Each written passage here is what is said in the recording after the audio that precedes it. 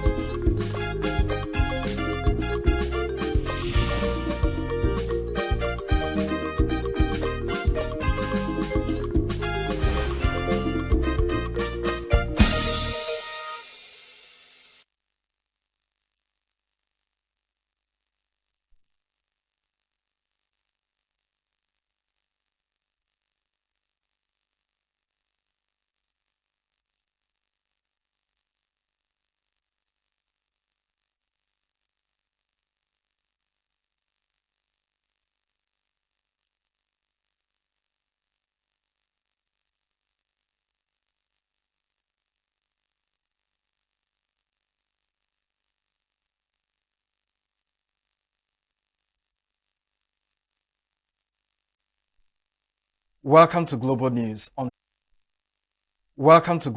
Signature TV. I am Christopher Lele. In the headlines, Mba inspects new primary health facility at Ugbaku, reaffirms commitment to quality health care.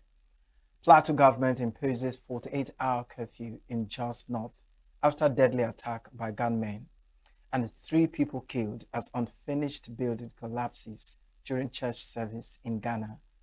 Russia expels British diplomat over spying allegations. Details shortly. Every second, every minute, every day, news is breaking. Events occur and there are new developments. At Signature TV, we follow these stories objectively, bringing all sides without bias, explaining the complex issues, breaking down the numbers, and investigating the issues behind the news. Anywhere and everywhere, near or far, wherever the news is, we will be there. Signature TV. News in your pocket. The Enugu State Governor Peter Mba has inspected the newly completed state-of-the-art Type 2 primary healthcare center at Ugbaku in the Ogu local government area of the state. This inspection visit is part of efforts of the state government to strengthen primary health care delivery in the state and make quality Medicare available and accessible to both urban and rural dwellers. Correspondent Chinemerem Ikegbunham, who was in the governor's entourage, reports. In a quiet agrarian community of Ugbaku, a new chapter in healthcare delivery is unfolding. The newly completed and fully equipped Type 2 Primary Healthcare Center stands as a symbol of the Enugu State government's commitment to grassroots development. Governor Peter Mba, on a supervisory visit, expressed satisfaction with the quality of work, describing the facility as a critical step towards improving access to health care in rural areas. The governor emphasized the need for community ownership, urging residents to safeguard the facility to ensure its longevity and optimal use. It is about the people. These projects are meant and designed to serve our people.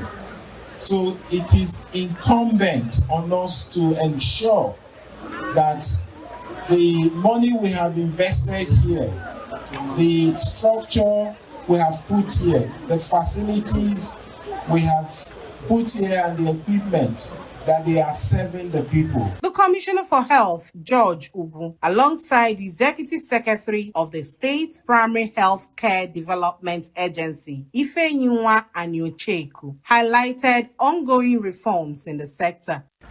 Recall that this is the same local government where you have upgraded a small school where they are training you to a college of nursing sciences situated in the Ogu General Hospital. Your Excellency, this is that local government where WHO and you have worked to expand that school and make it accredited. Your Excellency, this is still the same local government where you have cited one of the 2 special oxygen plants that we have in ENUGU State. We want to thank you for the healthcare workers that you recently approved. That is truly a defining moment in healthcare. Already, Your Excellency, we are recording in thousands the number of babies that have been born. For the people of Obako, the project is more than just infrastructure, saying it has renewed their hopes. We are aware and want to thank you also for the NYSC that you are revamping, doing all the roads around it. Your Excellency, I want to also thank you for Ogu Games Village that has been dilapidated over years. In fact, it's been erased off the planet Earth. But Your Excellency, you are doing a brand new one. We are happy for what our governor did and that do for us, especially Oba. As the Enugu state government continues to invest in primary health care infrastructure and personnel, communities like Obako are beginning to witness tangible improvements in access to quality medical services in Enugu. Chinemerem Ikebunam, Signature TV News. President Bola Tinubu has announced the donation of all his salaries since assuming office on May 29, 2023, to establish a dedicated welfare fund for wounded soldiers and families of fallen military personnel. The president made the announcement while commemorating his 74th birthday, directing the Accountant General of the Federation to immediately establish a special account for the initiative. Tinubu, who emphasized that the fund will provide targeted support separate from existing insurance or military welfare programs, specifically highlighted support for soldiers who suffered severe injuries in the line of duty. He said the idea is to give hope and a better promise for the future of those who may have lost their limbs or arms. The president called on state governors, members of the National Assembly, the private sector, his friends and well-wishers to contribute to the fund. The Yes Onwike faction of the People's Democratic Party, PDP, has elected Abdul Rahman Mohammed as its substantive national chairman and Samuel Anyanwu as national secretary. Mohammed and Anyanwu emerged through a consensus along with 19 other members of the new National Working Committee of the PDP at the party's 2026 National Convention held at the Velodrome of the Moshood Abiola Stadium in Abuja on Sunday.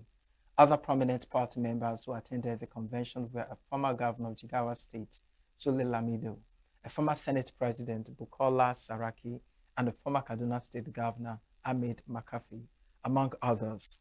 Wike, who was severally addressed as the national leader of the party, said the healing in the PDP had begun with the successful holding of the convention.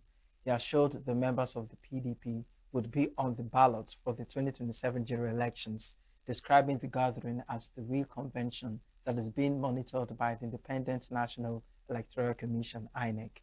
The chairman, Abdul Rahman Mohammed, said the party would belong to all members under his leadership, calling on members to embrace inclusiveness as the party repositions itself for the 2027 general elections. The chairman of the Convention Planning Committee and former governor of Abia State, Okeze Ikpeazu, who disclosed that about 235 delegates attended the convention, said the party's door of reconciliation would remain open after the convention. In the build-up of the convention, the PDP has been embroiled in a crisis over the party's leadership structure. Governor Babagana Zulum has approved the immediate dissolution of the Borno State Executive Council, paving the way for the cabinet members who may wish to contest in the forthcoming general elections.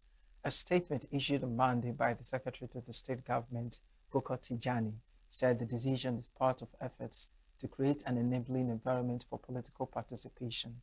The governor directed all commissioners to hand over the affairs of their respective ministries to permanent secretaries on or before Friday, April 3, 2026.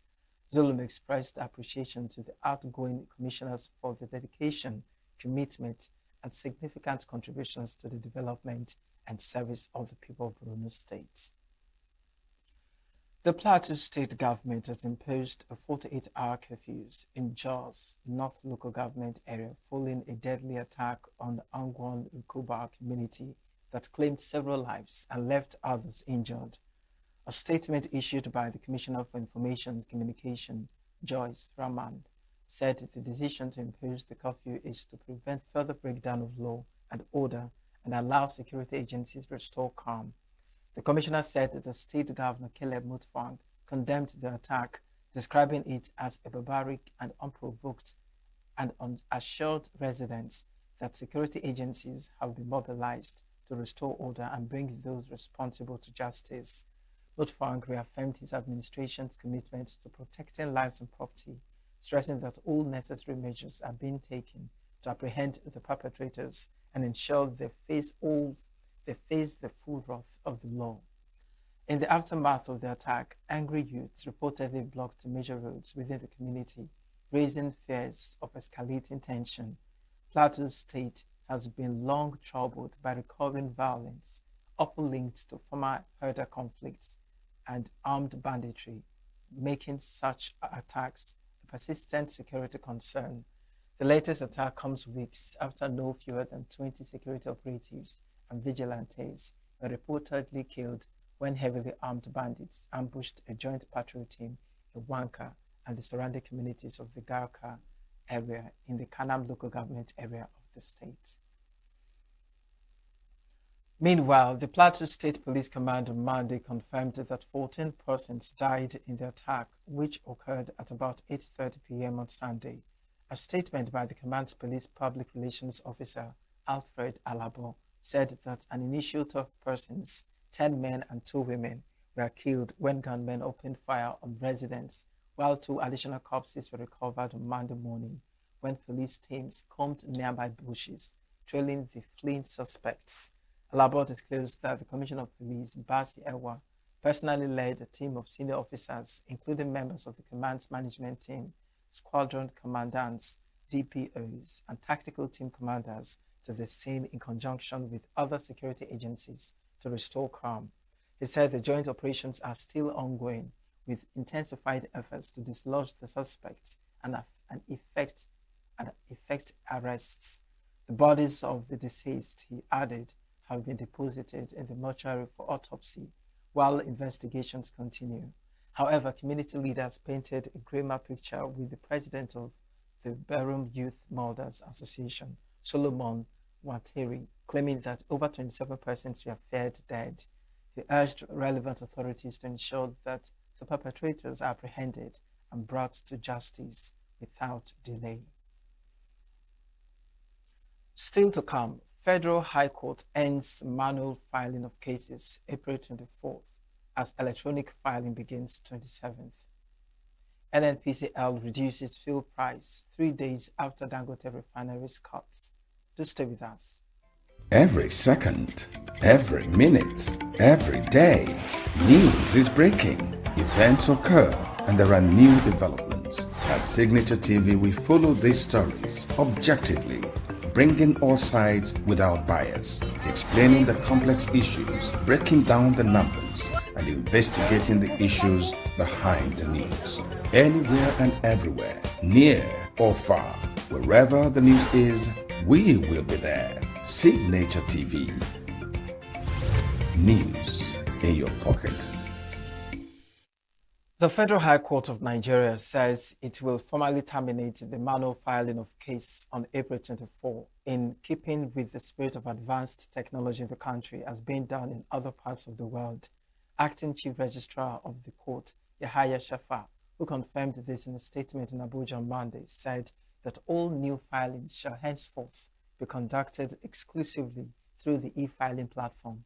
He, however, explained that all matters instituted at the court prior to the go-live date shall continue to be processed manually until judgment is delivered and such matters are finally disposed of.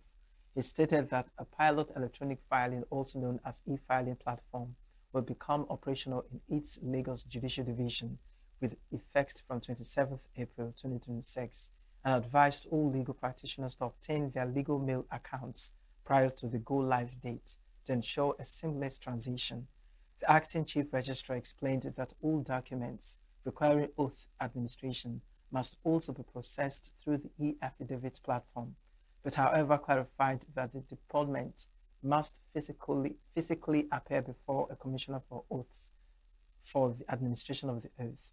The statement enjoined all legal practitioners to be guided accordingly and to ensure strict compliance.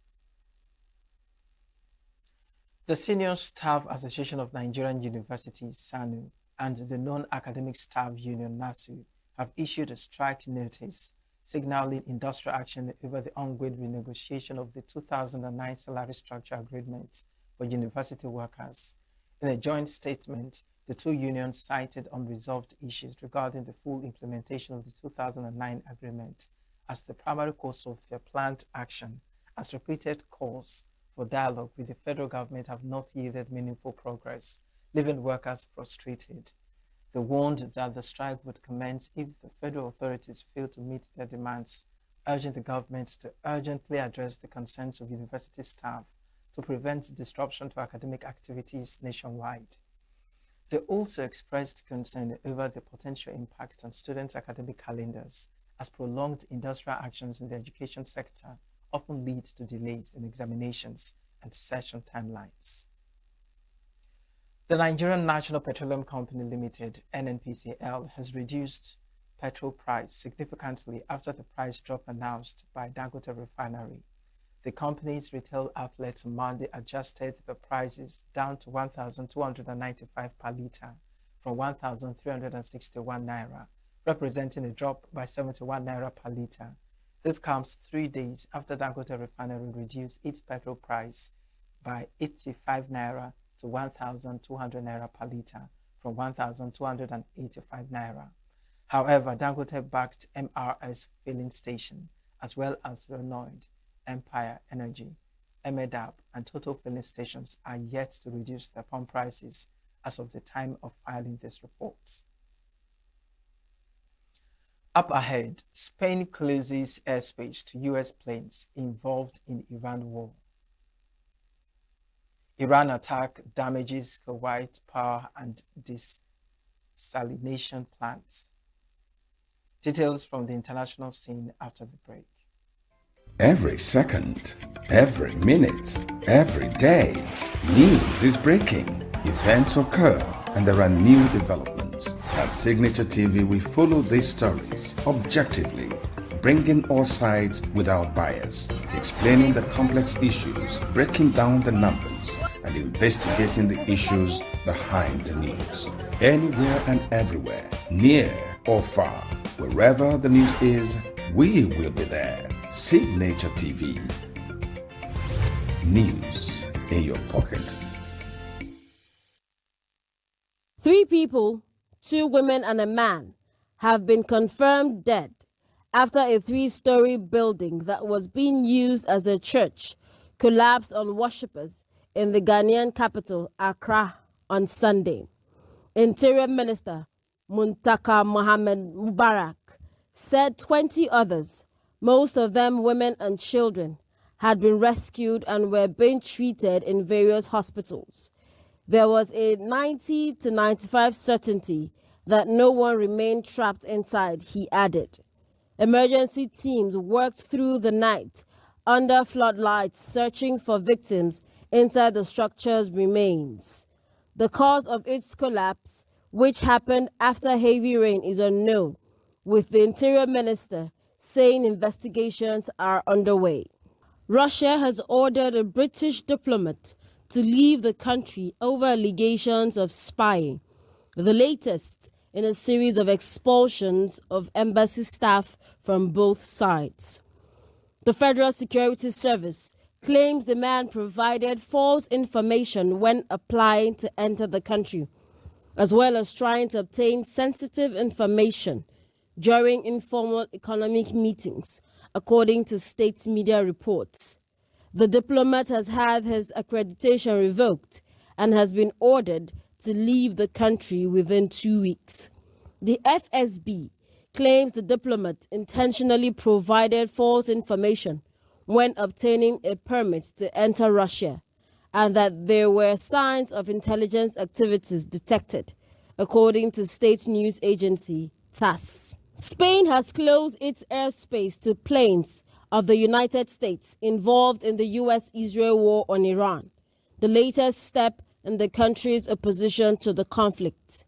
Defense Minister Margarita Robles confirmed the airspace closure to reporters on Monday after Spain's El Pas newspaper first reported on it, quoting military sources.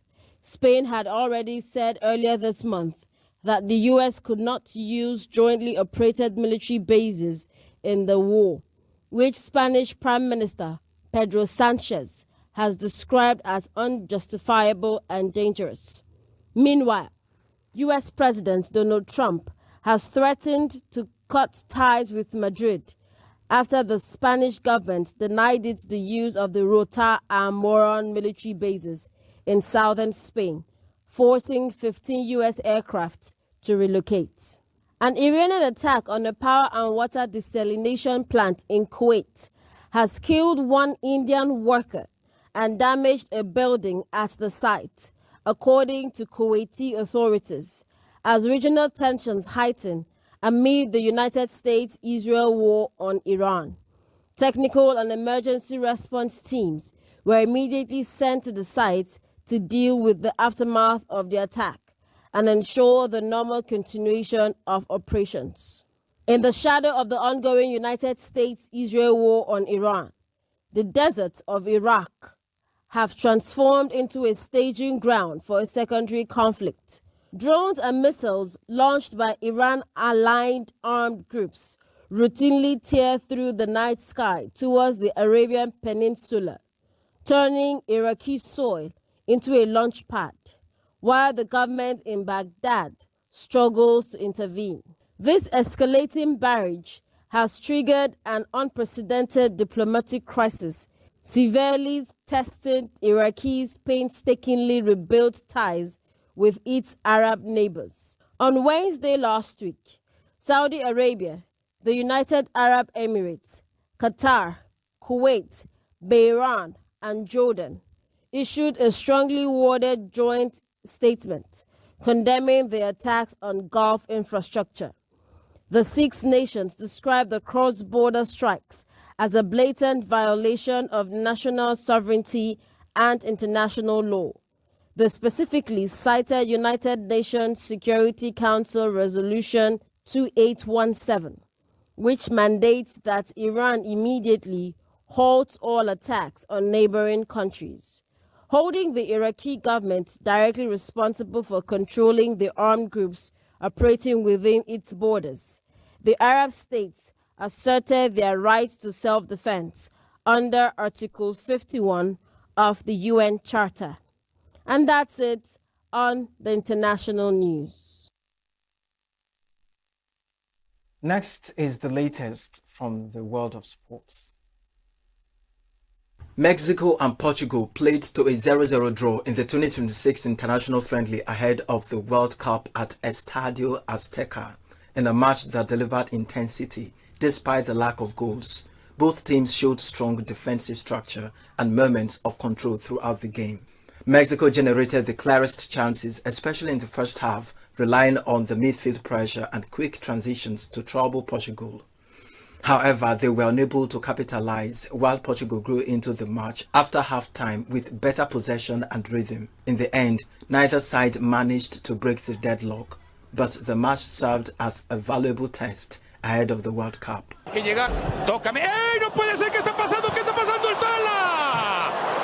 Inmortal, por el amor de Dios, ¿qué están haciendo? Como 9, el balón ya le queda a Rubén Neves, el centro, segundo palo. Bruno clavó la jugada, atención, la baja Joao, Joao busca. ¡Qué jugada armaron los portugueses de atracción con Bruno Fernández! Liga, se la aventaron con todo, sale la pelota larga, atención con esta, puede ser para México, lleva Fidalgo, ¿quién es el Pollo Briseño? ¡No! Termina filtrando la Jiménez, Jiménez amaga, Jiménez viene, Jiménez va, centro directo a Rui Silva. Al final de cuentas otra vez el France defeated Colombia 3-1 in an international friendly on Sunday at the Northwest Stadium in Landover, Maryland. The match served as a preparation fixture for both teams ahead of the 2026 FIFA World Cup. It was a thrilling match right from the off, with several heated moments on the pitch.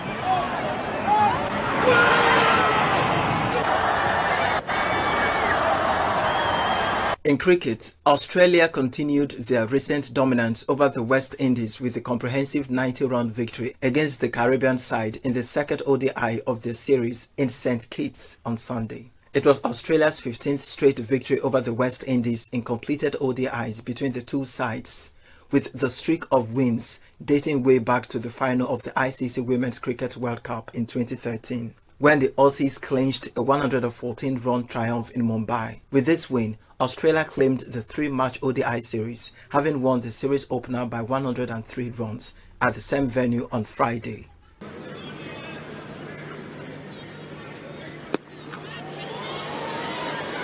Easy catch in the end.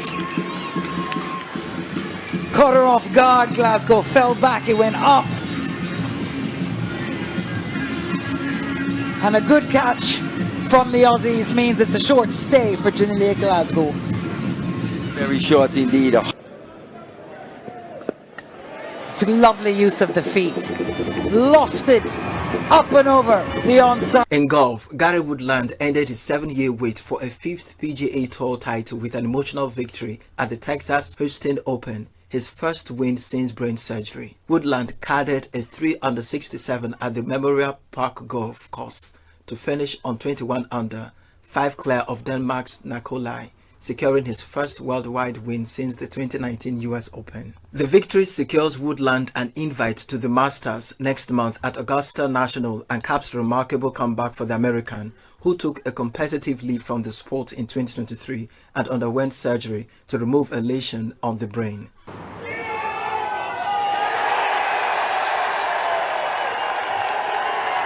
And golf's latest improbable comeback story. And is it ever a good one? Belongs to Gary Woodland.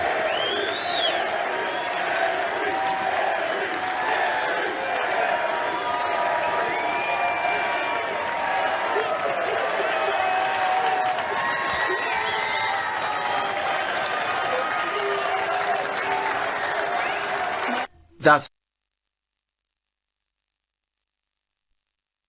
Funke Akindele ignores Tony Ibrahim at Iyabo Ojo's premiere. Quinette Mokota has details of these stories on the entertainment stories. There was a tense moment on Sunday involving Nollywood stars Funke Akindele and Toyin Abraham at a movie premiere hosted by Iyabo Ojo. Funke was seated at the same table as Iyabo and Mercy Aigbe when Toyin approached to greet them. While Iyabo and Mercy warmly acknowledged her, Funke appeared to look away and did not respond, creating an awkward moment. Toyin, seemingly uncomfortable, moved on shortly after the exchange. A video of the incident has since gone viral on social media, sparking mixed reactions among fans. Some viewers argue that Funke may still be holding on to past grievances, particularly following Toyin's perceived alignment with comments made by filmmaker Kunle Afolayan.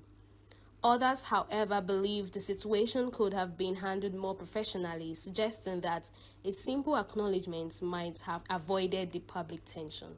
Nigerian singer Leah has opened up about her decision to leave Davido music worldwide, citing a need for both personal and professional growth.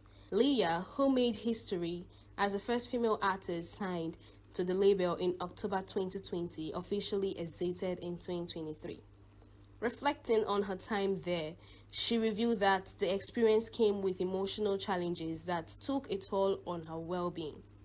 Speaking during an interview on Wahala with Josie Ann, the singer shared that she battled depression, exhaustion, and health issues, which ultimately led her to step away from the label. She also addressed the criticism she faced while at DMW, noting that many people misunderstood her situation and labeled her as unproductive. According to Leah, the struggles she was dealing with behind the scenes significantly affected her visibility, especially on social media.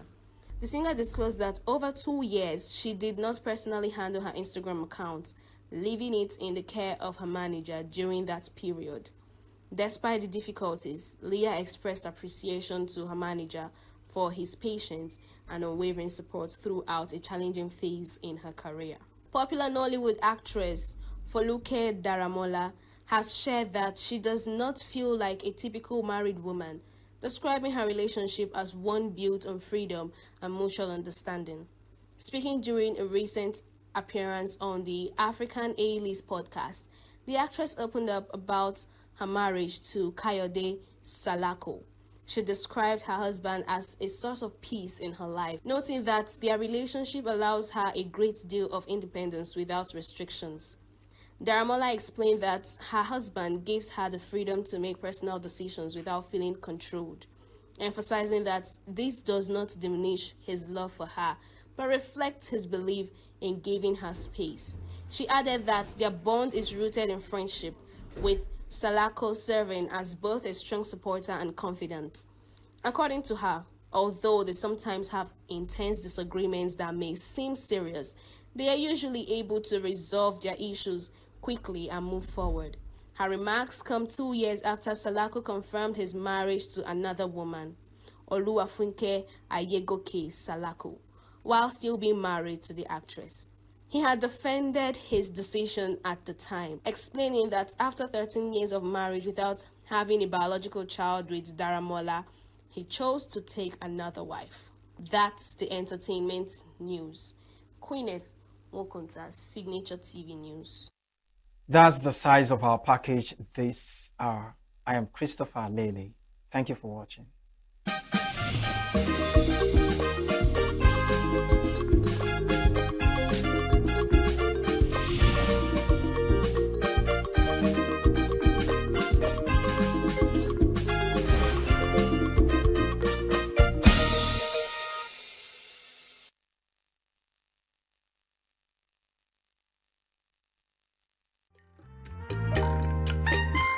The way we see the world shapes the way we change it. Gender isn't just a checkbox, it's a lens, one that helps us understand the world more deeply and act more fairly. Gender Perspectives, a program for those ready to see more, do more, and be more. Designed to challenge assumptions, ignite conversations, and build inclusive solutions across every sector of society. We are not, fighting the men. We are not saying we are equal in terms of rights. We're only asking they should recognize our existence. Join us on Gender Perspectives, showing every Saturday by 4 p.m. Repeat every Wednesdays by 5 p.m. and Thursdays by 3 p.m. Change begins with perspective. Let's widen yours.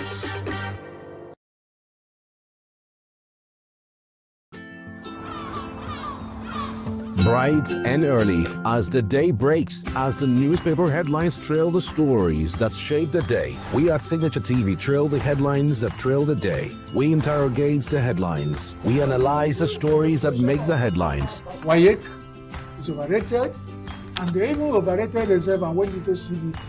They are insensitive of some Nigerian children who have never had what they call CBT. With passion and emotion, we drive the conversation to change a narrative. Let nobody be deceived by Nigerian high level of performing in agriculture export. We are still where we are. Newspaper review on Signature TV every morning on Signature Morning, weekdays, and Signature New Day, weekends. Newspaper review on Signature TV. We do not just review the headlines, we make the headlines relevant to our daily lives.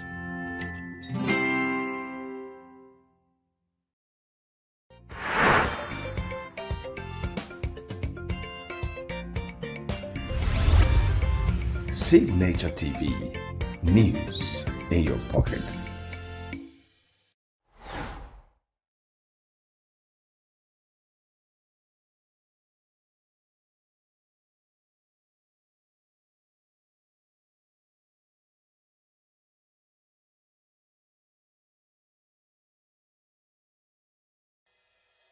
Health is more than a diagnosis. It's your lifestyle, your choices, and your future. Join us on Inside Health, your weekly deep dive into the stories, science, and solutions shaping your well-being. From expert interviews to real-life journeys of healing and hope, we cover it all. One of the complications of cancer management or treatment is they have some of them at one point in time, you see them having anemia. Okay, so you see them at times being transfused. But at the same time, you come in with a diet. Nutrition, mental health, innovations in medicine, fitness, and everyday wellness. Whether you're managing a condition, staying informed, or just living your best life, Inside Health is your trusted guide. I'm Chigichi Agorom, and I'll be with you every week on Inside Health, only on Signature TV.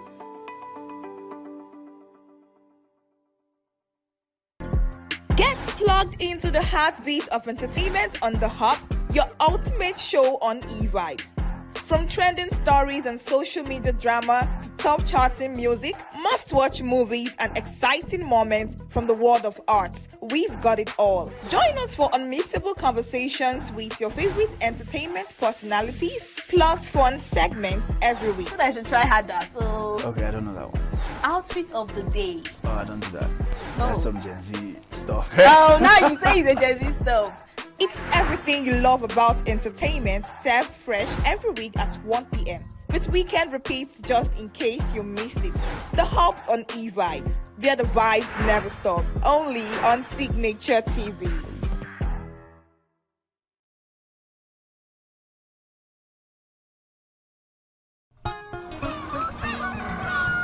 New every morning on Signature TV, we open the day for you with needed energy, information, and required vibes to shape your day. From sizzling snippets of stories in various areas of life to intriguing conversations with net worth guests. When you have people who have no track record becoming your leaders, you have a problem. There's no outstanding gratuity when Obi took over from me. I left in all the accounts of Anambra State 13.8 billion for him. Your day cannot be complete without Signature Morning on weekdays and Signature New Day on weekends. There is no better way to start your day except Signature Morning and Signature New Day every day on Signature TV.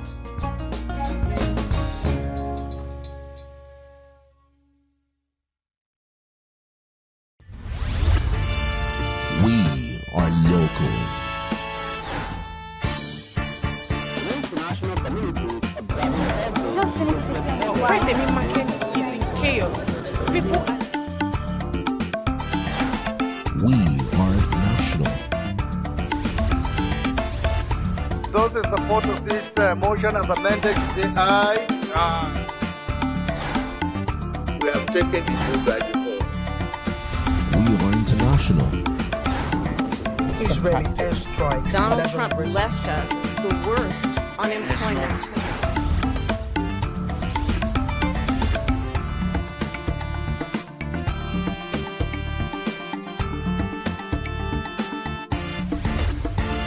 Signature TV, news in your pocket. Get plugged into the heartbeat of entertainment on The Hub, your ultimate show on eVibes.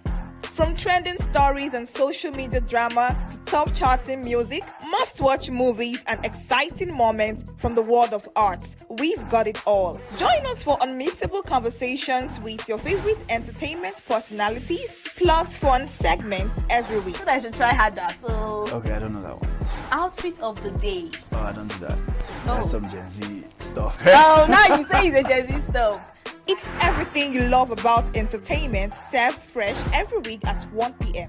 with weekend repeats just in case you missed it. The Hub's on eVibes, where the vibes never stop. Only on Signature TV.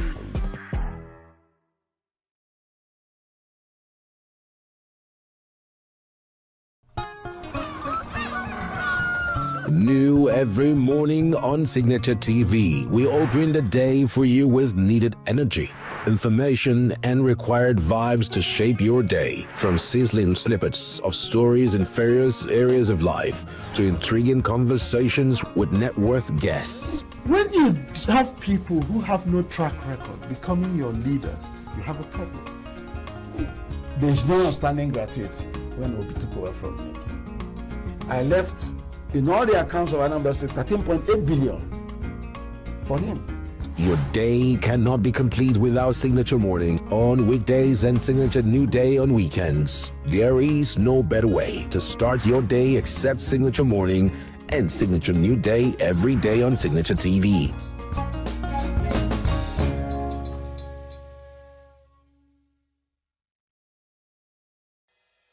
Health is more than a diagnosis. It's your lifestyle, your choices, and your future. Join us on Inside Health, your weekly deep dive into the stories, science, and solutions shaping your well-being. From expert interviews to real-life journeys of healing and hope, we cover it all. One of the complications of cancer management or treatment is they have some of them, at one point in time, you see them having anemia. Okay, so you see them at times being transfused. But at the same time, you come in with a diet. Nutrition, mental health, innovations in medicine, fitness, and everyday wellness. Whether you're managing a condition, staying informed, or just living your best life, Inside Health is your trusted guide. I'm Chigichi Agorum, and I'll be with you every week on Inside Health, only on Signature TV.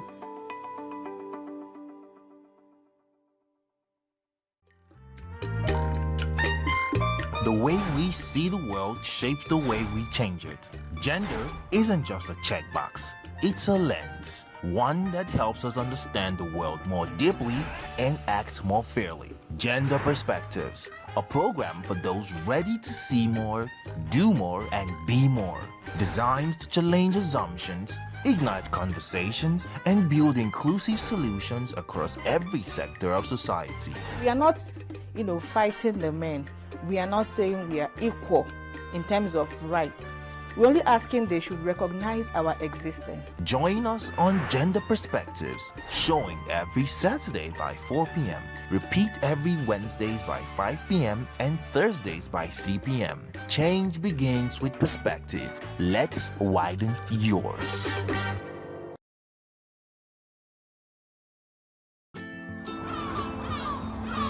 Bright and early as the day breaks, as the newspaper headlines trail the stories that shape the day. We at Signature TV trail the headlines that trail the day. We interrogate the headlines. We analyze the stories that make the headlines. WAEC is overrated, and they even overrated themselves and went into CBT.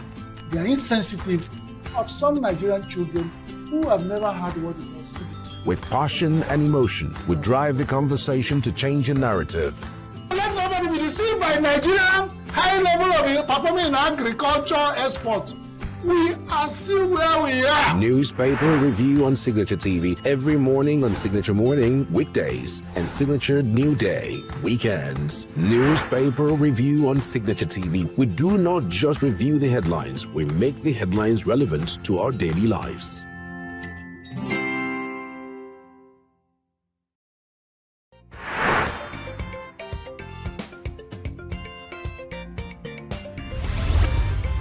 Signature TV, news in your pocket.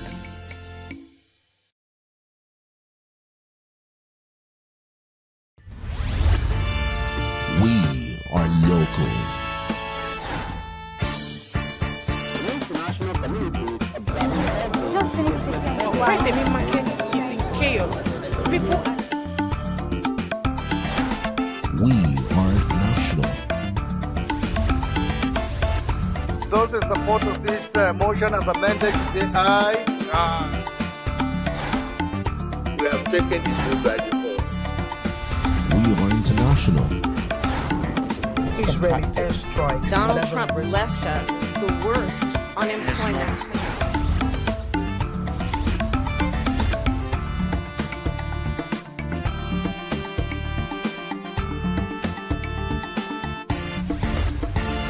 Signature TV, news in your pocket.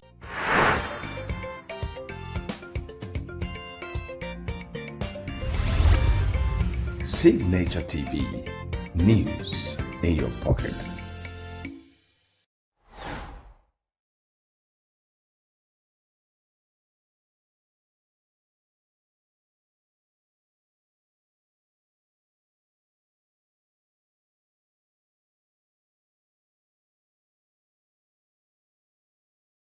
Every second, every minute, every day, news is breaking. Events occur and there are new developments. At Signature TV, we follow these stories objectively, bringing all sides without bias, explaining the complex issues, breaking down the numbers, and investigating the issues behind the news. Anywhere and everywhere, near or far, wherever the news is, we will be there. Signature TV. News in your pocket.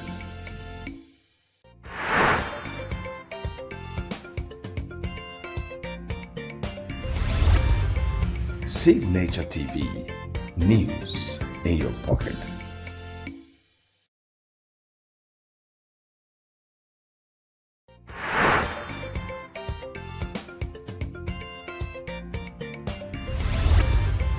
Signature TV. News in your pocket.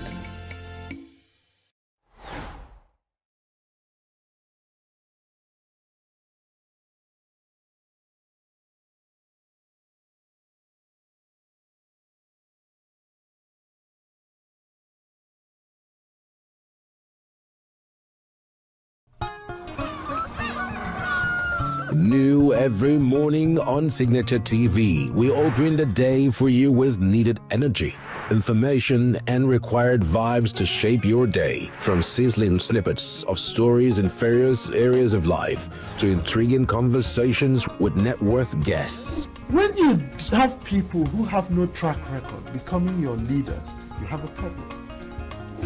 There's no outstanding gratuity when Obi took over from me. I left, in all the accounts of our numbers, 13.8 billion for him. Your day cannot be complete without Signature Morning on weekdays and Signature New Day on weekends. There is no better way to start your day except Signature Morning and Signature New Day every day on Signature TV.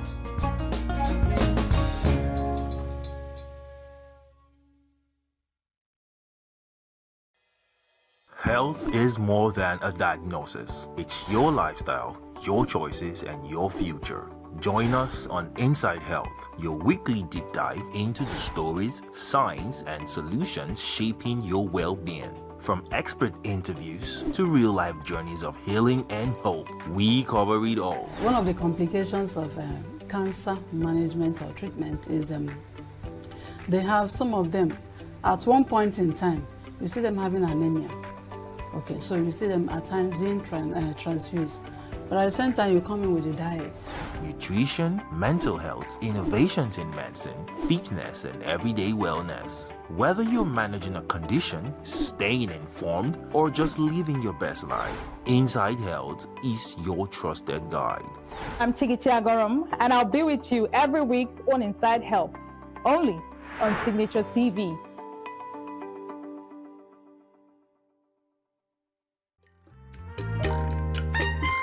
The way we see the world shapes the way we change it. Gender isn't just a checkbox, it's a lens. One that helps us understand the world more deeply and act more fairly. Gender Perspectives, a program for those ready to see more, do more, and be more. Designed to challenge assumptions, ignite conversations, and build inclusive solutions across every sector of society. We are not, fighting the men. We are not saying we are equal in terms of rights. We're only asking they should recognize our existence. Join us on Gender Perspectives, showing every Saturday by 4 p.m. Repeat every Wednesdays by 5 p.m. and Thursdays by 3 p.m. Change begins with perspective. Let's widen yours.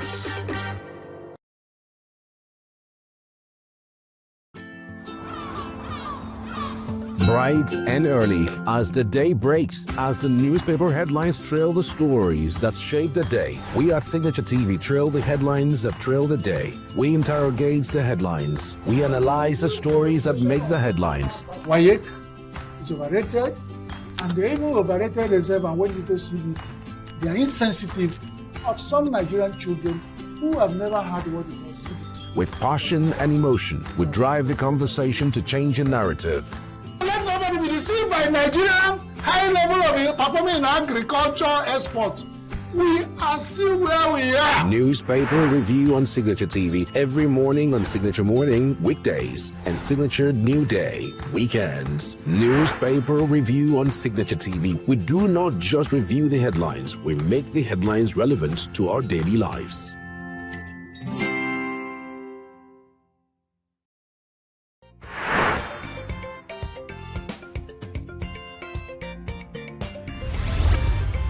Signature TV, news in your pocket.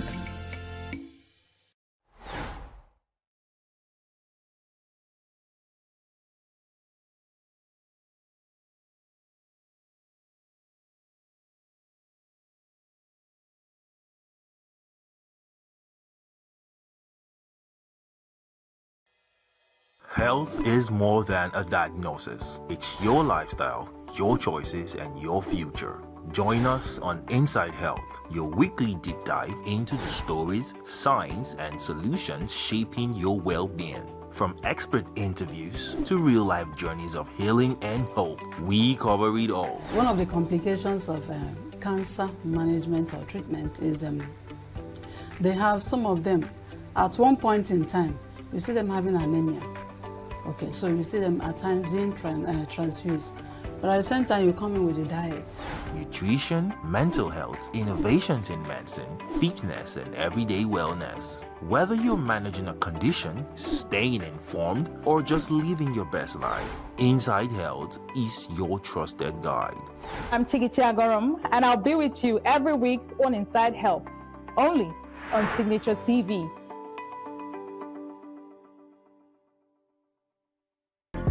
Get plugged into the heartbeat of entertainment on The Hub, your ultimate show on eVibes. From trending stories and social media drama to top charting music, must-watch movies and exciting moments from the world of arts, we've got it all. Join us for unmissable conversations with your favorite entertainment personalities, plus fun segments every week. I should try harder, so... Okay, I don't know that one. Outfit of the day. Oh, I don't do that. No. That's some Gen Z stuff. Oh, now you say it's a Gen Z stuff. It's everything you love about entertainment, served fresh every week at 1 p.m. with weekend repeats just in case you missed it. The Hub's on eVibes, where the vibes never stop. Only on Signature TV.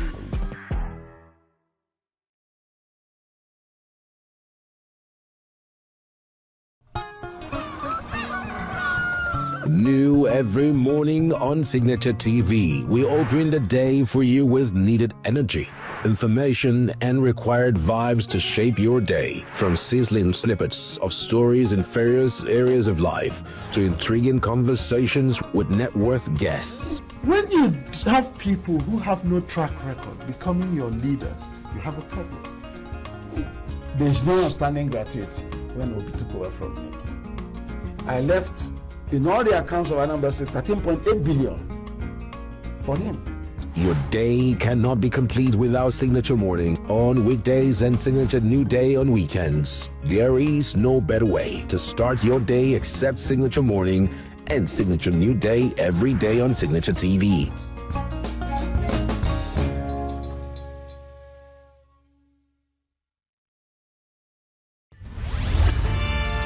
We are local.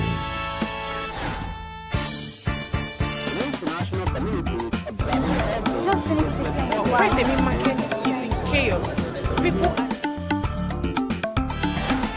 We are national. Those in support of this motion as amended, say aye. Aye. We have taken it through by default. We are international. Israeli airstrikes. Donald Trump left us the worst unemployment.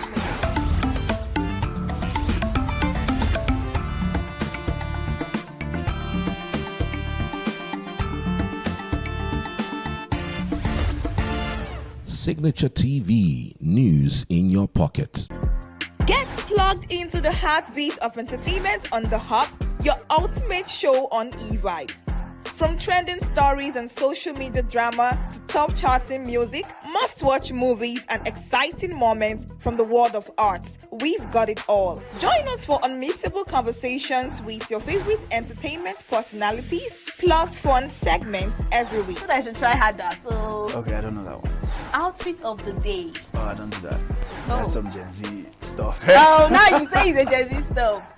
It's everything you love about entertainment served fresh every week at 1 p.m. with weekend repeats just in case you missed it. The Hubs on E-Vibes, where the vibes never stop. Only on Signature TV.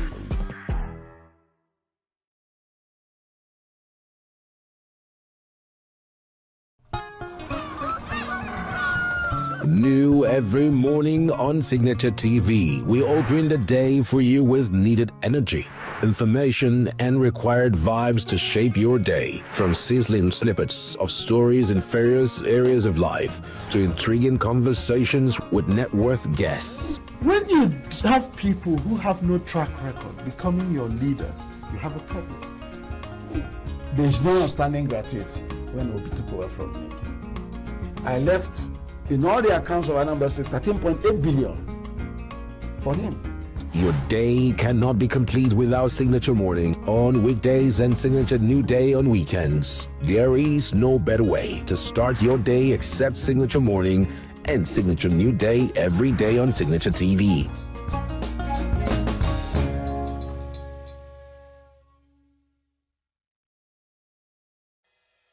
Health is more than a diagnosis. It's your lifestyle, your choices, and your future. Join us on Inside Health, your weekly deep dive into the stories, science, and solutions shaping your well-being. From expert interviews to real-life journeys of healing and hope, we cover it all. One of the complications of cancer management or treatment is they have some of them at one point in time, you see them having anemia. Okay, so you see them at times being transfused. But at the same time, you come in with a diet. Nutrition, mental health, innovations in medicine, fitness, and everyday wellness. Whether you're managing a condition, staying informed, or just living your best life, Inside Health is your trusted guide. I'm Tigiti Agorum, and I'll be with you every week on Inside Health, only on Signature TV.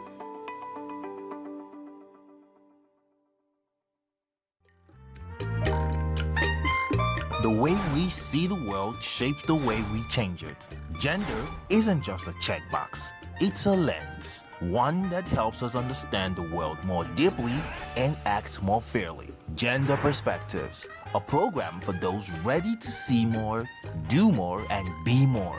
Designed to challenge assumptions, ignite conversations, and build inclusive solutions across every sector of society. We are not, fighting the men. We are not saying we are equal in terms of rights. We're only asking they should recognize our existence. Join us on Gender Perspectives, showing every Saturday by 4 p.m. Repeat every Wednesdays by 5 p.m. and Thursdays by 3 p.m. Change begins with perspective. Let's widen yours.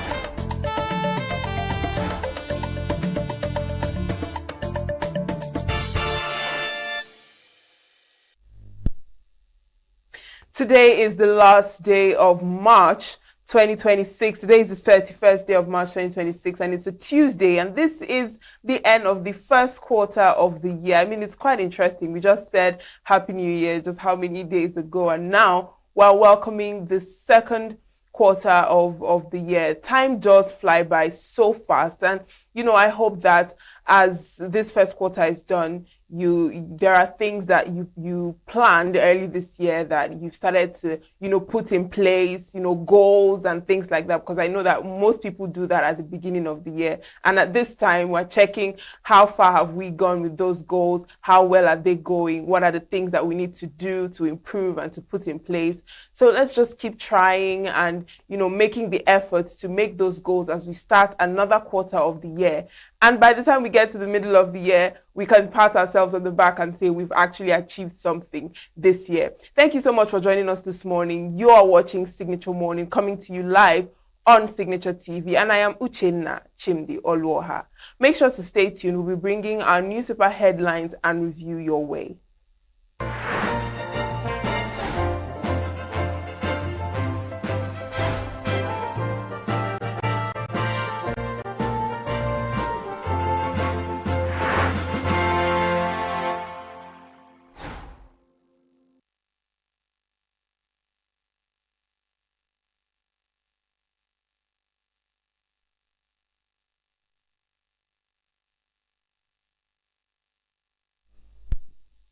Welcome back. Now it's time to look at what we have on the headlines of our dailies this morning. And we'll be kicking it off with the Daily Trust newspaper. Now, looking at the headlines, the major one says Plateau death rises to 27 as residents recount ordeal. And on page 11, Mark Obi others receive Kwankwaso into ADC. How 13 wedding guests were killed in Kaduna. Page 4 says what you should know about tax filing as deadline ends today. And finally, on the Daily Trust, protest hits South Africa streets over installation of Nigerian king. Now let's look at the Nation newspaper. Now on the headlines of the Nation, it says 2027, minister, commissioners, board chairman, others resign. With riders, Tuga, Gawuna officials in Edo, Nasarawa, Ondo quit. Zulum dissolves EXCO. Now, just below the mast on page 6, with 28 dead in attacks, Mutfwang imposes 48-hour curfew in Jos North. Above the mast, it says Atiku, Mark Obi, others receive Kwankwaso. INEC recognizes Mohammed-led PDP NWC. Turaki's group kicks. Renewed hope ambassadors spread to grassroots. And on page 4, North's governors raise regional security trust fund. Now, the National Assembly sets to pass 2026 appropriation bill.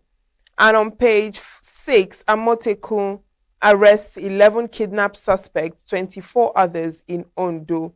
And page 5 says Aidetiwa sacks 300 aides. All of this on the Nation newspaper. Now to the Punch.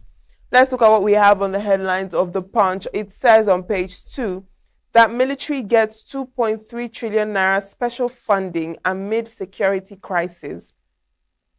100 billion naira monthly disbursement to security agencies, 450 billion naira non-regular allowance for armed forces. Outrage as bandits kill 40 in Jos, Kaduna. Now, beside the mast, Kwankwaso, ADC gears up for 2027 showdown with Tinubu. 2027, 2 ministers resign to contest elections. Now on page 44, Canada hikes resident citizenship fees for Nigerians, others. And still on page 44, INEC OK's Wike PDP bloc. Court bars Turaki. 5 fuel vessels arrive Lagos amid supply worries. Violence erupts in South Africa over alleged Igbo king coronation.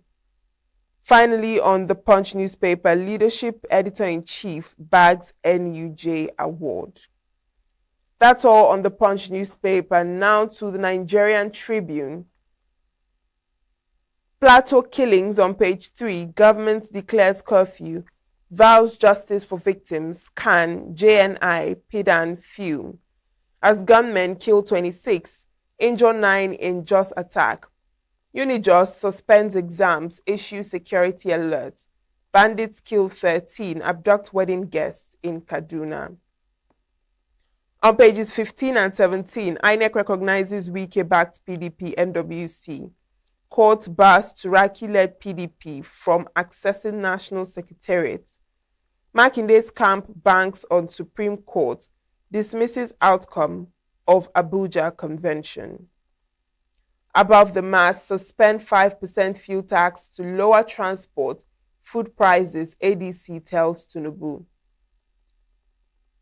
Business owners, others groan as diesel sells between 1,750 naira and 1,900 naira per litre. 501 billion naira bond signals new approach in power sector reforms. This is from Adelabu. And on health, ultra-processed foods linked to 67% high risk of heart attack and stroke. Now to the Vanguard newspaper. Still on the killings, U.S. lawmaker warns over Plateau Kaduna killings, with riders says continued killing of Christians could strain U.S.-Nigeria relations. Terrorists kill 40 in Plateau, Kaduna attacks. Governor declares 48 hours curfew in Plateau. Unijos reschedules exam, MBF wants citizens armed, accuses DSS director of intimidation. Northern governors back Tinubu's security strategy for region. Edu says while we are targeting 7% annual GDP growth on page 20, and Kwankwaso APC most dangerous threat to democracy from Mark. Take 2027 polls seriously. This is coming from Kwankwaso on page 8. Now, page 19 says electricity liquidity crisis worsens as FG pays 4% of 1.9 trillion naira subsidies. All right, the Guardian newspaper. The Guardian says on page 6, ministers develop cold feet over state politics, delayed endorsements. APC lauds Kwakwaso's defection as game changer. FG gets approval of US, UK, others on new ambassadors. Consumers groan as egg costs 8,500 naira per crate. FG awards 50 million naira each to 45 student innovators. On the news page 5, APC, ADC bicker over national issues, government response. And on 2027, Zulum dissolves cabinet in Borno.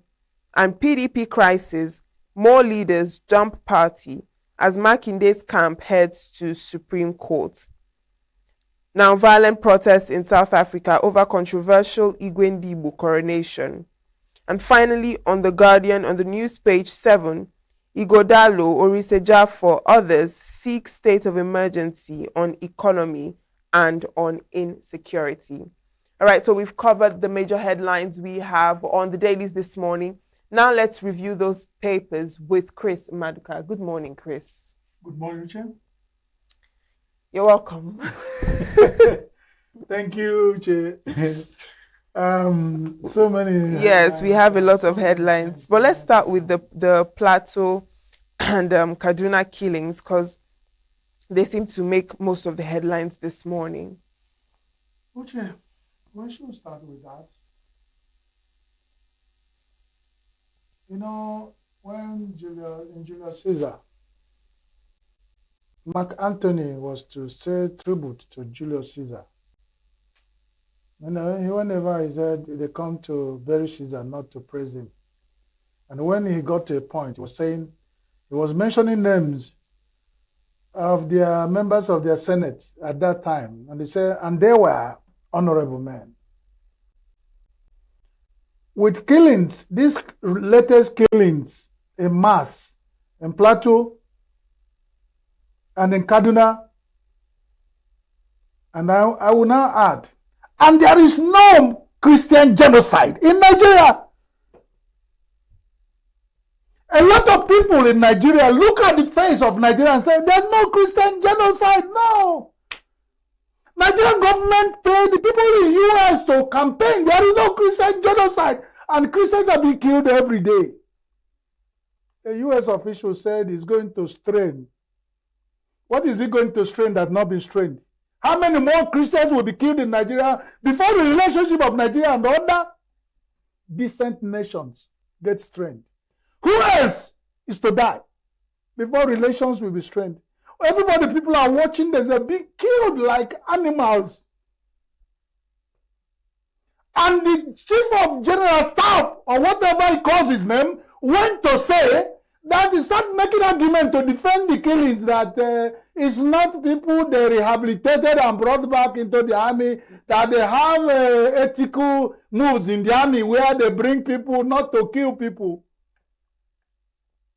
When you are dealing with bandits and terror, what is the rule of engagement? If the army, Nigerian decent army, and the decent government have been following rule of engagement, are the bandits and terrorists following rule of engagement? Why are we justifying satanism? Who else will die before it becomes a devilish thing to condemn and fight it back? Why are we massaging killings and the dead satanic? Who? When will Nigeria people who are left and some children who saw this genocide and their parents die in this, when they come up in the future, who will tell them not to finish Nigeria?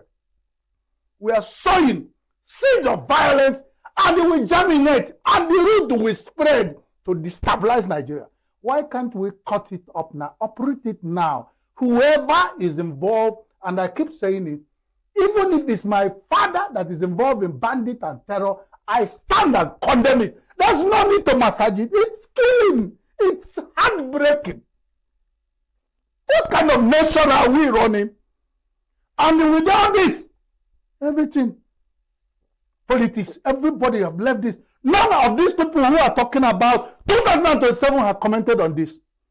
The governor of Plateau State went with armor tank, and they opened the armor tank. He plugged his head out of armor tank, addressed the people and told them that they should keep calm, and drove back in armored car. That will tell you the insensitivity of Nigerian leadership. That is it. He came in armored tank, not even in his usual convoy, to tell you the level. So when a governor comes to the armored tank to address people who have been massacred, the victims, the leftover, who are mourning, the governor came, pulled his head out of armored tank, said, remain calm. The government of Tinubu is addressing it, and he drove off. But they also say that the military gets about 2.3 trillion naira for special funding. Military has gotten more than this over time. In fact, it's the only military that nobody talks about their budget. We talk about budget we spend in energy, in other sectors. But military, since this bandit and terror issue started in Nigeria, if they tell you how much they have been budgeted for that, you will marvel. I'm not saying anything. Even if you have to spend the whole Nigerian budget to get this thing stopped, I support, because life is the most important thing for Nigerians. But in this case now, nobody cares. When you cry too much, it's like you are afraid to die. It's not even this. We watch the trauma is not for those who have died. The trauma of psychological trauma that cannot heal are for those who watch this thing happening. And they say they are living in a nation where their life is not worth one peanut. Well, what else can I say? A lot of people are shouting and crying like this, but Nigerians have become numb. Most Nigerians have gone numb to this. There's a riot going up, and the governor is declaring 48 hours. You didn't declare 48 hours. When the people said they cannot stand again to watch their people die, 48 hours curfew is declared. See, that's my what my father told me. If you want to separate fight, separate first the pushing. Once the push has been done, the person who was pushed must push back. And that's how we have been sowing seed of discord in this country. These people, what are you going to tell them to bear? That why their people were massacred in their sight in cold blood on Palm Sunday is because they are Christians in Nigeria and they're living in Plateau State. What else is it? All right, Chris. Let's look at it's quite sad. It's so sad. I don't know how else to say it, but only God will look at the heart of Nigerians and judge. And I trust you will judge. Right. Now, while all of this is going on, we see that PDP is still, on the headlines. INEC recognizes Wike-backed PDP, NWC, and the court bars Turaki-led PDP from accessing the National Secretariat. As far as I'm concerned, PDP can go to any level they want with their case. I'm tired of talking about PDP. They are set on just hold PDP. You know what they call ping pong. They are doing ping pong with PDP. So PDP could have been ping pong development party or whatever it is. The P is the pong. You play for you, I pick at the D, and the other pong is play pong, I play pong. They will hold on playing pong with PDP until 2007 election is gone, come and gone. That's my stand. Because there's nothing at this point. Makinde is still going to Supreme Court to develop what? Somebody who has over time in the last 6 years fought aggressively to take over the party has comfortably taken the party. And instead of you guys to sit down and play politics and see how you can come in on inclusion, to see how you can get relevant, still going to court, and you tell me they are sincere. The best thing is for them to tell INEC to deregister PDP and everybody go to home and they will know, look at, because there is a distraction as far as I'm concerned. Everything about PDP is a distraction in Nigeria, and they know. Those ones who sit down, they are hoping that the Senate president told us 2 days ago that Nigeria has, before election, we have 36 governors, and people are still going to. Can't you look at? Can't you feel the right handwriting on the wall? That nobody wants election to hold. They just want to walk over. Everything that is happening works towards every day. It's moving towards that. PDP is still going to court. They were still talking about who will take over this is what they would do. And 2007, how many months left for them to face national election? And they're doing this. They look like they're serious. They know what they're doing. So let's not waste time with them. The way they lay their mouth, let them lie on it. If they want, let them remain in court till 2030. Whatever will be, and they know who they are working for. Let them not deceive anybody. It's unfortunate. Right. Now, in South Africa, there seems to be an uproar, violent protest over controversial Igwe coronation. Now, different newspapers have different headlines. Some say Nigerian king, some say Igbo king. This one says Igbo king. Igwe It's Igbo king. It's Igbo. Whatever they call the thing. I know in every community in the world, you have Sarikin House Hour. If you translate it in Igbo, it means Zenda Hausa. Then you have, even in ENUGU here we have the leadership of the Yoruba community, and they call it Oba Yoruba. It's only in Igbo land that when you hear. Now, I was telling my people, when you know that your presence and you are God causes a lot of it, why don't you play down? You should have a Onyisi, Onyendu, and live off this paraphernalia of having, you cannot have two captains. Because in some communities, you can have Sarikin House Hour. It will not raise eyebrow. But give an Igbo man the title of a king in any community. He will want to explore everything that go with the kingship. And then the people who own the land and their kings will begin to ask questions. It has happened in a lot of Nigerian local communities. And now it's happening across the Atlantic, in South Africa.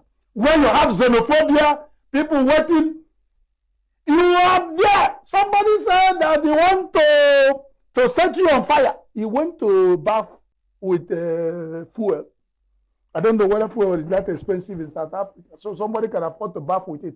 That is what people who say they are wise and they will look proud to say, call themselves Igbo people go there to do, and look at the damage. It will take some time. You will struggle.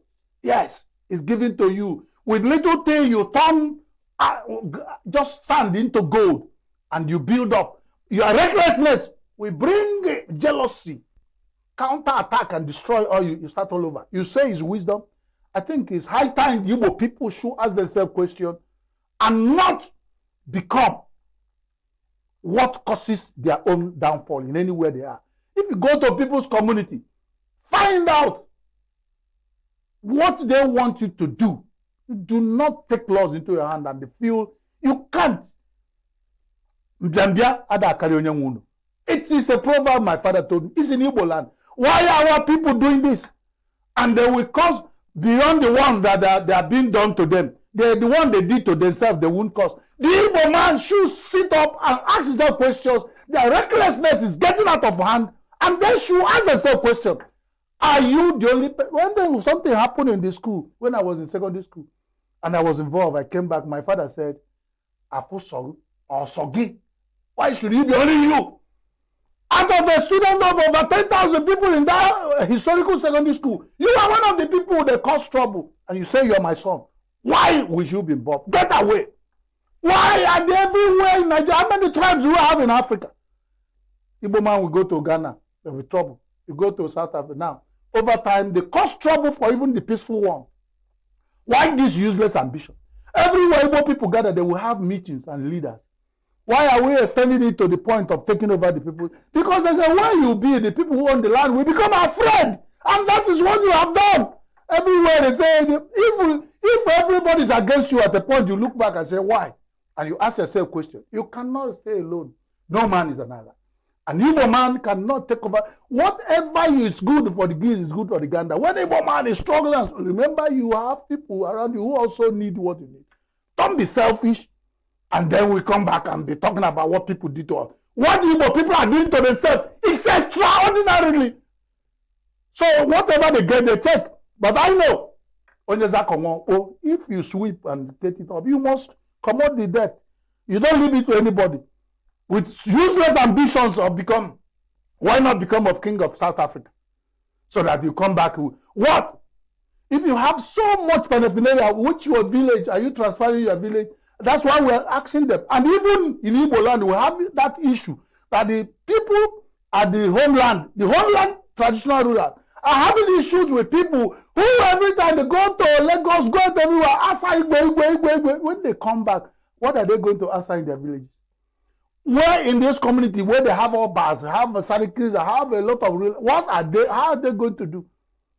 There must be a name they will give their titles, and they will live up all these, attracting all this hatred and things to themselves. Because it's just this name of king. And once you call an Igbo man king, he will sit down and begin to explore and propose things. So why not copy it from Onyechi? That's all I will say. And I stand my ground. If you want to go to anywhere, answer king. Whatever the people of that community tell you, take it. But don't cause trouble for all these people around. Let them find out who want to be king and deal with him. Instead of going around now, before you know it, will stand. Somebody will be sleeping in his house after suffering to get. Somebody will come and kill him and say, you're an Igbo man, your brother is wanting to be king. And that's what will happen and will spread. And that xenophobia will come back. Okay, now let's take one more before we go. We see that the cost of living is getting worse. Consumers grown as egg costs 8,500 naira per crate. And on the Nigerian Tribune, it says that business owners and others grown as diesel sells between 1,750 and 1,900 naira per liter. If I tell you about people who are complaining about egg, it's the big people. The rich has begun to cry. Egg was removed from the menu of ordinary Nigerian 20 years ago. Go back, take the survey. How many people that eat egg? When they were crying, it was rising. Nobody. It's the rich who eat egg every day that will tell you the price of egg. Uche, I can't stand here and tell you how much they're selling one egg, not to talk about a crate. So the thing is getting round. Getting round. Let egg, a crate of fish sell to 20,000. I'm repeating. Let the fuel sell for 5,000 per liter. Let diesel sell for 10,000 per liter. That is when we stabilize. Why all this nonsense they keep telling us doesn't work? After this headline, who is making, what are they doing? Where is the federal government move to increase poultry or support the poultry farmers with feed and input? What are they talking about coming down? If they will just headlines we reviewed and we talk about it, waste our energy, shout with passion and all. What is continuing? They live their life. If egg costs 50,000 naira, all our members of National Assembly will be eating it in their meal every day. It's doctor's recommendation. If you make mistake, they will go to National Assembly and pass a bill of egg allowance. They have onye jidemma. They have the knife and they have the yam. So they cut. And they cut the biggest one for themselves. They don't care. Nigerians leadership do not care about ordinary man. And I keep saying, if they care, let them show it. Let the people who are cared for come and stand one side. Let the ones who are not cared for come and stand. Let's know them. And we say we live in a democratic country. It's one-sided and it's the winner takes it all. That is why we have stress. That's why we have violence. People who we look up, look down, they don't find anything. They will not decide to, if I die, I die. And some of them will be going and doing some dangerous things. This wasn't here in Nigeria when people can manage to buy bread. When wars come to wars, bread was the cheapest thing. Somebody buy bread and can afford Coke for 20 naira. Bread for 30 naira, 15 naira, he has a meal. Now, a bottle of Coke is in some places, in supermarket, 1,500. In some local places, 500. Then go to look for bread. The smallest bread you can find is 600 naira, 700. That's what Ogiri Emecha women want. We are heading for destruction. And when the people leading, since we are heading gradually to destruction, and their interest is going back to Abuja, that's where comfort is. Who is struggling to come and be the traditional ruler of my community? No. They will do everything, telling you how they will do horse trading to go back to Abuja. Everybody wants to go back to Abuja. That means they know that Abuja is where the comfort is. And that is why Nigerians should be... Everybody in Nigeria can kill to go to Abuja to stay. You want to go there, amass money, corrupt money, buy a house, do this, get a security to guard you, and get convoy to take you to airport, from airport to airport, anywhere you land, they'll come and pick you. You don't even test the air of the community. And then you think Nigeria will be peaceful. Don't worry. Don't worry. If you are the only strong man or the rich man in your community, you have set fire on yourself. Come on, now why some of them are not? Why big men that tell their big men can, if you see how they smuggle them, if you see when they some of them will stand, how many people, those fools will surround themselves around them to cocoon them. Why are you, if you are so nice to your people, why are they come? You can't even breathe a single word. You live in your house of prison yards, security everywhere. You can't live a life, and you say that's what you want because only once you eat snake will snake in your stomach. That's the first thing. And then we keep going. They think it's life. If you eat, you are kinsmen for dinner. You have gone to bed on empty stomach. That is the lesson for Nigerian leaders. I won't end without saying that this morning I came with very heavy heart. I lost a very big, illustrious, known figure in my community. And his name is Elder Cornel Ume, Oko Bluzo and Nobi. We just got a report that he died after brief illness just a few hours ago. And I stand here to say Oko Bluzo Nobi. He used to be the chairman of Anambra Independent Electoral Board, Commission, or whatever, the NSEC. And then he's just died. This is a man who fought a lot of battles in the community to make sure Nobi town stands as a community that has peace and democratic rule. But then he has gone the way of the masses. Oko Bluzo, may it be well with you. May the angels of heaven sing you to sleep. We remember you forever. Thank you, Uche. All right, thank you. And then God bless you for being with us this morning. You can see how the cookie crumbles. Nigeria is heading on a path, and we keep calling on God, but that's nothing we do. God bless you for having been there. God bless us for the passion we have to do this. But remember, even me, I should also remember that God blessing are meant for those who deserve to be blessed. All right, that is it for our newspaper headlines and review this morning. Don't go anywhere, as Signature Morning will be back shortly.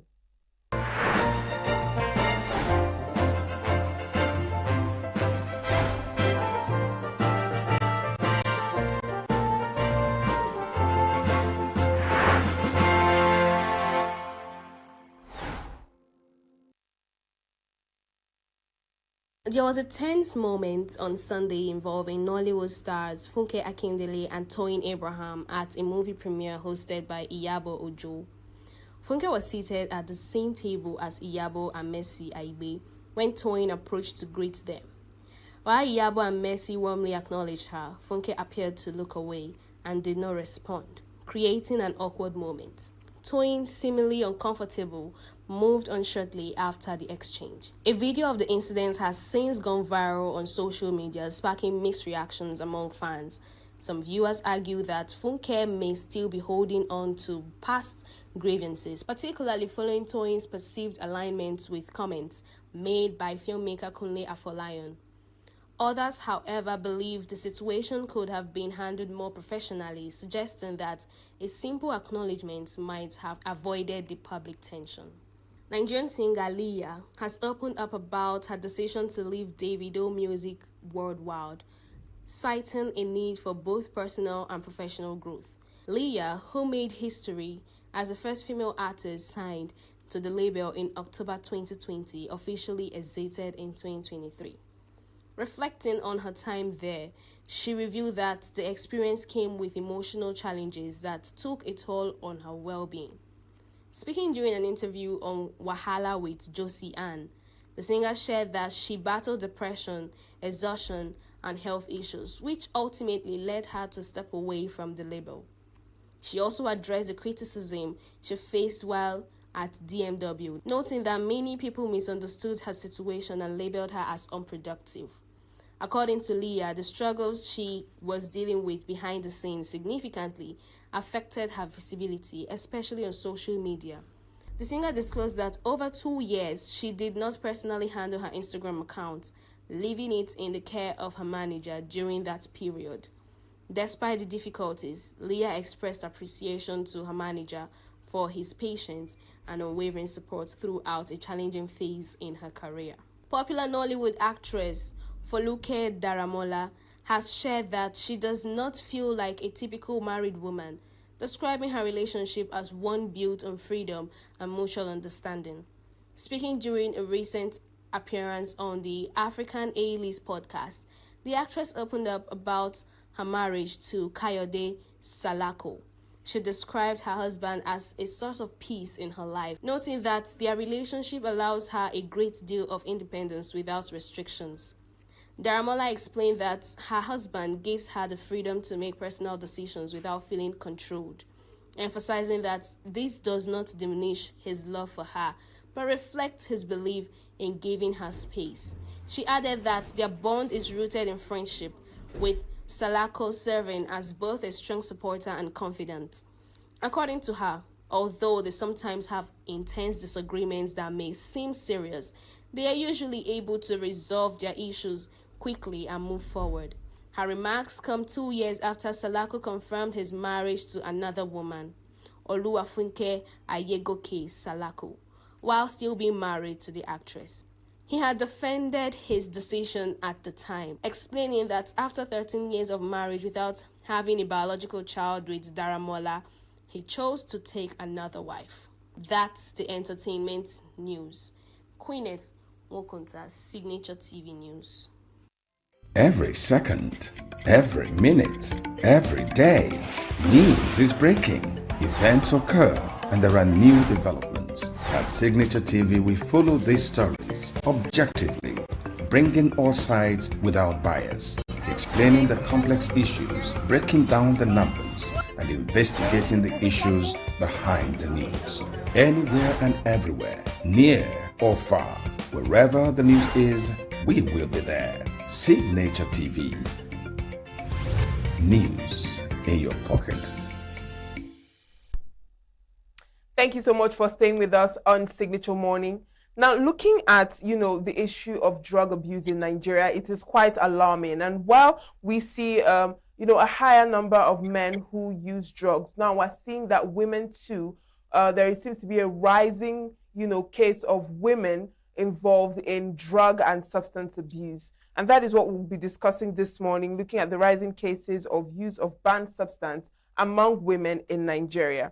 And we have as a guest this morning, Comrade Muniretu Issa, who is the National President, Association of Female Comrades, here to give us insights and share her thoughts on this particular topic. You're welcome to Signature Morning. Thank you for joining us. Thank you for having me. Right. So looking at this trend, how would you describe this shift in drug use patterns in women and the increased use of these drugs in women? Why are we seeing such a high number coming up these days? Well, from our research, we noticed that most women now they are using drugs as coping mechanism due to some hardship like economic hardship and also violence in their home. Some of them are depressed, but they're not speaking out to people. So instead of talking to someone or seeking for help, they rather use drug as cope mechanism to the current situation in their life. So we are looking at how we can come up together to advocate on the impact of this drug use among women in Nigeria and how it can be eradicated, because it's not just a personal issue. It is a national concern affecting families, communities, and the future of our society. Thank you. All right, now you've mentioned If some of the factors, some of the reasons behind this increased use. But I'm just wondering, is this something that has always been there but wasn't really as pronounced as it is now, or are we seeing that it's a new trend that is probably happening as a result of developing issues in the country? I just want to know if it has always been there but people just didn't know, or if it's something that is just starting newly in this recent years. it's something that's always been there. It has always been there. As at of 2018, Bureau of Statistics has already proven that over 14 Nigerians use hard drugs, and 1 in 4 of them are women. But sadly, women are also the least likely to seek help, often due to stigma, fear, and lack of support mechanism. And that is why when they are talking about drug abuse, the focus are always on the men or the youths, but they are ignoring the women part of it. So it's now more of like a gender inclusive crisis in the drug abuse sector. Thank you. Now let's talk about the types of substances that we find women using the most, and also the access to these drugs. So can you like tell us so far in studies and what have you, what types of drugs do we find women gravitating more towards, and why is that, and also looking at the access that they have to these types of drugs? Most women now are mostly exposed or dependent on the hard drugs like tramadol, codeine syrups, and other opioids. And these drugs, they have access to them from, some of them use cough as an excuse to get these drugs. And once they're addicted, some of them has kids. Some pharmacies they sell drugs to these people without any means of verifying where who is really consuming or where is really going. So when they go to pharmacy to buy codeine, something like codeine now, it will be looking like a cough syrup, but most of them are buying this thing to abuse it at home and to take it as their own kind of coping mechanism. Then tramadol, tramadol used to be very, very accessible before, but because of the laws that have been passed down by the NTLEA, yeah, tramadol is no longer as accessible as before, but still, yeah, they still have their way of getting them, because there are these drug dealers on the streets. There are young people now into drug dealing, selling drugs like tramadols. There is another one, is what is it called, sef? Something Refnor or Sifnor. Yeah, those are other names of drugs that are abused by women on the streets. You see them taking it like a sweet. Some will change the color of their tongue to blue. They'll be taking it like is a normal sweet, but all those things that they are taking are drugs. And now, if the impact of these drugs on them is that this drug allows them to be more vulnerable. Some it gives manipulators an access to them. They are easily manipulated. Some are even coerced into trafficking. So, which is why at the Association of Female Comrades, we are raising our voices and taking action. And please permit me to use this opportunity to introduce the association. Association of Female Comrades is a network of young women committed to leadership, advocacy, and social impact. So that is why on the 30th of April 2026, we are hosting a national program themed From Risk to Resilience, addressing substance abuse among young women in Nigeria. So the national dialogue will be launched at our headquarters in Abuja. Then the state chapters and the zonal chapters of the association will start taking it to the grassroots to sensitize and tell people what is really going on, because it's not like they don't know that this is going on, but it's always ignored. Because then again, we are women. What the notion is that what harm can a woman really do? What can you what how much drugs can you do? What can you do? Even this the crisis that is going on in our country now, a woman that is on drugs can be used to create such crises in our society. Because why? They are easily manipulated and they are vulnerable and they can be brainwashed to do anything. And because of the economic hardship, those that are already addicted, they can do anything to get money to get these drugs. They can even kill to get money to buy these drugs to take. So that is why we come up with this idea that, okay, let's start going into our society. We cannot sit down while the country is burning, while the armies are fighting at the war front. This one is something we can do, a little contribution to the national development. So, which is why we said, okay, yeah, let's raise the alarm. Thank you. About stigma when it comes to women who use drugs and them coming out to seek help. So I want to know, this stigma, how exactly does it shape the outcome of women who are drug addicts or who use substances, and both those who use substances, and when it also comes to seeking help and coming out, how does it shape them? How does it affect them, generally speaking? This idea of being stigmatized because they use drugs. Yeah, let me just say the society that we are in permits me to use the language. We are a society that is being raised based on stigma. When they say this person, when they say this guy is a cultist, your parents wouldn't want you to associate with them. And now, so if a lady that is addicted to drugs come out to talk, the first thing that you will hear, the society will label her as somebody that is no longer good, somebody that her peer groups, her mates, or anything good has to stay far away from. So because of that, and now, if I should be the one addicted to drugs and I come outside to talk, this is the problem I'm having. No, what I expect people to do is that they should come up with a way to help me to get through this. But instead, the opposite is what I'm going to get, which will now add more insults to the injury. Because why?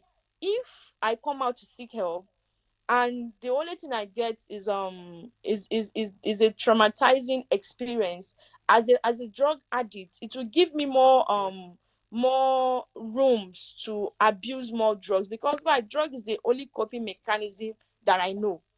So if we are going to work on this, is not going to be dependent on one person alone. It's going to be a collective effort of the society. We should learn how to tolerate people that are passing through an issue, because the issue of drug abuse is a problem. Those people, they are sick and they need our help. So they shouldn't be stigmatized because they come out to speak out, or we find out that this is what they are doing and this is what is going on in their life. The only thing we can do is how to support them, how to make them feel comfortable enough to open up and also to heal. So I think that is what I have, ma. Right now, the part where you talked about helping and supporting them, I'm going to come back to that and how people can do that. But I want to ask, do you think that this substance abuse, do you think that the implications or the effect it has on women is different from the effect it has on men? Because we know that both men and women now, they use drugs and illegal substances. But looking at the outcomes, looking at the effects or the implications, would you say that there is a difference, or would you say that they differ in the outcomes for both men and women? And how does that manifest in women in this case? Well, there is no proven research to that, but from observation, I'm going to reply to this based on observation. Women as a person, we are easily when somebody sweet talk us, we are easily swayed with flatteries. So now imagine a woman that is on drugs. Anything you tell that woman, she's listening to them. She will listen. Some men are strong enough that when they are on drug, in fact, is when they will be more active, is when they will do, like, they'll work well. But as a woman, given our tender nature, being on something as hard as drug can affect us mentally, psychologically, and also reshape our life from what it is to another. Anybody can do anything to us. I've seen cases of ladies that when they are high on drugs, they cannot move their body, they cannot do anything, and they'll be gang raped by men in the environment. Most of the gang raping cases that we are having is because the lady is on drug and she was gang raped, and during the process some of them lost their lives. So what a man can take, some men can take, like, all these things that we listed, some men can take all of them and they will still be fine, but a woman will take just a little and it's already a problem to them. Some of them lost their mental health, although we have cases of men that abuse drug and they became mentally unstable, but it's not all the cases. So women now, and I'm going to this your reply, I mean, this question that you asked me, I'm going to make more research about it to also know the health implication, because there is also health implication. I'm not talking about the mental health that I've already listed. I mean the internal the internal body of woman, what can it can really do. So we're also going to go into research to also know more about it, so that we can come out to tell people what they're really doing to themselves that they don't know. Thank you, ma. All right, now let's talk about how we can help these people who who use these drugs and banned substances. Earlier on, you spoke about how people can support them instead of stigmatizing them. So I'd like you to speak on that, particularly when it comes to the treatment and also rehabilitation processes for these people, and what are the gaps you see currently in the Nigerian space when it comes to treatment and rehabilitation that needs to be fixed. So let's just talk about that, in its entirety. Well, how to support them? First, I would like to start with individuality. Be kind. Be kind enough to see when somebody is passing through this. Be kind enough to make the person feel better instead of feeling worse. Then for the rehabilitation center, this I'm going to call on the government, the government and the Nigerian government to also create a more suitable space for drug users. I mean, I don't know, but I think there's supposed to be a national drug health center in every state, because every state has this problem of drug abuse, even if they accept it or not. Every state have. So if they can have a national rehabilitation center for both women and men in every state, to bring these people together, I think it's going to be good. Because now some people might want to go to rehab, and the expenses will be too much for them. But if it is a government or public something, I believe it's going to be much more easier for them to access and also do the rehabilitation. Then again, we can also like I said, kindness is number one, then government agency, then the NGOs. Yeah, the NGOs. We can, the way we are now, we can go to the society to support these people. We can support them by telling them success story, because some of them, what they think is most of the thing that runs through their mind is that now that I'm like this, after this, what next, who is going to accept me, where will I go from here? So now we can go there and tell them a success story, how somebody moved from there here to here. And also we employ I'm employ I'm asking everybody to create opportunity for these people.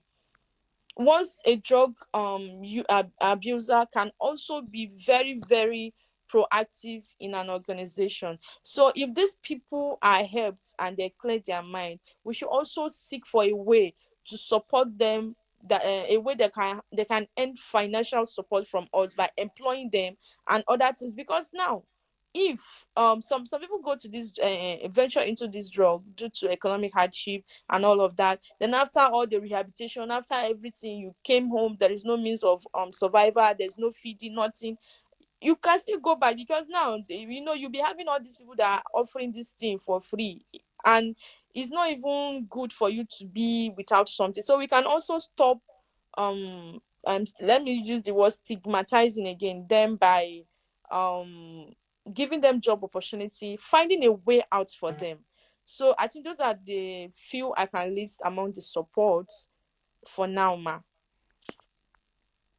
All right. Now, while we are talking about, people that abuse these drugs, let's also talk about, the women that are part of the trafficking networks that also push these drugs out to the public for vulnerable people to buy and consume. And there are concerns that most times these women that are used as drug carriers for drug trafficking networks, their involvement is voluntary, is not, coerced or, forced. So, what about those who voluntarily are doing this? They know what they are doing, but they choose to do it as well, not just taking these substances, but also providing these substances for people that want to use them. What I know is that, that word voluntarily, everybody has a price. If they're not making a tons of money from it, they won't do it. And I believe this is when we call on the security and the government, because everything still relies on them. There's a little we can do from our end. They know these people. They should look for these people and cut them off. Because now, if somebody is making, imagine somebody that is making like millions from these deals, and now instead of working to take 200 salary, 100 salary, they would rather go for that millions, you know, to take the deal. So there is nothing like voluntarily. I believe it's interest. And now, because their interest is what they are gaining from it, and they decide to harm the society, then their penalty should be as high as the interest they are going after. Yes, when these people are caught and penalized the in the proper manner, the rest will be scared to even venture into it. Nobody will love money over their life. So there should be soft setting rules and penalty to all of those things, because again, like I said, most these young women, they are easily manipulated, especially by peer groups. Imagine my friend now telling me that she's going to UK to do nanny. They are going to pay her £1,000. Those are the lies that they tell this young lady. Then before you know, now drugs started coming in. And I even discovered that these traffickers, they used to, before you even, it's more like a club for them. Before you join them, they'll make you to take an oath or there whatever, just for you to keep your mouth shut. So all those things we need, when you are treating a problem, you don't start from the tree, you go down to the roots.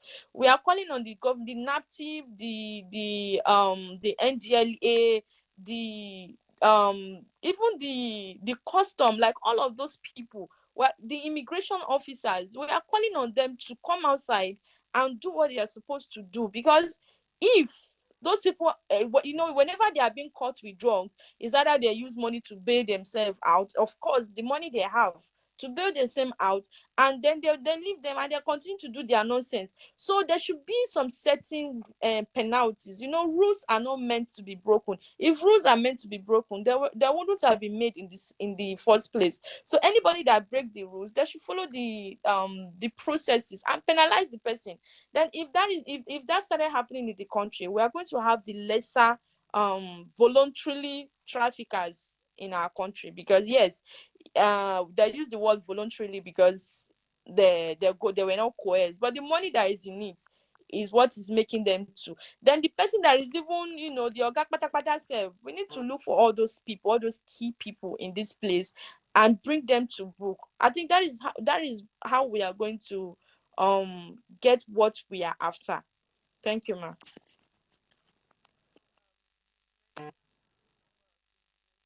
You've mentioned NGOs, you've mentioned the anti-graft agencies, you've mentioned quite a number of people who should be involved.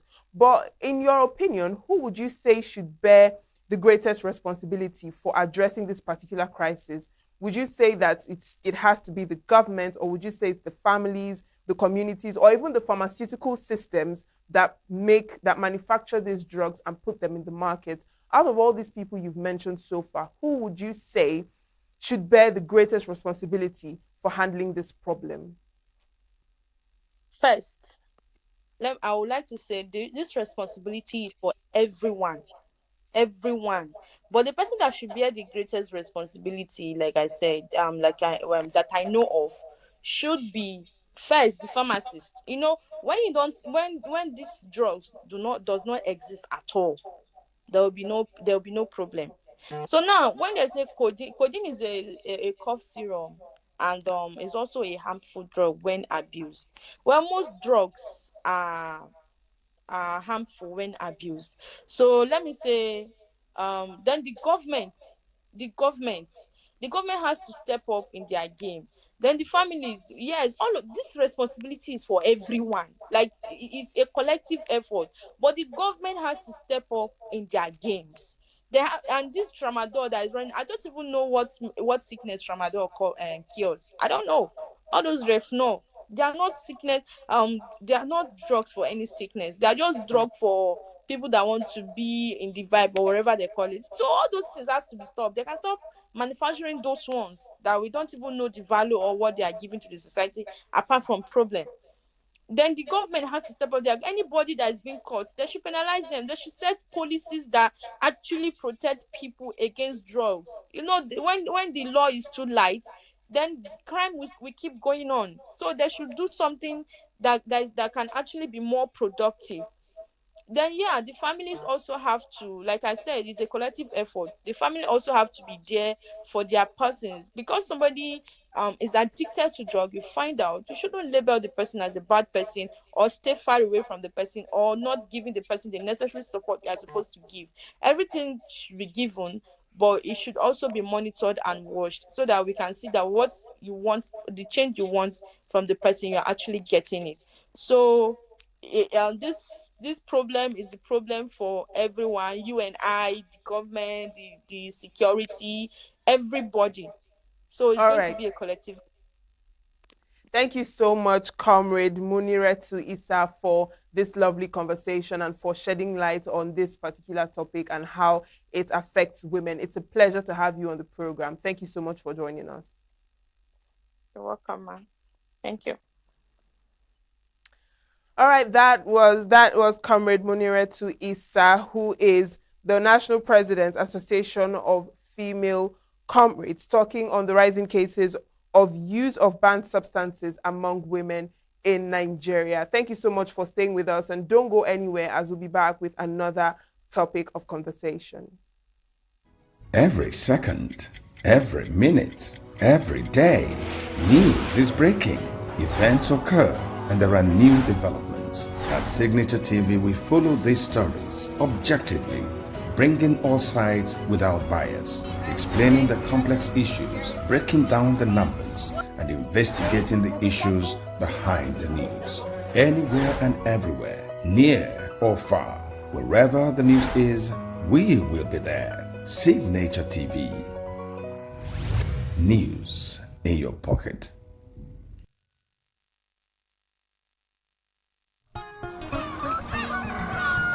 New every morning on Signature TV, we open the day for you with needed energy, information, and required vibes to shape your day. From sizzling snippets of stories in various areas of life to intriguing conversations with net worth guests. When you have people who have no track record becoming your leaders, you have a problem.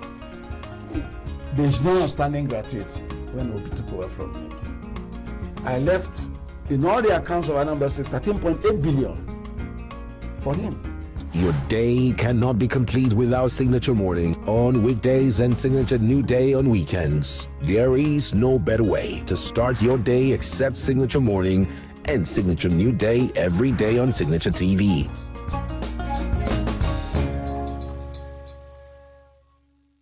To start your day except Signature Morning and Signature New Day every day on Signature TV. Mexico and Portugal played to a 0-0. Health is more than a diagnosis. It's your lifestyle, your choices, and your future. Join us on Inside Health, your weekly deep dive into the stories, science, and solutions shaping your well-being. From expert interviews to real-life journeys of healing and hope, we cover it all. One of the complications of cancer management or treatment is they have some of them at one point in time, you see them having anemia. Okay, so you see them at times being transfused. But at the same time, you come in with a diet.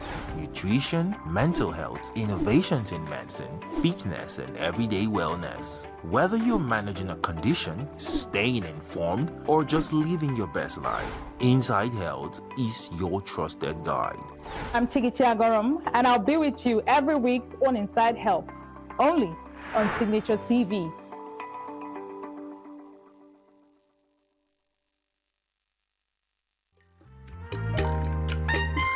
The way we see the world shapes the way we change it. Gender isn't just a checkbox, it's a lens. One that helps us understand the world more deeply and act more fairly. Gender Perspectives, a program for those ready to see more, do more, and be more. Designed to challenge assumptions, ignite conversations, and build inclusive solutions across every sector of society. We are not, fighting the men. We are not saying we are equal in terms of rights. We're only asking they should recognize our existence. Join us on Gender Perspectives, showing every Saturday by 4 p.m. Repeat every Wednesdays by 5 p.m. and Thursdays by 3 p.m. Change begins with perspective. Let's widen yours. Get plugged into the heartbeat of entertainment on The Hub, your ultimate show on e-vibes. From trending stories and social media drama to top charting music, must-watch movies and exciting moments from the world of arts, we've got it all. Join us for unmissable conversations with your favorite entertainment personalities, plus fun segments every week. I should try harder, so... Okay, I don't know that one. Outfit of the day. Oh, I don't do that. That's some Gen Z stuff. Oh, now you say it's a Gen Z stuff.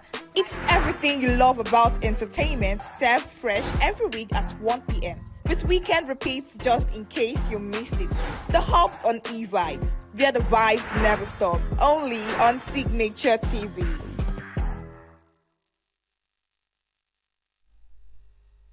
We're back and here to bring you another interview. We had a special interview with Joe Keshi. So do enjoy and take a listen. Events occur and there are new developments. At Signature TV, we follow these stories objectively, bringing all sides without bias, explaining the complex issues, breaking down the numbers, and investigating the issues behind the news. Anywhere and everywhere, near or far, wherever the news is, we will be there. Signature TV. News in your pocket. Hello, and thanks for joining us on this special interview on Signature TV. My name is Vin Martin Obiora Ilo, and I have the pleasure of hosting today Ambassador Joe Keshi. Ambassador Joe Keshi is a very distinguished Nigerian diplomat. Ambassador Keshi, who today is the chairman of Africa Growth Foundation, was also the permanent secretary, Ministry of Foreign Affairs. Ambassador Keshi, in the course of his career, had been to several places, taking several positions, but one I remember so vividly was as Deputy High Commissioner to Sierra Leone and being part of the negotiation to bring back peace in Sierra Leone. Ambassador Keshi, my pleasure to have you on our program. Thank you very much, and may I say congratulations to you for having your own TV outlet, and I think it's a very good thing. The more the merrier, and situated here in the historic city of ENUGU, I sincerely hope that you are enjoying the support and the encouragement of both the government and the people of both ENUGU and the region. Thank you, Your Excellency. One of the big issues in the world today is the Iran war. Before the Iran war, there's been a lot of concern about how power is being used in the world today. The United Nations came so many decades ago to stop wars like this, for us to have more multilateral conversations about issues that concern the world. But today we see this war in Iran, where so many experts think is a war that could have been avoided. Absolutely, absolutely. What is your position, sir? Well, I share that common view that the war should have been avoided in the first instance. You know, this is a war that is being fought more on ego, more on the fact that we have the power and we can do whatever we like. And it's so unfortunate that the two people who are destabilizing the world today are two of the major superpowers. You have Russia destroying Ukraine, and you have the United States of America, you know, along with Israel, more or less destroying the Middle East. And what is the issue? The issue is that Iran should not have a nuclear capability or capacity. But the question I often ask is, who decides who has what? Israel has nuclear capability or capacity. And the tragedy of it all, or the worst part of the story, is that you're not even allowed to mention it. You're not even allowed to mention that Israel is, is a member of the nuclear power. You are not even allowed to say that Israel did not sign the nuclear, proliferation agreement. It's a taboo. Nobody mentions it. But now you come up and decide that Israel, another country in that same region, must not have it. For goodness sake, who decides these things? And then to make matters worse, every now and then, look, President Obama signed an agreement to curtail the development of nuclear technology in Iran. President Trump came and abrogated it. And that's what has led to this war. The same Trump, a few months ago, decided that he was going to use the heaviest, the most sophisticated American military arsenal. And he was boasting that nobody has that kind of this thing. And he was boasting of the destruction. Obliteration. Obliteration. Thank you. That was the word he did. That they have obliterated Iranian nuclear capability. And then a few months later, because Israel wanted, Netanyahu actually, not Israel, came back. And then because you heard Israel was going to attack some of these other facilities, you decided to get involved.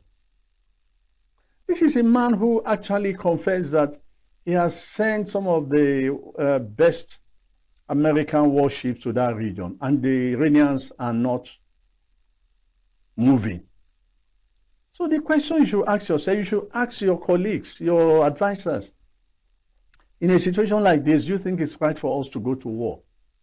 You did not consult your allies. You did not even seek the advice of your allies. Not even your Congress. Not even your Congress. And now you are abusing the same allies that they are cowards. When George Bush went to Afghanistan and Iran, he formed the coalition of the willing. Look, diplomacy is not conducted on the pages of newspapers. Diplomacy it's a very involves intricate negotiations that could take quite, number of days, weeks, and years, and things like that. So you must have the patience for it. The problem is Trump does not have patience for diplomacy. Let me go to a word you used when you started. You said that this is a war that you could say is based on ego. Yeah, and I could explain look, Netanyahu has been portrayed, number one, Netanyahu wants to make sure that they're perpetually in war. So that he can remain prime minister. Look, has always wanted to be the longest prime minister. Now he wants to be the prime minister that saved Israel, possibly another modern Moses. And the truth of the matter is that Israel itself does not have leaders who think about the future.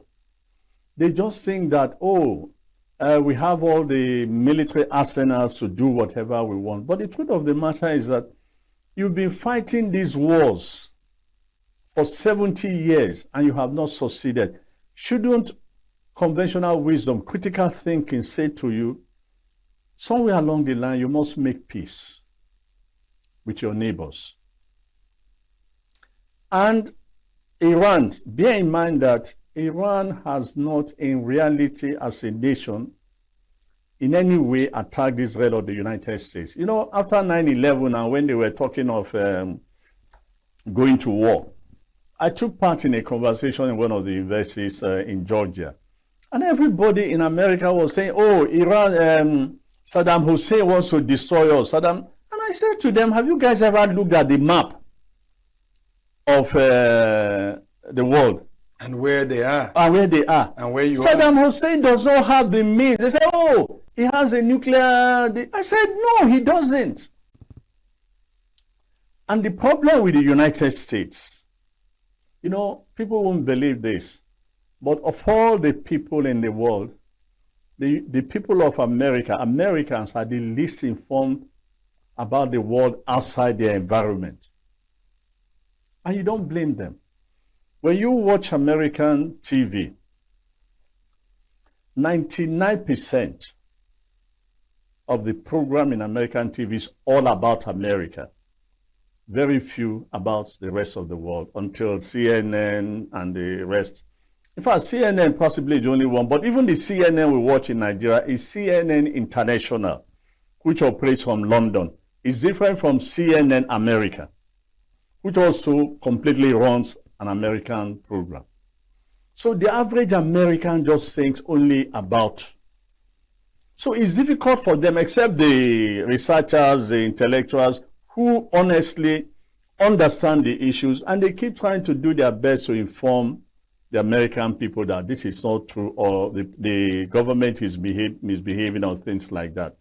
But the last thing I would say, you know, when you have done, look, it is said that when you repeat something consistently and its failure is called insanity or something like that. The Americans went to Afghanistan again, they failed. They wanted the regime, you know, they failed. They went to Iraq, they failed. They are now they went to Libya, they failed. And now the same thing. And in all this thing, what have they left behind? Chaos and destruction. Lives lost. Institutions destroyed. Libya has not known peace since Gaddafi was killed. The same with Iraq. Afghanistan, even today, Afghanistan and their former friends are fighting. And now you have Iran. And see the consequences because of the Strait of Hormuz. Here, inflation, by next week, inflation will creep into Nigeria. Okay, let's go to Israel. You know, United Nations, through several resolutions, some experts preach peace for security. Yeah. Israel preaches security for peace. In other words, if we don't guarantee our security, there won't be peace. But United Nations resolutions, which had also advocated for a two-state solution, that is the official United Nations position, a two-state solution in that area of the Middle East. Why is it so difficult for America and Israel to agree with that two-state solution, which in 1973, when we had the peace accord, and a lot of people thought it was something was going to come out of it. Is the death of leadership in Israel. Look at it this way. I'm trying to remember the Israeli prime minister that made peace with the PLO leader and was eventually assassinated. Yes. Since that assassination, nobody wants to make peace in Israel. Nobody has had the courage to say, listen, guys, we've been fighting for so many years. We need to make peace with our neighbors. On the other side, the American side, is that those who control the United States of America are the Israelis. They own the top of the businesses, they own the newspapers, they own the television, and then they are the ones who also promote the politicians or sponsor the politicians. So until Israel signs on that we are going to make peace, America is unlikely to sign on for peace. The only fellow who has tried to push America towards a negotiation, Barack Obama, and that is why the people of Israel, led by Netanyahu, hates Barack Obama. Because look, Barack Obama made one simple explanation to them, and which is, when they were talking of making Israel permanently a Jewish state, Barack Obama said, no, you cannot make Israel completely a Jewish state, because the population of the Arab Israelis are growing higher than your population. So, but if you want to do it an exclusively Jewish state, why don't you allow these fellows to go, and as has been, you mentioned the United Nations, this thing, the West Bank, let it become part of the state of Palestine, and this is over. And they refused. That's where we are. Until they sign on to a peace deal. America today is on, not with Trump, but it also shows you the depth of leadership, the lack of patience for diplomacy. If President Trump, no, Clinton can bring together Arafat and an Israeli prime minister to make peace. You know, these negotiations are not something which is what is wrong today with diplomacy under Trump.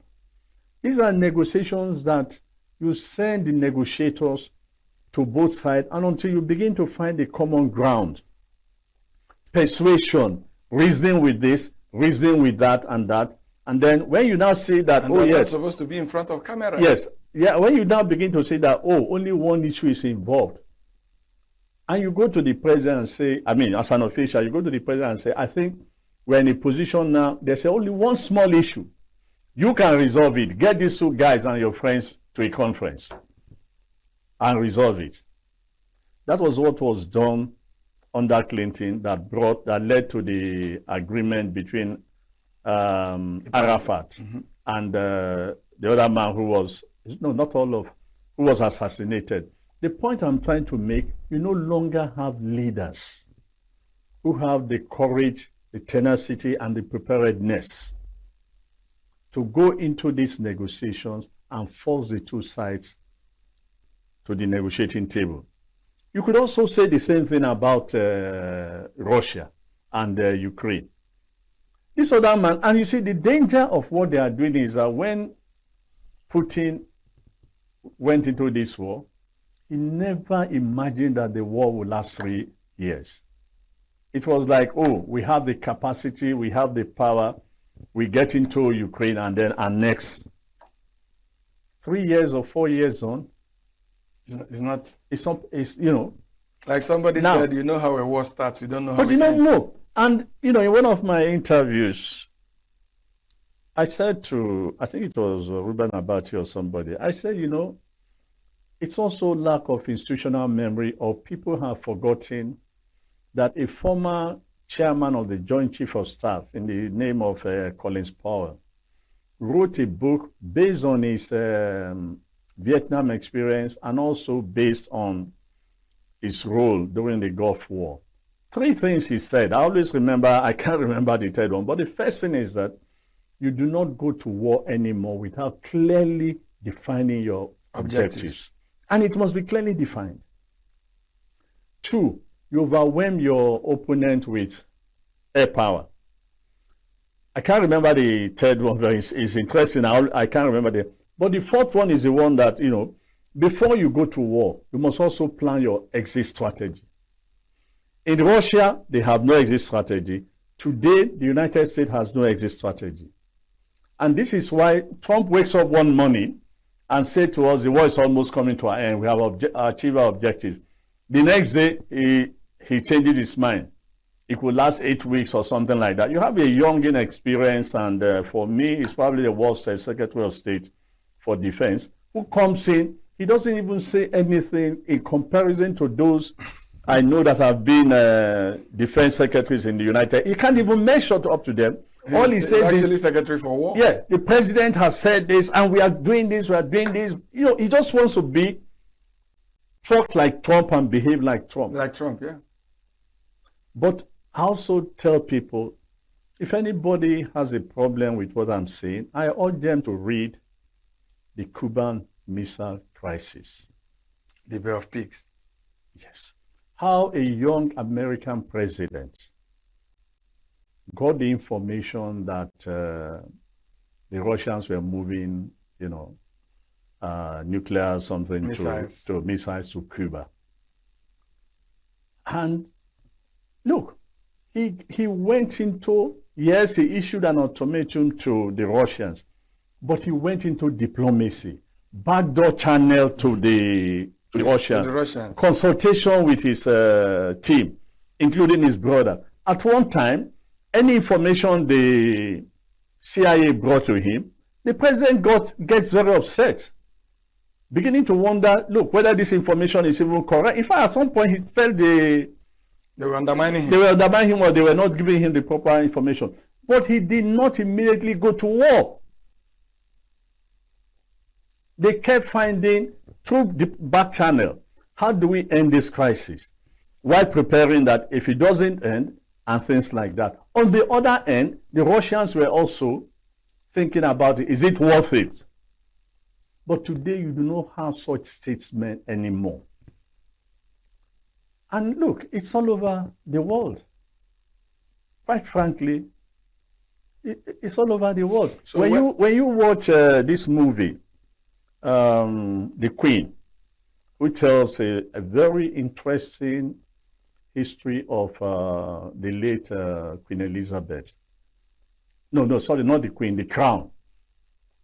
You would also see that somewhere along the line, the Queen felt that some of his prime ministers were useless, but some, like Winston Churchill, were the real statesman.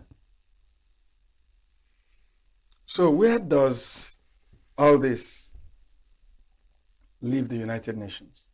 Because decades ago, United Nations was like a stabilizing force. It was like that institution, that, had a check on everybody, But today, that multilateralism that the world embraced after World War II is almost dead. I might be wrong, but I have consistently blamed what is happening with the United Nations now, with the inactive posturing of the current leadership of the institution.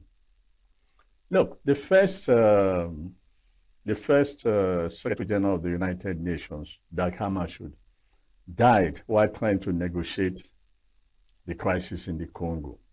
And subsequently, successive Secretary Generals have always been active and getting involved. If you remember, when Trump went to the United Nations last year, one of the things he said to the UN, to the Secretary General, was, I'm trying to make peace around the world, you are not even helping me.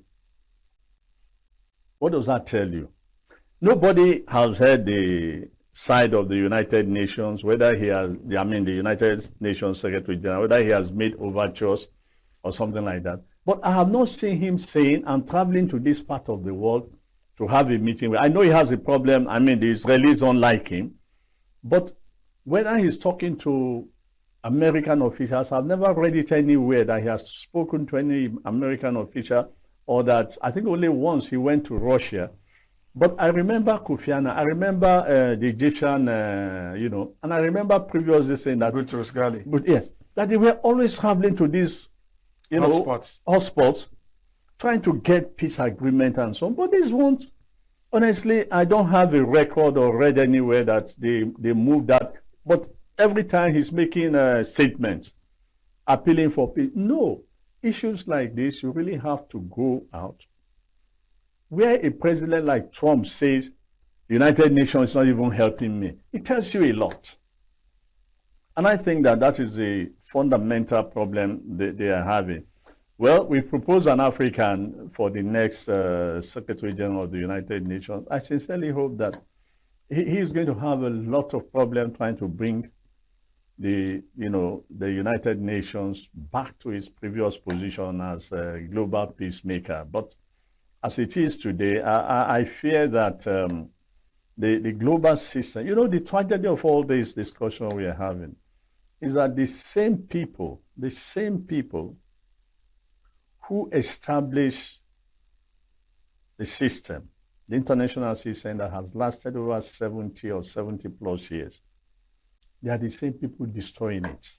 Yeah, because I was going to say that from the first tenure of Trump, that one of his objectives was to undermine the United Nations. He thought that the United Nations was just in name only, and you even saw it in withdrawing monies to the United Nations, killing withdrawing from all the institutions and things like that. But look, that one, if I have a feeling that that might not be, again, that will depend on who comes on after Trump.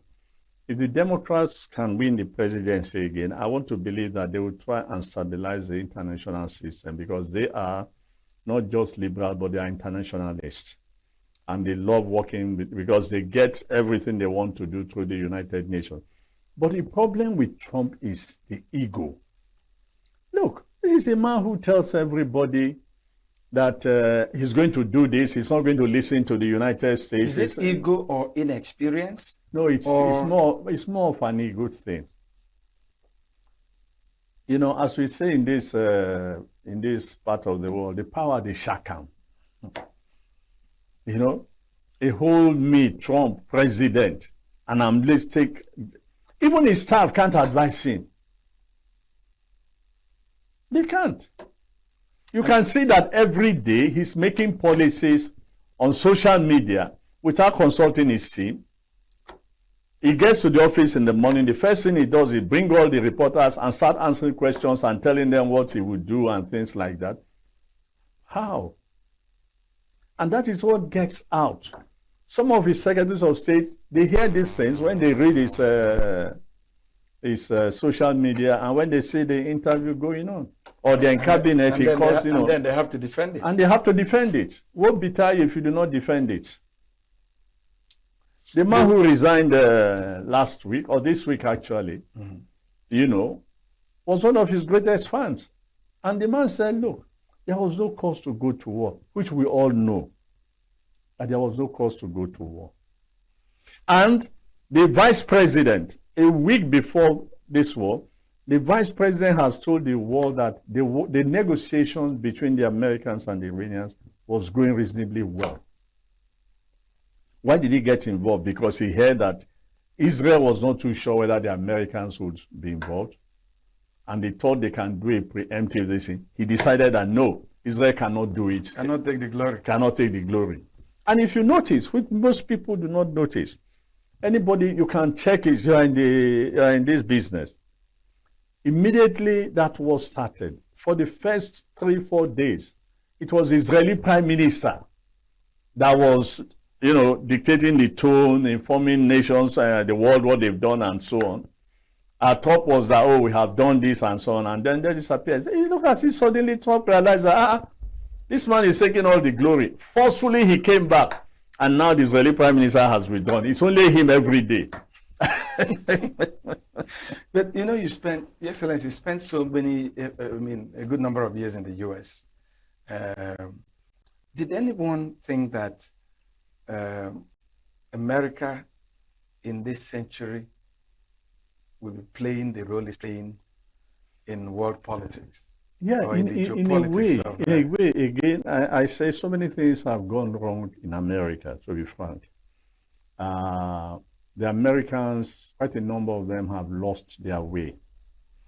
You know, one of the reasons why the Democrats lost was that they got involved in a lot of cultural issues. And this was happening against the background of the protests, the anger of white, uneducated, rural America, who felt with the collapse of the industries, who felt that the economy has left them, the new economy being propelled by technology has left them behind. And so Trump tapped into that anger and became president. And that's exactly why. But the truth of the matter is that, look, if you really know America very well and you see those who are making America what it is today, they are all immigrants. I don't know what it is now, but I do know that as of last year, when you look at the heads of all the major tech companies in the world, they are not Americans. But even though they came, lived in America, grew up, started this business, they are mostly probably from India. Let's look at the two big powers you talked about, America and the United Nations. and the United States, leading the destruction of the international system. The destruction of the international system. Can there be a third force? As of today, no. There can't be a third force. And this is one of the arguments I made when the war started. When the war started, we were at the Institute of International Affairs, and it was just in the second week of this war, and we had a lot of professors in the hall. And I wasn't, because I was in Lagos, I attended based on the fact that Professor Akinyemi, who is the chairman of the institute, asked me to attend. And I attended, and I was listening to all the professors, and they were all saying about the same thing. America is breaking international law. America is doing this. It's against this convention. It's against that convention, and so on. Then Professor Akinyemi insisted that I must speak. So I had no test. What I said to the audience was that, I find it very funny listening to professors here today, that they are saying America broke the law. This is against that convention. This is against that convention. It is sounding as if they are saying America do not know the law. I said, but listen, it was the Americans who led in the formation, in the writing of the laws. They were the ones who helped establish the United Nations and crafted the rules. And not necessarily in their favor, but over the years, those rules have guided the international community to where we are today. But we could also say that what has happened over the years is the fact that inadvertently, we also have empowered America, that America now sees itself as the policeman of the world. And I gave examples. I said there's crisis in this place. Who do we call upon to help resolve it? Because they have air power. They have the capacity to lead troops and everything. It falls on America. They do it. There's crisis in this place. Who goes in there? America. There's crisis in this place. Who goes in there? America.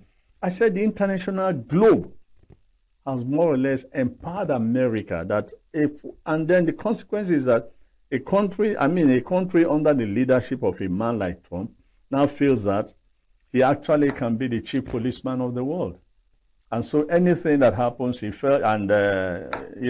doesn't like one country, he decides what to do, and that's what he's going to do. Nobody's going to restrain him. The allies themselves have been too dependent on the United States that today they themselves are trying to find a new way out of that dependence. That dependency. This is why they are increasing their defense, but none of them is going to try and build up that military capability that like America or Russia has. And that's the honest truth. The only fellow that is doing that is Russia. But Russia only has one reason for all its military advancement: to take over Taiwan. China? China, yes. Once it can do that, China will not, for whatever reason, be the policeman or act like the policeman of the world. China's interest is to dominate the world economically, pure and simple. Which might dovetail to dominating the world militarily, because they grow technology, they get richer. No. As you see, they have had their own experience of war. So what has happened in the last, should we say 30 years or 40 years? While America has spent all its time, energy, resources fighting war, building military arsenals that they will never use.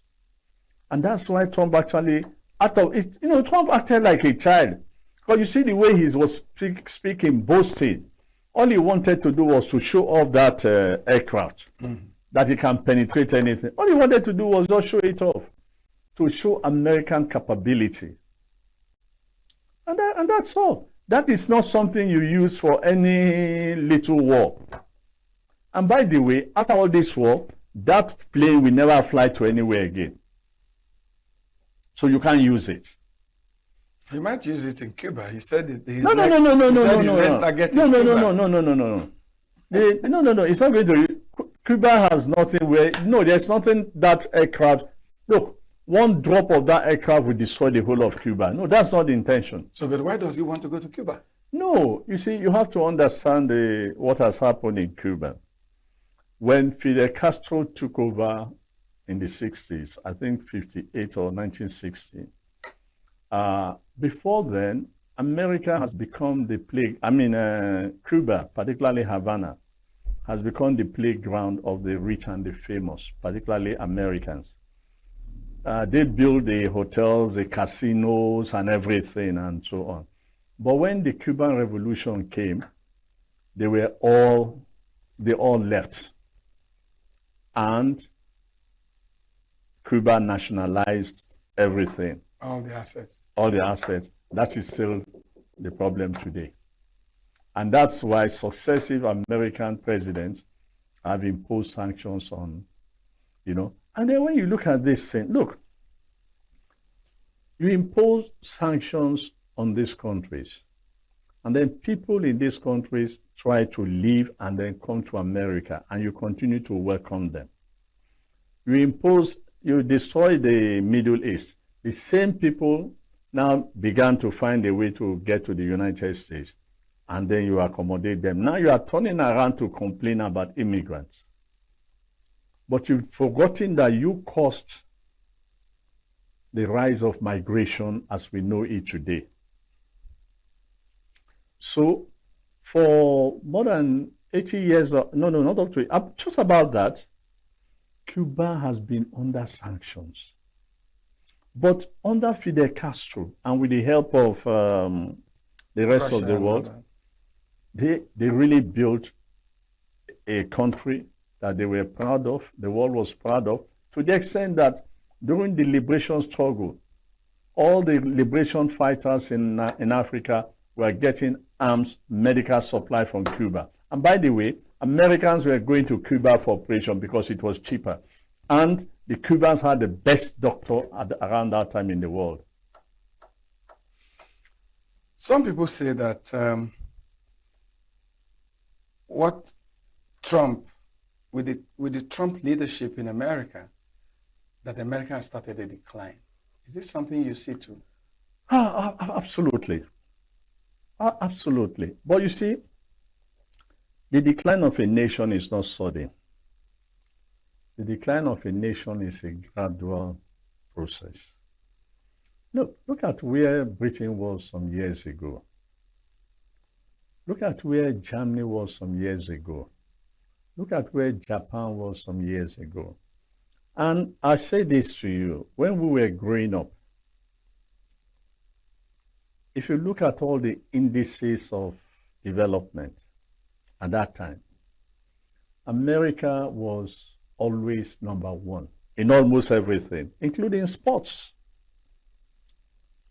but particularly education. America was number one for many years. Let me speak like Trump. Nobody came close. Today, when you look at the indices of development, America is about number 16 or 17 or 18 when it comes to education. Those who are making it today, who are keeping America going, are immigrants from other parts of the world, well-educated, well-schooled. If you go to any, that's again the problem Trump has. If you go to any Ivy League university, you find more foreigners than Americans.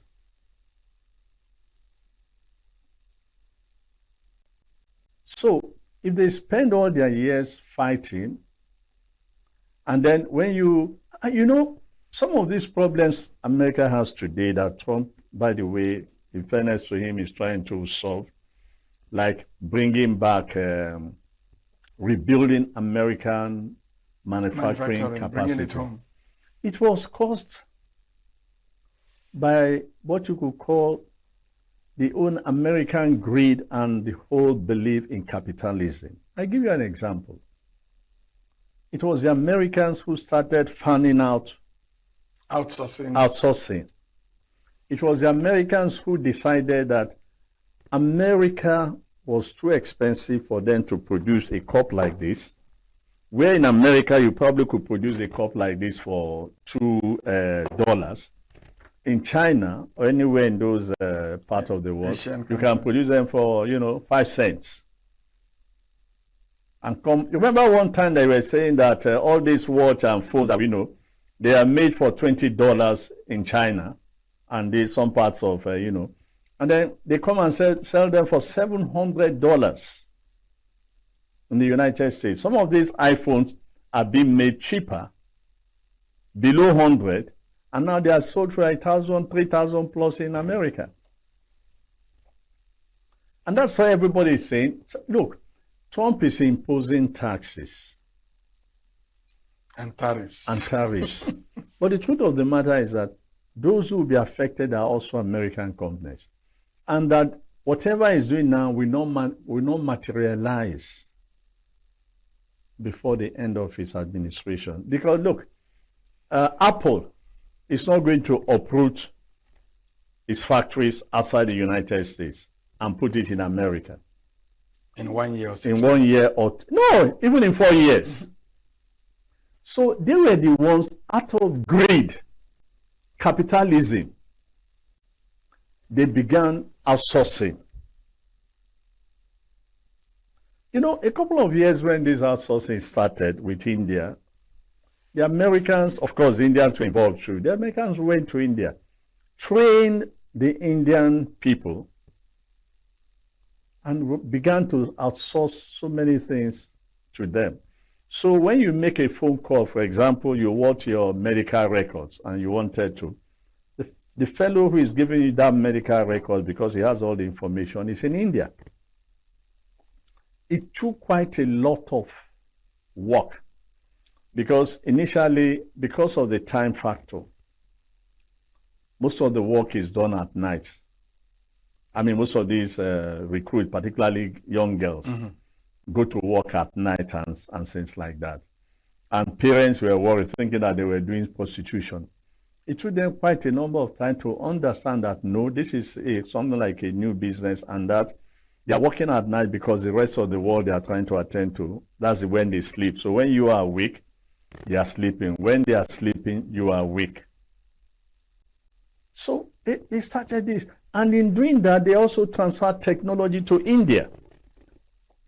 And China. And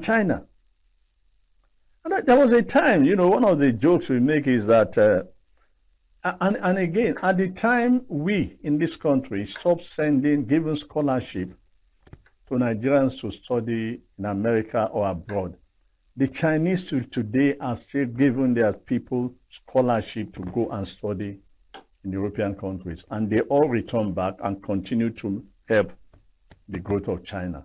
We have stopped doing that. And that reminds me, I will say this, even though you've not asked me that question, about the president's visit to Britain. I've been wondering in my mind, what exactly did we bring back? Apart from the news of the glamour, the dinner, it's not Buckingham Palace, it's Windsor Castle, and all that kind of thing. The only thing that has been established is the loan that has been in the works for more than 5 years, that has been given to Tinubu's friend, Chaguri, about the development of the ports. But I say this, when the Indian Prime Minister visited, also had a state visit, which was more glamorous than this, in 2015, I think, they signed an agreement with the British to train 1 million Indians in ICT. If you go and Google the Indian Prime Minister visits and the outcome, you will see that since that 2015, the Prime Minister has been back to England about 3 or 4 times on an official visit. Every time you will see that technology, ICT, is what the British are helping India with. That our president signed an agreement to bring back our people. Our president signed agreement. Who have been... yes. And you know, the danger of that agreement is that sometimes when you are arrested in this sense for not having the legal papers, you are expected to go to court to challenge it and give your reason. The embassy is supposed to give you, we have had this relationship where we give you traveling document. But suddenly somebody just came up and said, no, bring them home. I think it's heartless. Okay, so where does all this leave Africa? You know, of course, I can tell you right away that the war that is taking place in faraway Iran between America, Israel, and Iran is already impacting us in Nigeria. Seriously, and that's why, you know, Africa must. If there's any lesson to be learned from this war, Africa should take itself seriously. The leaders in Africa need to do a rethink about the future because, as I said earlier on, you could say that this is another round of the war. I can't even know. You know, when you are in, I think boxing, they have 15 rounds and 12 rounds. I don't even know which round this one is. But I predict that in a few years from now, there will be another war in that Middle East, until the leaders come together and find a way to make peace. If that happens again, we'll be back to square one. Like Nigeria, we need to build our, what do they call it, strategic oil reserves, so that when it happens again, we will not be seriously affected. You can release the products and help maintain stability, at least price-wise, in the country. But beyond that, we also need to come together and begin to say, listen, these guys cannot destroy the world. So we must find a way of becoming, you use the word, a third force. In fact, the Canadian Prime Minister actually did suggest something like that. Professor Akiyemi suggested the concept of medium powers. So many years ago. So many years ago. This is the time to rethink and to reconsider some of these things. That no, one country cannot get up overnight and then throw the whole world upside down. And that leads me to something I've thought about so many times. Why is it so difficult for us to have a robust intra-African trade? I mean, because when you look at the trade relationship between Nigeria and America, Nigeria and China, Nigeria and India, Nigeria and Britain, you see that everything is tilting towards that area. And the common Nigeria to Ghana, Nigeria to Mali is not working. Yeah, even airlines don't even know, because for many years and even up to today, we are an import-dependent nation, and so also many African countries. But Ambassador, what I'm saying is that there's comparative advantage. No, but now, yeah, we are under the NAFTA. You know, we are beginning to develop that capacity to trade among ourselves. But the truth of the matter is that we are still far away from where we should be. How can this be intentionally promoted or engineered? Become productive. Look, ships come to Nigeria. They bring, what do they call them? What's this thing they use in bringing goods? The containers. Containers. The containers are heavily laden with, you just name it, any type of things you want in the world, Nigerians import. But they go back empty. Incidentally, I cannot confirm this, but when this came up in a conference we just finished in Port Harcourt, someone told us that some of those ships go back, that some of those containers are actually filled with sand to help stabilize the ship. As it's going back. As it's going back. So what do we therefore do? What does that tell you? That we have to become productive and have something to sell to the rest of the world. So that's the problem, that you go and sign all these agreements, but you cannot meet them because you have practically very little to sell. So as Mr. Peter B will say, we have to move away from consumption to production. It's as simple as that. And we can do that. We can actually do this transition, even in the area of agriculture. We can do this thing by not exporting all, for example, palm oil out of this country, but making it such that there is value added, which will enable us to have, create jobs and things like that. So when you are sending these things out, you are sending it as finished products, which means that you have to build the factories in Nigeria. You want to export cocoa, you do the same thing.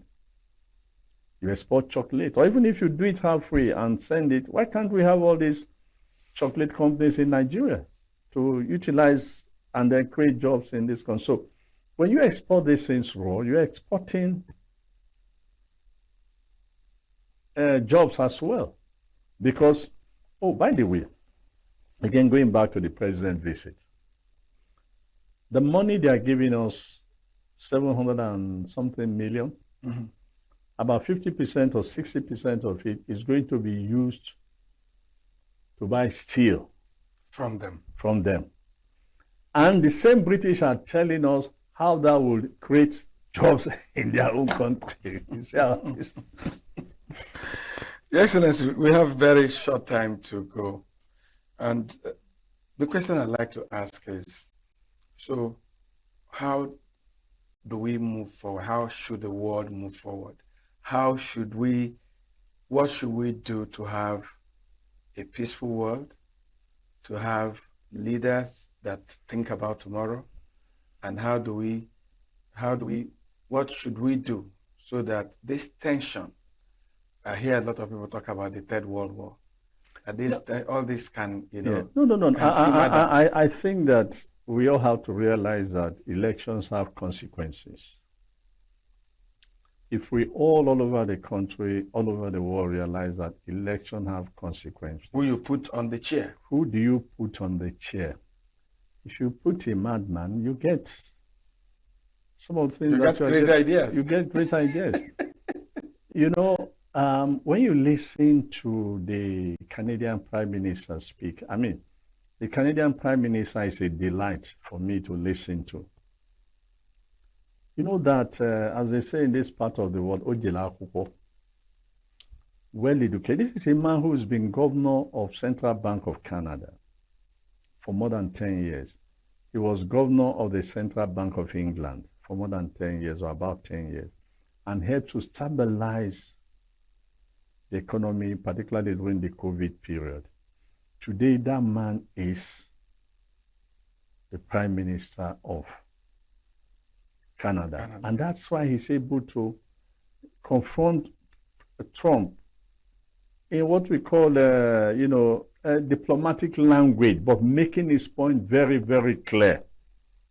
And that's the fact that he's the leader today is frustrating to Trump, because they can't just get anything to do with Canada, because Canada is look, before now, the volume of trade between Canada and something is more than $3 billion a day.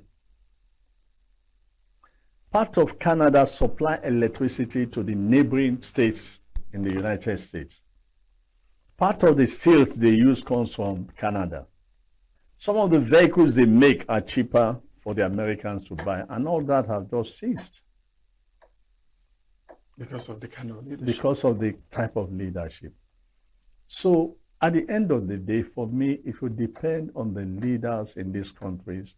We need a new generation of leaders who understand not just what leadership is all about, but also the fact that in terms of the global peace, that we all need world peace to survive. Ambassador, that would be a beautiful way to end our conversation. Thanks for coming. Thank you so much. I'm grateful. I'm happy Thank to you. be here. And wish you, your team, great success in your endeavor. Yes, we've been talking with Ambassador Joe Keshi, former Permanent Secretary, Ministry of Foreign Affairs, and we've been looking at the state of the world. I've been Martin Obiora Ilo in Enugu, Nigeria. Thanks for joining us, and let's do this again soon. Thank you. Every second, every minute, every day, news is breaking, events occur, and there are new developments. At Signature TV, we follow these stories objectively, bringing all sides without bias, explaining the complex issues, breaking down the numbers, and investigating the issues behind the news. Anywhere and everywhere, near or far, wherever the news is, we will be there. Signature TV. News in your pocket.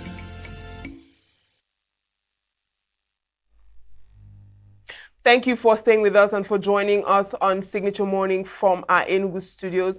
Let's head over to our Abuja studios for the continuation of Signature Morning. I am Uchenna Chimdi Oluoha. Have a nice day.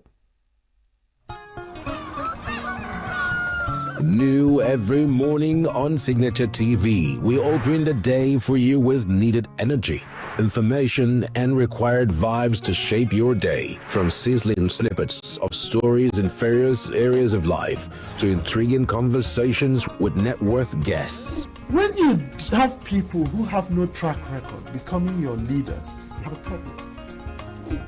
There's no outstanding gratuity when Obi took over from me. I left, in all the accounts of Anambra State, 13.8 billion for him.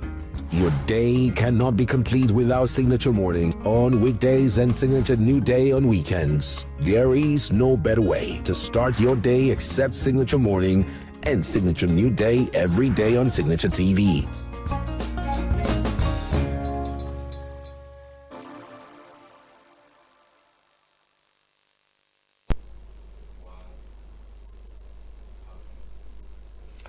Hello, good morning, and welcome to Abuja this beautiful Tuesday morning. And this is the conference. Why are we returning to the conference? Because the issue at stake warrants a gathering of eggheads in that sector. We will raise a number of questions, and we request these gentlemen to educate us. Now let me tell you what's happening.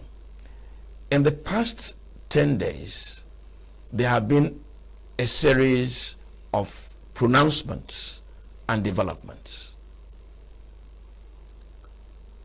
After the swearing in of the new Inspector General of Police, he made a commitment to the creation of state police. And since then, he has set up a committee towards the establishment of state police. Before that, there are words in the media that all state governors had bought into the creation of state police, except one. But I'm told that that gentleman has now been convinced after looking at the security situation in the country. And before that time, the Minister of Defense, General Chris Musa, had pulled ears of the nation, telling us that the deployment of the military for internal security was a wrong decision. In fact, he did say that doing so amounted to underdeveloping the police because the military is not trained for civil relationships that way. The military is trained to kill the enemy. The police is trained to interact within the civil population. So to deploy such hard manpower to undertake internal security functions was a wrong policy. And he cast his lot for developing the police. And the president himself had told this country that the state police has come to stay. There are a number of decisions being taken to make that happen. And this morning, I'm going to have some of the finest gentlemen, both from the police and the security institution. In the course of this program, I'll be having AIG retired, AIG, Assistant Inspector General Police retired, Charles Ugomo. He will join us. And we also have Alobi, a former Commissioner of Police in this FCT. He's now also a lawyer. He will join us. And I will also have, I am also really having in the studio Mike Ejiofor. Mike Ejiofor is now the national president of the Alumni Association of the National Institute for Security Studies. Mike Ejiofor is a retired director with DSS. Mike is already in the studio. Mike, good morning. Good morning. You're welcome. Thanks for having me. Now, as I wait the arrival of our colleagues who have already called to say they're on their way, let me ask you really a question. Is state police desirable? Well, state police is very, very desirable. And one of the greatest solutions we should profile for our problems of our internal security. I can tell you for over 5 years, I have been an advocate of the state police before that people started buying into it. And the reasons for this are obvious. They are closer to the people. They gather intelligence because they know the people, they know the terrain, they know the environment, they know the forests. And what argument people are having is what will be the relationship between the state police and the federal police, the Nigerian police force as established. And I continue to say that there's no state, virtually no state in this country now that doesn't have its own state police in the name of one vigilante, one task force or the other. No state. So why don't we formalize it? Because the vigilante as is established now, they are limited by firepower. They don't have sufficient arms to go out and do what they're expected to do. If you recall that the Southwest, when Amotekun was established, they became very effective, but all of a sudden, the situation is relapsing now for whatever reason. But I think the best way to go is the establishment of the police. Like you said in your intro, the president has bought into it, the National Assembly bought into it, the governors bought into it, the minister of virtually everybody. So what's holding us? This is not the first time the president is talking about it. And the first task the Inspector General of Police is taking now is the establishment of a committee for the implementation of the creation of state police. But I have a challenge there. The reason is that before the creation of state police, you must have the constitution amended. So why go about implementation of the state police that has not been created? His intentions are good, but let's not put the cart before the horse. So that's my opening remarks as far as Mike, as we were talking, I was visualizing what is going to be the character, the attitude, and the values that will be driving the operation of state police in Nigeria? What will be its model? Now, I raise this question because Nigerians are already raising concern about the character, the attitude of the existing police, and asking for a reorientation, a value reorientation. Who are going to recruit these state police? Who are going to train them? Who are going to give them value? And what will drive their attitude? Because if they're not humanized, they will take after the existing attitude from the police force. How are you going to do it? Well, I think a house built without a proper foundation is bound to collapse. So I feel that the recruitment process must be rigorous, not for party patronage, where you bring either APC in a state that is controlled by APC or PDP that is a state that, and fill them with political talks. And I think this is where the Benin model of federal security under Obaseki comes to play. What they were doing is that you ask the community leader to nominate people. From the nomination, they go to the DPO, the Divisional Police Officer, to ensure that they don't have criminal records. With the police? Yes, and they are not politically affiliated. From there, you go to the local government council, where the chairman will also attest that, yes, these people, I can attest to them, before the vetting by the State Security Service. It's a long process, tedious, but if we don't do it that way, we're going to have problems that people are afraid of in terms of creation of state police. Then, there must be clear distinction between the federal police and the state police. The issue is there are crimes, very serious crimes like felony, that will be left at the federal level. Then little small crimes like misdemeanors, simple offenses will also be left for the local state police. Where they don't have the capacity to prosecute, they transfer to the federal police. Like I said when we started, the argument is that it will be abused. And I asked, the Nigerian police as it is now as constituted, is it not being abused? We'll answer that question very shortly. Well, I'll take a very short break because I understand my two other gentlemen have just walked in.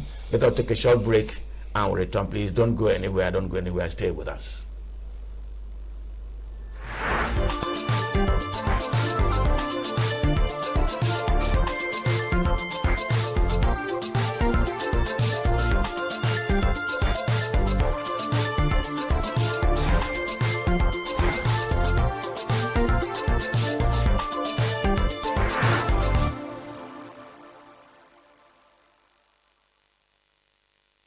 Amid rising insecurity in parts of Nigeria, a former Minister of Defense, Theophilus Danjuma, has called Nigerians to defend themselves against bandits. But is arm bearing the best way to save ourselves as Nigerians? Today, we are on the streets of Abuja to get the opinion of Nigerians. Without mincing words, I will say yes, because everybody knows the situation that we are facing in Nigeria regarding insecurity. Truly, to be candid, I am one of the advocates clamoring for state policing, because like we have youths, gallant youths that can really help this country in tackling insecurity. Yes, because in my area, in my clan, or let's say in my district or hamlet, we have places that somebody from Lagos, if he's being posted there, does not know the terrain where all these bad people are, or will not even know what is happening in the community. But we, my people know what is happening so they can help in tackling insecurity in one way or the other. Very, very serious. It's a serious issue. Like Benue State. No, I don't support that. Because if we do that, it's going to cause a more war. Because a normal man on the street can get angry and bring a gun to the pocket and shoot somebody down. So I don't support it. Nigerians should be allowed to bear firearms. I would like to have my own gun. For example, I stay at Buhari. I can't go home once it is late. I'm scared. And once it is late, 5:30, 6, I can't leave Buhari because I'll be checking what time will I get back. It's everywhere is something else now. I have to be careful where I enter, even in this Abuja. I have to be careful where I enter. It's bad now, especially if you want to be a farmer. You can't farm again. You have to be careful. And you go into a secluded environment, a quiet area inside of bush or something. Somebody can just meet you there and you don't know what's next. So Nigerians should be allowed to have their own equipment, their own weapons, their own firearms, so that they can defend themselves. This is the only way we can preserve our lands, preserve ourselves, our lives, because the government has proved to us time and again that they are not interested in our well-being, they are not interested in our safety, they are not interested in anything that has to do with the common man, provided it does not serve their selfish interest or political interest. No, I don't. I don't. Because it's going to cause chaos, afterwards. It's not by bearing the arms to defend. Most people now have ulterior motives to use it for stealing and other uncalled activities. Nigeria insecurity, of course, is getting worse because last year was more worse than this. Well, I may not want to say that because it's not that simple to say. But if the situation is not arrested, of course, that's the eventual outcome you get.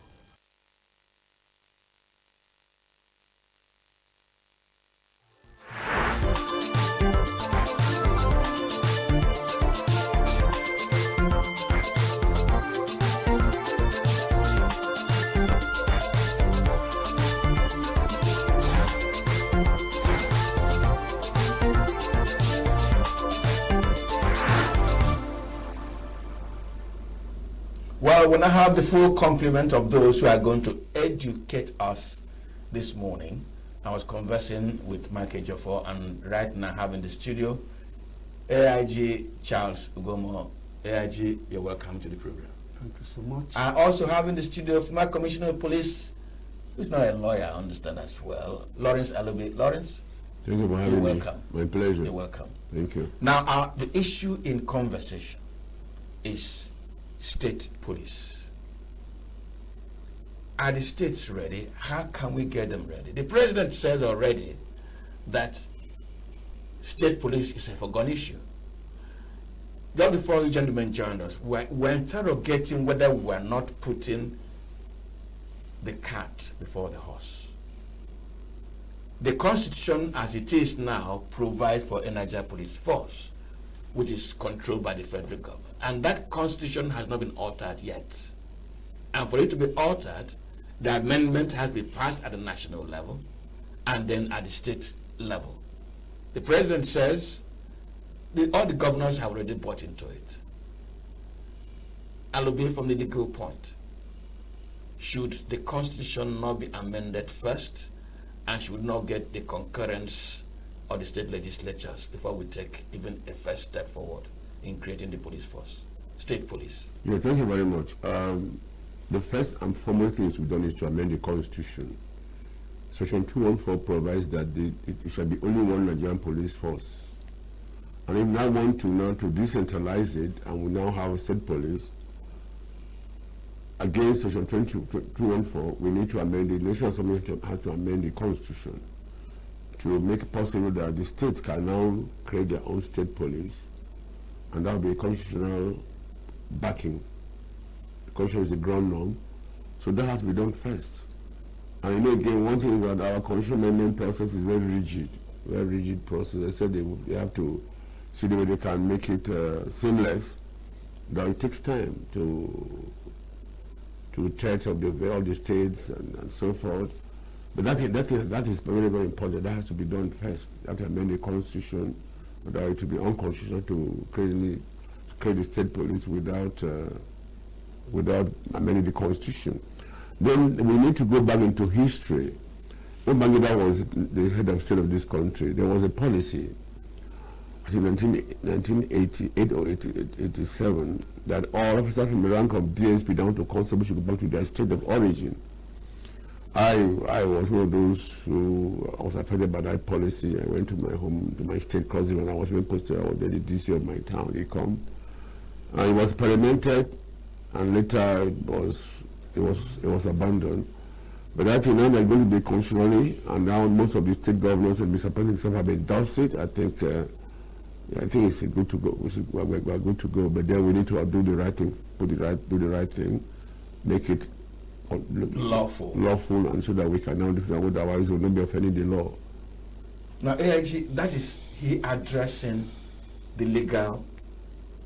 He also has raised something. Drawing from history, once upon a time, the central administration said, let's see no police officers go back to their states of origin.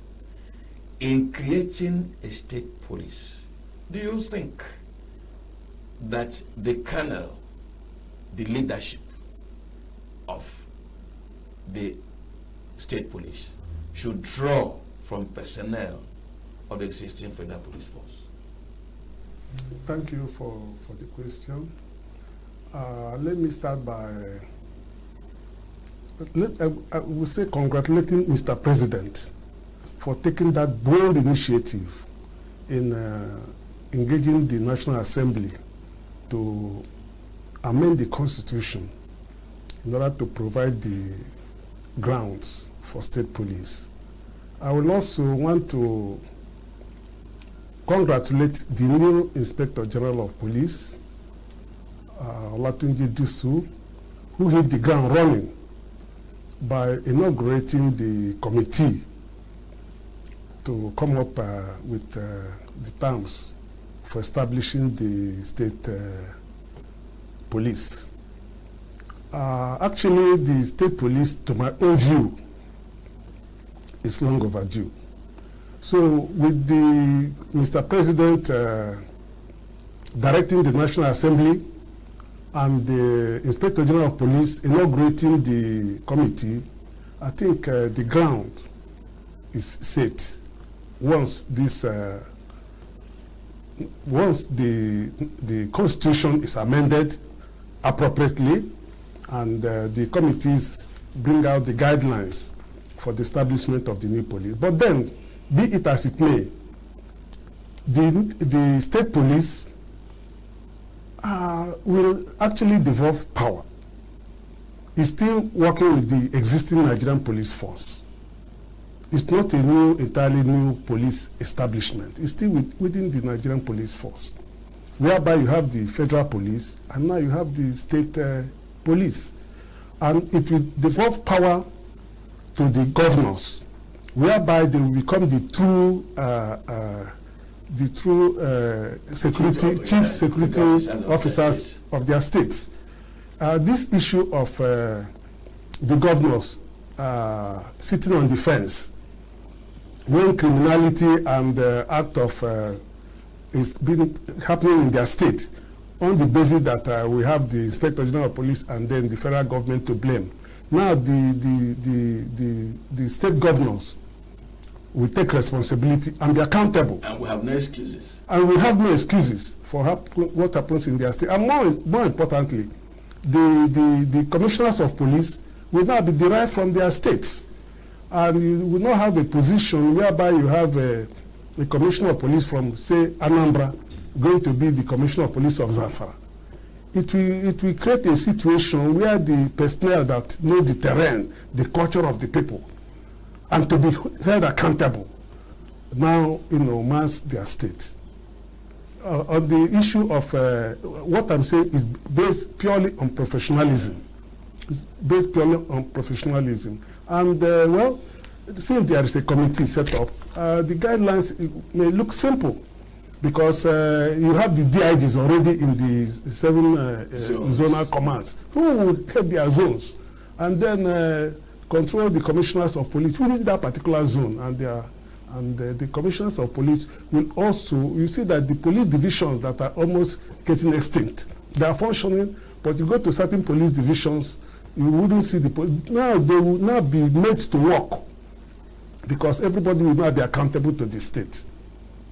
Okay, Mike, I'm not coming to you immediately. Let me go back to Lawrence.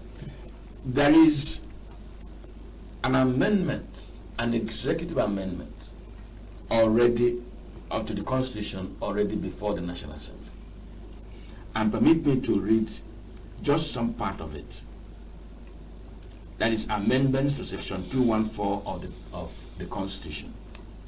And it says, proposed changes seek to delete the phrase forbidding other police forces, because as it is, it forbids any other police force, and instead introduce sections as establishing both federal and state police. That is an amendment being sought.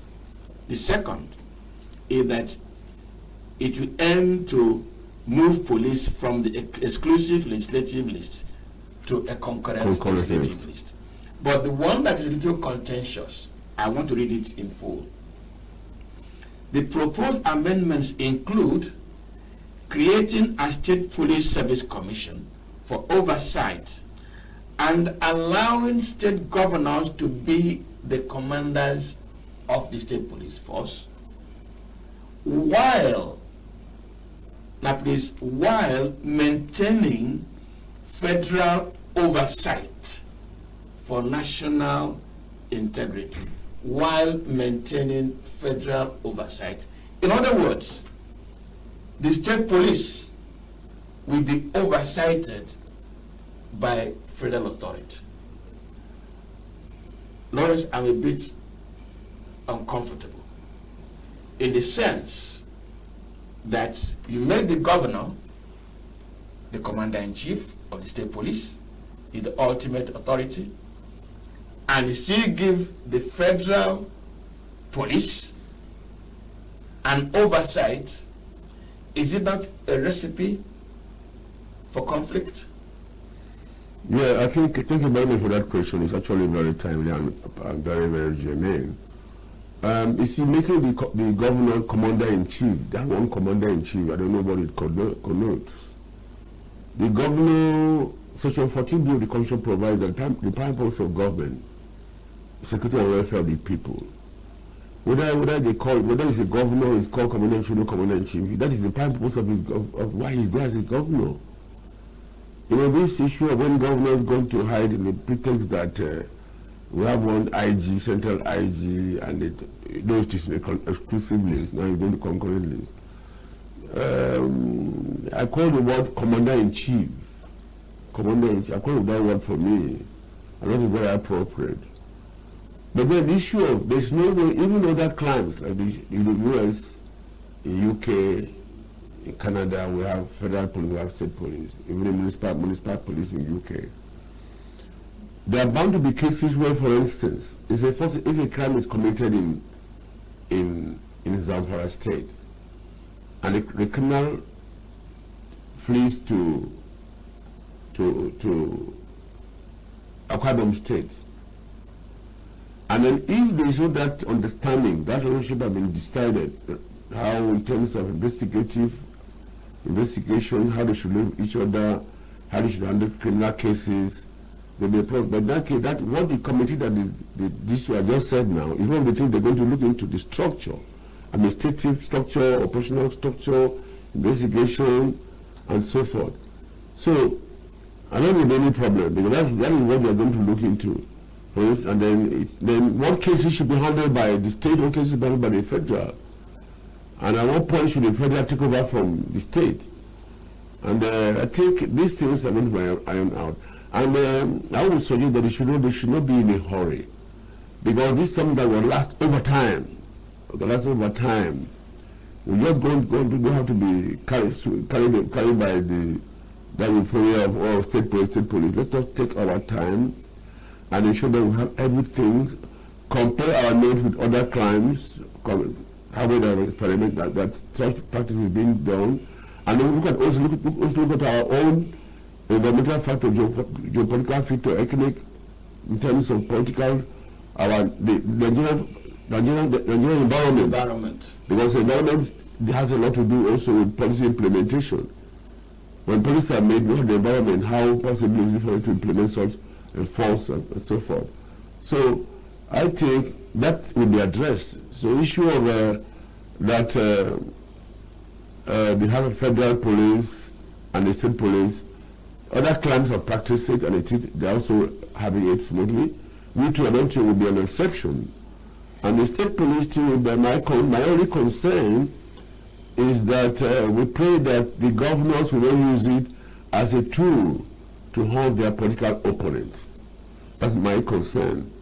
And I would strongly recommend that there should be a provision in the Constitution that becomes an impeachable offense for any governor who tries to use the police arbitrarily to the detriment of the state in general, the country in general, of course. So, because some governments sometimes they want to use the police with the idea, you know how sometimes instructions are being given, do this, do that, go and do this. But we use our discretion. So that, if that could be done, and also equal sure, though I'm sure maybe we'll go into that later, issue of funding. Most state governments can have pay level of their staff. Security and policing is very capital intensive. And to the state, some of the states are not viable, economically viable.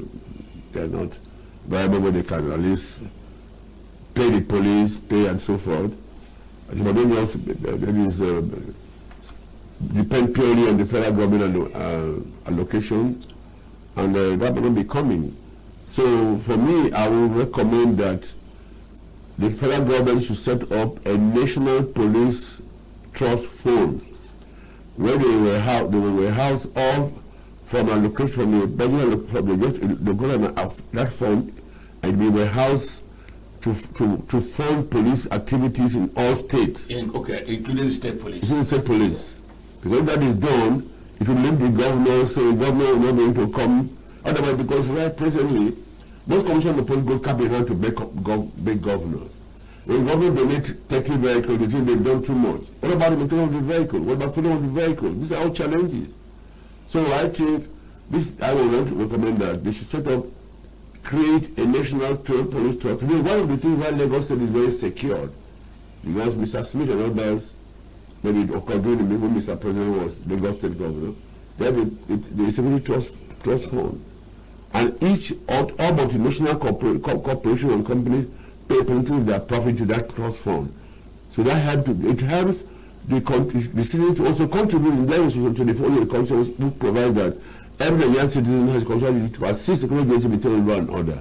So when the citizens themselves contribute to that fund, they're happy to contribute to effective policing of the environment. Now, Mike, before Alubi and AIG came in, I had raised the question of who is going to recruit and who is going to be in the police force. Because he just raised the fear of misuse of the state police. And don't forget, we countered with the conversation, is the police as it is not being misused now? But it's a genuine fear. And it starts from how recruitment should be done.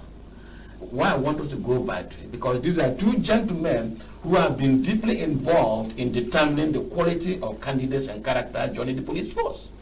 So, how do we recruit so that we know quality human beings are getting into the state police? Yeah, like I stated earlier, there are various stages of recruitment of the state police were intended to bring to bear. First of all, like I said, the president, the traditional ruler, because there's no committee without traditional ruler. In some areas like the southeast, you have a president general of town unions. So where you have such structures, you should work together with the traditional ruler, the president of the town union, or development union, whatever you call it, to nominate people who are impeccable, not politicians, and not thugs, well-known thugs, you know, that have been patronizing their big bosses in their nefarious activities. Then from that stage, you go to the DPO, who will check whether they have criminal records. If they're satisfied they don't have criminal records, they don't have issues of violence, or they're not violent prone, it now goes to the local government chairman, who also attest to their character. From the local government chairman, you still further send them to the state security for vetting. So you can now see that before all these processes are finished, some other people must have been fished out. Some people who are not eligible must have been fished out. So, but you cannot also rule out the possibility of influence by the governors, who insist that this person is my candidate. Is my candidate, not my boy this time. We have also seen it at the National Assembly, and it's embarrassing. When you see National Assembly people sending notes to the IG, sending to the army, undermining the process. At the end of it, they proudly come and see maybe 5 policemen. These are my candidates. That's your contribution to the development. The police.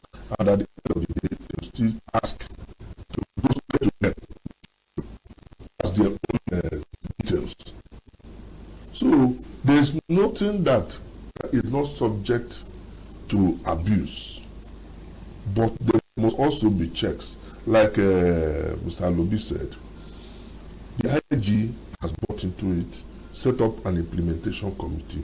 So these areas will be looked at. Look at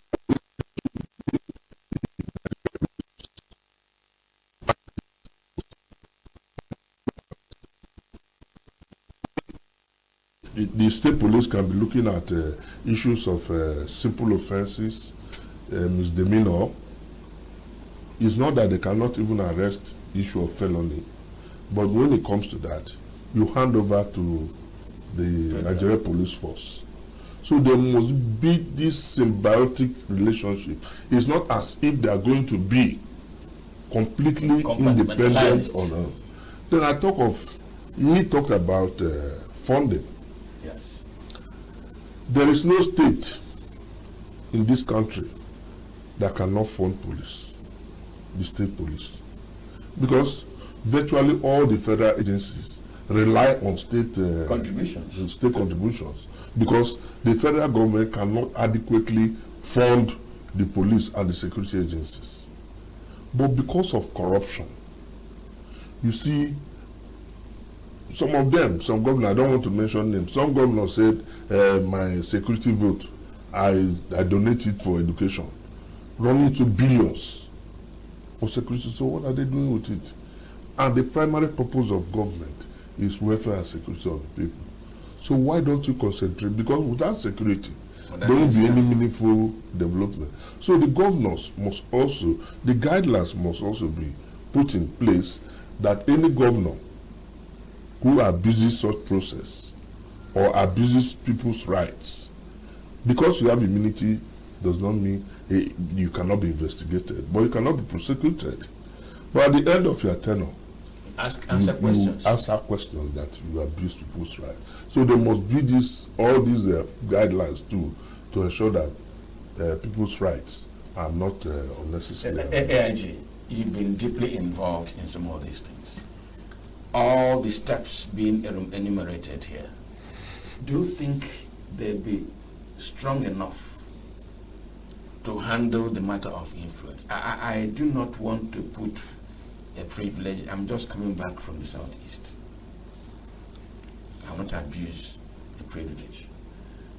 But do you think that these steps being put in place will be enough to check abuse? When I mean abuse, let my boys be there. It's an opportunity for me to provide job for my boys, my relations. I asked the question earlier, what quality of personnel should now be accepted in this police force? Is it anything inferior to Nigerian police? And how do you address the matter of it's my time to give my people jobs? In addressing that issue, right now that we have a centralized police,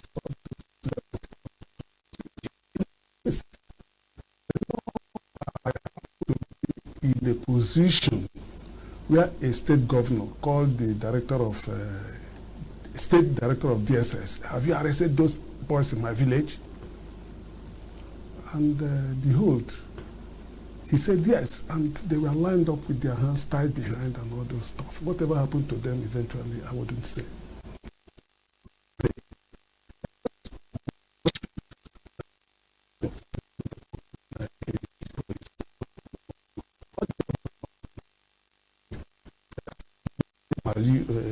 Used to governor, abuse to governors. All the governors are not abusive. But be that as it may, state police is very, very necessary in our in Nigerian security environment right now to curb insecurity. Okay, the issue of funding that was initially raised, police has their budget. Instead of handing it to the IG, hand it over to the states, the commissioners of police in their states. And even the governors right now, with their security votes, they've been buying various vehicles for the police in their states. They will also assist. But that does not deviate from setting up a police trust fund. After all, we have it at the national level. There's a police trust fund now. We could say that of the states. The funding wouldn't be an issue to say that where would the state governors get money to finance state police. No. What the budget section needs to do is to decentralize the budget of the Nigerian police force and send the force that is supposed to be sent back to the IG to the state commissioners of police. And that finance issue would not be a problem because right now, even the money that is sent to the central police, sometimes it is items and materials that go to the state commands and not the physical cash. And that's why they are always impoverished in trying to execute their mandate. But be that as it may, the issue of state police, the way I look at it is that there must be a holistic force reorganization. There must be, because we are having, it's not that the state become automatically independent. No. We have the DIGs of the zones. They man their states. The commissioner of police becomes the man works with the governor. And the governor holds sway as the chief security officer of the state and directs affairs. So the issue of anybody sitting on the fence will no longer be there. You cannot have a situation whereby you have ungoverned spaces all over the place. What is the commissioner of police doing? And we have divisional police officers all over the 77 and 74, all over the federation. And there you're still talking of ungoverned spaces because some people are sleeping over their duty. That's just the situation. We say that we don't have the vehicles, we don't have this, we don't have this. But definitely there's a budget. And this budget does not cascade down. That's the main problem. Alubi, let me bring us good news. The good news is that the president has spoken openly about making more funds available to the states. He is insisting on devolution of responsibilities and devolution of resources. And that we in the media should help to start holding our governance to account.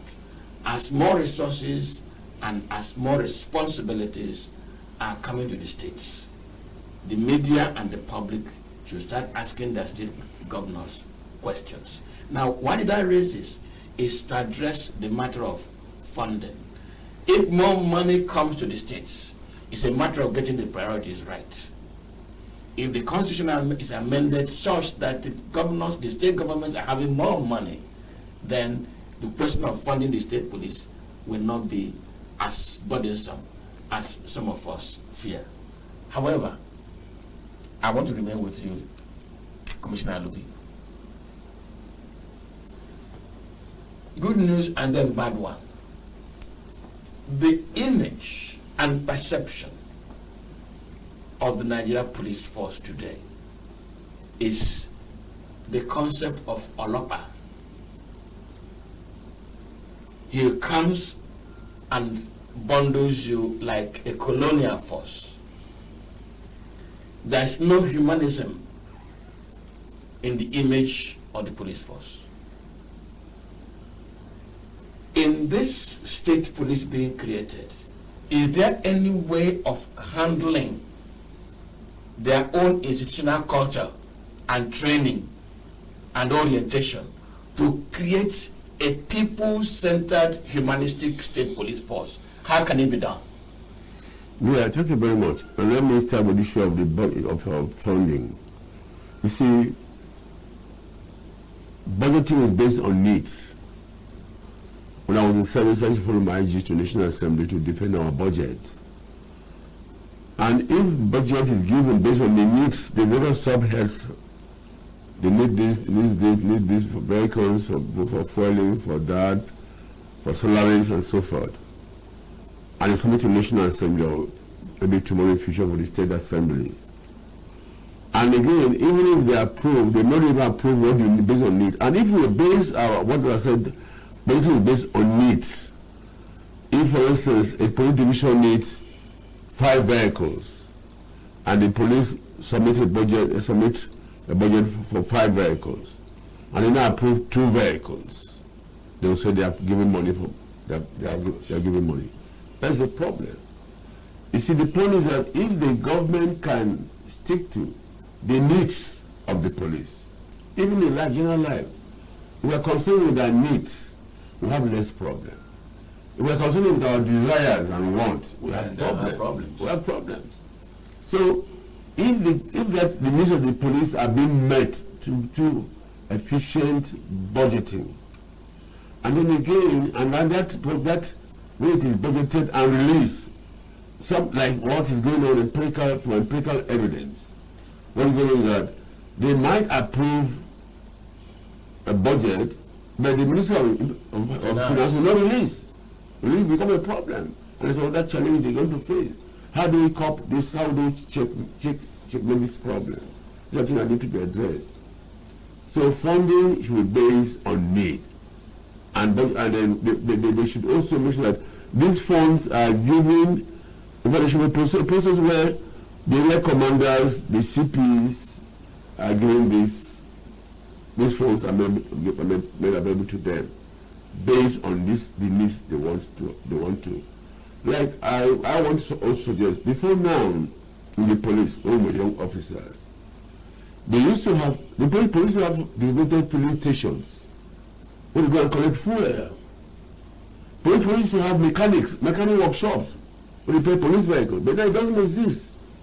You go to private mechanic workshops, say police vehicle be abandoned there for months or so forth. So I think if this thing could be introduced, so that we have designated police stations, what stops the police liaison with the NNPC to sort of this? The patrol vehicle, sometimes a distress call is being made by a citizen, and people tell you they don't have fuel. Maybe they have a door where they can go and collect fuel, and that will solve that problem. And they have records, and it's also budgeted for. It will go along with solving some of these challenges. Then coming to the second issue of the orientation and the corporate image of the force. And the value that drives this, that will drive the state police. You see, policing in the country has evolved through the colonial, the military, and the new colonial Nigeria. And the police in ab initio was used as an instrument to oppress the people, to oppress the colonized people, subdue them, to succumb to government policies. And which seems to be what operates. The police wants to subdue. I'm going to that. You see, so that orientation, that mentality, the government also, that mentality that the police meant to use an agent of the government against the people. And that ended up alienating the police from the people. And the people that saw the police as agent of government against them. You know? And so now it is also important. I'm very confident that this will do a good job. He was a fine officer with international experience. He was in Sudan. He led the team, the Nigerian police peacekeeping contingent to Sudan. That international experience delivered the international best practices have been put in place. I'm sure you must learn from that unless you get that to bear. You see, it's left for the police to introduce whatever democracy. You know, we have colonial policing, we have militarized policing, and now we should not have democratic policing.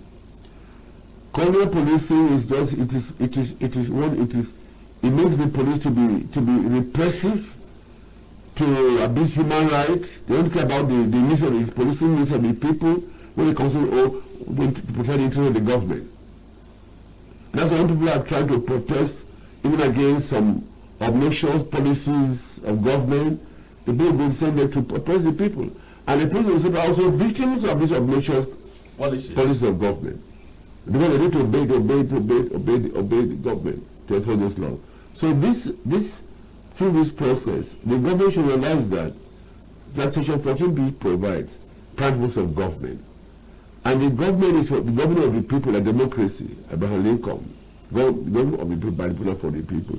The leaders are elected there to ensure that the needs of the people are met. That's what leadership is all about, not to oppress, not to impoverish, you know. So now the police leadership under this, I think I want to strongly advise, they should adopt principles of emotional intelligence and democratic policing as a framework of training.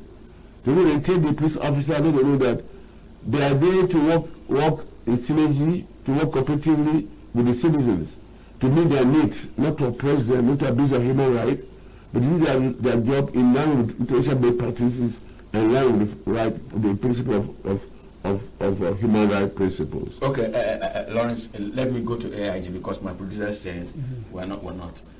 AIG, who should train the state police? Yeah, we have training schools. First of all, the image of the police will be, revived by training. We have this issue of culture of sir. There's something wrong in a police officer, even trying to arrest you to say, sir, this is the situation, or this is this. But be it as it may, the issue of violence all over the place seems to have permeated more into the Nigerian police force. And like my CP Alobi has said, the new Inspector General of Police has a job in his hand to reorient the police into that culture of sir. And that deals with the police training. We have the Nigerian Police Force training schools. And be it as it may, and various training schools all over the state. There is no state without 2 or 3 police training schools. They will train them. What we have in other areas is where you train the officers. But these arrangements can be broken down. That's why I'm saying that there must be, that force reorganization. The force reorganization will involve in operation, in training, in investigation, and all spheres of the Nigerian police force. And I've seen the contingent of the committee members. A lot of policemen are there. And they understand what I mean by force reorganization. And this will go into a major force reorganization. And that will cascade into the various training schools for the state police. Now, Mike, I want to end this conversation by asking you a question. Can a man give what he does not have? In law, you don't give what you don't have. What I've been human in actuality. It's going to be difficult. Now, let me tell you why I'm asking that question. Yes. I'm sure you already know. Yes. If you go, because I've said that on air before, let me draw from it. Just on Thursday, I had an associate professor of law here, and we're discussing the report by Amnesty International and the red flag on Tiger Base in Owerri. And in the course of the conversation, she said to me, don't talk about tiger base. Talk about tiger base-ism. There is a replica of tiger base in Niger State. There's a replica of tiger base in Lagos. There's even a continued tiger base in Abuja here. There is now the famous tiger base in Owerri, where the institution of the force, as a matter of regular practice, dehumanizes the public. Yeah. And people are now seeing the new police about to come as another institution. How AIG has said, train them in the same training schools that have produced the tiger-based personnel. Can you give what you don't have? Well, the issue of training, you might train people that are not amenable to the training or discipline. But I think the greatest challenge we have in this country and various organizations or government institutions is the problem of leadership. Once the IG sets a standard, this is what I want, and he's preaching what he is doing, this problem in 1 month is gone. I'll give you an example. I'm not saying like AIG said that he didn't tell us why the governor said they should arrest people in his village, whether they committed offense or not. If the governor says you should go and do that, you will do that. But I can tell you now that I'm giving the issue of leadership. The present day SSS, the leader has shown the way. And you can see the successes they are making. If you cross the red line, you'll be visited with sanction. You remember only 2-3 months ago, 153 officers were dismissed. So everybody is now very cautious that I don't want to. So it boils down on leadership. If you come to Nigeria, as we are talking about now, the president is saying this is what I want, and he's doing it, doing what he says. Nigerians are very good followers. Sure. Nigerians are very good followers. So let us set standard by the leadership. And that again comes is recruitment, leadership recruitment process. If you have a flawed election that's not credible, then you see you are not accountable to the people. But when you have that leadership, and I believe the DSU that I know will set standard for the police. Okay, I want to take that as my exit point. DSU that you know will set the standards. And we believe that the standards will cascade and give us a state police that will serve the interest of the people. And as Lobby said, we will start ending with, putting behind us Olokpaism and bring a little humanity into our police force. By that time, if a policeman says you are under arrest, the question you ask is, which police station will I report to? And not, who are you to arrest me? In the past 57 minutes, I've been conversing with knowledge-based gentlemen, people who are educating us in anticipation that our various states will have their state police. How to implement it, how to train them, the expectations, the likely challenges, the funding. These are matters that the district committee will contend with and the state governor themselves will contend with. All I need to do this morning is to start from Commissioner of Police, Lawrence Alubi. Thank you very much for coming to the studio My this pleasure. morning. Again, I want to recommend that the citizens also should be made to be aware of their role in promoting effective policing in the country. Thank you very much, Mike. It's not everybody going around saying, I'll use the police to deal with it. No. I think that will be checked under this new leadership. I very strongly believe in the new leadership. And AIG is not a matter of, after all, I was the former governor of this state. How can you be whistling beside my house? Call me the commissioner of police to deal with it at heart. No, you see, the issue of the state police will bring competition in security apparatus, whereby we can say Zamfara is the best secured state. I think we can say Benue is the best secured state. That competition will cascade, and that is the importance of the state police. And of course, security will go down to the grassroots and the question of ungoverned areas or reasonable areas.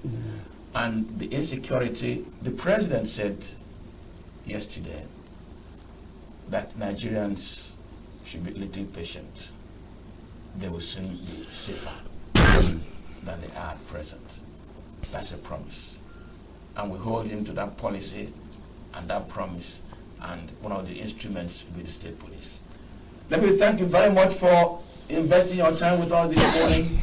Because of the nature of the issue, we had to return to the conference where I have more people educating us. My name is Mwagbo Zenjoko. Can we meet again tomorrow?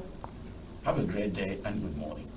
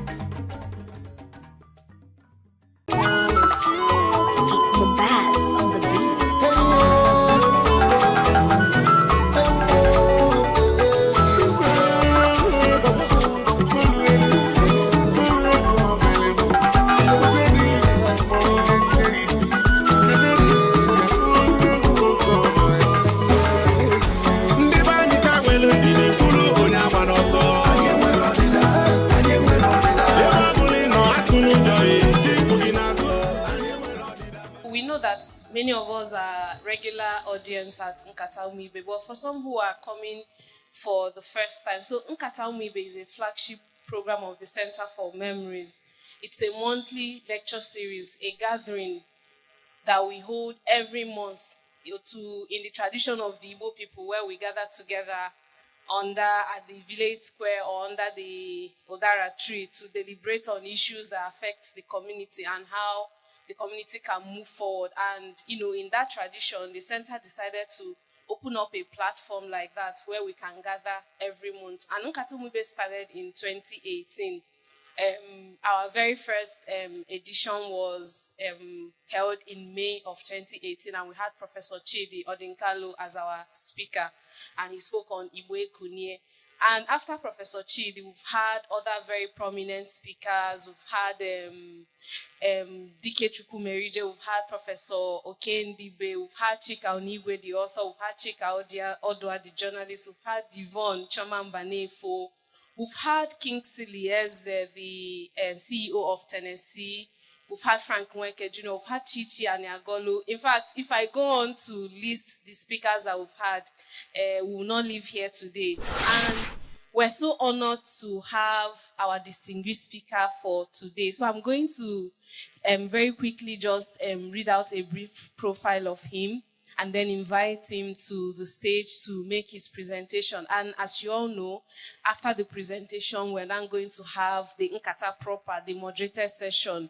And we also have another wonderful person who will also be driving that conversation. So Larry Ogwego is a Nigerian who believes that ordinary citizens can transform themselves and their nation if they consistently insist on doing what is right. He founded Greater Tomorrow Initiative, GTI, a youth development organization that later gave birth to Human Rights Volunteer Corps. And today, we have the honor of having him as our distinguished speaker to speak on the very important topic, Ndumiri Nduazu, interrogating the state of human rights in Ali Igbo. Ladies and gentlemen, with a resounding round of applause, please let's welcome Mr. Larry Oguego as he comes to make his presentation. Thank you. Thank you very much. It's a great honor and privilege to stand and share the podium that has been graced by some of Nigeria's great men and women. When you were mentioning the names of the distinguished speakers that have been here, I was humbled. Incidentally, I've had the privilege of actually attending many of the Nkata Umibe series myself, basically because I'm a Igbo. And I'm like a Nkata Basalo Ndi Igbo. But I must start by acknowledging the great work that is being done by Center for Memories. I also love the thematic focus, Makonya Ta Nature. If you do not remember your past, you may not be able to manage your present, and you definitely won't be able to plan for your future. So when that thematic focus was chosen, I don't know how it was done, but I believe it was inspired. Makonya ta nechi. Ndi Igbo si na onye amara ebe mmiri bidoro maba ya ama ama ebe ọ kwụsịrị. And that actually provides the background for the respect I have for the great work that Center for Memories is doing. Center for Memories. And I wish we would take the work this center is doing a lot more seriously, because we have a rich history. We have a rich history as far from way back, but also have a rich contemporary history as Ndi Igbo. And if we can go back and listen to the Center for Memories and begin to document, study, imbibe, and deploy the benefits of our collective achievement as Ndi Igbo, we will be inspired to do more. So I must salute the center for the great work they are doing.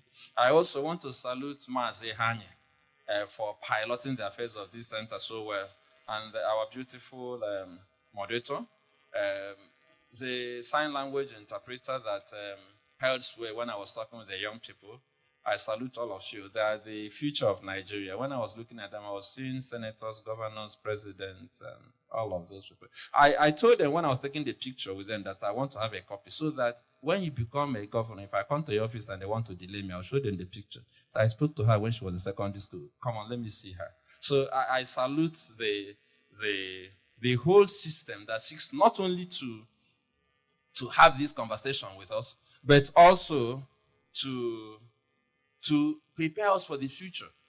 I enjoyed my session with the young ones tremendously, because I have this energy when I talk with them. I know that they represent the future. If you want to know how Nigeria will be in the next 20 years, look at them. And I thank the center for preparing them for a great future. Nigeria won't always be the way it is now. It won't always be the way it is now. With the kind of lessons that are being taught and the kind of questions I got from them, the kind of response I got, I can assure you that what we may not be able to achieve, they will achieve. I have a very simple task, but for me also a very, very sobering task of discussing a well-chosen topic, Ndu Mmiri Ndu Azụ, interrogating the state of human rights in Ali Igbo. When we talk about interrogate, we are talking about asking serious questions, asking questions aggressively about the state of human rights in Ali Igbo. But before that question of the state of human rights in Ali Igbo, there's a very interesting statement, a very interesting philosophical statement, Ndu Mmiri Ndu Azụ. So that statement speaks to the fact that without the understanding of Ndu Mmiri Ndu Azụ, you may not even fully appreciate what we are going to be talking about. Ndu Mmiri Ndu Azụ speaks about the fact that there is no way you can make progress in a society if you do not recognize interdependence. Mmiri actually accommodates the azụ. The water accommodates the fish. Without the water, the fish will not survive. But guess what? Without the fish, the water will lose part of its relevance. As a matter of fact, in several riverine areas, what takes people to the water is the fish. So if you remove the fish from the water, people may not even know the water is there. Besides being a means of moving from one point to another, one major reason people go to the water is to get fish. So there is this interdependence between mmiri and azu, between the water and the fish. While the water looks like it's more important because it accommodates the fish, if you remove the fish, the water loses a large part of its relevance. And that is what we are looking at today, Ndu Mmiri, Ndu Azu, which speaks to different aspects of Igbo philosophy. Ewe bere, ugo bere, ukata na akpa dibe, ma dibe aru n'oke ọnụ n'ọkụ, biri kam biri. All of these expressions speak to one fact, that we have to learn how to coexist peacefully to the benefit of all of us. So when you get that background, it lays a foundation for the conversation about the state of human rights in Alibu. And since we are going to look at it from the point of view of interrogating the state of human rights in Alibu, I want to actually just ask a few questions and answer them because I don't have all the time in the world. So the first question is, what is human rights? Human rights are basically the rights we have because we are human. There are other more elaborate and fancy definitions. But why I love defining human rights as the rights we have because we are human is that a lot of people associate human rights with the caliber or state of the person who is seeking to enjoy the human rights. So very often when I speak about human rights, for instance, when I talk about the right to liberty, the right to bail, people ask me questions like, so if the person actually committed the crime, should the person also get bail? And my answer is simple. The law says the person should get bail. The law assumes the person is guilty until proven innocent. The law does not look at the person through the lens of being guilty because the law assumes the person is innocent. But you as a layman, you're saying, I saw him steal. Bail is not supposed to be go home and sin no more. Bail is supposed to be go home so that you will enjoy your freedom and be productive. Perchance you didn't actually commit the crime. So what if after all of the detention, the person actually didn't commit the crime? So the point is, human rights should be enjoyed by people because they are human. Not because they are nice people, not because they are innocent, not because they are wealthy, not because they are educated, not because they are politically connected, but just because they are human. When we understand this definition, our communities will begin to change dramatically and drastically. For instance, I've noticed that when you come to a village setting and you are discussing issues around human rights, you notice that people who had a bad reputation will actually not get their rights respected because most people will be judging them based on their past. I don't know if you can connect to what I'm saying.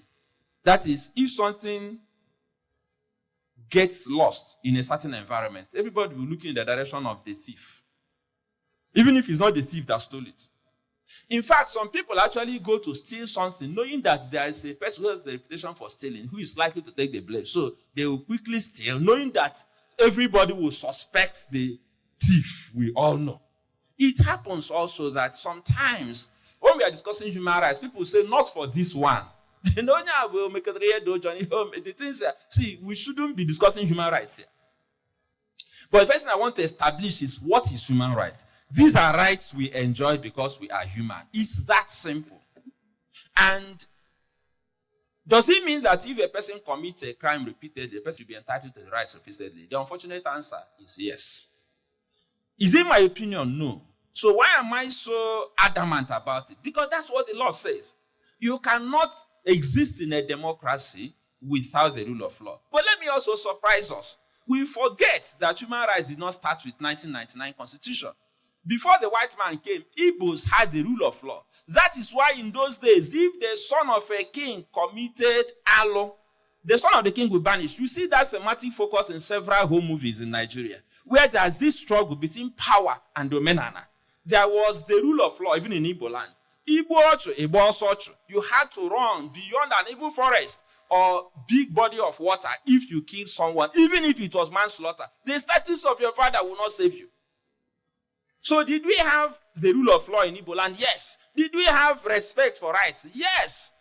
How do I know? We do not even remember that even women had rights. We always think about the fact, that Okonkwo used to flog his wife in things all apart, so we don't have rights. No, it doesn't work that way.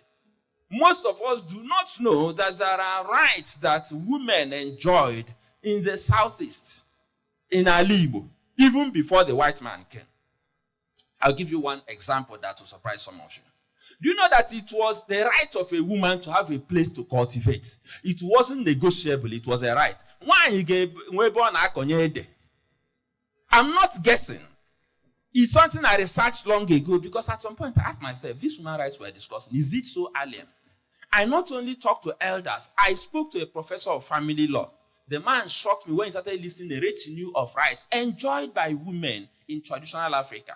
If a woman, for whatever reason, maybe she didn't have a boy child or she was divorced from the husband, was sent back to her family, the family had the duty to allocate her a portion of land to cultivate her ede. It was a right. It wasn't negotiable. Whether or not.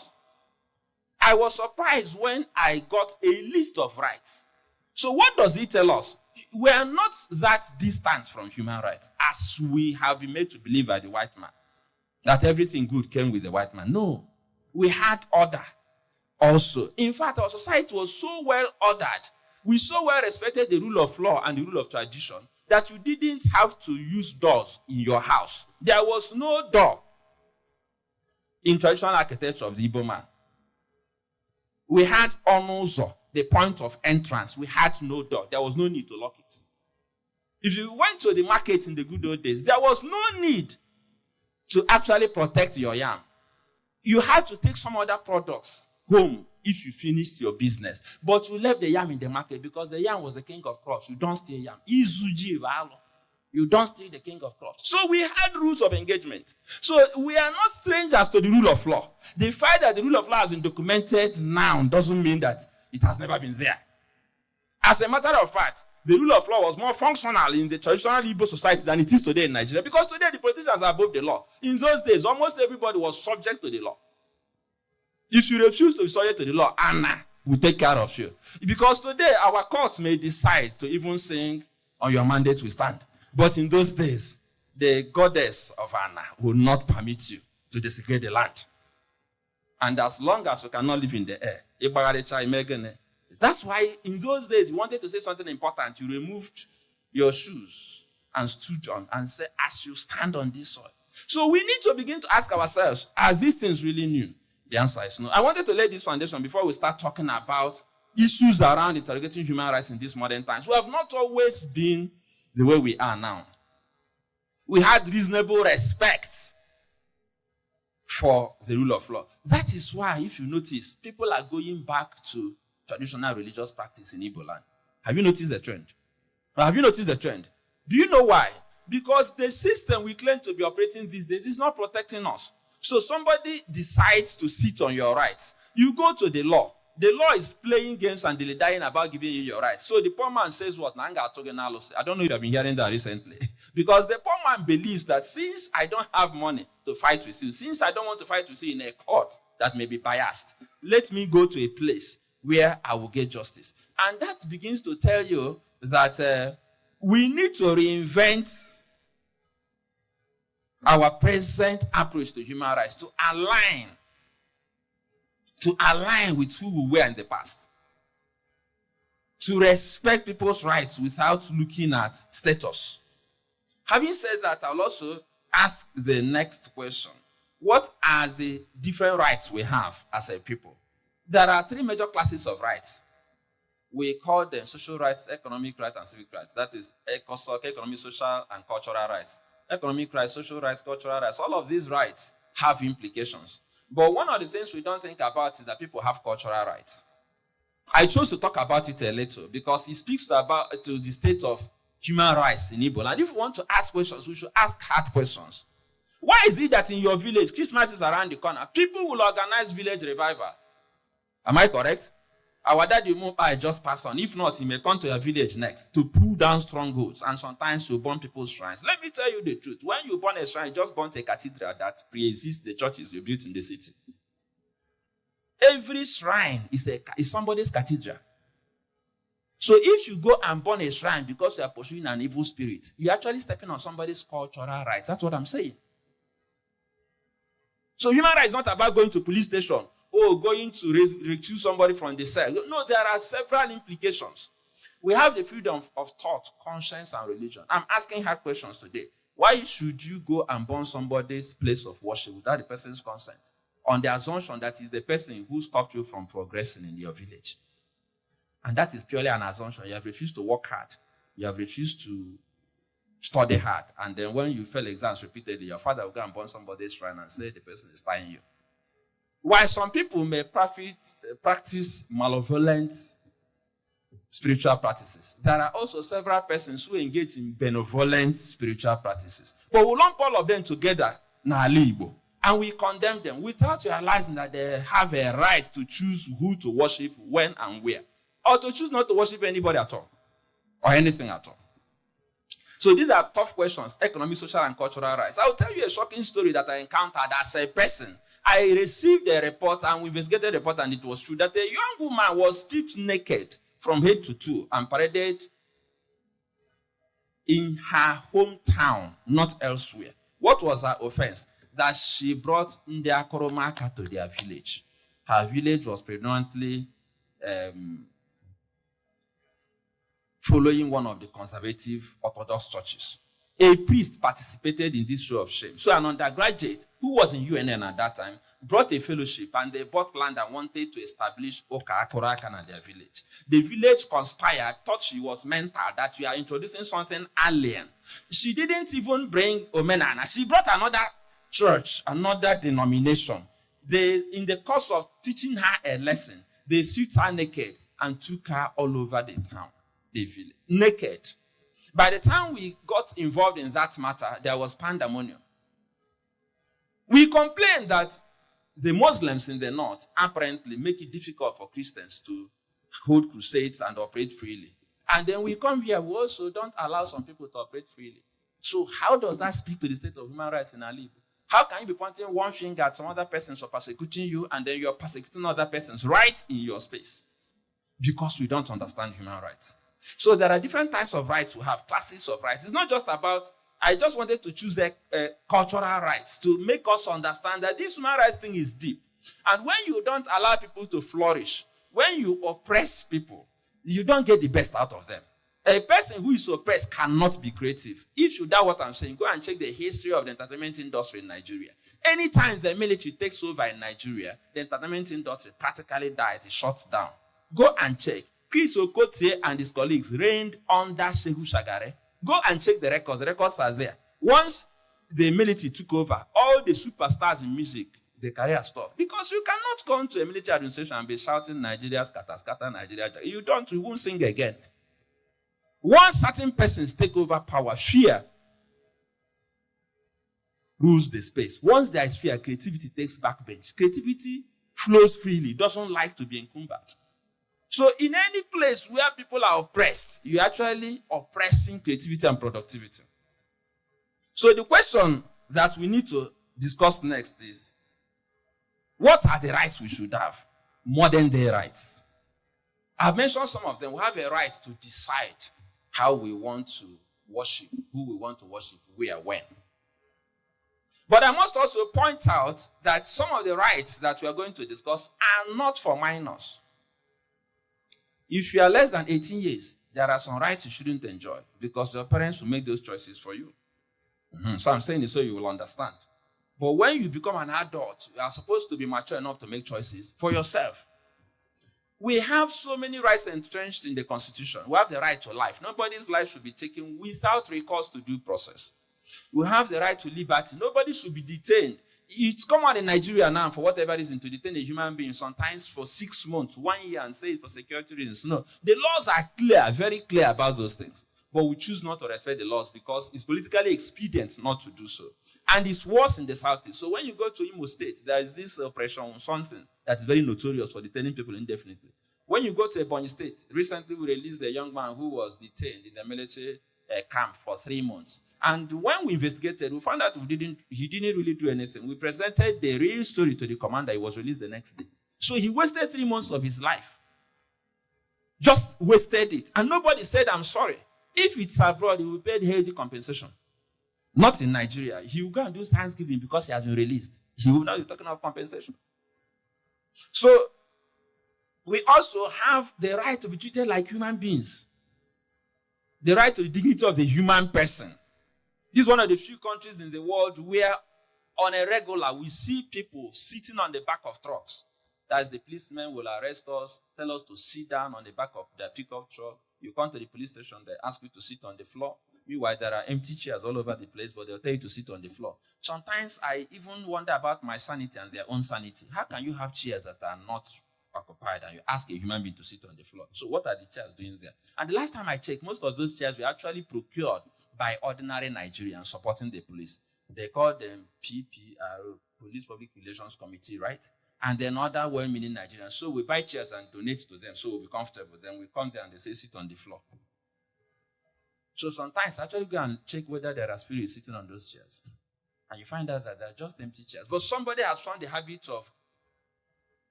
oppressing you to the extent that you submit. That is, the person dehumanizes you. So even when somebody walks into that police station and looks at you, you look like a criminal. He doesn't have to work hard to convince your family that you're a criminal because you are so dehumanized and so you are so in such a bad shape that people will be asking you, that's the first question most of your friends will ask you. They have not asked you what happened, and they assume you're guilty. Because of the way you look like a criminal. They do it intentionally. But assuming you come in a suit and you're sitting down in a dignified manner and you cross your leg, like that our sister there, somebody comes in to look at you. And the person will assume that this is a gentleman. What is he doing here? So they don't want you to look like a gentleman. But the law says you should treat us with respect to the dignity of our person. It's not only about the police and the institutions. We have women and men who have empty rooms in their homes and their house girls and house boys sleep in the kitchen with rats and rodents. That is an abuse of the right to dignity of that house girl. I was raised in a family where my dad forbade calling anybody house girl or house boy. In my home, when you arrange the order, if the house boy, house girl was placed as if like this is your senior, this, you gave the person the respect that was due to him. My dad would punish you more for disrespecting a family member than that house. So he taught us to just respect people for being human, not because of the state of their family, economy, state of bad. No.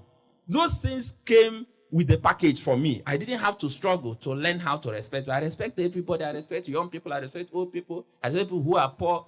I sometimes, I don't know if I respect people who are rich well, because sometimes they don't even deserve the respect. But you just respect them anyhow because they're human.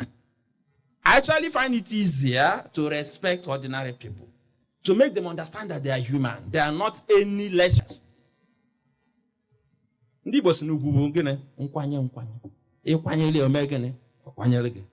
we have lost all that. So we have a plethora of rights, so many rights. Tenants have rights with their landlords. Landlords also have rights. Employees have rights. You don't just wake up and tell an employer you are fired. If you have the guts to say you're fired, you should also have the guts to pay 1 month in lieu of notice. If you have a tenant and the tenant is not quick to vacate the house and not quick to pay you rent, you should be patient. Go to the law. Don't tell me that the law is slow. My dad taught me some lessons. There was a time I had a furniture company and I used to complain too much. All these carpenters, that. My dad said, look, sit down, young man. I sat down. He said, look, if they are smart as you, they will not be in your employment. They will have their own businesses. So your job is to raise them to be who you want them to be, not to complain about them. My dad doesn't talk too much. He will say one thing like the Bible, you can begin to interpret it for yourself. Say, stop complaining about them, raise them. If they are smart as you, they won't be working for you. I learned that lesson. I started training my workers every Saturday. I bought a car and I started complaining about mechanics. My dad said, you have two options. It's either you sell your car and start using buses, or you go and find good mechanics and relate with them. And he said also, I know one day you complain about tenants. It's either you don't build a house, or you build a house and tenants will owe you and you manage them. These things come with a package. So if you have a car You deal with our mechanics. If you have a house, you deal with the tenants. So you don't tell me, no, the tenants are obnoxious. If you have a house, you have to be patient about evicting your tenants.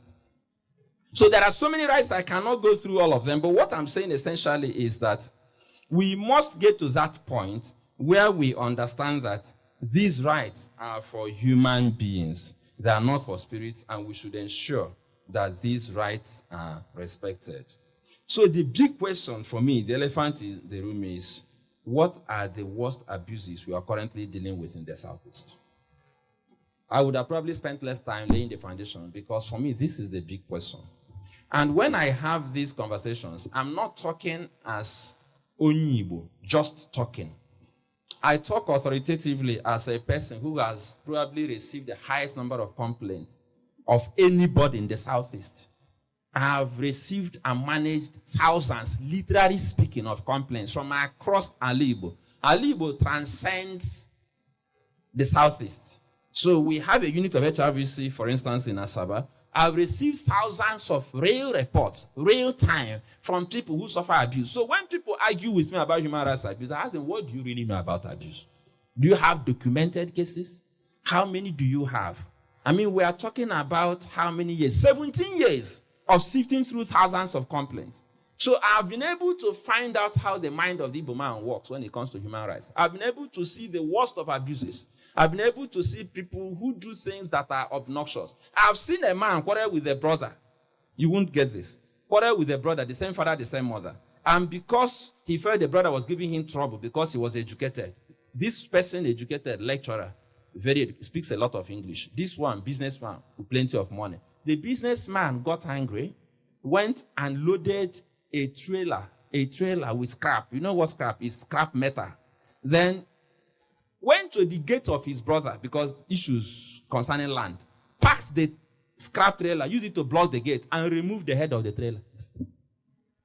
I don't know if you understand this story. That is, he used the trailer truck filled with scrap metal to block the entrance of his brother's gate. So the only way the brother could remove that was to go and get the head of a trailer, come and hook it to that stuff, and drag it out of. And then he also left thugs to look after the trailer body to ensure that nobody even hooked it to drag it out. To his brother. I've seen all sorts. So the money God gave him was for the purpose of oppressing, to show his brother, okay, I'm going to put you in your place by using my words to block your gates. That's how cruel people can be sometimes. So what are the worst abuses? Nalibo. The worst abuses we have by far, unfortunately, with the police, Nduwoji, and security agencies. The cases are difficult to manage. And the cases are legion. The first one is monetization of services. Most people don't know it's abuse. So you go to a police station, you want to go and report a case, and they charge you money for reporting the case. You want to go and arrest the suspect, they charge you money for arresting the suspect. And you suggest, okay, I don't want to pay money for you to bring your vehicle. They'll say, bring money for fuel. It's okay, I have a car, let's go with my car. I say, no, we can't go with your car. You have to, okay, let me put fuel in your car. I say, oh, God, you are difficult. That's not how we do it. Bring money for it. So you now decide, okay, I want to bring the money. Make we no quarrel for this matter. So you now ask the person, how much will it cost you to buy fuel from, say, for CID Annex? I'm now using a real case example, to Emene. And the person says 100,000. So you're wondering, is he driving a V12 vehicle that flies in the air or something? That's the person looks in your face and says 100,000. In fact, there was a case we got involved in, and they asked persons to pay 100,000 each for them to go and inspect the site of a dispute, which wasn't a police case, it was a land matter. But somebody took it to the police, I'll get to that. And they collected 300,000 from 3 persons who didn't know their rights to drive from Abani Road to Emene. Of course, our volunteer refused to pay, and they couldn't do anything about it. He said he won't pay leaving. But the others paid, knowing fully well that one of them didn't pay. So that speaks to the state of the mind of the Onyibo. We still have that assumption, so you submit to anything that they throw at you. There's the tendency of the police to do what is not their job, like debt recovery. Many of you here know stories of policemen being used to recover debt in business transactions. That is absolutely wrong and untenable. Anytime I say this in public space, people ask me questions like, so, what am I supposed to do? Going to court takes forever. So I say, no. See, my dad taught me some lessons. I've shared some of the lessons. If you do business, people will owe you. So you have to factor that into one of the things you have to deal with and follow due process. If you don't follow due process, you will pay. I'll quickly tell all of you who may be looking at me as if I'm from the moon that sometimes the oppressor can actually become the oppressed. The hunter can become the hunted. I'll quickly tell you the story of a policewoman who gave a loan to a church member. Church member couldn't pay the money. The money came with 1 million naira interest rate, I think, for 3 months. There was a transaction the woman was doing. The transaction didn't just go through. So she had to pay 2 million capital and 1 million interest. She neither had the capital nor the interest. And what happened? The policewoman arrested her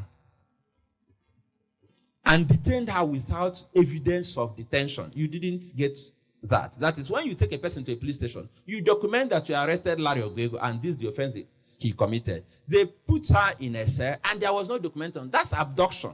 So when the family members go to the station and say, I'm looking for this person, they'll say there's no such person here because the person doesn't even appear in the records. And what was their position? They told the family members after some days, like 5 days, that if you bring the money, we'll release her.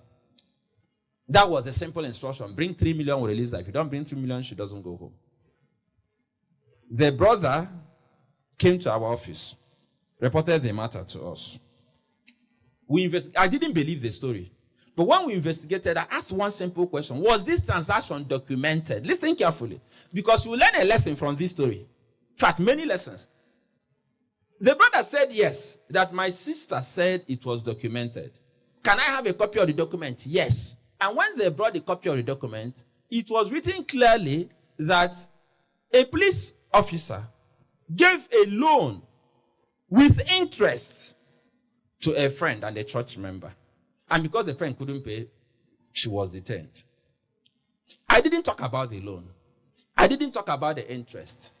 I spoke about two things when we wrote our petition. One was abduction. It wasn't arrest because the family didn't even know. It was not officially recorded that she was arrested. But do you know the second case that was interesting? A police officer is not permitted to be a loan shark. She was a loan shark. When we followed up on the second petition, that same woman came back to appeal to the person she held for more than 2 weeks. Of course, they released her. The Deputy Commissioner of Police ordered her release. Immediately, he received the petition, and the woman said, yes, I gave her a loan. But when he showed the woman the second petition that spoke to the fact that we are going to escalate the matter to Police Service Commission, because we are not supposed to be a loan shark. You are giving people loans without being registered for the purpose. You're a police officer. The only business you can do is agriculture. We put our cases in black and white against her. And that woman came to settle the matter. Sorry, but for the purpose of this issue of Ndumiri Nduazu, people understanding that we need to be careful about how we treat people we think are less important or vulnerable. This woman reported the matter to her pastor. That is when she was being harassed. The woman who was owing money. Because she was on the run and reported to the pastor. Pastor brought them to make peace. It was in church, in the pastor's office, that the policewoman arrested her. I verified that from the pastor. How did I meet the pastor? When the policewoman's job was being treated, guess who she ran to? The pastor. What went around just came around. Pastor called for a meeting. And guess what? To release her from the very wicked acts she committed, I insisted she should forfeit both loan and capital. She detained somebody for 2 weeks. Now, some of you may be looking at it as if you're a very wicked person. But you see, I explained my rationale. I don't do things arbitrarily. My rationale was simple. I told her you have the option of our submitting the petition, following it up, and going to court against you for abduction and illegal detention. The court may award more than the money we are discussing. You may lose your job. The option is that you forget the money, both principal and interest. She forgot the money. Why did she choose to forget the money? She decided to pursue the money the way most of us will pursue it, without any concern for this other woman, because she was in a position of power. And then because of that approach, she lost the entire money. Do I look like I'm wicked? No. My job was to try to use her as a lesson to other persons in that station who felt that their uniform gave them license to maltreat the rest of us. So there are so many things we can talk about when it comes to security agents, but we're not going to dwell on that. In fact, as we speak, the most frequent reports we get in our office is about police cases and then a few other security agencies. And then you'll be surprised that the next highest number of cases has to do with domestic issues, domestic violence, violence against women, maltreating of children, abuse of children, that's sexual abuse and all sorts of things. Family-related cases. It's actually shocking. It's so bad that the spinsters and bachelors who work in our office are afraid of getting married because sometimes I ask a very funny question. Oh, you are dancing with this person on the wedding day. I ask this question to all the couples that come quarreling. So what happened? What changed? The way they look at me, it's like this man is mischievous. But I say, so you people did. So did you love him before? I say, oh, God, stop asking me that. I say, no, I have to ask you. So what really changed? But the point I'm making is, when we fight these battles, we fight without rules. You see, a man insists that the wife will not see the child she carried for 9 months because they just are not married anymore, without considering that the issues of custody and visitation rights is not about only the couple, it's also about the child. The child's mental development will be affected if she doesn't get to relate with either of the parents. So I take time to explain these things. That it's not just about you. When you two were loving one another, you didn't discuss with this child. She was somewhere enjoying in the spirit realm. You people making the law of Gapote here. And now you are inflicting this injury on the child. Are you guys okay? Una meeting with the child before all these things started. No. Sometimes they become sober. I explain to them, no. Whatever issues you have should not be visited on the child. Family matters. I wish I brought it here, but my time was obviously limited, so I decided not to bring some things. But I wanted to bring some tools. A man wrote a constitution for her wife, wrote it, and gave the wife. When the woman, and gave it, he had the courage to give the wife a copy, and held the copy. When the woman submitted, I said it's not true. The woman said it's true. Ask him. I asked the man, a lecturer at Federal Polyco, the man said, I wrote it. What did he write there? You cannot have visitors from your family. That's they won't not turn to sleep. They won't visit. Your friends cannot come. They were 12 commandments, 12 obnoxious and wicked commandments. None of them made sense. The man actually wrote it and gave. I told the man, do you know that I can actually put you in jail with this? Because VAP law has been criminalized. But people don't know. The man wrote something that could put him in jail and gave the wife and said, this is the constitution of this house. An educated man who actually read law in the Open University. I told him, what kind of lawyer are you going to be? So these are the challenges we are dealing with now, Igbo. Of course, one of the things we have to talk about is government agencies and institutions that deal with us without recourse. In fact, my pain is that they don't even deal with us with the intention to reform us or to help us maintain order. When MOT is looking for somebody to arrest, they are not looking at sanitizing traffic, they are looking at revenue. So they wait for you like a hunter waits for a prey. In fact, I think they even manipulate the traffic light. So you are just driving at normal speed. You just move from green to red, bam. You don't know whether to jump on your brake and somebody hits you from behind. You don't know what to do. The moment you pass, the hunter is waiting. The next you see the hunters pursuing, and they pursue, overtake, and they recover all. Most of the time. And that is wicked. The job of the Ministry of Transport is to make sure the roads are clear. You go to main market, you cannot pass. You go to different places. Their job is to make the roads clear so that we can enjoy the road, not to pursue us. I told them clearly that Ministry of Transport is not a revenue-generating agency. If anybody tells you that person is a liar, there are institutions that do not generate revenue for government. They provide a enabling environment for investors to come, for other revenue generating institutions to now have a lot of business that will now make up for the revenue they are not generating. If you don't want to think about it like that, what is the Human Rights Commission going to do? So what revenue are they going to generate? There are institutions that don't generate revenue. So how much revenue do you expect the courts to generate? Do you know how much they pay judges? They give them vehicles. They pay the registrars. So how is the court going to generate revenue for government? There are institutions that create sanity and the environment for things to work. And those institutions must be respected as such institutions. If you convert them to revenue generating agencies, we are destroying the way the natural order of things work. Unfortunately, that is what we see in the Southeast.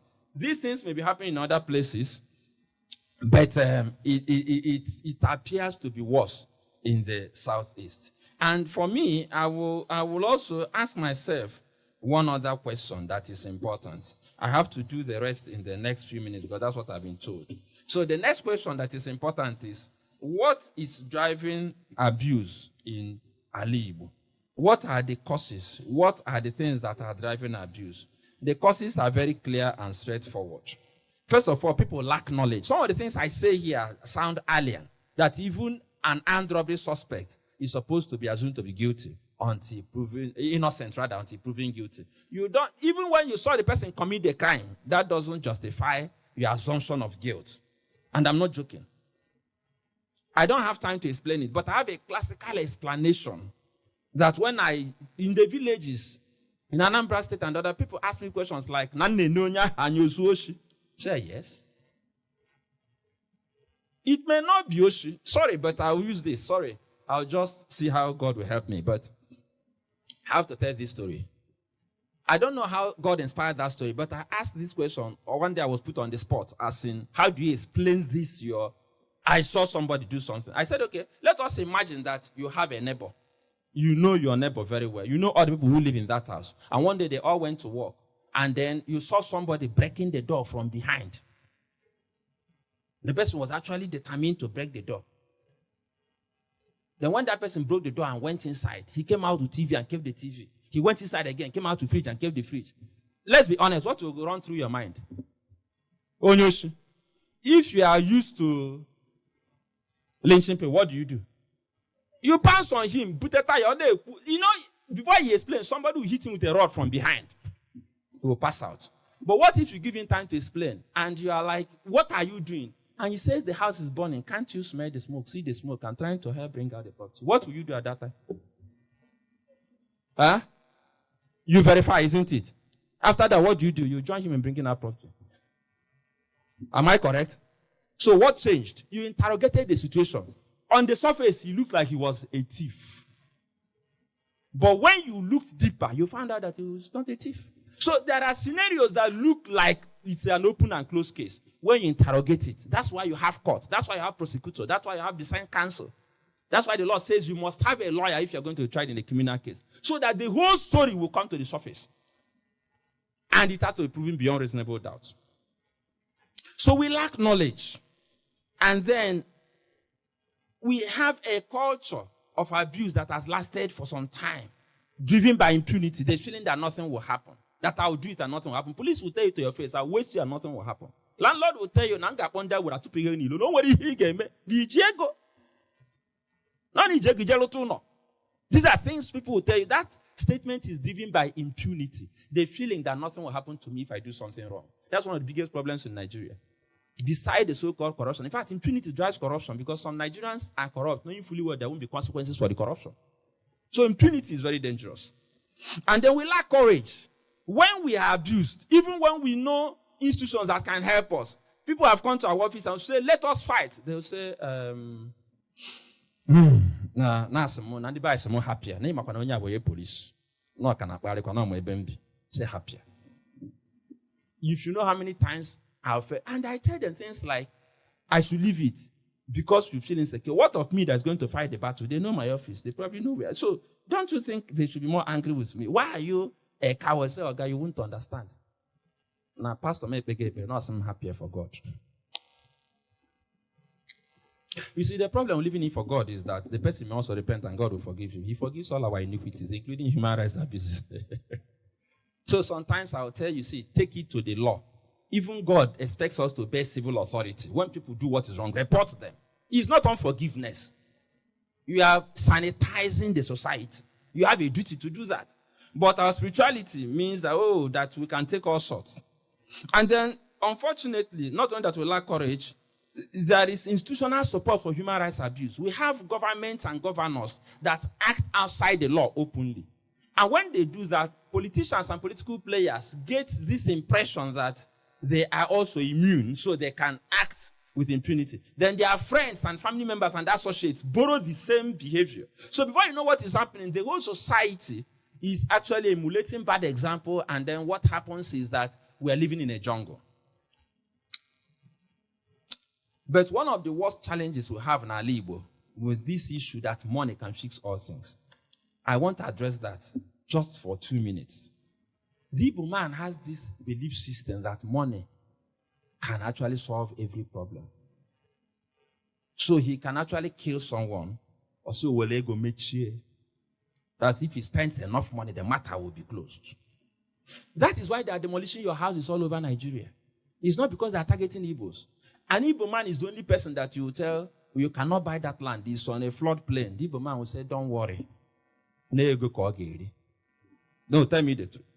And he will start with you that gave him the advice. He will close your mouth with money. You will sell the land to him. Do the documentation. Knowing fully well you shouldn't build there.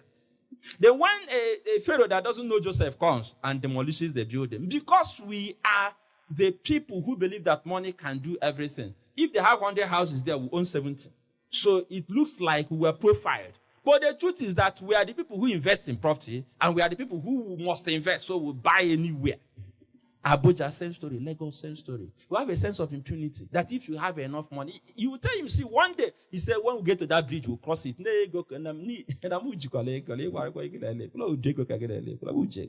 Don't worry, when we get there, we'll solve it. Then when the bulldozers come, he will start looking for media houses to shout, so why are we not going to follow the rules of the game? If you build in the proper place and have your documentation, if they demolish your house, they will pay you compensation. They won't even demolish it. So that issue of impunity, driven by the thinking that money can fix all problems, is very dangerous. So what solutions do we prefer? Because we're interrogating the situation. We must have knowledge. We must make sure the knowledge of human rights covers the entire space. Every place people gather, they should be discussing human rights. It is sad that we are going to have elections in Anambra State tomorrow, and no governor, no candidate is raising human rights as a campaign issue. And the electorate are not talking about it also. It's a big shame. As long as people do not make it the most important conversation, we will continue to suffer as a nation. Why? Because human rights affects and covers every aspect of your life. And I'm not joking. The right to good governance is there. Every other thing, in fact, the right of inclusion. Let me also explain this carefully. Now, when you have a proper government, when you have a proper leader, one of the things you use to assess quality of leadership is their capacity to include persons who are vulnerable. But we live in a country where the last people will consider are the pensioners. Governors award contracts of hundreds of billions of naira, pay the contractors, and tell you they don't have money to pay pensioners who served the state for 35 years. We don't talk about persons with disability. We spoke to a commissioner in ENUGU State some time ago about putting ramps for bus stops, and he asked us how many we need the ramp. Somebody who studied architecture with all his knowledge, he doesn't understand that the distance between you, all of you seated here, and crutches and wheelchair, God forbid, is one accident. We are all potentially persons with disability, but for the grace of God. When people have this type of knowledge, they will be more charitable. The fact that you're running around today with 2 legs doesn't mean that you may not lose 2 of them tomorrow. Bah! You don't know what happened. And then you wake up at orthopedic, no 2 legs. You have joined the other side. Then you suddenly become more compassionate. Suddenly become more. But you don't have to wait until it happens to you. These are all human rights issues. There's no inclusion. Once you are vulnerable, once you don't have resources, once you don't have power, you are not part of the conversation. Nobody remembers you. Nobody talks about you. But the last time I checked, in those other nations that we want to run to, that we want to be like, if you have these challenges, you are treated like a hero. I know a Nigerian, I'm rounding up now, who left the United States. Listen carefully. I know a Nigerian. I was touched by that story. A couple, out of patriotic zeal, left the United States, either late 70s or 80s. The man renounced his citizenship. He said he didn't want to be tempted to go back to the US. So he gave up. He did it officially. He burnt his bridge. The wife retained her own. You know, women are more, in some cases, I'm with this smart hand. I will hold my own. No. They came to Nigeria. 3 of the families took this decision. They came back to Nigeria. I met one of them. He told me the story. And when the heat was on, 2 of them fled back to US. The one who couldn't travel was because he gave up his citizenship. So he had to start processing again. So he didn't travel back. So he stayed here. Listen to this story. Much later, for medical reasons, the wife went back to the US because all she had to do was to show her social security number. They processed her papers. She went to the US. And she got treatment for free. As they just saw the money, they were like, wow, madam, where have you been all along? But the part that brought tears to my eyes was that she told me that they not only treated her free of charge, they told her benefits that she had from the job she did before she traveled that she didn't know she had. So they gave her a house free of charge in an estate developed for retired persons. An apartment, a 2-bedroom apartment, free. But the one that shocked her was that they paid her a small fortune. Benefits from the work the husband who renounced American citizenship did. That is how a nation functions. And a Nigerian will say that Larry deserves no say Larry wadi no catalytic no was in America. What can you darkness? The man rejected us. We should reject him. Then they will share that money. No, for them the law is sacrosanct. The law says this is your entitlement because you did this work. The man didn't process it too. The man left. The wife didn't know. They saw the number, everything popped up on the system. They gave the woman her own and gave her, oh, your husband, he's late. They gave her what belonged to her husband. That is why you're running there. But then, when we learn to respect our rights, when we begin to teach our children knowledge, teach ourselves knowledge, build courage, and then take action to stop institutionalization of human rights abuse. We have institutionalized human rights abuse. We have accepted it to be normal. Families gang up against that daughter-in-law. They say, no, but when it's their own sister, they suddenly gang up to fight the in-law. I don't know if I'm making sense.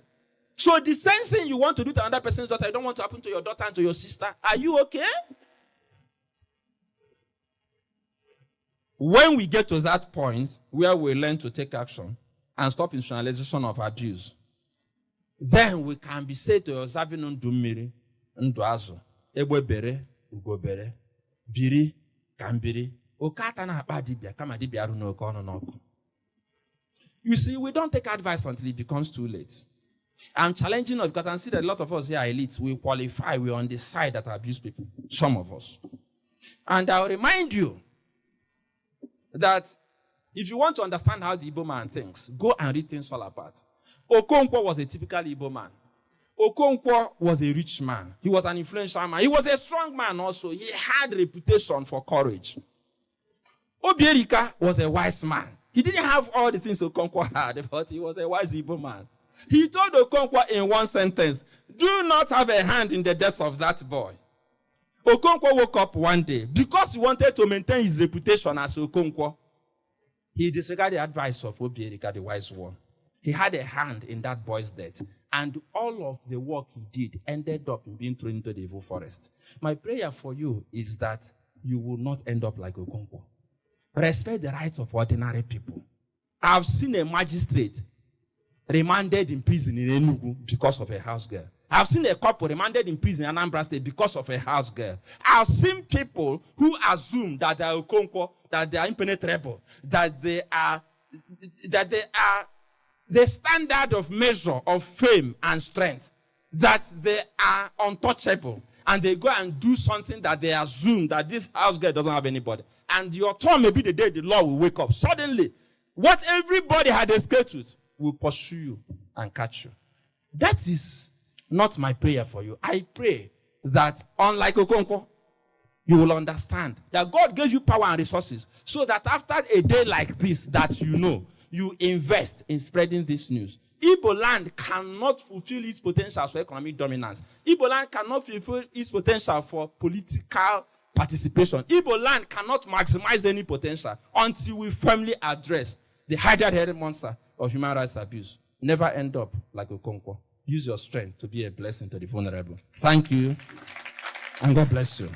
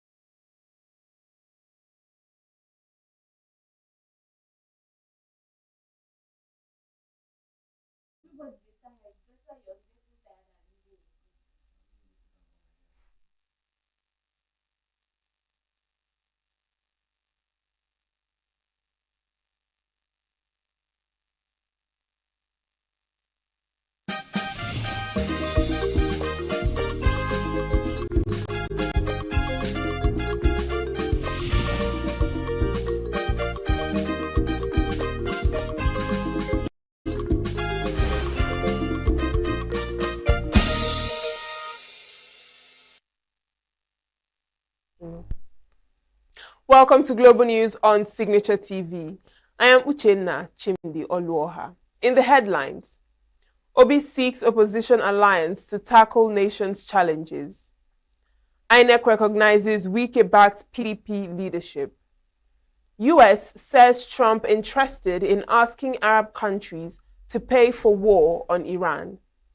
And Israel says 4 soldiers killed as army pushes deeper into South Lebanon. Details shortly.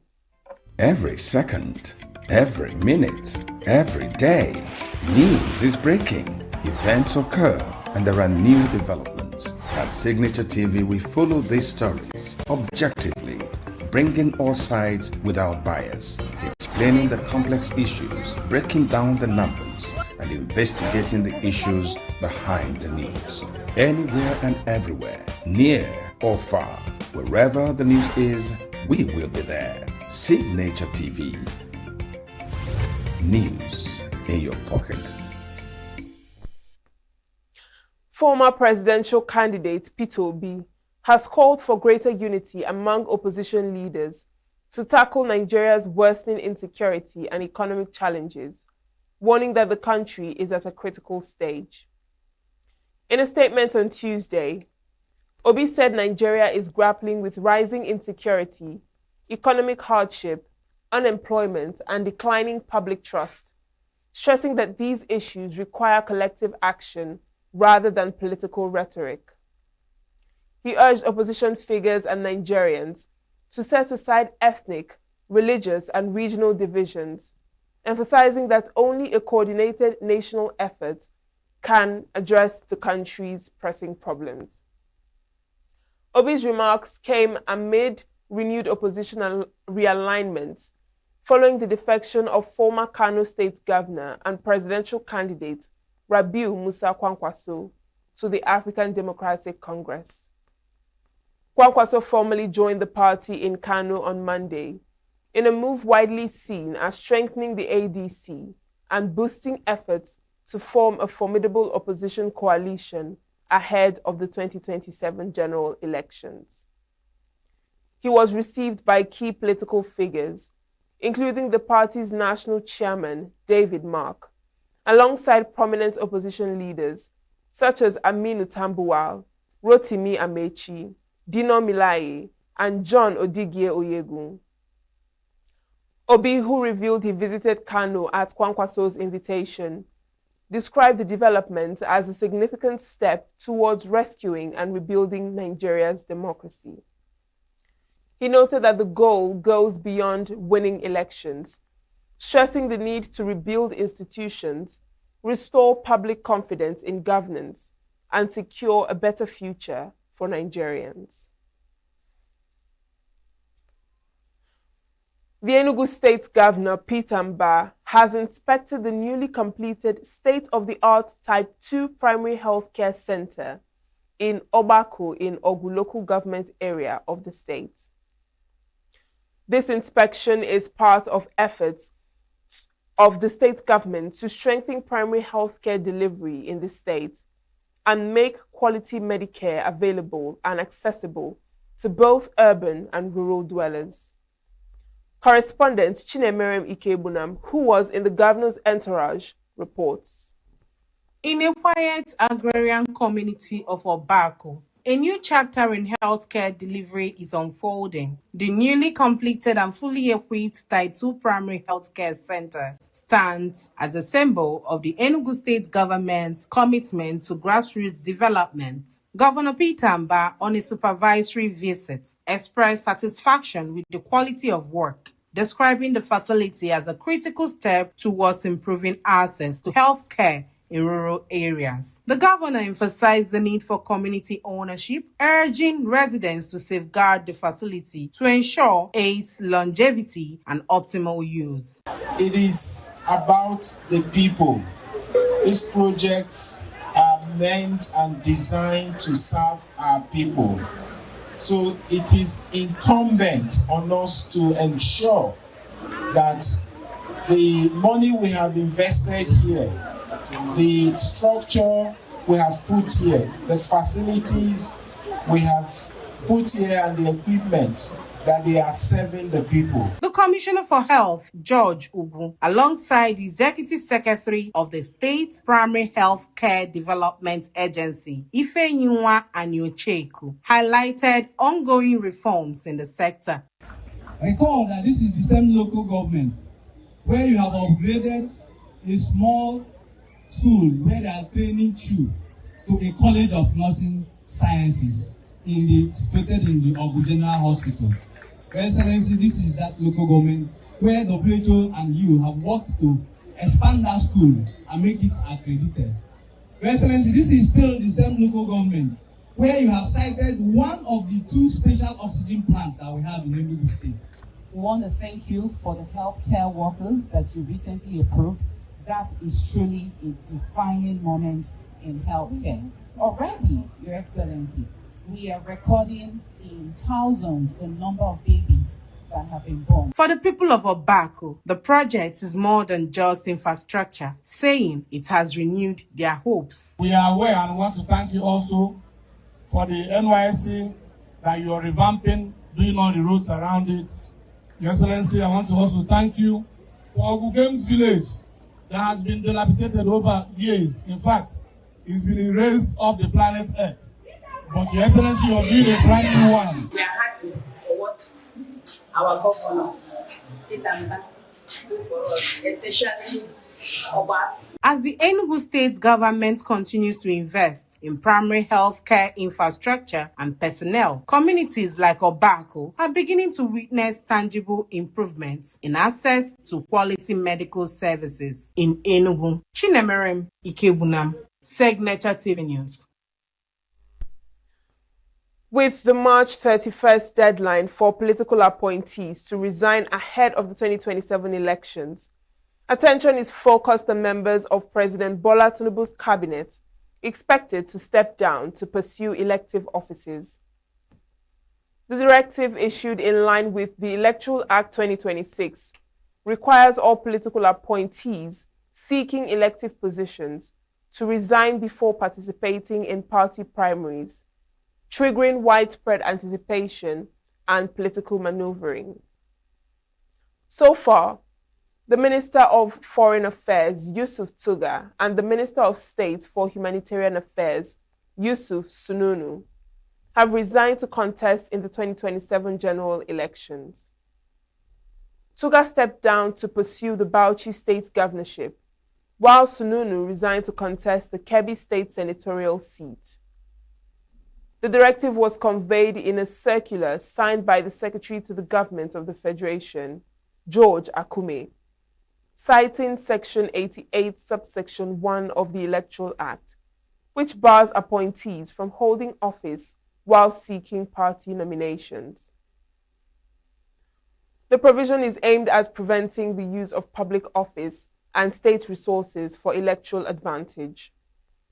The policy applies broadly to ministers, advisors, assistants, heads of agencies, and chief executives of government-owned institutions. The Independent National Electoral Commission, INEC, has recognized the People's Democratic Party, PDP National Working Committee, led by Abdurrahman Mohammed. Mohammed's faction of the opposition party is backed by Nyesom Wike, the Minister of the Federal Capital Territory. Checks on INEC's website on Monday listed Mohammed as the PDP national chairman.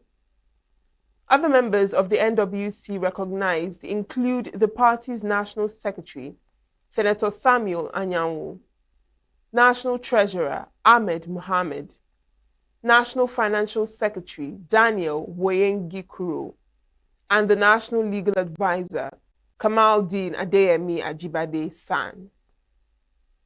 This comes a day after the PDP held a national convention at the Moshood Abiola National Stadium in Abuja, the nation's capital.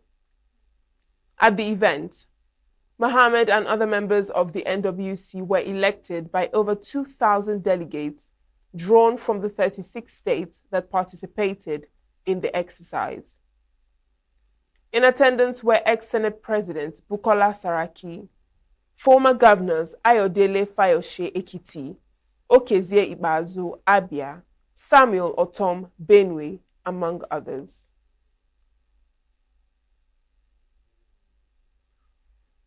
The alliance of three West African countries, Mali, Burkina Faso, and Niger, is putting a strain in democratic institutions and the West Africa regional body, ECOWAS.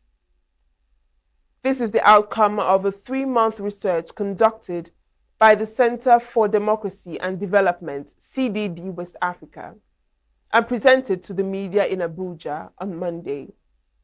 Correspondent Nasiru Usman reports.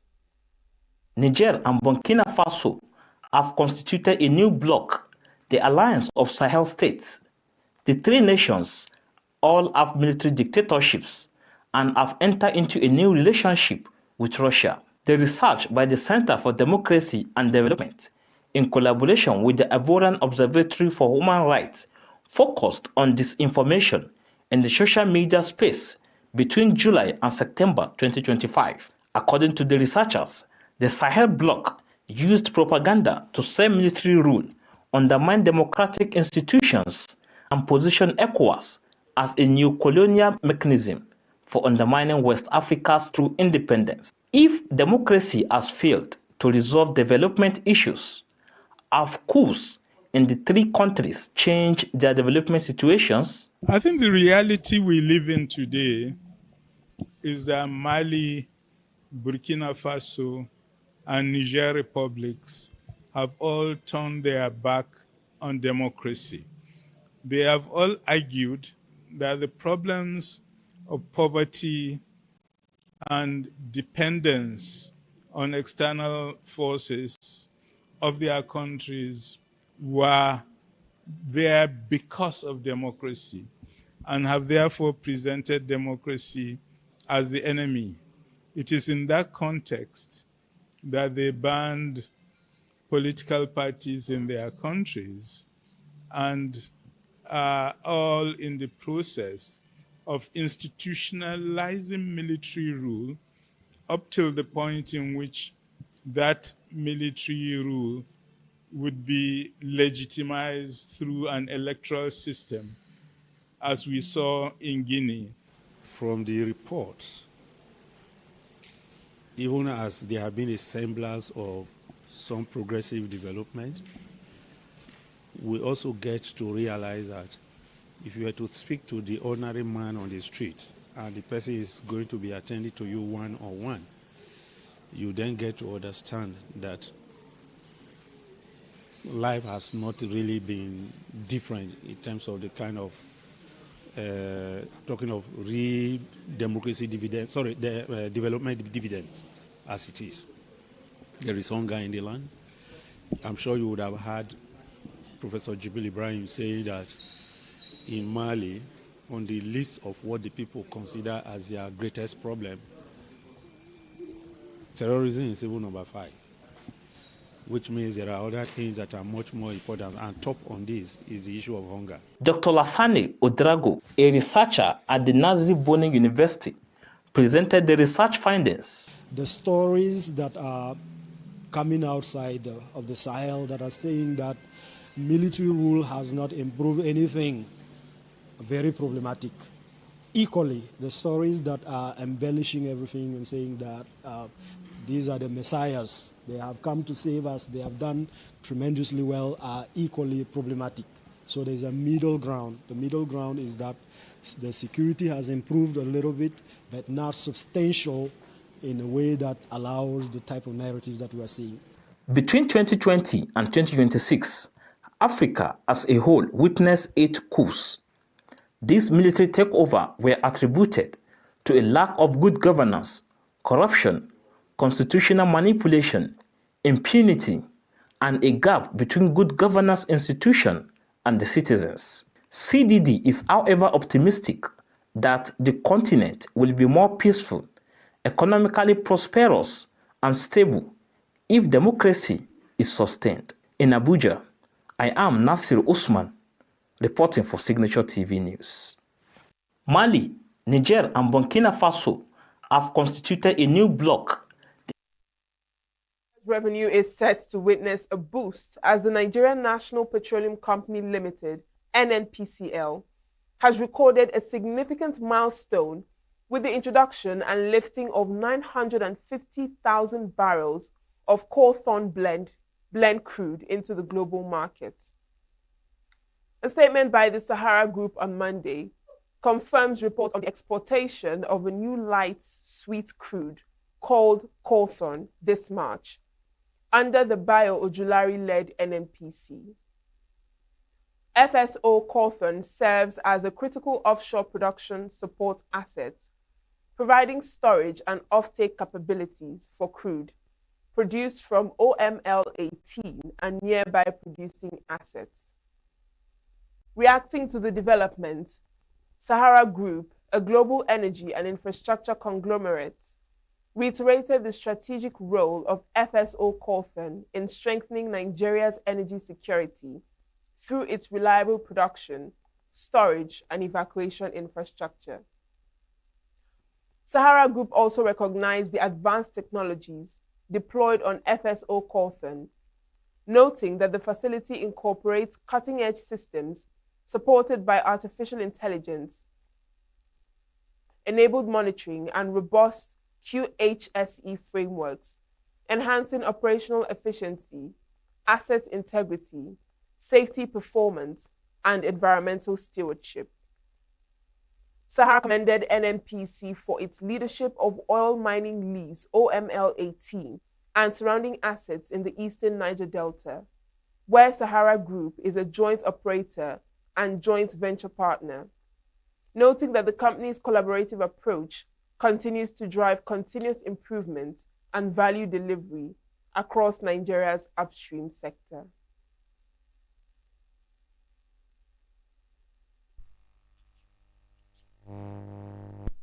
Up next is foreign news. The White House has suggested that U.S. President Donald Trump will ask Arab countries to cover the cost of the United States war against Iran, estimated to be in the tens of billions of dollars. Trump's spokeswoman, Caroline Leavitt, was asked on Monday whether Arab states would pay for the war, as when U.S. allies helped fund Washington's intervention during the Gulf War in 1990. The U.S. led a global coalition of dozens of countries during the Gulf War to fend off Iraq's invasion of Kuwait at the request of the country and several of its Arab neighbors. In turn, states in the region and coalition members, including Germany and Japan, raised $54 billion to help pay for the U.S. involvement. This time, however, the U.S. and Israel went to war with Iran unilaterally, without involving their allies and regional countries. However, Iran has set U.S. compensation for war damage as one of its conditions.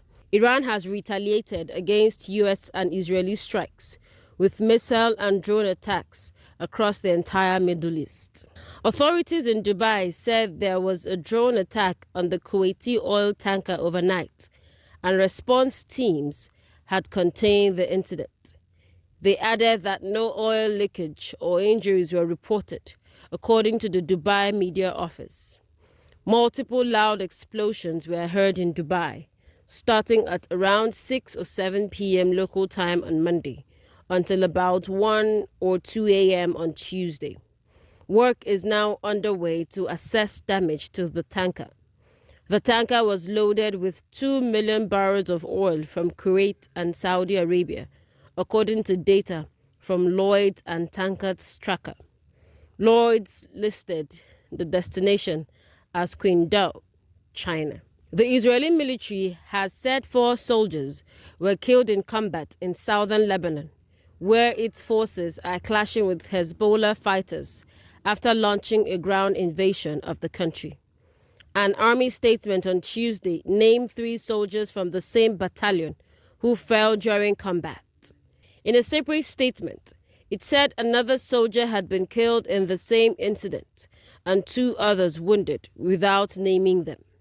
10 Israeli soldiers have been reported killed since fighting between Israel and Hezbollah flared up on March 2nd, following a United States-Israeli joint attack on Iran. More than 1,200 people have been killed in Israeli attacks on Lebanon, according to the Lebanese Ministry of Public Health, and more than 1 million displaced. This comes a day after the United Nations Interim Force in Lebanon said 2 peacemakers were killed when an explosion of unknown origin destroyed their vehicle near the southern Lebanese village of Bani Hayyan.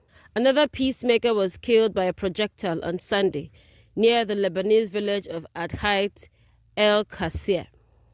At least 70 people have been killed and 30 injured during an attack near Petite Riviere in Haiti's breadbasket Artibonite region, a human rights group said, significantly higher than officials' estimates, which put the death toll at approximately 16.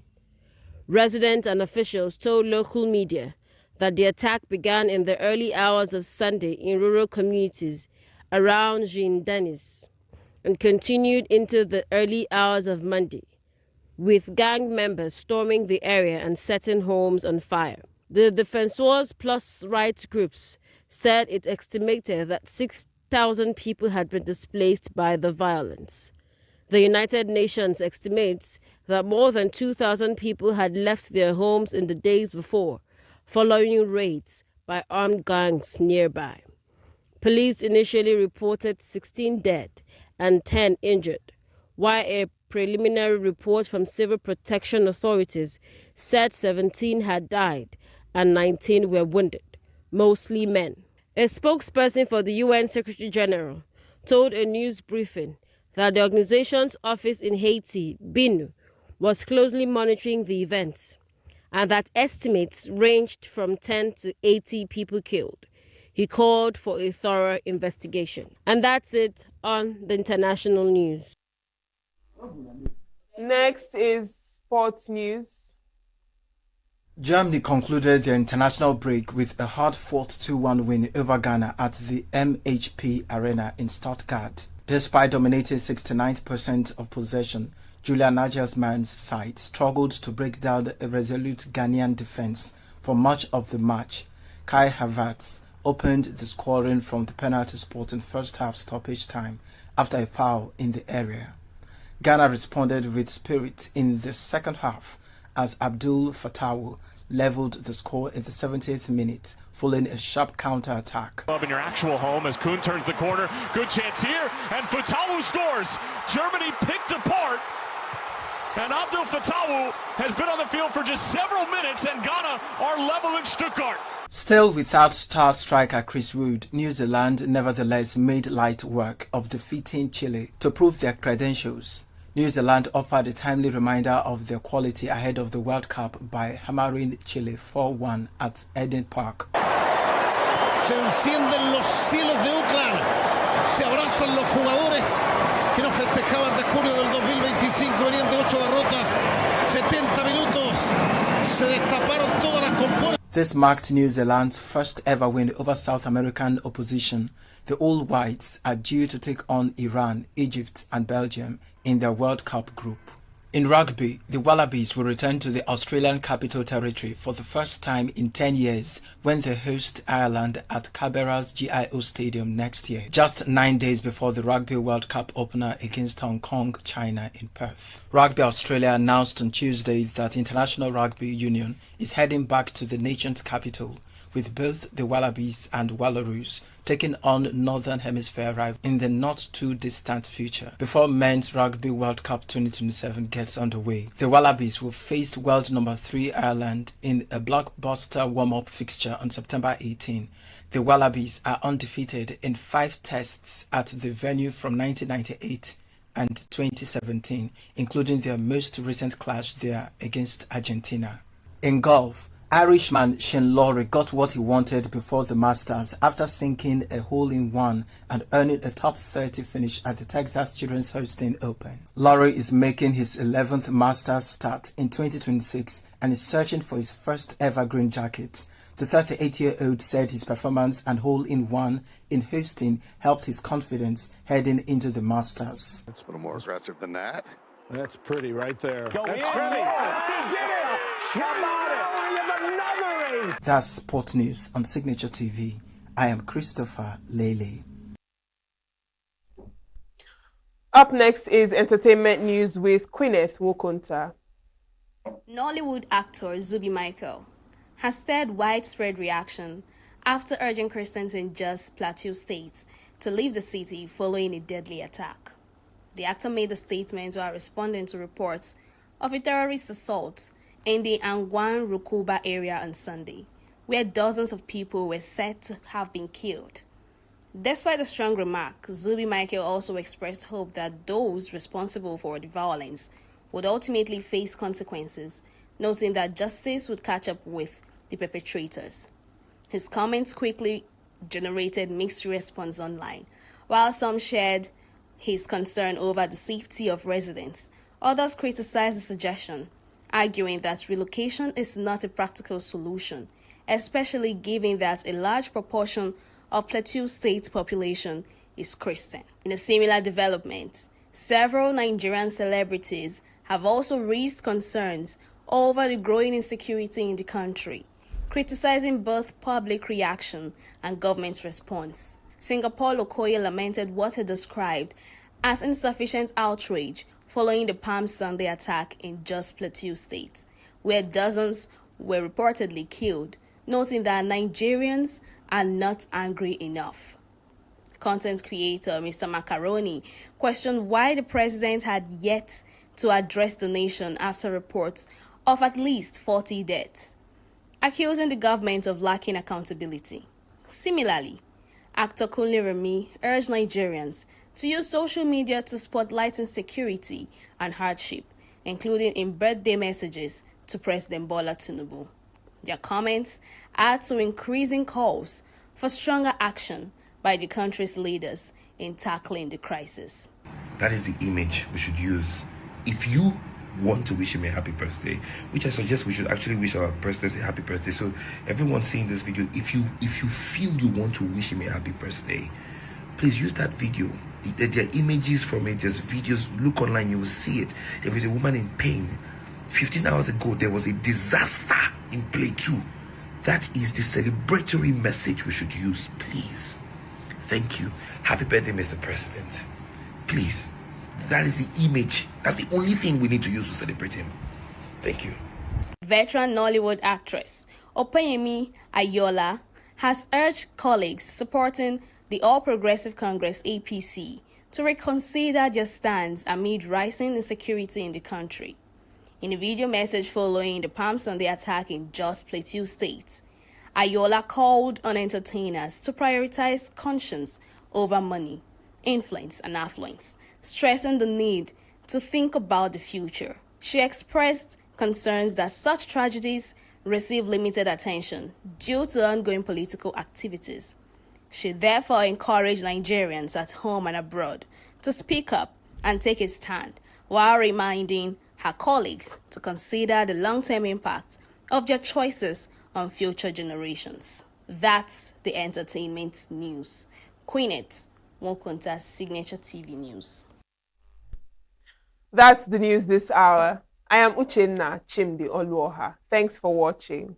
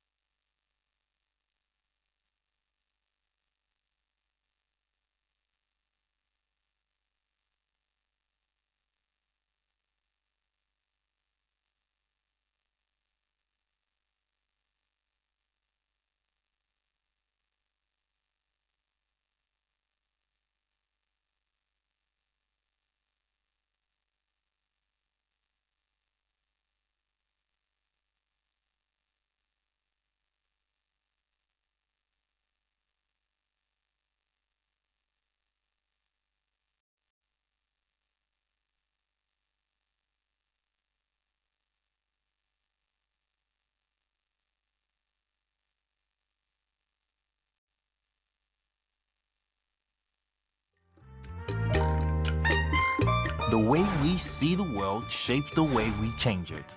Gender isn't just a checkbox, it's a lens, one that helps us understand the world more deeply and act more fairly. Gender Perspectives, a program for those ready to see more, do more, and be more.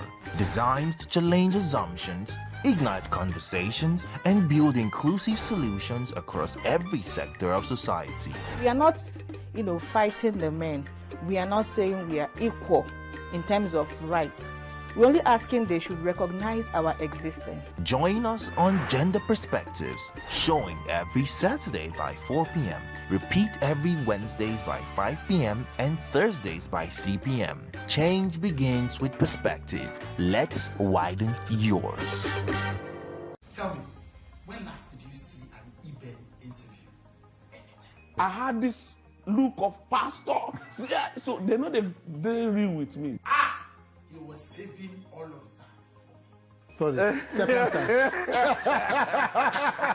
From being one of the terrors of the neighborhood, he met Christ. He said, "Thy kingdom come, thy will be done on earth as it is in heaven." God's dream if the church knows, is to influence the world with the culture of heaven.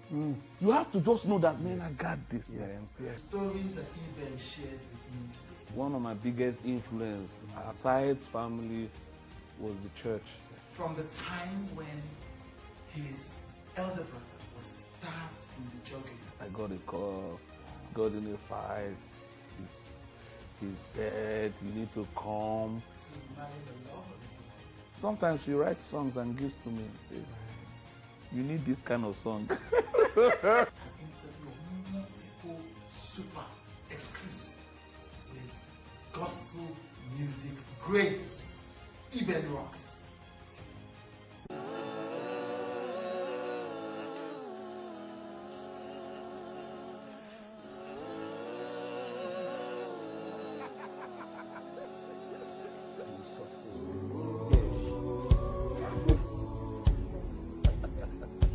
Come for me.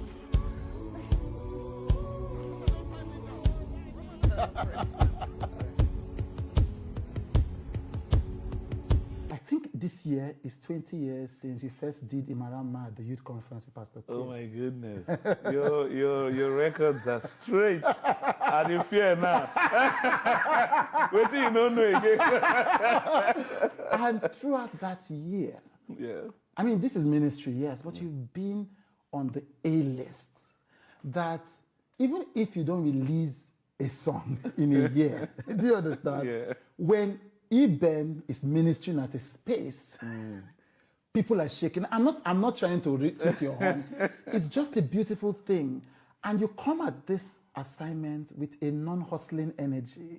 Like, there's no fear. I mean, it comes from being a Pastor Chris child. There's no fear, no panic, no hustling, no rushing. Still in front. Are you aware of this? Is this deliberate, this calm, this peace, this, I mean, I've asked you plenty of questions. Thank you so much. I think that it all boils down to being real. So that you don't have like a dual personality. You know that artists have what they call, this is what you show them outside. Yes. When you're inside the hand, you feel lose guard, but outside, So my first manager brought that to my attention. So he started telling me, and it was from a good place. He always wanted, he said, no, now that we've signed you, you can't be drinking pure water on the streets. Because we were just driving, and then I was 13. Now we had not. There was no money, but say, hey, you have to package. You're a rock star. You cannot be taking pure. All those things. I'm like, okay. So a lot of things, Yeah. But at some point, and it was early for me. Right. I said it was a lot of work to have dual personality. I just want to be real, even with the music. I don't want to be all worship on stage, and then normally in my house there's no worship.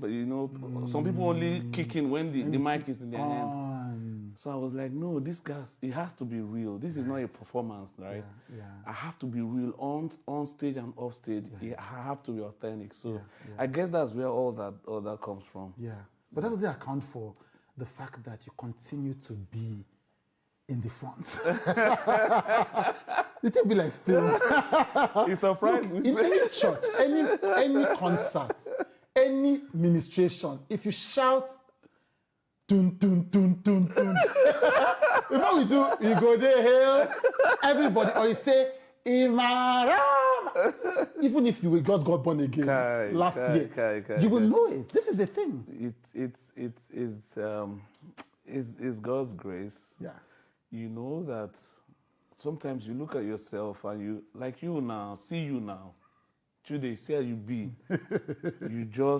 There's something about you that's just special, right? Right. And it's not today.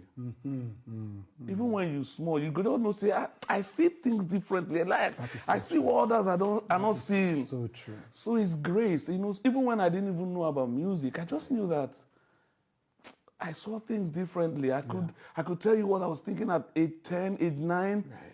What I was asking my parents, why this kind of hustle? Why, makes sense. Even though money no day, but must we suffer like this? Why? So I had a thinking, and it's just God that gives you those awareness, you know. So I think for some of us who just have visibility, now grace. If you see what people they do to have the same to be seen. Yes. Oh my God. Yes. Some people lie. Yes. Some people backstab. Some people go diabolical. Yes. Some people do all sorts they just want to be seen. And then you're just that person that anything you just touch just gets visibility. Is the grace of God more, as I think about it now, right? Yeah. It's the grace of God more than anything, because some people get gift past me and you. I know somebody, man, and it scares me every time I think about it. Right. This guy is so smart, man. Right. Like, his IQ is crazy. Like, this guy, on the go, he can draft a business proposal, everything. He knows everything about everything. Yet, he's nowhere today. He has that confidence to believe in himself is not there. It's not there. He would rather just power something. Somebody will start something. He will just support. He doesn't have the confidence to do his own thing till date. Yes. But look at me now with 5 stones and a sling and all the faith in the world. I don't know too much. Even for the rock self where I start, I don't even know. I know they play anything, but I believe, as I believe. Yes. You know. Yes, that's it. It's amazing because I was also thinking about it as you were talking. You know, there's all this whole drama now about no turning back. Say, you know, if they face fire, if they face heaven. Try. And and when you started questioning the norm. No. As in, no man, I'll let you finish your question. No, but I want to hear what you want to say. I want to hear what you have to say. You know, I look at it and I'm like, these people, they don't even know when we don't do this thing. Yes. Some of the youngins now, when they come with so much bravado, I just they look them say, this thing where they say you did. You know, since we don't they run out. Yes. You know, I did my first video. I said, no, I'm not gonna do praise and worship, singing behind the flower. That was the norm at the time. And I said, no, it's got to be better than this. So, and we're not going to do whitey rock because we know white. It's so true. So I said, you know, let's have our lingua a bit, sprinkle it a bit on the rock. So I came up with Afro rock. Yes. And then I was very intentional. So I had Franco Shodi. I don't know. My manager at that time got me Franco Shodi. I said I wanted jean, denim with some African For those who don't know, Franco Shodi was one of the biggest designers in the country, quoted like Barry Darego from Miss World. So I got the talk. So you got all the things say. Yes. Can you imagine how young I was? But I was seeing. I said I wanted a denim stuff made, but with some African print. Nobody was doing those things at that time. So if you saw my images, I wish I had pictures of them. You would see those cuts and those things. I wanted to just fuse both worlds, and thank God it worked out. Yes. Did you get any resistance from the church then? Oh yeah. I mean, one of them, and some of these things from churches say it's so silly that you almost like lose it. So some people were speaking to me. This was some years down. Right. To be in their convention, they were all talking with my man. They were talking. Everything was in full gear and everything. And the next thing, they now saw my artwork for the Victory album. Right. So I was wearing a denim, like a shredded denim jean. Yes. And it's not like my skin was exposed. You know how? Yeah, just white. The white. Yeah. And the guy got back to me. He was so distraught. He was like, we're so sorry. The church committee say we can't have Eben. You know, this kind of jeans he's wearing. How can a Christian be wearing jeans like this? It's not good. It's not. And it was preaching. I was like, really? Seriously? So a door has been shut just because of jeans. Yes. And then I went to a church. I cut my hair now. Right. Yes. I got into the church. And I saw this disapproval in the faces of the heads of pastors. They were not happy. In fact, they now got me aside. Say, please, you need to comb this hair so that, because you're already here. And the pastor said you must not climb up. We comb this hair properly. Jesus. So, and you know, so yes. I put that thing in. I see what with the suffer. So I comb my hair. The hair can be like afro, can be one kind. But you know, you just gotta do it. Just do it because of humility. Yes. Our looks like this now intentional because today, let me tell you this secret people don't know. Do you know that I discovered that as a young fellowship leader or something, all the girls around me, they were good in my eyes. Until I started hearing scandal. This one slept with this guy, with the drummer. This one. But when they came to me, they behave very pious. So when I hear those things, I say, so this guy can do this kind of thing. But they always pretended around me because I had this look of pastor. So they're not they're real with me. So the Holy Ghost told me, you want to reach these young people, you gotta tone down. You can't every day speak. So I said, okay, because it beats me when I know these people know, you know what I'm saying? That means they are two-faced with me. They are like this because of how I be. That they come like that. But they do things. So I said, okay. So I started now just to diffuse, just enter. I just begin to tone down something.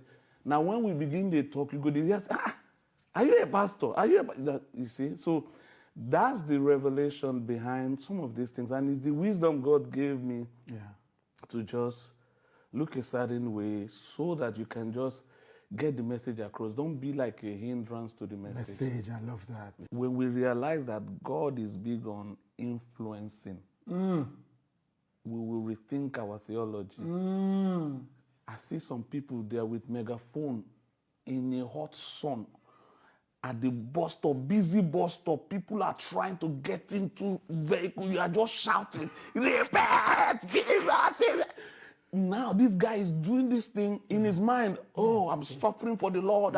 How effective is this ministry you are doing? Is it effective?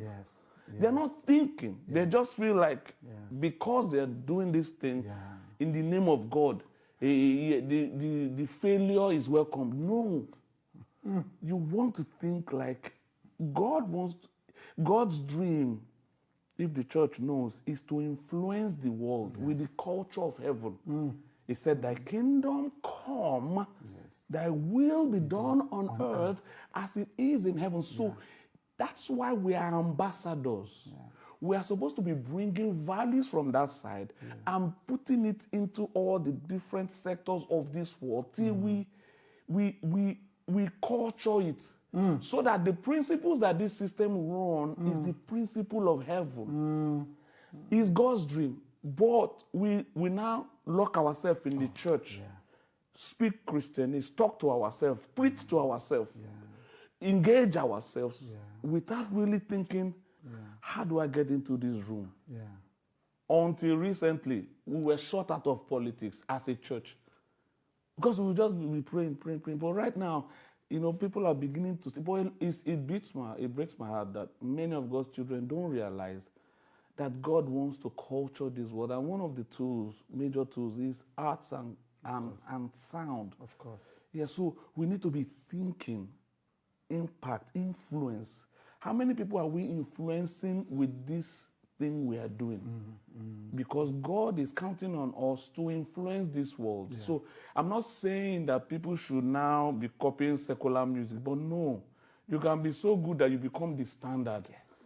Back in the day, man, today they used to invite me for secular events. So Right. people go, they carry beer like this. Imara. I performed in club in. Nobody say pay though. Yes, I love it. They didn't see me. Most of these secular guys, they know me. Right. And that's, to me, that's like, oh, Father, thank you. Yes. That's the relevance. That's what God wants us to be like. Not just to be locked up in the walls of, you are the light of the world, not the light of the church. So that's where all this thing is coming. And it beats me when God's people don't know when we are winning. Sorry, second time. Word. It's so sad. We don't know when we are winning. Yes. In fact, you start fighting. You win. Let's go back inside. It's so sad. Yeah. It's so sad. You talked about your elder brother more than once. So obviously he was a big influence on you, even though you strategically deviated. He was a big influence on you. What happened to him? Say he got in a fight, and I mean, he was not particularly a calm guy. Right. I guess that now, in retrospect, I see why the devil was fighting him. He was so gifted. This guy could. He was so smart. He was so bored. That only that cool-headedness, look on the.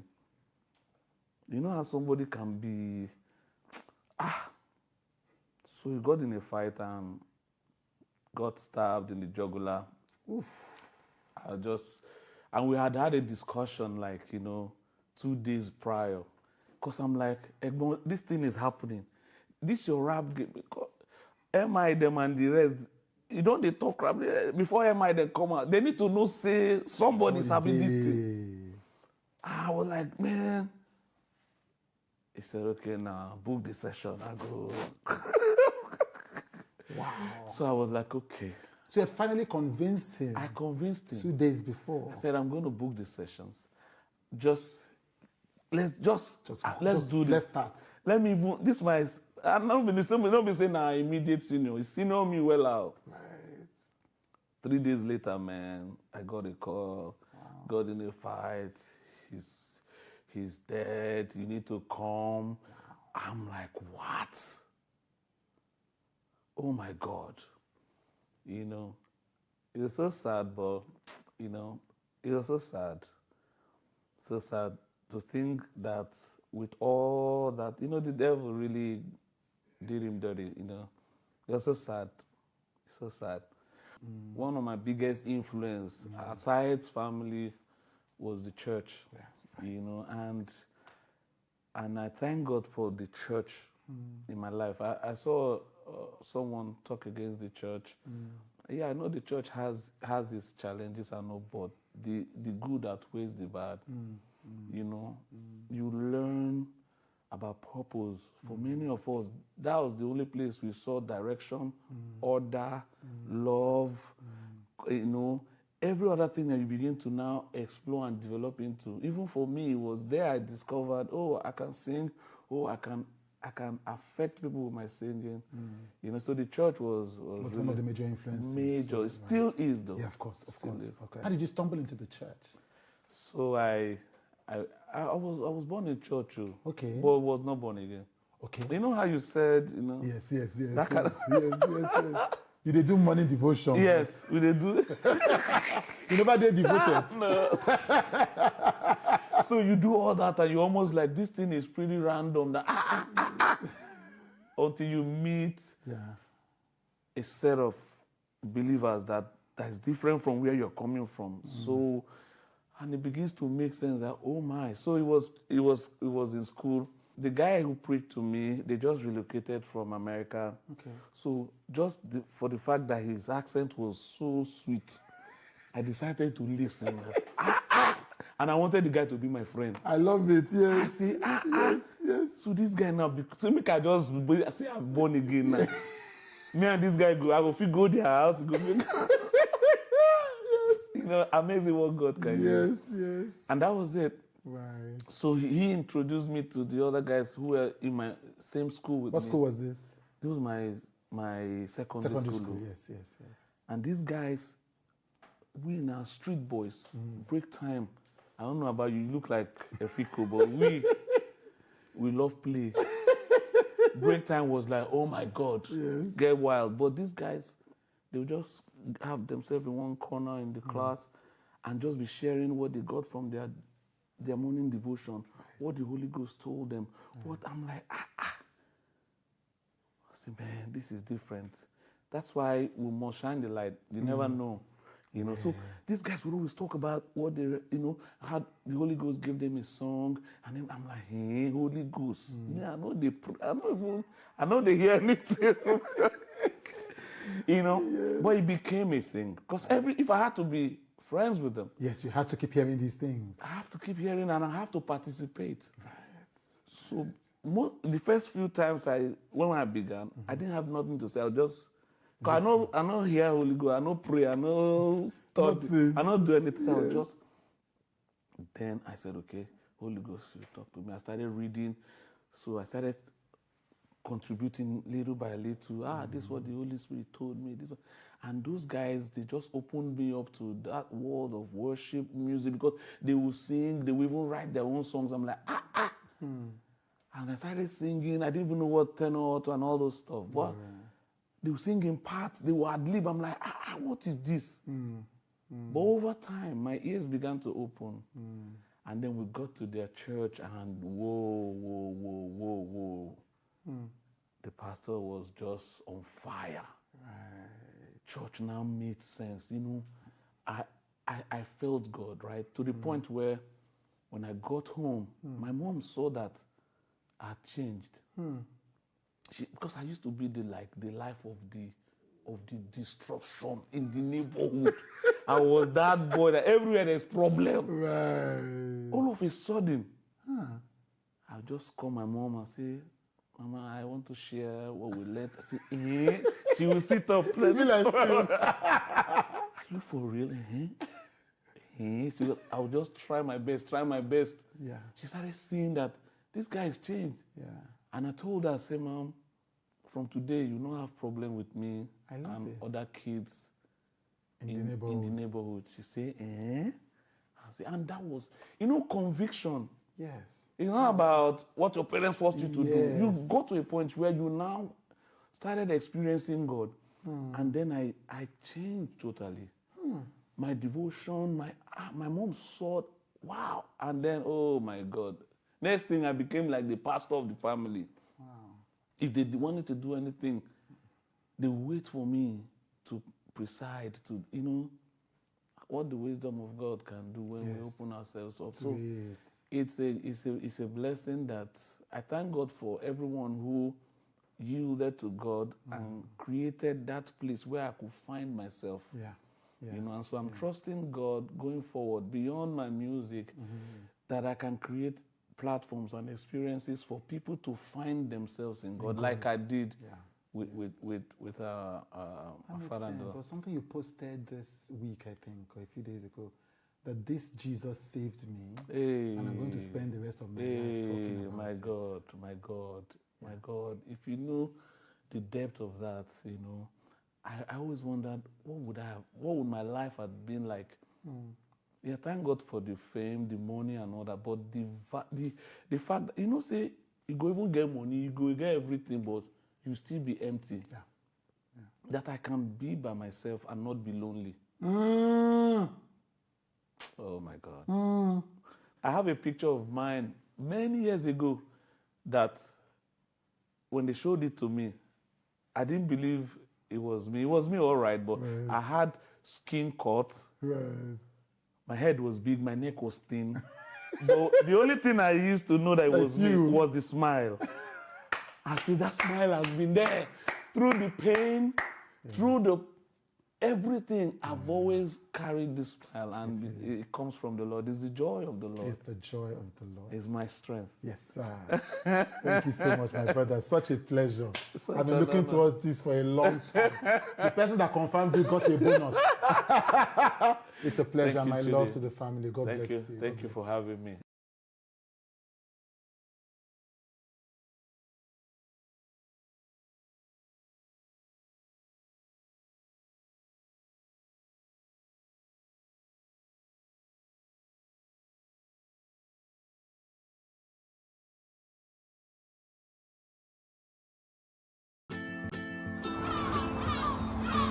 Bright and early, as the day breaks, as the newspaper headlines trail the stories that shape the day, we at Signature TV trail the headlines that trail the day. We interrogate the headlines. We analyze the stories that make the headlines. Wayek is overrated.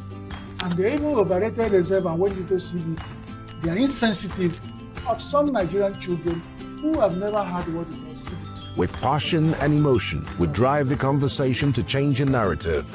Let nobody be deceived by Nigerian high level of performing in agriculture export. We are still where we are. Newspaper review on Signature TV every morning on Signature Morning, weekdays, and Signature New Day, weekends. Newspaper review on Signature TV. We do not just review the headlines, we make the headlines relevant to our daily lives.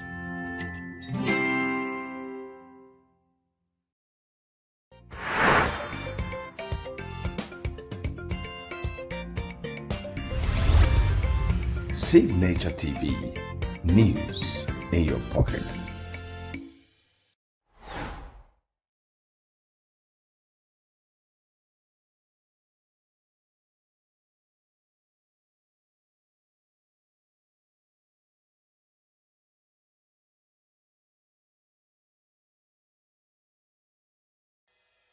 Health is more than a diagnosis. It's your lifestyle, your choices, and your future. Join us on Inside Health, your weekly deep dive into the stories, science, and solutions shaping your well-being. From expert interviews to real-life journeys of healing and hope, we cover it all. One of the complications of cancer management or treatment is they have some of them, at one point in time, you see them having anemia. Okay, so you see them at times being transfused. But at the same time, you come in with a diet. Nutrition, mental health, innovations in medicine, fitness, and everyday wellness. Whether you're managing a condition, staying informed, or just living your best life, Inside Health is your trusted guide. I'm Tigiti Agorom, and I'll be with you every week on Inside Health, only on Signature TV.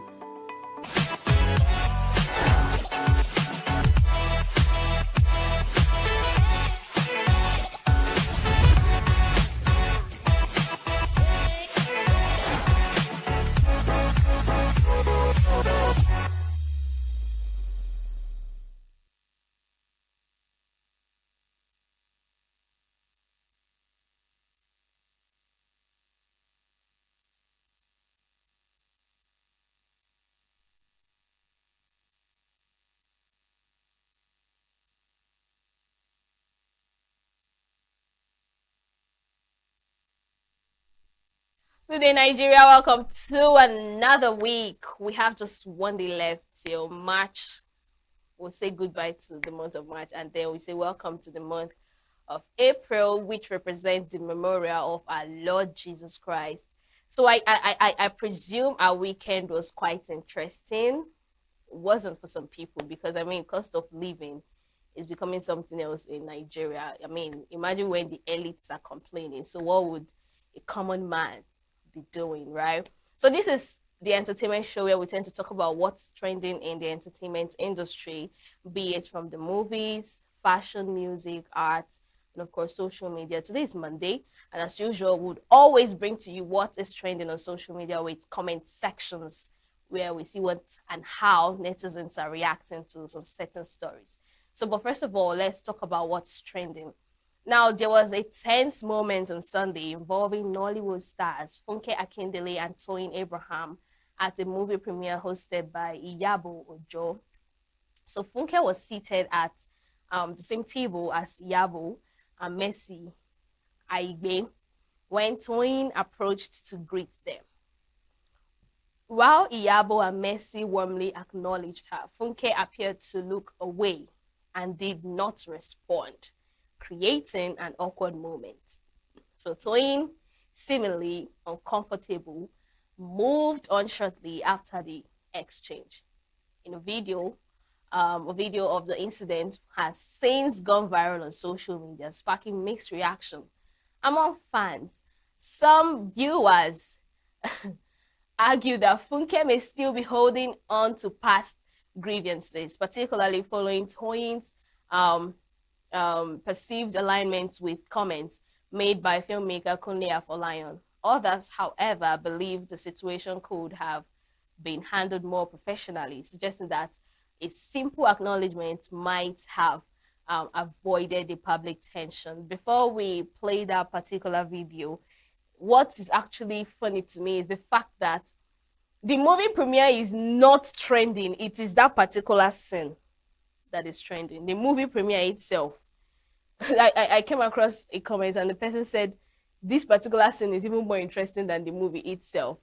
We didn't even get to see notable people that attended this movie premiere. The only thing trending on social media is this particular scene where Toyin Abraham came to greet the friends, let's call them friends, that are seated in a table. Most people do not find it interesting for her to do that. I don't know. There's a name they call her. When we go through the comment section, you see it. It's more like, oh, she too do. I know she has this energy of oversabi auntie, but I don't see this as an oversabi auntie energy. I see it as oh, I see these people. We are in the same industry. I know them. I'm friends with this person and this person. I do not have grudges for this particular person, so why not come greet them? Because trust me, if she had come and she didn't say hello to them or even to Auntie Funke, it would have still been a problem, right? But let's take a look at the video. Please, let's not prove them right. We've fought over the years to build our image, to do amazing movies, to do quality work. I beg of you, let's not give them the power to say we are disorganized. Over to you. His facial expression was giving focus, you know, put your head up and all. Even when I saw the whole, honestly, I felt embarrassed for her because in fact, she posted on her story that she has unfollowed her. You know, she was very angry. She was hurt. And I could understand. In fact, walking on the road and you greet somebody and the person does not respond to you, you feel like, oh my God, I just messed up. I just wouldn't have said good morning to you, because why on earth will I open my God-given mouth and greet you and you would not respond to me, right? Then imagine a scenario whereby you're in an event where Iyabo, your friend, is there, Mercy is there, Auntie Funke is there, other people are there, and then you just came in and you're like, oh my God, let me go say hello to them. Did you even notice that her clothes tried to not like it tried, there was a disruption in Auntie Funke's hair, and Auntie Funke did not even say anything like, ouch, or your clothes is, you know, something like that. She didn't even say anything. She acted like she just touched her head to make you understand that you're making me uncomfortable, you know. And Auntie Toyin obviously said, I'm so sorry about that. Will I say this is about being mature? Because let's be very realistic. There was a time sometime late last year, early this year, where she was ranting on social media that it's as if they give more importance to Auntie Funke's movies on cinema. And her comments, I think that's what caused this whole commotion when Auntie Funke and Kunle Afolayan was having this back and forth about how we promote movies. We know Auntie Funke as someone that loves to create content. She's fun. She's fun. She loves to create content. She loves to promote her own movie. She likes to put her energy out there to make sure that people go to watch her movie, which other people do not do. Everyone has a different way of promoting their movie. There are so many business strategy, right? So this thing brought this whole misunderstanding, argument in the movie industry. People saying that it is not, some people saying that it's not in the law of movies or something to create content and all that. Why Auntie Funke was at the other end saying, however she wants to promote her movie, she will. I mean, we're in the digital world, right? So Auntie Toyin had to make a comment that looked like, oh, you're happy about that hate statement. And also you even came out on social media to cry out that they always give attention to her own movies. Do you know this is not the only drama that actually happened in that premiere? There was a time when people tend to notice things. So honestly, and me as a comment section person, I had to go through the comment. Now, what's the scene? I don't have the video. But in that scene, we tend to see Mercy and Auntie Funke on stage. They were giving honors to them, right? And the tension between the both of them was giving, if you should put your hand in between, you're gonna get hurt. Like it will cut you. It was too sharp. And I think it's competition is allowed in the entertainment industry, be in movies, especially for women like this that are doing exploits in the movie industry. So competition and tension would always be there. But what we don't want is making it very noticeable. Do I like what Auntie Toyin did? Absolutely. I mean, she acted mature, but people don't see it that way. I mean, you can't be hating me behind and coming to claim that, oh, that's a hypocrite character. We'll still talk more about that on Social Trend. So Nigerian singer Leah has opened up about her decision to leave Davido music worldwide, citing a need for both personal and professional growth. Leah, who made history as the first female artist signed to the label in October 2020, officially exited in 2023. Reflecting on her time there, she revealed that the experience came with emotional challenges that took a toll on her well-being. Speaking during an interview on Wahala with Josie Ann, the singer shared that she battled depression, exhaustion, and health issues, which ultimately led her to step away from the label. She also addressed the criticism she faced while at DMW, noting that many people misunderstood her situation and labeled her as unproductive. According to Leah, the struggles she was dealing with behind the scenes significantly affected her visibility, especially on social media. The singer disclosed that for over 2 years, she did not personally handle her Instagram account, leaving it to the care of her manager during that period. Despite the difficulties, Leah expressed appreciation to her manager for his patience and unwavering support throughout a challenging phase in her career. So the truth is, we didn't get to enjoy Rhea so much the way we actually enjoyed Mayo Kun and the rest of them. We actually expected so much as the first lady to be part of the label. We wanted to see her thrive just the way we saw Ira Star thriving, right? So we expected so much, but like she said, she was going through a whole lot. Honestly, going into a label, and do you know, if your village people remember you like this, there is nothing you can do about it, because you just got into a record label, Davido for that matter, and that is when emotional stress, psychological stress, exhaustion, mental health, mental well-being, health issues, everything decided to disturb you at that point in time. Then you need prayers. In fact, you need to ask what is the problem, because this is the time. It's more like giving someone a spotlight and you don't know what to do with it.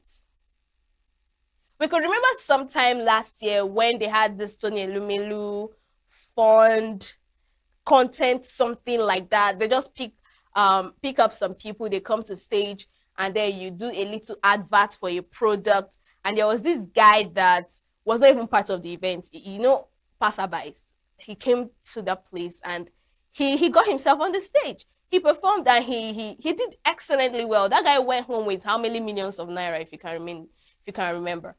You know, he was given the opportunity and he used it wisely. So his village people did not remember him in that case. I don't know why I'm calling village people constantly, but whether we like it or not, they are there. You know. So it's more like you are now here and you're the only female, the first female in this record label. And that is when everything overwhelming had to come to you. That's sad. Now, you made mention of your social media manager handling your Instagram account. No, your social media manager didn't tell us what's going on in your Instagram account.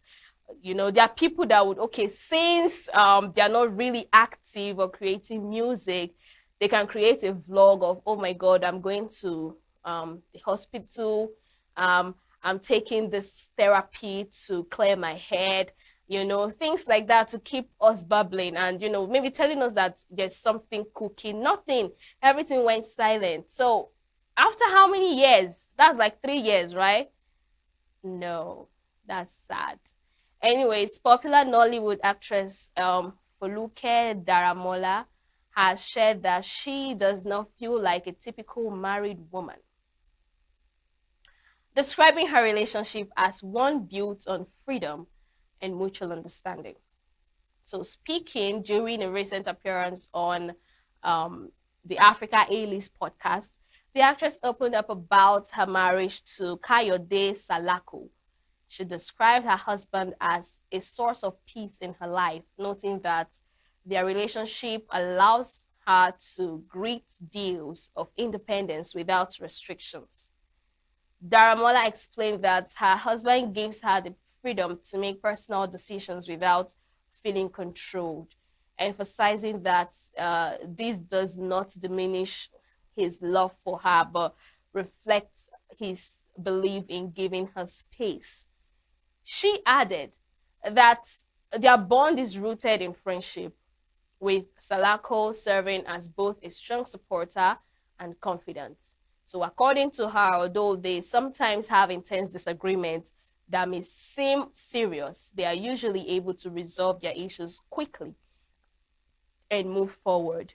Her remarks comes 2 years after Salako confirmed his marriage to another woman, Oluwafunke Ayegoke Salako, while still being married to the actress.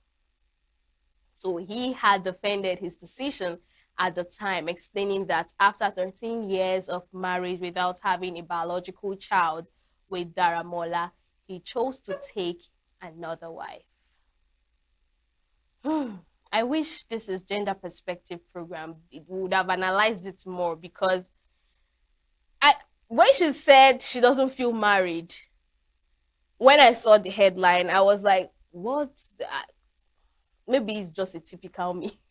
I was thinking of the negative side of it. Then on the other hand, I said, okay, the positive side of it, which is marriage is not caging you to just being a wife. You have the ability to thrive and achieve all your dreams and goals. Because I had to watch that interview for a few minutes, and she was giving emphasis on when she wanted to go to Canada, and she told her husband about it, and he told her to go ahead, And also she had to emphasize on the fact that she's someone that loves her peace so much. So if her peace is taking her she wants to go for a vacation, and then she tells her husband, he gives her a go ahead order. Trust me, interviewers would always ask you the right strategic question, because they felt they would, your husband taking a second wife would affect your mental health and every other aspect of your life. But unfortunately, that's not what it looks like. I think she's in an understanding marriage whereby the both of them understand each other. He is in desperate need of a biological child, and he went ahead to marry a second wife, which she herself do not have a problem with. As long as my peace is given to me, everybody go dey all right. So that's why she said she felt like she's not married. Why I thought of it on the other hand is because when just like our fathers and our parents, when you want to go out and you want to leave the house, they're all on you're like, Daddy, I'm going out, right? Where are you going to? This place. I need some money. Why are you go? They want to know, they're concerned. And then if you don't give them a reasonable reason why you're going there, you're not going anywhere. Right? Now, marriage is not a cage, but a situation whereby you tell him, oh, you want to go to Canada. He's like, go ahead. Oh, I want to do this. Oh, go ahead. It's more like you're doing whatever you like. It's more like he's not jealous about it. It feels like he's unconcerned about it. This is not even about peace.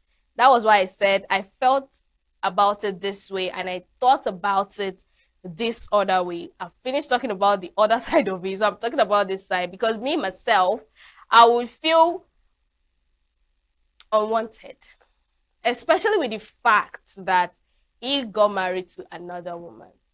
So I felt, oh no, there is a default in this mindset. She could be fine and peaceful, but there would be a little default in this mindset. All right, so this one is very interesting because it's my favorite awards. So organizers of the Africa Magic Viewers Choice Awards have officially unveiled the nominees for the 12th edition, setting the stage for the main ceremony scheduled to hold on May 9. Ahead of the announcement, the organizers confirmed the appointment of veteran actress Joke Silva as head judge, taking over from Femi Odugbemi. This year's edition will feature a total of 32 award categories, including 18 decided by a jury, 11 determined by audience votes, and 3 special recognition honors such as Lifetime Achievements and Trailblazer Awards. So in a move to broaden its continental reach, the organizers also introduced 2 new categories, which is Best Indigenous Language Film North Africa and Best Indigenous Language Film Central Africa, aimed at strengthening the awards Pan-Africa representation. So there's a whole lot of I can't start going. I can't be reading the list because they are so long. But yes, you're gonna spot your faves there, and they expect your support.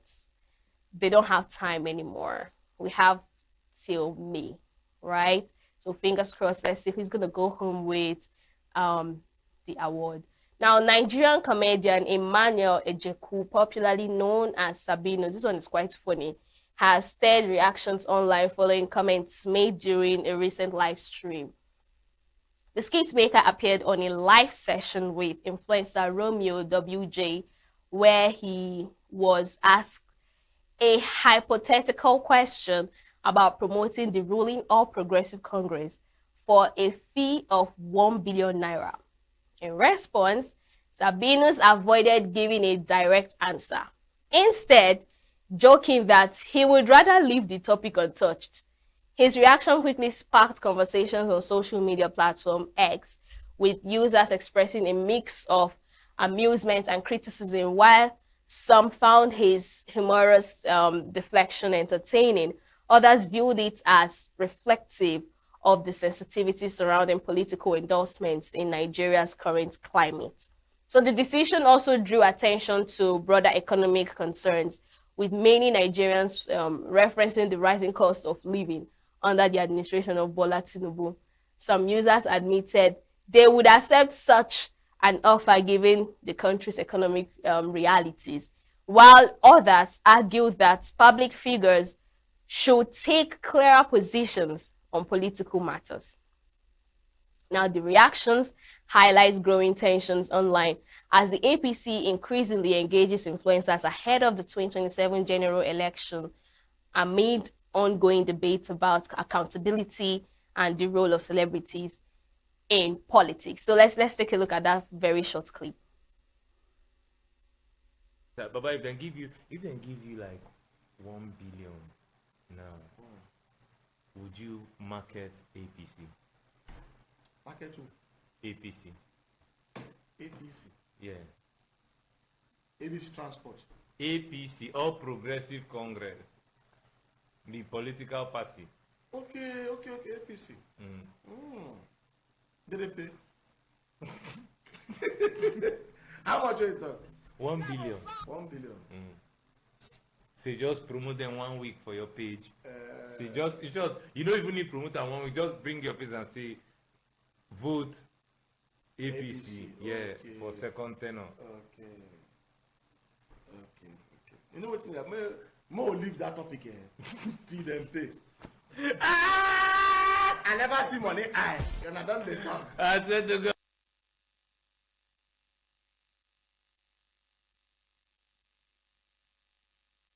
Very funny, and it got my interest because, trust me, with comment section, that's not our social trend, but yeah, that question was very strategic. So he said, let them bring the money first, then he will know what he will do about it. And besides, let them go to another question. So controversial media personality Daddy Freeze has suggested that religion is a major factor undermining Nigeria's development. Speaking on the recent episode of the Honest Bunch podcast, Daddy Freeze argued that religious practices in Nigeria have not translated into tangible results, such as prosperity, health, or improved living standards. He highlighted that highly religious countries like Nigeria continue to face challenges, while less religious nations such as Japan enjoy higher level of development and better standards of living. According to Daddy Freeze, Nigeria has one of the shortest life expectancies in the world, standing at 54 years in 2026. So despite the country's high level of religious activity, he also noted that Nigerians contribute more in tithes than taxes, yet the nation's socioeconomic conditions have not significantly improved.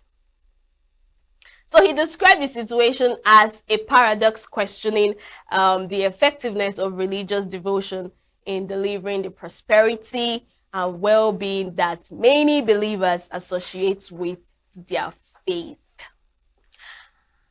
This was a very, oh my God, I thought of it. I don't know if you can remember when I usually say misplaced priority just happens in this world, especially Nigeria. People focus on things that are not really important most times. No one is saying that you should not concentrate on your religion, be in your religion, be a Muslim, Christian, Buddhism, traditional person, whatever. Do what faith works for you. However faith pushes you, do it, right? But what he's trying to say is, in Nigeria, we have more than enough churches that is not improving the social economy of the country. We go to church almost every single day. In fact, I'm part of them because I went to church yesterday, right? But the problem now is most of these men of God are even enjoying life more than we. And it's not like whatever they're doing is improving the economy of the country, right? They are doing better than every other business. We pray more than people in the US, in Japan, London and all that.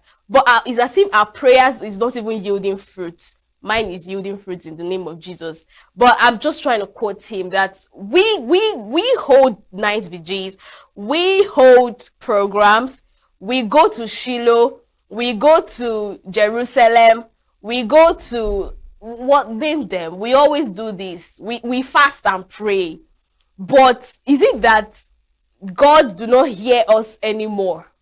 Because we pay tithes, we pay offering and other little offerings and seed that we do to at least improve. Maybe everyone is bothered about your personal life and not the country at large. But trust me, I don't even think it's religion. I think it's the human beings in the country.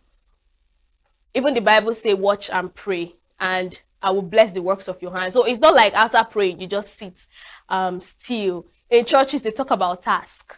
They always do talk about tax. They always remind their members that, oh, you're meant to pay your tax and all that. I don't know about others, but in my church, they do. They will remind you. They always remind you. So that whatever you're doing, you don't pray and go and sleep and expect miracle to happen. About miracles are happening every day. Let's be very factual. Go to Father Mbaka's church. It happens. Go to, what's the name of this church now? I can't remember, but there's so many of them. We usually always have, yes, go to Odumeje's church. Thank you very much, Mr. Director. We always have Hallelujah Challenge. People are experiencing miracles every single day. So I don't even think it's the religion now, because even Muslims, they experience their miracle. I think it's the human beings.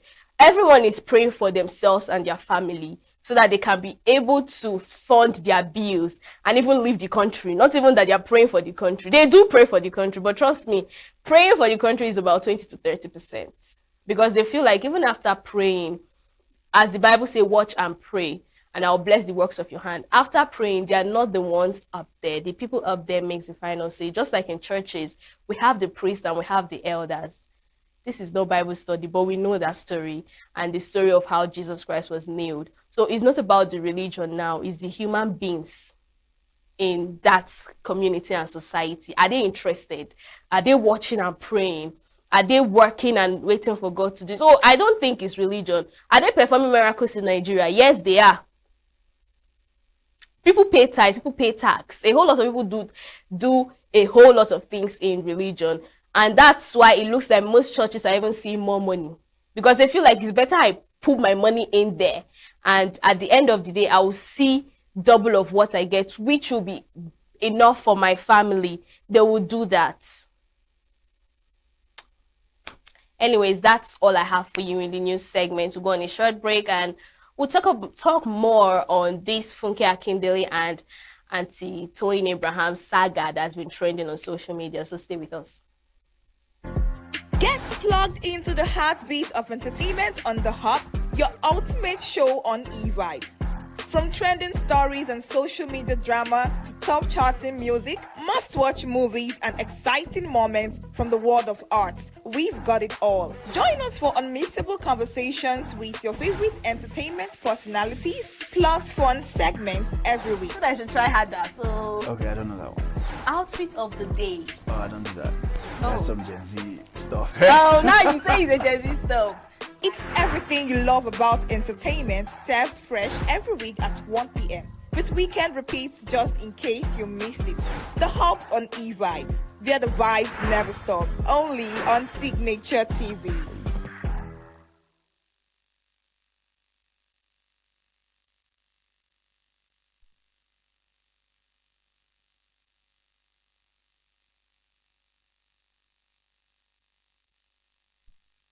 All right, welcome back. We've already talked about this, but we'll just elaborate more. And what part am I trying to talk about now? Let's first of all talk about the story. So there was a tense moment on Sunday involving Nollywood stars Funke Akindele and Toyin Abraham at a movie premiere hosted by Iyabo Ojo.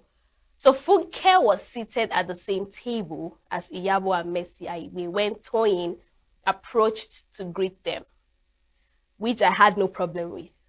So while Iyabo and Mercy warmly acknowledged her, Funke appeared to look away and did not respond, creating an awkward moment. Toyin, seemingly uncomfortable, moved on shortly after the exchange.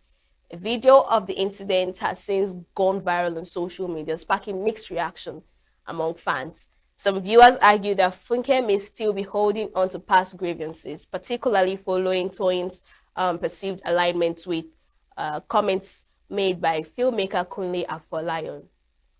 So others, however, believe the situation could have been handled more professionally, suggesting that a simple acknowledgement might have avoided the public tension. So this tension was so massive. I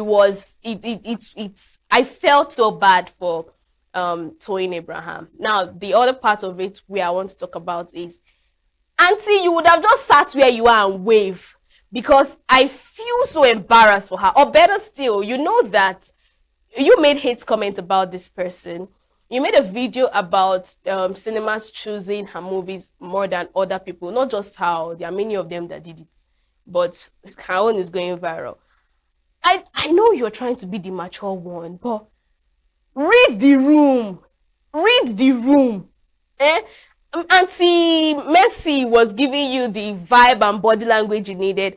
Auntie Iyabo was also giving you the vibe and wanting to even peck you and all that. You saw that this other person, whether you're there or not, is none of her business. She's focused. Very much focused. So why are you still trying to say hello to her? Yes, you're trying to be the nice person here, but trust me, everybody knows what they're doing. Sometimes it's very important to just move on with your life and everybody will be fine, because right now people are dragging you up and down. Nobody's even happy with what you did. Just few are happy because they see it as a hypocritical movement. I mean, you said, but it's just like your friends talking bad about you, like gossiping with the other friend of yours, and then you guys tend to meet at in an event or maybe on the road, and then you're trying to greet, oh, hello. are you serious right now? Even if it's you, would you accept that pleasantry? You wouldn't. So that's just what the scenario is. What am I saying? She would have just moved on. Like, maybe she want to greet Yabo, greet Auntie Mercy, greet the other person, and leave Auntie Funke. Your clothes was even hooking on her hair, and she was very mean that she don't want to have anything to do with you. So she just tapped her hair to be like, you're making me uncomfortable, you know. I feel so sad for her. But let's move over to the comment section. Let's see what netizens and how they are reacting to this. Let's have a first comment. So Akintunde said this is an Alabosi post too. This is what they've been calling her, Alabosi. I don't know what it means. So because wouldn't it be awkward if Toyin greeted everyone on that table and ignored Funke just because she knows she doesn't like her? Also, why would Funke be pissed because someone else decided to kiki with with one whose words affected both of them? Is the kiki for me, which is laugh, play, joke about someone's comment, which is Kunle Afolion's comment. So Toyin Abraham had to react to that. I think it's a very funny, hatey statement. I can't bring that to you right now, but I think that's where the problem comes from. Okay, let's have the next comment. Bambi CJ said the jab was for all of them. Toyin took the comic part of it. Let's take that again. The jab was for all of them. Toyin took the comic part of it does not I think the person wanted to say Toyin taking the comic part of it does not mean she's agreeing with him. So if Funke feels straightly attacked, it's not Toyin's fault. Let's be guided. There is no kicking anyway. Oh, he's actually responding to the other comment. There is actually a kicking in there. Let's be very realistic. There is a kicking in there because you made a video earlier on and someone is trying to say something related to what you posted and you're laughing about it. So we all know we have brains. Nobody's we know. She knows that me and this person know, right? So there was a lot of kicking. Let's be very realistic. All right, let's have the next comment. Trashy. Kunle Afolayan subbed them both. Toyin only made fun out of her own and closed the chapter. Funke is the villain here. It's not like I'm actually proud of what Funke did. She would have just, as she tried to greet her, she was like, oh, hello, hi. And that ends it, right? Because I see it as a very petty move. But then again, there are people that are like, okay, I forgive you. Just be on your lane. Don't talk to me. I won't talk to you. Don't greet me. I won't greet you. I don't want to be in the same position as you are. Whatever you did, I've forgiven you, right? But you don't blame her to react that way. You can't beat a child and tell the child not to cry. Why? You can't even teach somebody how to cry when you hurt the person. So she's hurt and she cannot hide it.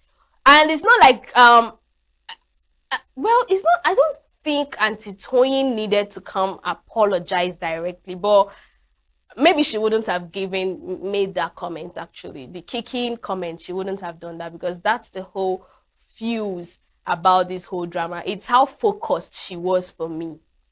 Kai. All right, let's have the next comment. So Jerry said, her abosi too much. And he dey vex me gone. Now mature person you be. And she knows that Funke will not respond. But she still went ahead to greet her, which is very mature, right? I understand, but you know that Funke, you know that you are annoyed. That's the thing. You know you annoyed this person. So why are you pretending like everywhere is okay? Everything is not okay. Everything is not okay. And the fact that I didn't come to you to say what you did annoyed me, you know that what you did would hurt me. And you know I was in an argument with this particular person. And then you were laughing about what the other person said. It's as if, it's not like you're taking sides, but you obviously took sides. And then you saw me and you're trying, you know I will not greet you. So why? That was why I said she just wouldn't have. She would have just waved from far. Let's have the next comment. Abbas said, this is a nonsense submission from you. So Toyin must inherit Funke's and oh my God, Funke's enemy being called Alabosi for deciding not to join a fight is wild. It is obvious that it's obvious you don't like Toyin. Finding a way to blame her in all of this is an act of abosi. You are the Alabosi. I so much love Twitter because everybody will come at each other, right? I don't really know what this Alabosi is, so I think I'll go and find out. All right, let's have the next comment. So this person says, so Toyin should form an enemy with someone she respects because Funke had an issue with that same person. That's what you dummies are saying. Laugh emoji. Yes, I know some people will say she's being petty, but let's be very realistic, please. No one should. We are not mature. I don't like when we pretend we are mature. We are not. Someone hurts you, you have the right to be angry. Why are you playing the mature person? Why are you playing? Yes, maybe Auntie Toyin did not mean that comment she made, but that thing you did not mean hurts me. And I'm hurt. And you've not apologized. And you're coming to kiki with me. It doesn't work that way. So let's have the next comment. The person I pity most is Iyabo Ojo. This premiere has given Lizzie Anjorin a lot to talk about. People are not even talking about the movie at all. They will talk about these nerves throughout this week, which is the truth. If only she knew, she would have told Toyin Abraham to avoid Funke Akindele. Maybe she don't even know that Auntie Funke took it personal. You get? Because maybe she forgot about it. But this part where he said Lizzie Anjorin has a lot to talk about, I won't be surprised anyways. Because tell me why you had a movie premiere and is that small video that is trending, is even trending more than your movie premiere. That's so sad. All right, let's have the next comment. Okay, I think that's all. That's all we have for you on social trend this hour. We'll go on a short break, and up next is an interview we had with a guest. So stay with us and of course enjoy the rest of your day. Get plugged into the heartbeat of entertainment on The Hub, your ultimate show on eVibes. From trending stories and social media drama to top charting music, must-watch movies and exciting moments from the world of arts, we've got it all. Join us for unmissable conversations with your favorite entertainment personalities, plus fun segments every week. I should try harder. So Okay, I don't know that one. Outfit of the day. Oh, I don't do that. That's some Gen Z stuff. Oh, now you say it's a Gen Z stuff. It's everything you love about entertainment, served fresh every week at 1 p.m. with weekend repeats just in case you missed it. The Hub's on eVibes, where the vibes never stop. Only on Signature TV. Did you ever at a time think or maybe decide that I think I should go controversial to make people watch me? Actually, it's one of those things that most young content creators do now. Like they want to make their content go, controversial so that people will click, watch, and share. Just like Nadia Queen or Queen Nadia that is trending now. It's not necessarily important for those content creators who want to make it now to go to do content that will go controversial, just to trigger the audience and all that. What is this? But in content creating, making it interesting, engaging is more important by 3 seconds action. Making it, when you are creating content, you have to have your niche, you have to have your story, things that will attract audience to watch your video within the space of 3 seconds. So, personally, I'm a moral teaching content creator. My content teach people. Well, if you watch my video, you learn things that are going on in the society. People, things that people do that you are asking, can this thing be possible? That is the kind the kind of content I create. So I don't create content that people will just do go naked and all that just to attract audience. Yeah. No, I don't do that. All right.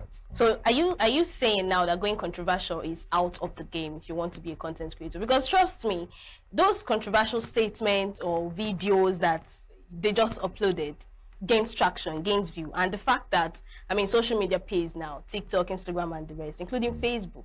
So are you saying that going controversial, despite the fact that you're trying to make money, is a no-no in content creation? No, I'm not saying that. Everybody is to his own opinion or your own decision. It depends on how you wake up to see yourself. Someone can just wake up and decide to go naked and start dancing in the market square just to make content. Yeah. But the fact is, can it last?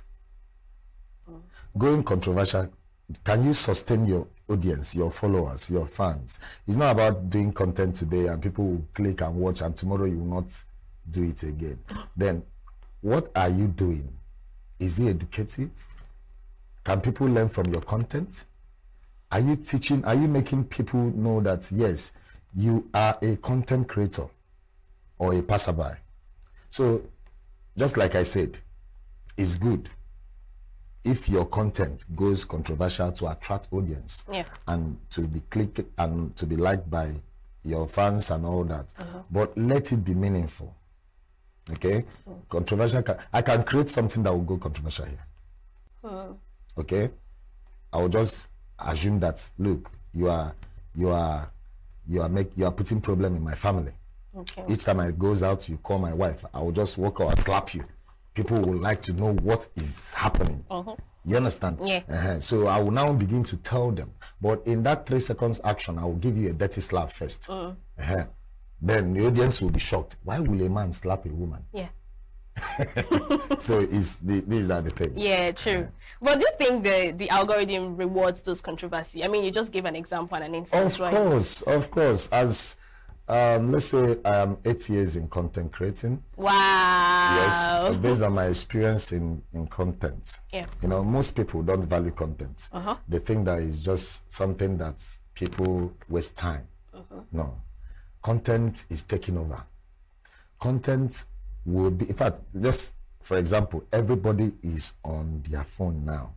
In fact, I don't remember the last time I watched my television. For real? Yes. Even the smart TV? No, I don't remember. Because I'm a busy person. Every content dedicated person is a busy person. We work with time. Okay? So creating a content algorithm picks those meaningful and engaging contents. Most content that goes viral, the algorithm, the program in the system will check that content. Why is this content going viral? They will make the content to know if it's against their rules and regulation. If it's not against their rules and regulation, just like drug, sex, harassment, child abuse, these are the things, or nakedness or exposure of the body or that kind of thing. If they check it and they see that this your controversial content did not go against their rule, you are free. Then you go and celebrate.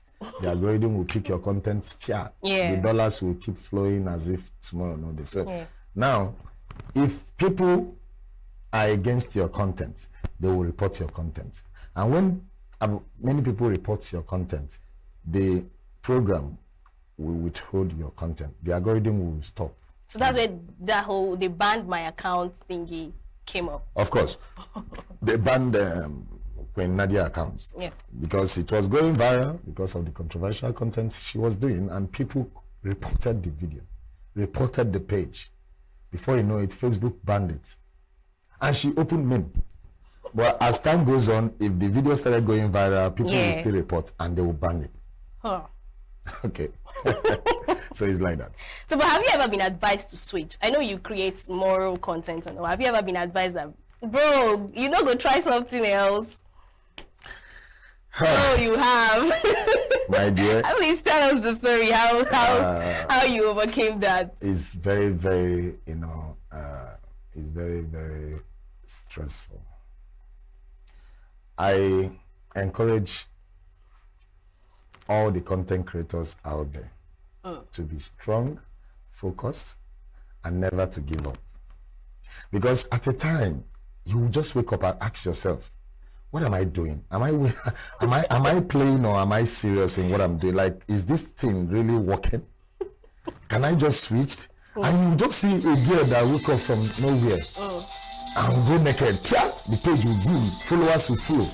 You understand? So I wonder what is happening in the society. Like, people want to see things that are unusual.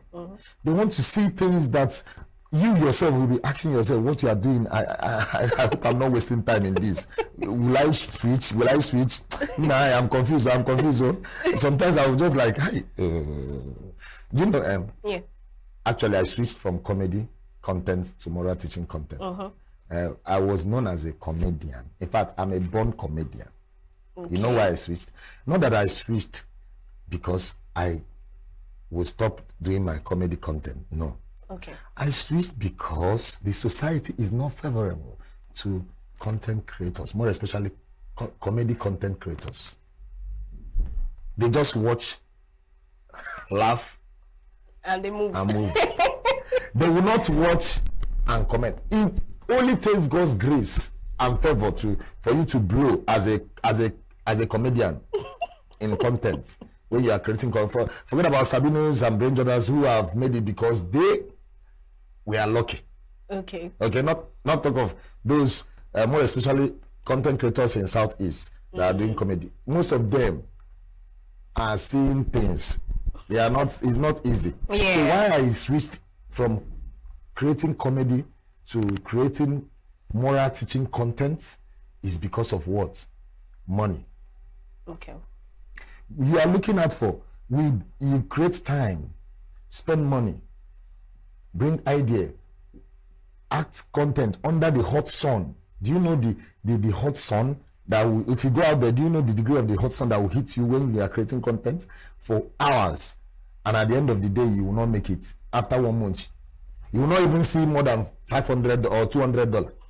Do you understand? Yes. You spend your data, your money to buy it. Check it now. So when you now create moral teaching content that has this 3 seconds action, I'm telling you, that will make people like, wow, what is going on here? Yeah, you are going deeper to what is happening in the society. People will begin to comment, they will begin to like, they will begin to share. Now your money will begin to come.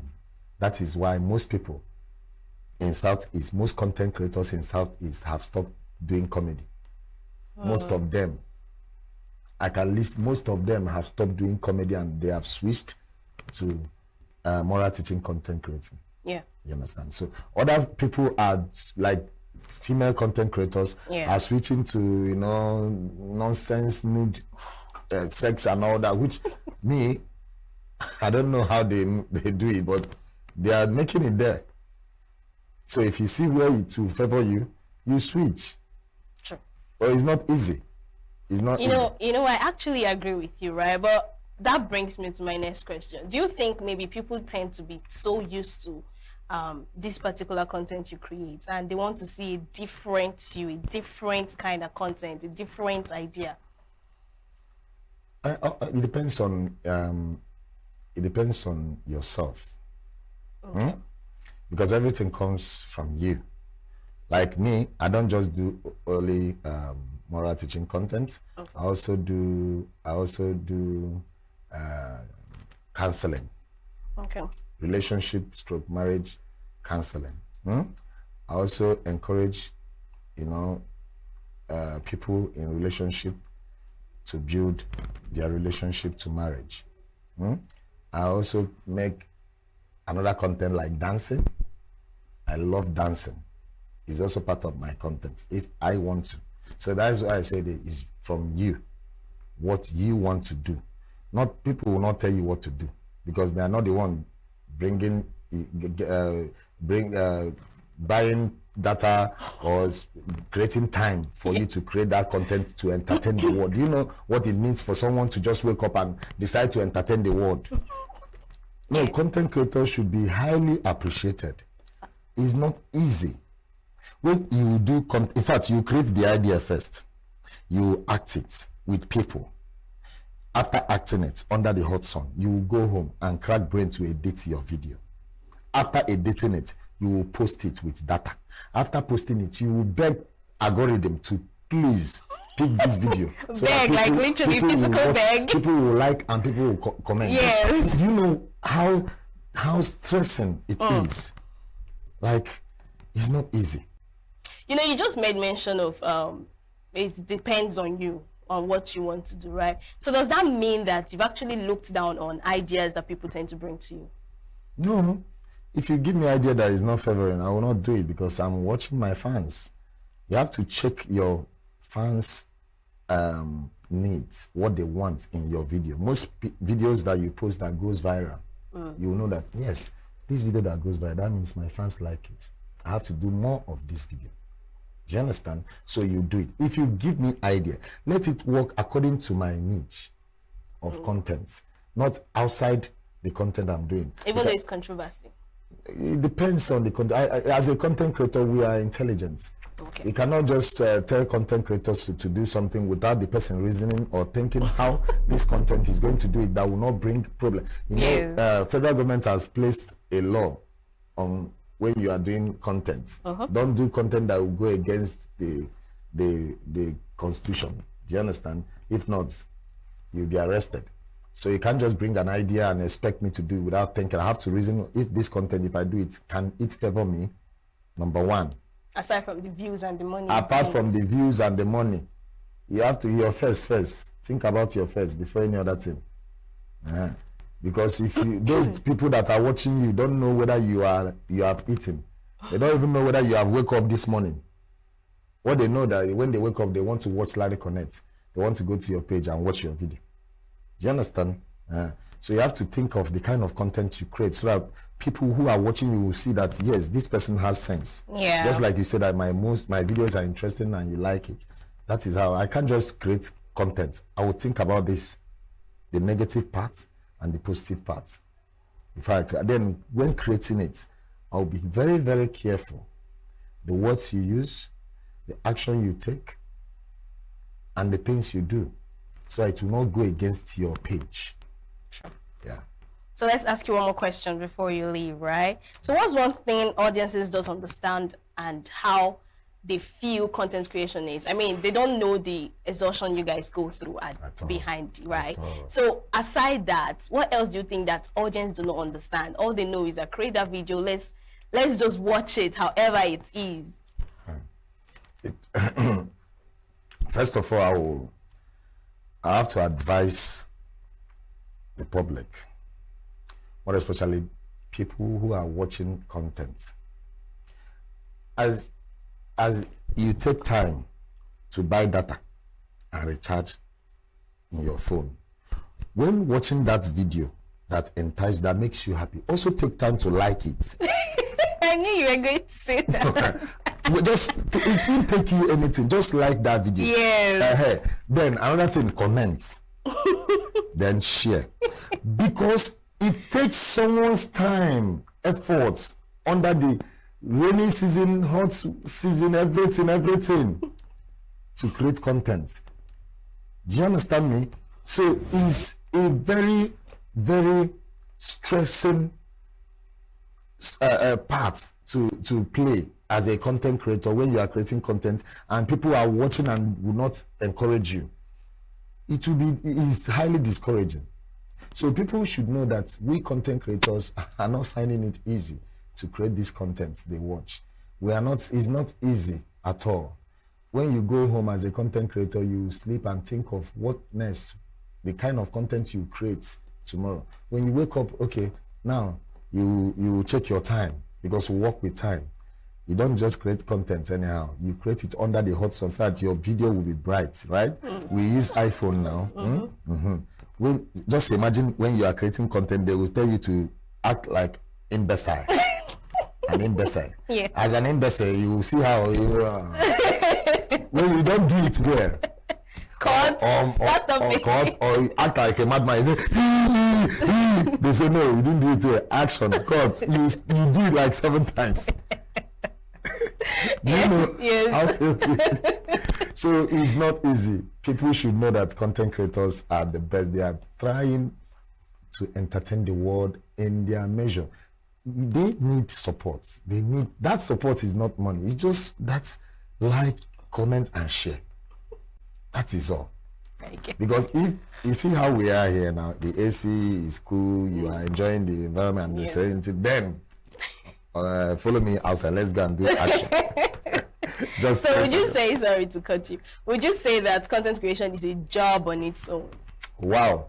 Better than 9 to 5? Oh my goodness. Do you know, I will not say that it's better than any other job. Okay. Content creating is a good job. Okay? As a content creator, it's good to know yourself, to know and believe in yourself, to know and value what you are doing. Because since the job is not there for most graduates to do, instead of joining bad gang or doing things that are not right, you should come and join content creating. I assure you, within the space of 2 months, your accounts, both TikTok, Facebook, and YouTube, in fact 3 months, will be monetized. Once you are monetized, you just earn money.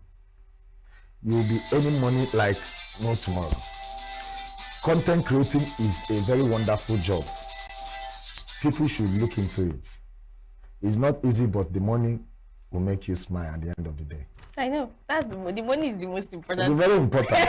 Very, very important, because All right, thank you so much, Larry Connect. I mean, you've said a whole lot. I think you said more than on eVibes. From trending stories and social media drama to top charting music, must-watch movies and exciting moments from the world of arts, we've got it all. Join us for unmissable conversations with your favorite entertainment personalities, plus fun segments every week. I should try harder. So, Okay, I don't know that one. outfit of the day. Oh, I don't do that.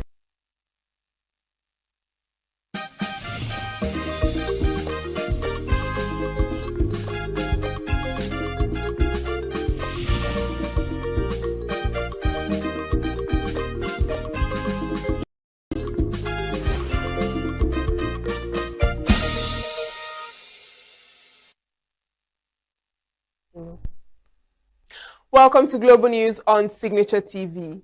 I am Uchenna Chimdi Oluoha. In the headlines, Obi seeks opposition alliance to tackle nation's challenges. INEC recognizes Wike-backed PDP leadership. US says Trump interested in asking Arab countries to pay for war on Iran. And Israel says 4 soldiers killed as army pushes deeper into South Lebanon. Details shortly.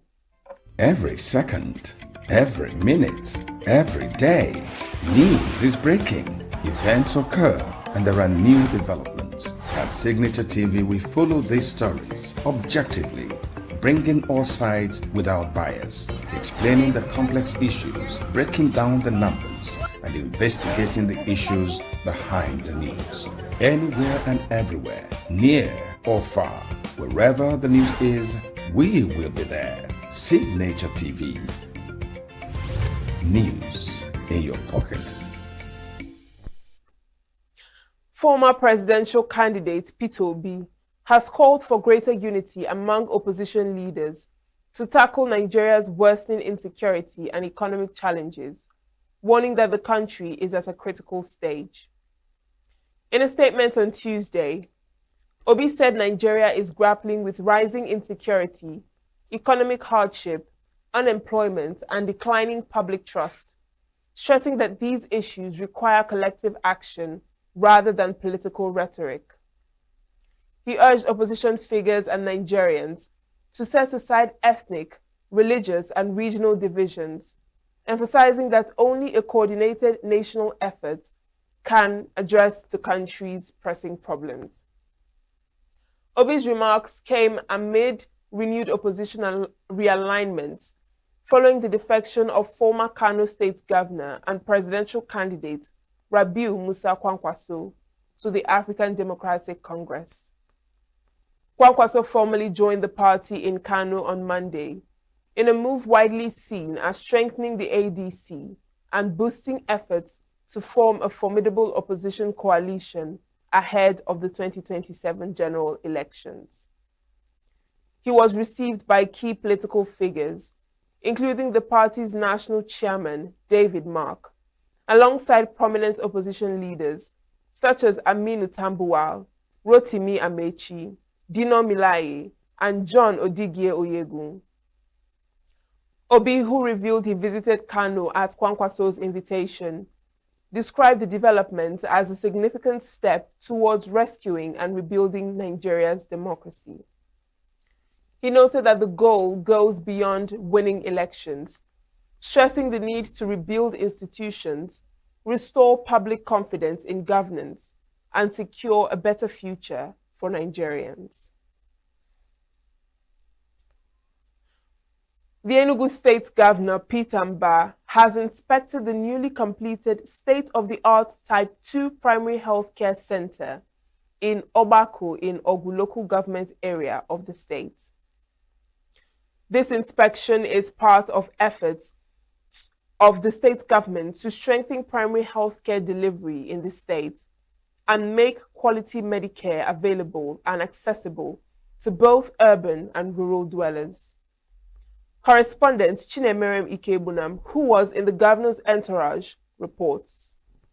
In a quiet agrarian community of Obako, a new chapter in healthcare delivery is unfolding. The newly completed and fully equipped Type 2 Primary Healthcare Center stands as a symbol of the Enugu State government's commitment to grassroots development. Governor Peter Mbah, on a supervisory visit, expressed satisfaction with the quality of work, describing the facility as a critical step towards improving access to health care in rural areas. The governor emphasized the need for community ownership, urging residents to safeguard the facility to ensure its longevity and optimal use.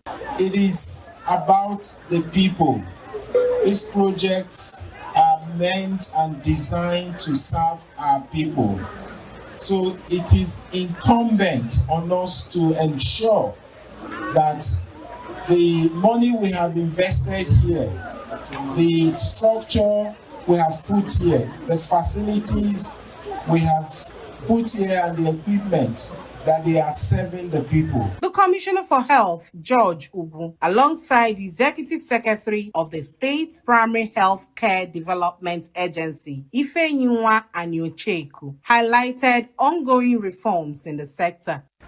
Recall that this is the same local government where you have upgraded a small school where they are training you to a college of nursing sciences situated in the Ogu. Thank you also for the NYSC. Thank you also for the NYSC that you are revamping, doing all the roads around it. Your Excellency, I want to also thank you for Ogu Games Village that has been dilapidated over years. In fact, it's been erased off the planet Earth. But Your Excellency, you are doing a brand new one. We are happy for what our governor did for us, especially Oba. As the Enugu State government continues to invest in primary health care infrastructure and personnel, communities like Obako are beginning to witness tangible improvements in access to quality medical services in Enugu. Chinemerem Ikebunam, Signature TV News. With the March 31st deadline for political appointees to resign ahead of the 2027 elections, attention is focused on members of President Bola Tinubu's cabinet expected to step down to pursue elective offices. The directive, issued in line with the Electoral Act 2026, requires all political appointees seeking elective positions to resign before participating in party primaries, triggering widespread anticipation and political maneuvering. So far, the Minister of Foreign Affairs, Yusuf Tuga, and the Minister of State for Humanitarian Affairs, Yusuf Sununu, have resigned to contest in the 2027 general elections. Tuga stepped down to pursue the Bauchi state governorship, while Sununu resigned to contest the Kebbi state senatorial seat. The directive was conveyed in a circular signed by the Secretary to the Government of the Federation, George Akume, citing Section 88, subsection 1 of the Electoral Act, which bars appointees from holding office while seeking party nominations. The provision is aimed at preventing the use of public office and state resources for electoral advantage. The policy applies broadly to ministers, advisors, assistants, heads of agencies, and chief executives of government-owned institutions. The Independent National Electoral Commission, INEC, has recognized the People's Democratic Party, PDP National Working Committee, led by Abdurrahman Mohammed. Mohammed's faction of the opposition party is backed by Nyesom Wike, the Minister of the Federal Capital Territory. Checks on INEC's website on Monday listed Mohammed as the PDP National Chairman. Other members of the NWC recognized include the party's National Secretary, Senator Samuel Anyanwu, National Treasurer Ahmed Mohammed, National Financial Secretary Daniel Woyengi Kuro, and the National Legal Advisor Kamaldeen Adeyemi Ajibade San. This comes a day after the PDP held a national convention at the Moshood Abiola National Stadium in Abuja, the nation's capital. At the event, Mohammed and other members of the NWC were elected by over 2,000 delegates drawn from the 36 states that participated in the exercise. In attendance were ex-Senate President Bukola Saraki, former governors Ayodele Fayose Ekiti, Okezie Ibazu Abia, Samuel Otom Benue, among others.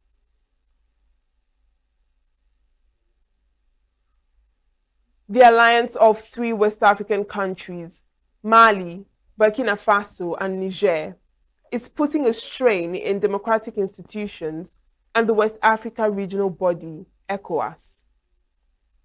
This is the outcome of a 3-month research conducted by the Center for Democracy and Development, CDD West Africa, and presented to the media in Abuja on Monday. Correspondent Nasir Usman reports. Niger and Burkina Faso have constituted a new bloc, the Alliance of Sahel States. The 3 nations all have military dictatorships and have entered into a new relationship with Russia. The research by the Center for Democracy and Development, in collaboration with the Ivorian Observatory for Human Rights, focused on disinformation in the social media space between July and September 2025. According to the researchers, the Sahel bloc used propaganda to sell military rule, undermine democratic institutions, and position ECOWAS as a new colonial mechanism for undermining West Africa's true independence. If democracy has failed to resolve development issues, have coups in the 3 countries changed their development situations? I think the reality we live in today is that Mali, Burkina Faso, and Niger republics have all turned their back on democracy. They have all argued that the problems of poverty and dependence on external forces of their countries were there because of democracy, and have therefore presented democracy as the enemy. It is in that context that they banned political parties in their countries and are all in the process of institutionalizing military rule up till the point in which that military rule would be legitimized through an electoral system, as we saw in Guinea. From the reports, even as there have been a semblance of some progressive development, we also get to realize that if you were to speak to the ordinary man on the street and the person is going to be attending to you one-on-one, you then get to understand that life has not really been different in terms of the kind of talking of democracy dividends, the development dividends as it is. There is hunger in the land. I'm sure you would have heard Professor Jibril Ibrahim say that in Mali, on the list of what the people consider as their greatest problem, terrorism is even number 5, which means there are other things that are much more important. And top on this is the issue of hunger. Dr. Lassane Odrago, a researcher at the Nazi Boni University, presented the research findings. The stories that are coming outside of the Sahel that are saying that military rule has not improved anything, very problematic. Equally, the stories that are embellishing everything and saying that these are the messiahs, they have come to save us, they have done tremendously well, are equally problematic. So there's a middle ground. The middle ground is that the security has improved a little bit, but not substantial in a way that allows the type of narratives that we are seeing. Between 2020 and 2026, Africa as a whole witnessed 8 coups. These military takeovers were attributed to a lack of good governance, corruption, constitutional manipulation, impunity, and a gap between good governance institutions and the citizens. CDD is, however, optimistic that the continent will be more peaceful, economically prosperous, and stable if democracy is sustained. In Abuja, I am Nasir Usman, reporting for Signature TV News. Mali, Niger, and Burkina Faso have constituted a new bloc. Revenue is set to witness a boost as the Nigerian National Petroleum Company Limited, NNPCL, has recorded a significant milestone with the introduction and lifting of 950,000 barrels of Cawthorne blend crude into the global market. A statement by the Sahara Group on Monday confirms reports on the exportation of a new light sweet crude called Cawthorne this March under the Bio Ojulari-led NNPC. FSO Cawthorne serves as a critical offshore production support asset, providing storage and offtake capabilities for crude produced from OML-18 and nearby producing assets. Reacting to the development, Sahara Group, a global energy and infrastructure conglomerate, reiterated the strategic role of FSO Cawthorne in strengthening Nigeria's energy security through its reliable production, storage, and evacuation infrastructure.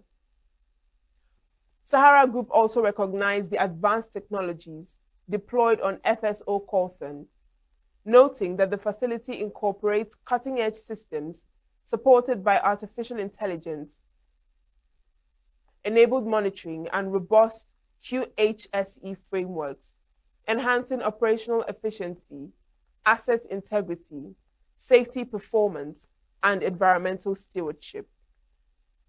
Sahara commended NNPC for its leadership of oil mining lease OML-18 and surrounding assets in the eastern Niger Delta, where Sahara Group is a joint operator and joint venture partner, noting that the company's collaborative approach continues to drive continuous improvement and value delivery across Nigeria's upstream sector.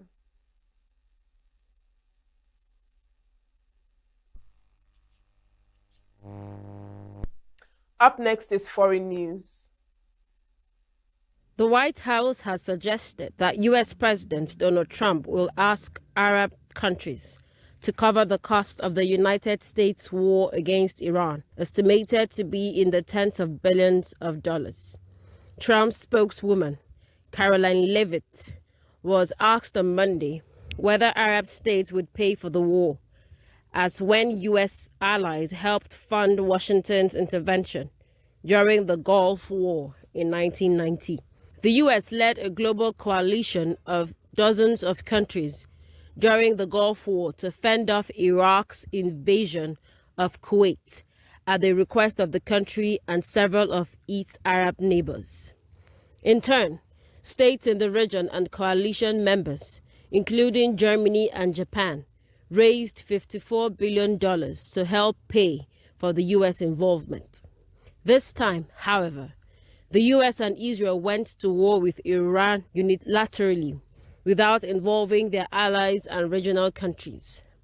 However, Iran has set U.S. compensation for war damage as one of its conditions. Iran has retaliated against U.S. and Israeli strikes with missile and drone attacks across the entire Middle East.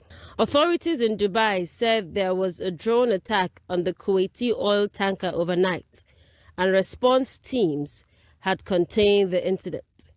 They added that no oil leakage or injuries were reported, according to the Dubai media office. Multiple loud explosions were heard in Dubai, starting at around 6 or 7 p.m. local time on Monday, until about 1 or 2 a.m. on Tuesday. Work is now underway to assess damage to the tanker. The tanker was loaded with 2 million barrels of oil from Kuwait and Saudi Arabia, according to data from Lloyd's and Tankers Tracker. Lloyd's listed the destination as Qingdao, China. The Israeli military has said 4 soldiers were killed in combat in southern Lebanon, where its forces are clashing with Hezbollah fighters after launching a ground invasion of the country. An army statement on Tuesday named 3 soldiers from the same battalion who fell during combat. In a separate statement, it said another soldier had been killed in the same incident and 2 others wounded, without naming them.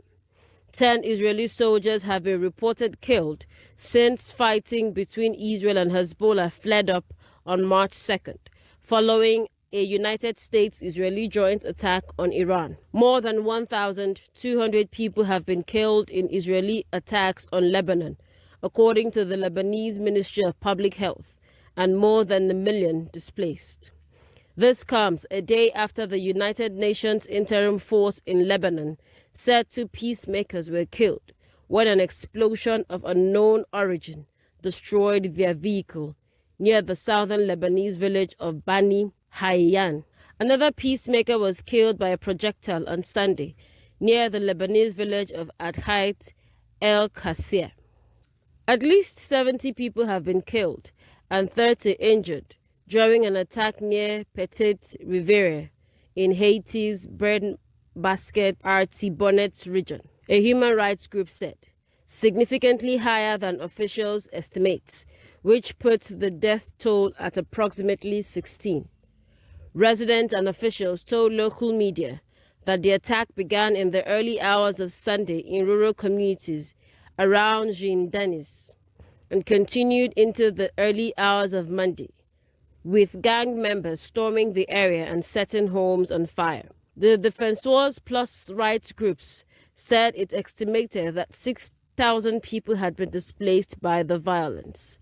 The United Nations estimates that more than 2,000 people had left their homes in the days before, following raids by armed gangs nearby.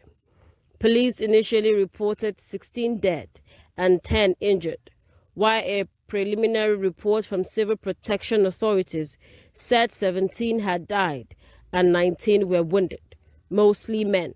A spokesperson for the UN Secretary General told a news briefing that the organization's office in Haiti, BINU, was closely monitoring the events and that estimates ranged from 10 to 80 people killed. He called for a thorough investigation. And that's it on the international news. Next is sports news. Germany concluded their international break with a hard-fought 2-1 win over Ghana at the MHP Arena in Stuttgart. Despite dominating 69% of possession, Julia Nagelsmann's side struggled to break down a resolute Ghanaian defense for much of the match. Kai Havertz opened the scoring from the penalty spot in first half stoppage time after a foul in the area. Ghana responded with spirit in the second half as Abdul Fatawu leveled the score in the 70th minute following a sharp counter-attack. Up in your actual home as Kuhn turns the corner. Good chance here, and Fatawu scores. Germany picked apart, and Abdel Fatawu has been on the field for just several minutes, and Ghana are level in Stuttgart.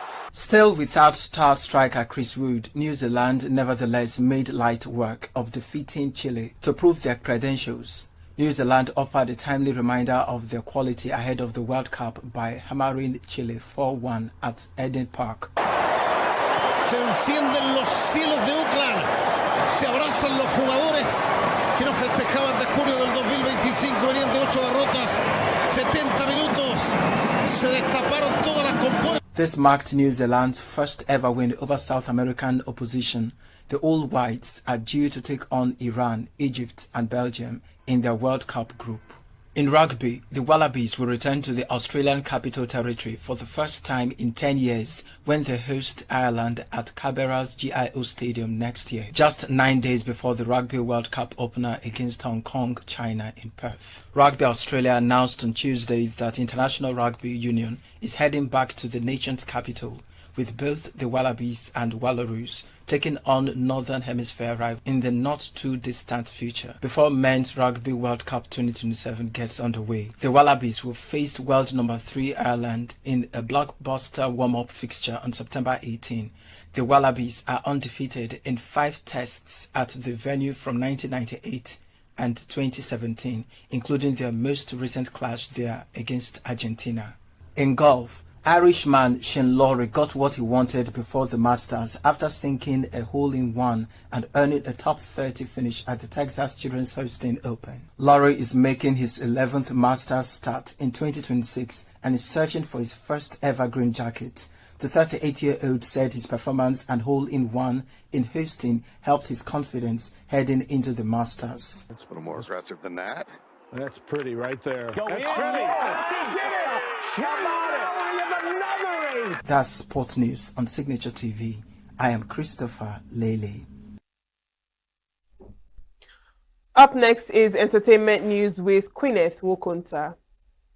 Nollywood actor Zubi Michael has stirred widespread reaction after urging Christians in Jos Plateau State to leave the city following a deadly attack. The actor made a statement while responding to reports of a terrorist assault in the Angwan Rukuba area on Sunday, where dozens of people were said to have been killed. Despite the strong remark, Zubi Michael also expressed hope that those responsible for the violence would ultimately face consequences, noting that justice would catch up with the perpetrators. His comments quickly generated mixed response online. While some shared his concern over the safety of residents, others criticized the suggestion, arguing that relocation is not a practical solution, especially given that a large proportion of Plateau State's population is Christian. In a similar development, several Nigerian celebrities have also raised concerns over the growing insecurity in the country, criticizing both public reaction and government response. Singapore Okoye lamented what he described as insufficient outrage following the Palm Sunday attack in Jos Plateau State, where dozens were reportedly killed, noting that Nigerians are not angry enough. Content creator Mr. Macaroni questioned why the president had yet to address the nation after reports of at least 40 deaths, accusing the government of lacking accountability. Similarly, actor Kunle Remi urged Nigerians to use social media to spotlight insecurity and hardship, including in birthday messages to President Bola Tinubu. Their comments add to increasing calls for stronger action by the country's leaders in tackling the crisis. That is the image we should use. If you want to wish him a happy birthday, which I suggest we should actually wish our president a happy birthday. So everyone seeing this video, if you feel you want to wish him a happy birthday, please use that video. There are images from it, there's videos, look online, you will see it. There is a woman in pain. 15 hours ago, there was a disaster in Plateau. That is the celebratory message we should use, please. Thank you. Happy birthday, Mr. President. Please. That is the image. That's the only thing we need to use to celebrate him. Thank you. Veteran Nollywood actress Opeyemi Ayola has urged colleagues supporting the All Progressive Congress APC to reconsider their stance amid rising insecurity in the country. In a video message following the Palm Sunday attack in Jos Plateau State, Ayola called on entertainers to prioritize conscience over money, influence, and affluence, stressing the need to think about the future. She expressed concerns that such tragedies receive limited attention due to ongoing political activities. She therefore encouraged Nigerians at home and abroad to speak up and take a stand, while reminding her colleagues to consider the long-term impact of their choices on future generations. That's the entertainment news. Queenette Mokunta's Signature TV News. That's the news this hour. I am Uchenna Chimdi Oluoha. Thanks for watching.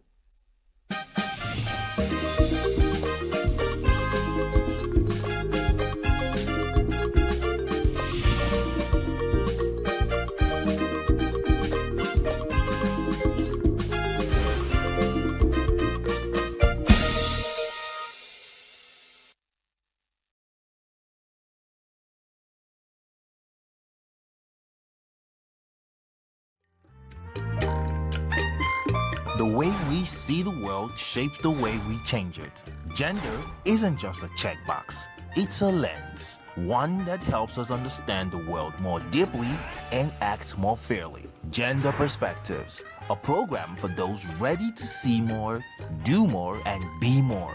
Designed to challenge assumptions, ignite conversations, and build inclusive solutions across every sector of society. We are not, fighting the men. We are not saying we are equal in terms of rights. We're only asking they should recognize our existence. Join us on Gender Perspectives, showing every Saturday by 4 p.m. Repeat every Wednesdays by 5 p.m. and Thursdays by 3 p.m. Change begins with perspective. Let's widen yours.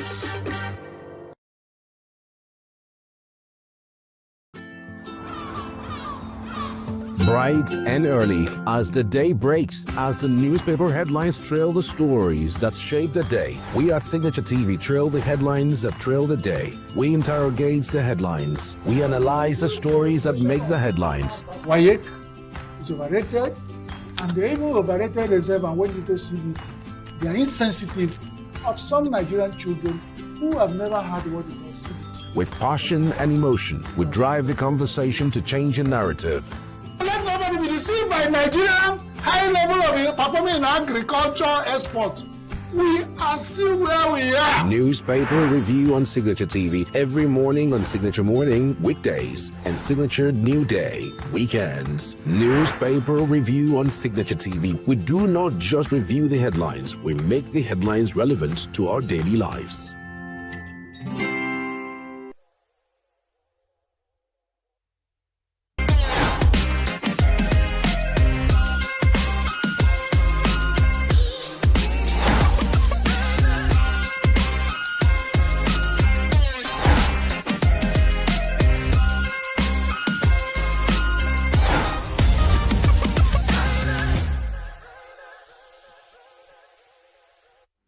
Hello and welcome to Teens Should Know, the show where we listen, learn and grow.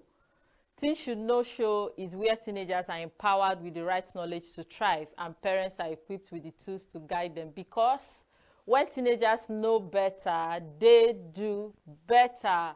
My name is Ifeoma the Prof Nwato and I'm your host on the TSK show.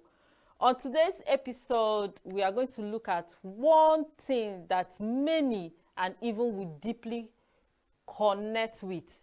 We are talking about bodies, beauty, the changes that comes with growing up. It is called the body talk, loving myself through the changes. You know, a whole lot of girls, when they are growing, there are too many changes and they are like, I don't want this, I don't want that, I want to be like that, I want to be like this. So for girls, the teenage years comes with a lot of hormones, growth, and 1,000 voices telling them what they should look like, how they should act, and how they should be. But what happens when those changes feel confusing? uncomfortable, or even painful? How do girls learn to love themselves when the world keeps raising the bar? How? That's what we want to talk about today. So on today's episode, we'll be unpacking with the help of an amazing teen girl who is brave enough to share her stories. We'll be having a short break now, and after the break, we'll meet our guest for today. Don't go anywhere. Every second, every minute, every day, news is breaking. Events occur and there are new developments. At Signature TV, we follow these stories objectively, bringing all sides without bias, explaining the complex issues, breaking down the numbers, and investigating the issues behind the news. Anywhere and everywhere, near or far, wherever the news is, we will be there. Signature TV. News in your pocket. Hello and welcome back to TSK Show, where we empower teenagers to thrive. And with me on the show today is an amazing young and beautiful teenage girl. Her name is Rejoice Benson. Rejoice, welcome to the TSK Show. Thank you. How are you today? I'm fine. I hope you're not nervous. No. Are you ready to share a story with us? Yes. You're very ready. Yes. Rejoice Benson, your name is sounding like, are you a Nigerian? Yes, I'm a Nigerian. Okay, and there's no native name attached to your name. Where are you from? I'm from ENUGU State. Really? So yes, what's your Igbo name? Munachimuso. Munachimso, beautiful. So we'll be having Rejoice Benson talk to us about the body, the changes, and how to love yourself through these changes. So Rejoice, I want to ask, what does loving your body mean to you personally as a person? What does it mean to you? Is it about what exactly? It's about appreciating the way you are, loving yourself, how God created you, not trying to change yourself or compare yourself to other people around you, your friends, your celebrities, just about being yourself. Okay. They said they cannot hear her. Okay, we'll go on a short break now, and when we are back, Rejoice will be talking about loving her body, sharing her stories with us. Stay tuned.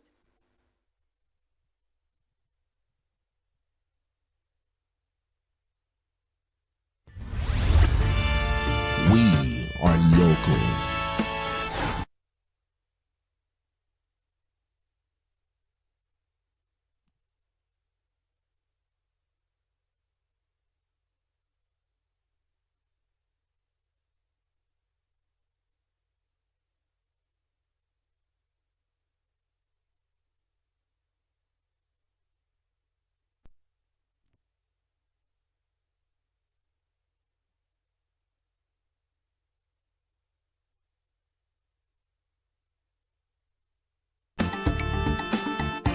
The mixed experience. The mixed experience. Peers, your friends, or even celebrities. Okay. Accepting yourself the way you are. Beautiful.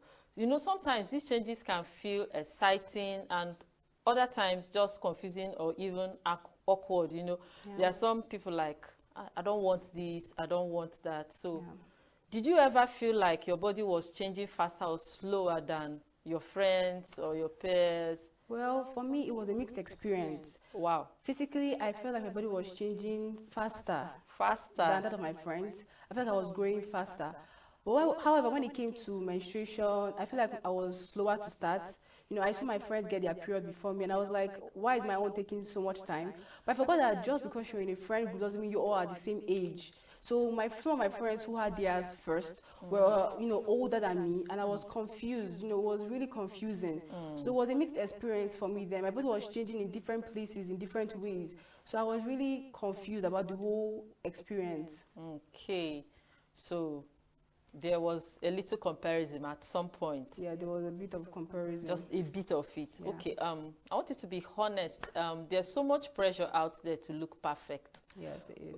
Where do you think most of that pressure comes from for your girls of your age? I feel like the pressure to look perfect comes largely from social media. Oh. Because you see, when you constantly expose yourself to curated images or all these unrealistic beauty standards. You see yourself comparing yourself to celebrities, the things you see on social media, and you try to be like them. You forget that those pictures on social media, some of them are edited, some of them aren't really real, and you try to, try to change yourself, and that's where you now see girls trying to, change the way God created them, and that's where you see low self-esteem, and it's really damaging, because they now compare themselves to their school friends, celebrities, forgetting that we are not the same. Everyone is different. Okay, so comparison actually bets low self-esteem to an extent. Okay.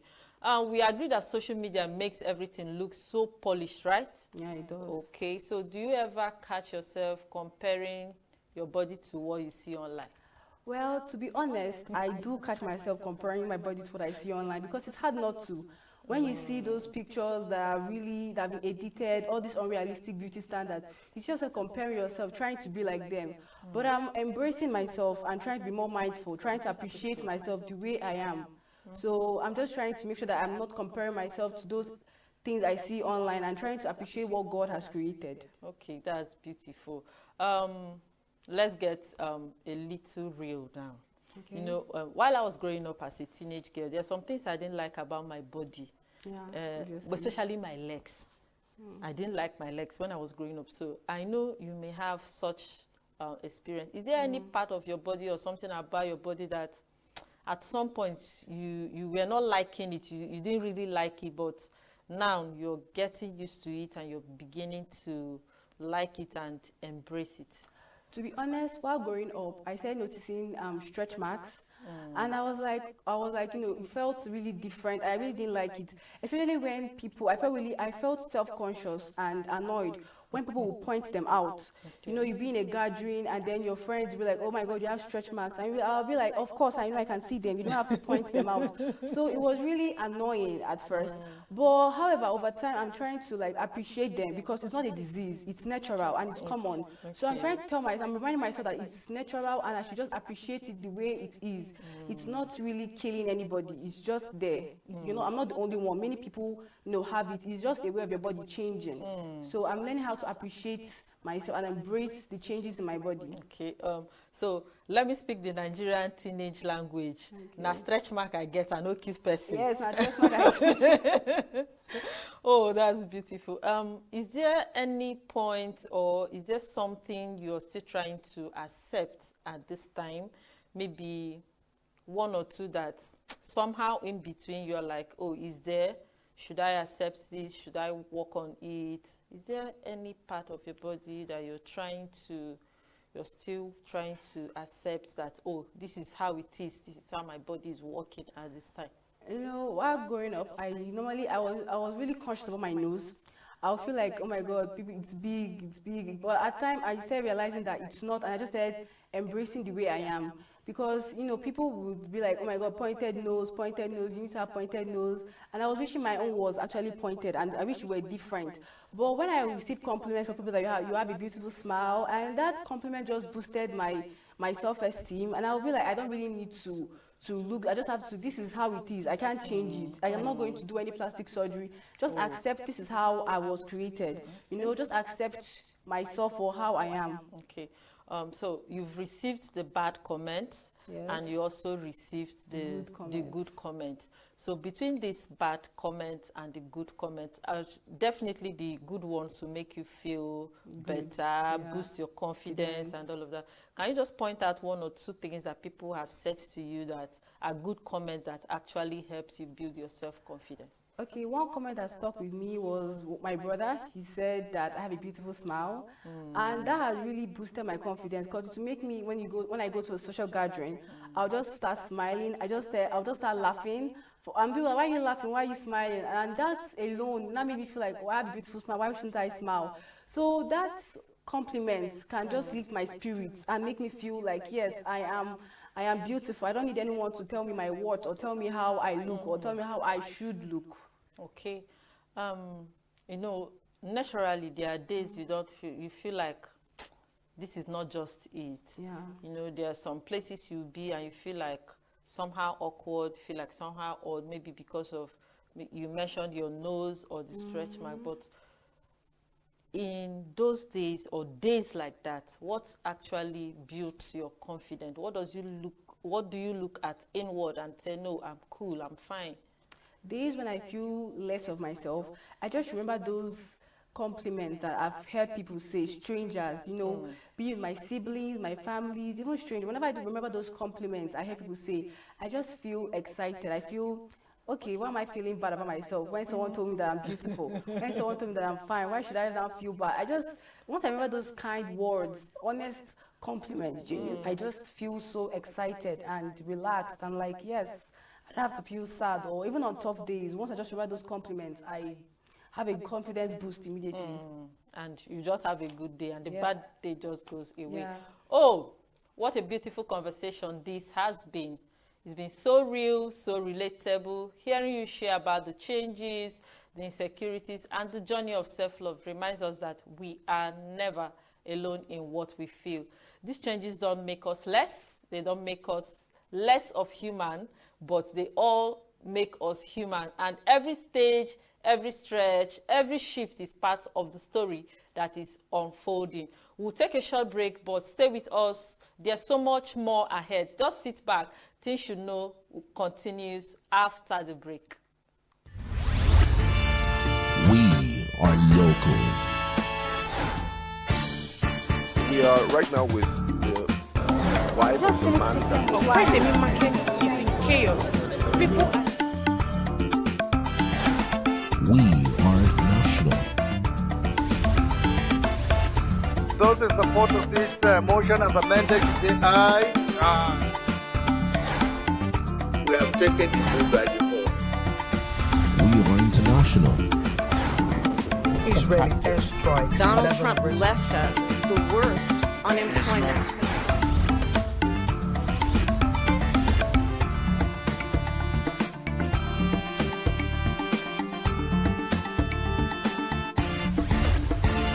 Signature TV, news in your pocket.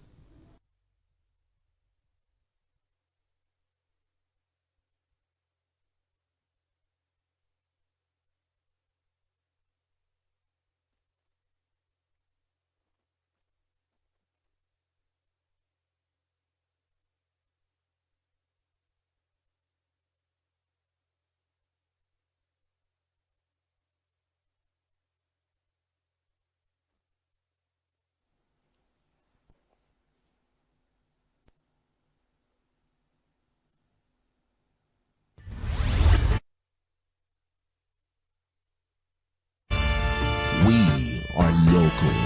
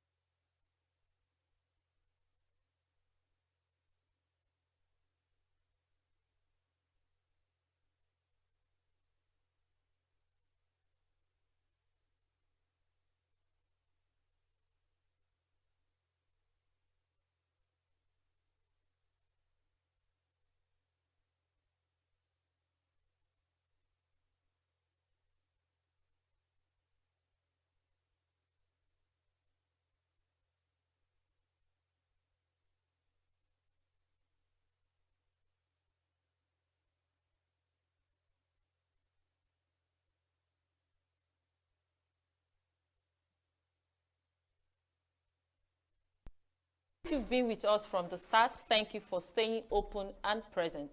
Before the break, we explored what it means to love ourselves through the changes our bodies go through, and now we are diving even deeper into the mindset, the confidence, and the quiet strength it takes to stand tall in a world that often tells us to shrink. So let's keep the conversation going, because this journey, your journey, is worth every word. Our amazing guest is still here and we'll continue this conversation. So Rejoice, let's go. Do you think girls are taught to love themselves enough? I don't think that girls are taught to love themselves enough. I feel like there is a change that we need to do because we live in a judgmental society where everyone is trying to judge you the way you are. So it's crucial to change the way people talk to girls about their beauty or bodies so that they can learn to appreciate themselves, so that they won't compare themselves to other people. Okay, this trying to talk to girls in a more different way where they will have to love themselves. Yeah. Who actually sets the standards? I feel like this is a standard for girls to love themselves. Or like telling a girl the way to look, or a girl should be like this, a girl should be like that. Is it the society, the family, or just the peers? I feel like it's the society and the peers, because you see a girl going out and then she now sees her friends looking this particular way. Maybe she goes online and then she now sees a celebrity dressing this kind of way, and then it will make the girl child to now want to dress like the celebrity, forgetting that they're not age mates. You know, trying to be like that person. You know, and then the girl child, maybe she's a celebrity trying to, you know, look this way, trying to do this kind of treatment on their skin, forgetting that you have different kind of skin types. That's why you start causing having body image issues, body image damages. You see people trying to bleach themselves because they're trying to be like some certain kind of people. So I feel like it's the society that is setting these standards of how girls should look like or how they should be. So the society should do better. Yeah. Oh, that's beautiful. Okay, I know some girls are listening to us right now. Yeah. So what will you tell a girl who is trying to accept the changes going through her body, who is going through these struggles from your own experience and story? What will you tell the girl? To all the girls out there going through self-acceptance, who are still developing, I would like to tell you guys that you are strong. You are beautiful just the way you are. You are beautifully and wonderfully made by God. Stand strong, keep your head up, smile, be happy. Don't let the changes to your body change you. It's natural. Everyone goes through puberty. Everyone goes through a particular stage. Don't try to change yourself because of it. You are still young. You're still learning things. Don't try to rush things. Allow it to go slow and steady. Know that you are a queen and know your value and your worth. Beauty is not just about physical qualities. It has to do with both your physical and inner qualities. So focus on yourself. Self-acceptance and self-love is the best. I love this. I'm beginning to love myself the more, and I feel encouraged. Thank you. So Rejoice, today, how do you feel sharing your story?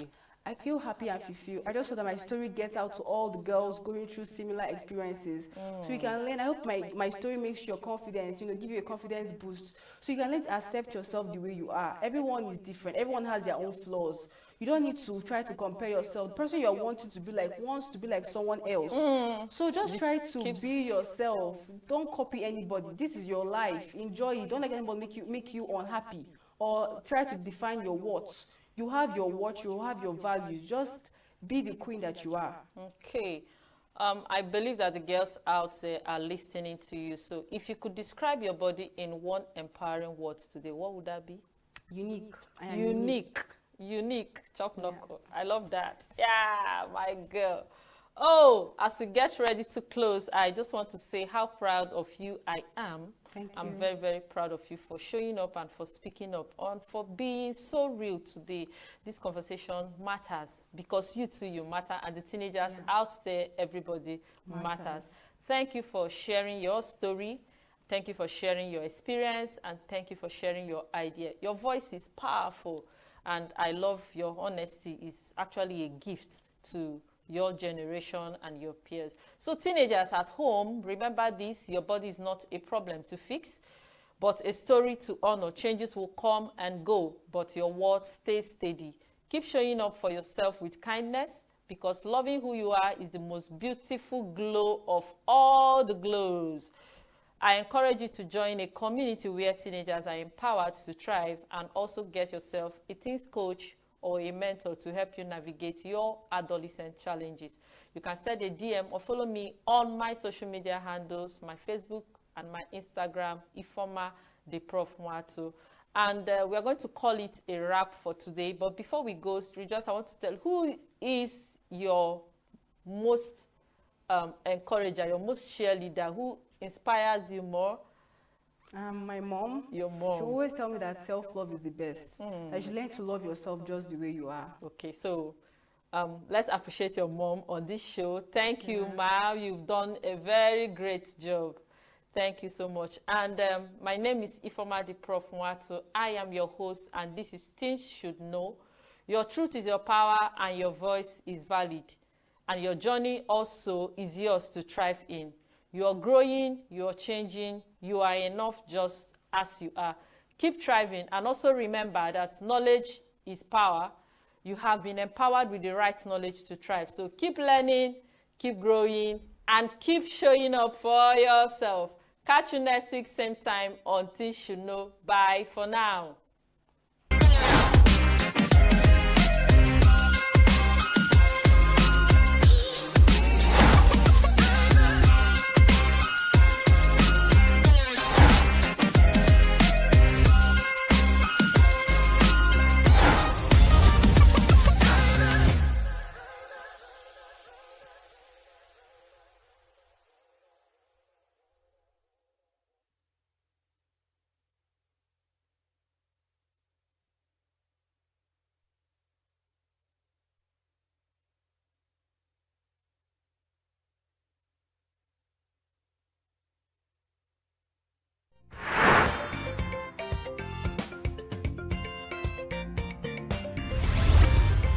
Signature TV, news in your pocket.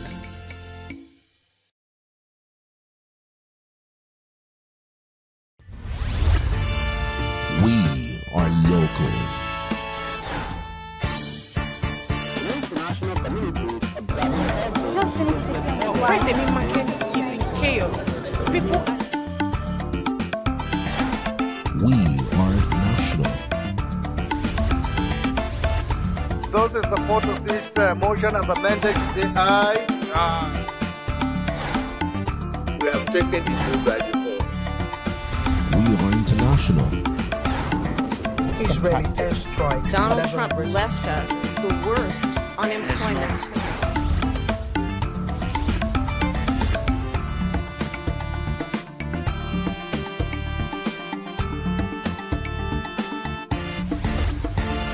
Signature TV, news in your pocket.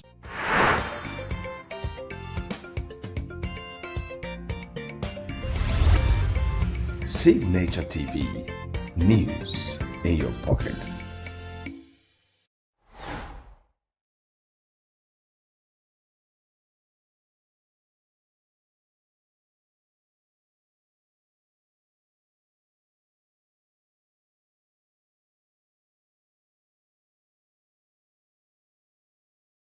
Every second, every minute, every day, news is breaking.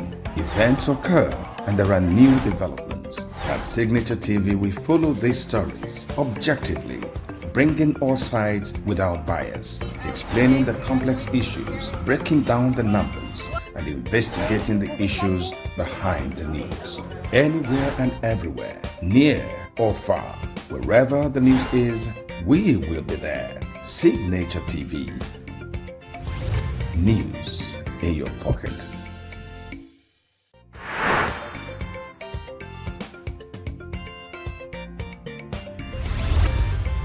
Signature TV. News in your pocket.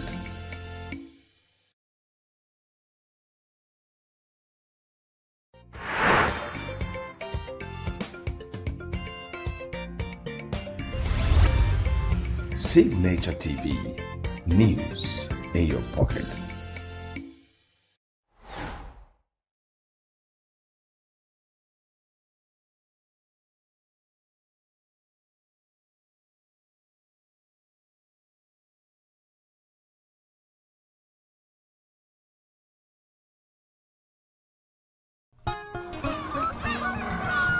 New every morning on Signature TV, we open the day for you with needed energy, information, and required vibes to shape your day. From sizzling snippets of stories in various areas of life to intriguing conversations with net worth guests. When you have people who have no track record becoming your leaders, you have a problem. There's no outstanding gratuity when Obi took over from me. I left in all the accounts of Anambra State 13.8 billion for him.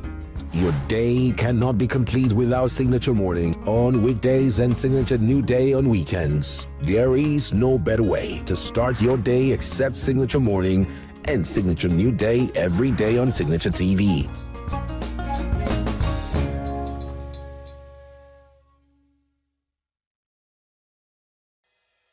Health is more than a diagnosis. It's your lifestyle, your choices, and your future. Join us on Inside Health, your weekly deep dive into the stories, science, and solutions shaping your well-being. From expert interviews to real-life journeys of healing and hope, we cover it all. One of the complications of cancer management or treatment is they have some of them, at one point in time, you see them having anemia.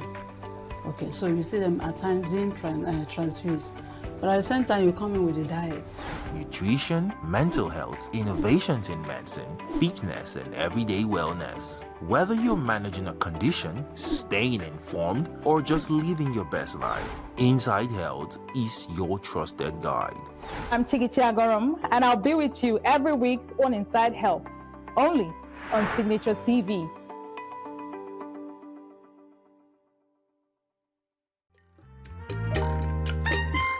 The way we see the world shapes the way we change it. Gender isn't just a checkbox, it's a lens. One that helps us understand the world more deeply and act more fairly. Gender Perspectives, a program for those ready to see more, do more, and be more. Designed to challenge assumptions, ignite conversations, and build inclusive solutions across every sector of society. We are not, fighting the men. We are not saying we are equal in terms of rights. We're only asking they should recognize our existence. Join us on Gender Perspectives, showing every Saturday by 4 p.m. Repeat every Wednesdays by 5 p.m. and Thursdays by 3 p.m. Change begins with perspective. Let's widen yours.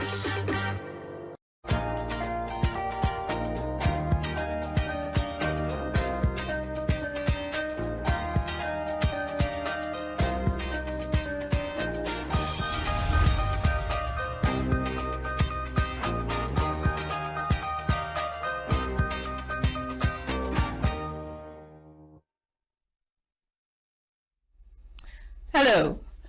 Well, you probably didn't know that your brain makes up about 2% of your total body weight. However, this little tiny organ actually accounts for, drives everything you do, from the way you speak, the way you think, and even how you express emotions. Well, today we are discussing unlocking the super brain. Can we train, heal, and improve our intelligence? Our guest is a former health commissioner, a physician, and a consultant neurologist. I'm going to introduce him in a bit. However, I want you to join the conversation. Go on over to our social media platforms on YouTube, on Facebook at Signature TV Official. Go like, comment, share, and of course, subscribe. We want to hear your thoughts and know what you have in mind. Don't forget that we are live 247 on SLTV channel 265, and you can download the Signature TV app from your Google Play Store. I'm your host, Tigiti Agorom. Don't go anywhere. Inside Health continues right after this break. Get plugged into the heartbeat of entertainment on The Hub, your ultimate show on eVibes. From trending stories and social media drama to top charting music, must-watch movies and exciting moments from the world of arts, we've got it all. Join us for unmissable conversations with your favorite entertainment personalities, plus fun segments every week. So I should try harder. So okay, I don't know that one. Outfit of the day. Oh, I don't do that. That's some Gen Z stuff. Oh, now you say it's a Gen Z stuff. It's everything you love about entertainment, served fresh every week at 1 p.m. with weekend repeats just in case you missed it. The Hub's on eVibes, where the vibes never stop. Only on Signature TV.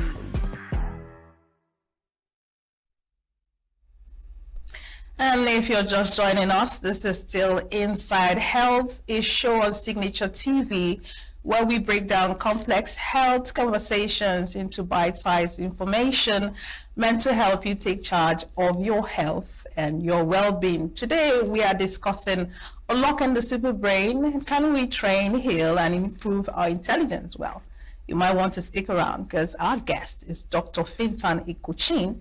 He's a former commissioner for health, ENUGU State, a consultant physician, a neurologist, and actually a fellow of the West African College of Physicians. Dr. Good afternoon, and thank you for joining us on the show. Thank you, Chigi. So, this is your second outing with Signature TV. Yes. We're excited. Well, thank you very much. Absolutely.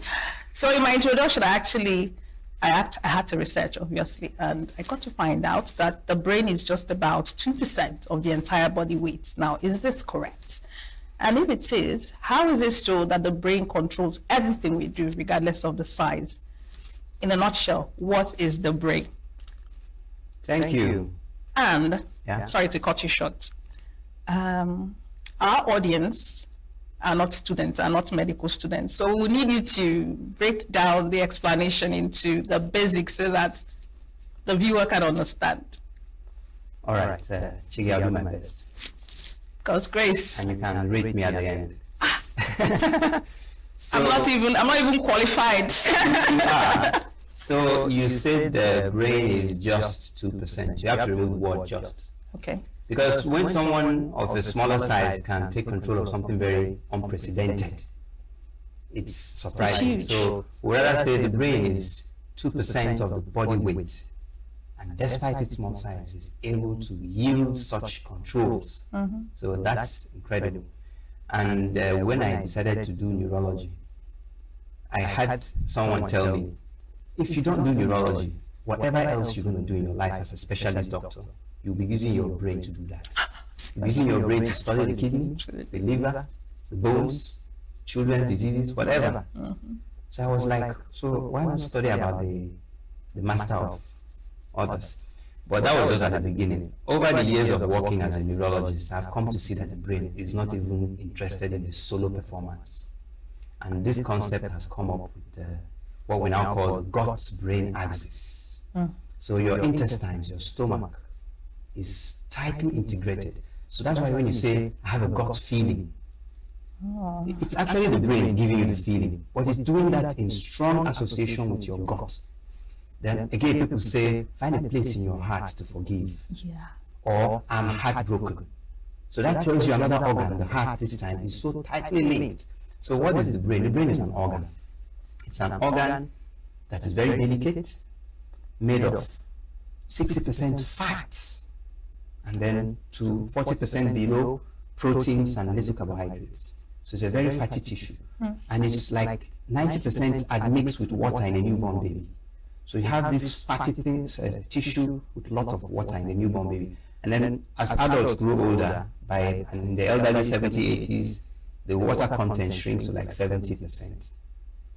So it's an organ, and it demands 20% of the cardiac output. So all the blood your heart pumps in a minute, 20% is dedicated to the brain. So that's when you start to see its role. So it's 2% by weight and 20% by demand of power, oxygen, nutrients, and all. So the demand it makes on the body, on the circulation, tells you its real capacity. So it controls everything you do consciously or subconsciously. So when you decide to do something, it's your brain taking a conscious decision. When you sleep, who breathes for you? It's still the brain making sure you're breathing. When you eat, do you orchestrate digestion? It does it by itself. So it has automatic subconscious functions, and it has conscious functions which it can execute. And that's where everybody's actually interested in. Nobody's interested in having his brain make sure he digests well or breathes well. So fortunately, we don't need to help him in that regard. But we all want to perform. So that's why we're talking about unlocking the super brain today. Absolutely, absolutely. And there was something you said that was really very insightful.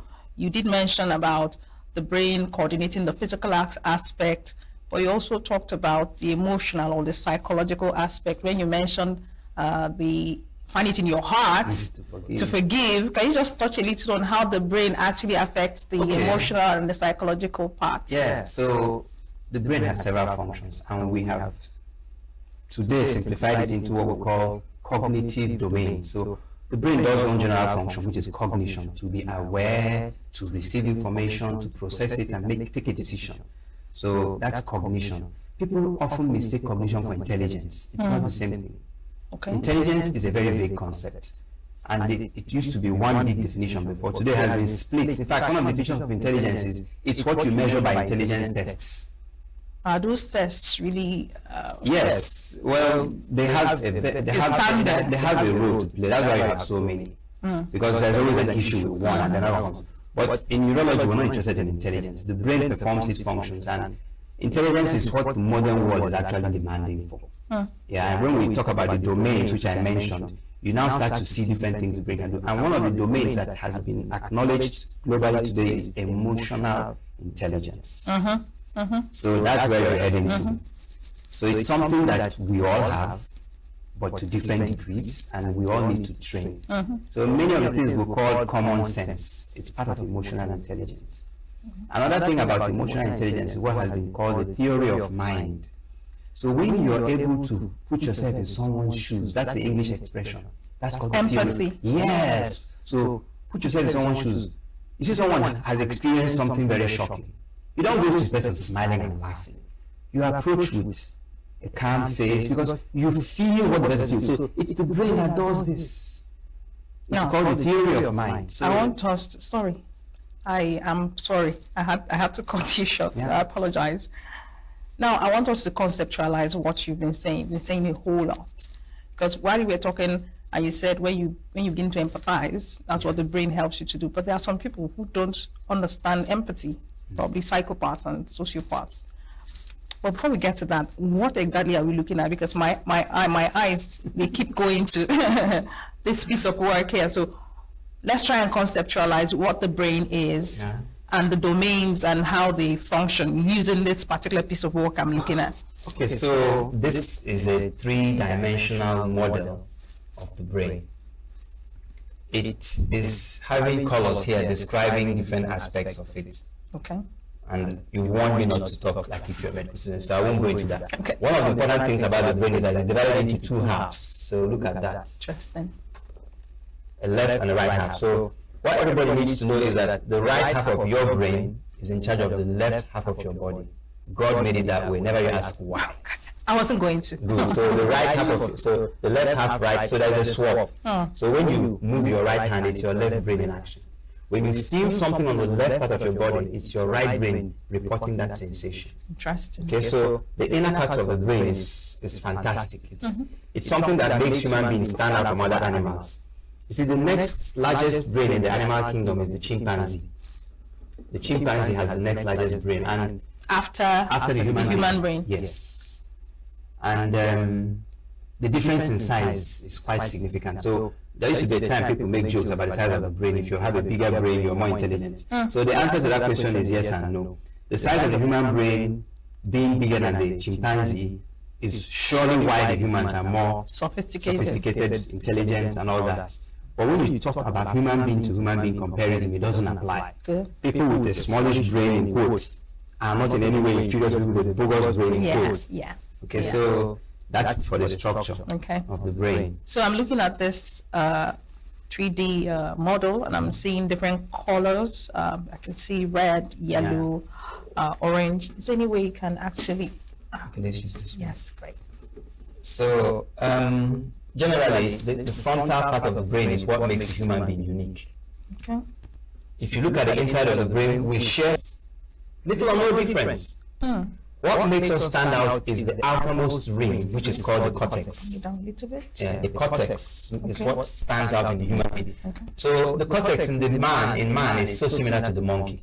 So what's the difference is the size of this frontal part. So this yellow part with the pink front, this is the most unique thing about the human brain that makes the human brain superior to the primates, the apes, the monkeys. All right, so the other parts of the brain are quite similar amongst mammals. Even the dog, even dolphins have very sophisticated brains.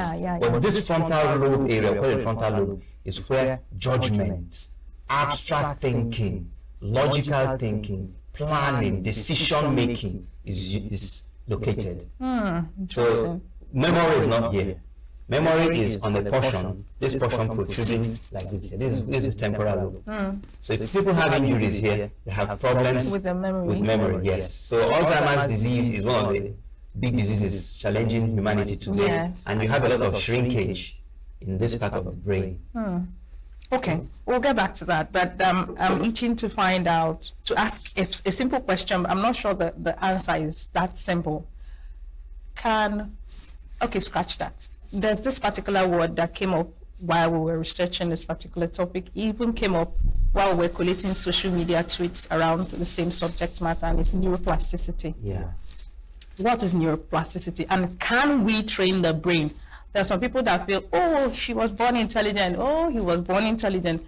But can someone who is on the average get to train his brain to become, super intelligent?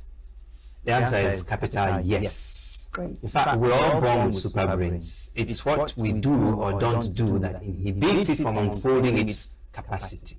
So when you see someone who is super chess, you see someone who can walk a tightrope. So prodigies, people so they don't have a different brain.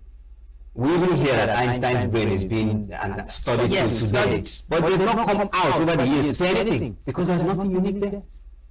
So everybody's brain has the same capacity, it has to do with training. So it can be trained, yes. So the domains we talk about, each domain can be trained. So there is a visual spatial domain, for example, with which the brain navigates, understands itself in three-dimensional world. So you go somewhere for the first time, and then one year someone says, can you find your way? If you have a good visual spatial capacity, you will. If you have a poor one, you definitely can't. So that's just an example of one domain in the brain. So you can train it. So there are so many things you can do to train the brain. One of the biggest things about neuroplasticity, which is a proper word you mentioned, is that it's always applicable to everybody. Many years ago, neurologists thought it was just in children.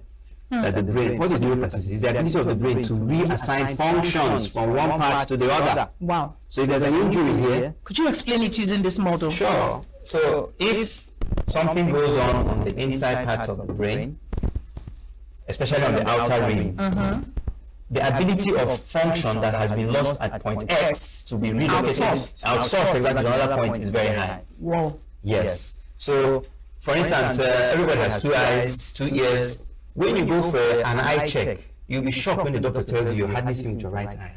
You never knew. Neuroplasticity made your left eye compensate excellently. You go for an ear hearing test, and they tell you you're hardly hearing with your left ears, with your left ear. And you're like, what? I never noticed that. From the point you're told, you now find out it's true. But what happened before then? Compensation. So you see children, they are born, they grow up, start using their right hand. And then somewhere in early primary school, they switch to the left. Something disastrous has happened to the brain. But the brain, because of neuroplasticity, switches and starts training that left hand, and the person becomes a perfect left-handed person. So if you ask the mother, she'll tell you, hey, he was right-handed, and then we don't have to change to the left. At times, the injury is temporal. So they'll not tell you, he doesn't yesterday using his right hand. Today, he uses both excellently well. So that's neuroplasticity. It's very fluid. And it continues into adulthood. That's why we can continue to learn. You see people of 60, 70 years say, I want to go study law and be a lawyer. It happens all over the world. But we see those people as, what's the word now? Above average. Not just above, they are just a minute, proportion of you're people. fine. So it's just because a very like an exception to the rule. Yes, the exception to the rule because they agree to train themselves. So what happens in society today, which I see in my clinic all the time, is people retire and get tired. They stop using their brain and they lose it. So it's like the muscles. Yes. What we know about the muscles applies perfectly to the brain. So you go to the gym to build your muscles, you have to exercise your brain. So the things you do to enhance your brain functions, your cognitive domains, exercises, language, skills. So if you go now to say you want to learn how to weave a mat, your brain will thank you. If you go and say you want to learn Russian, Chinese, your brain is going to improve drastically. You unlock the superpowers. If you remain in your monotonous world, your brain continues to shrink. Because it cannot continue to demand on the body, give me more blood supply, give me oxygen. And the body says, what are you producing with all this? Nothing. We're cutting you short. Less power, less water for you. And that's how people start shrinking out.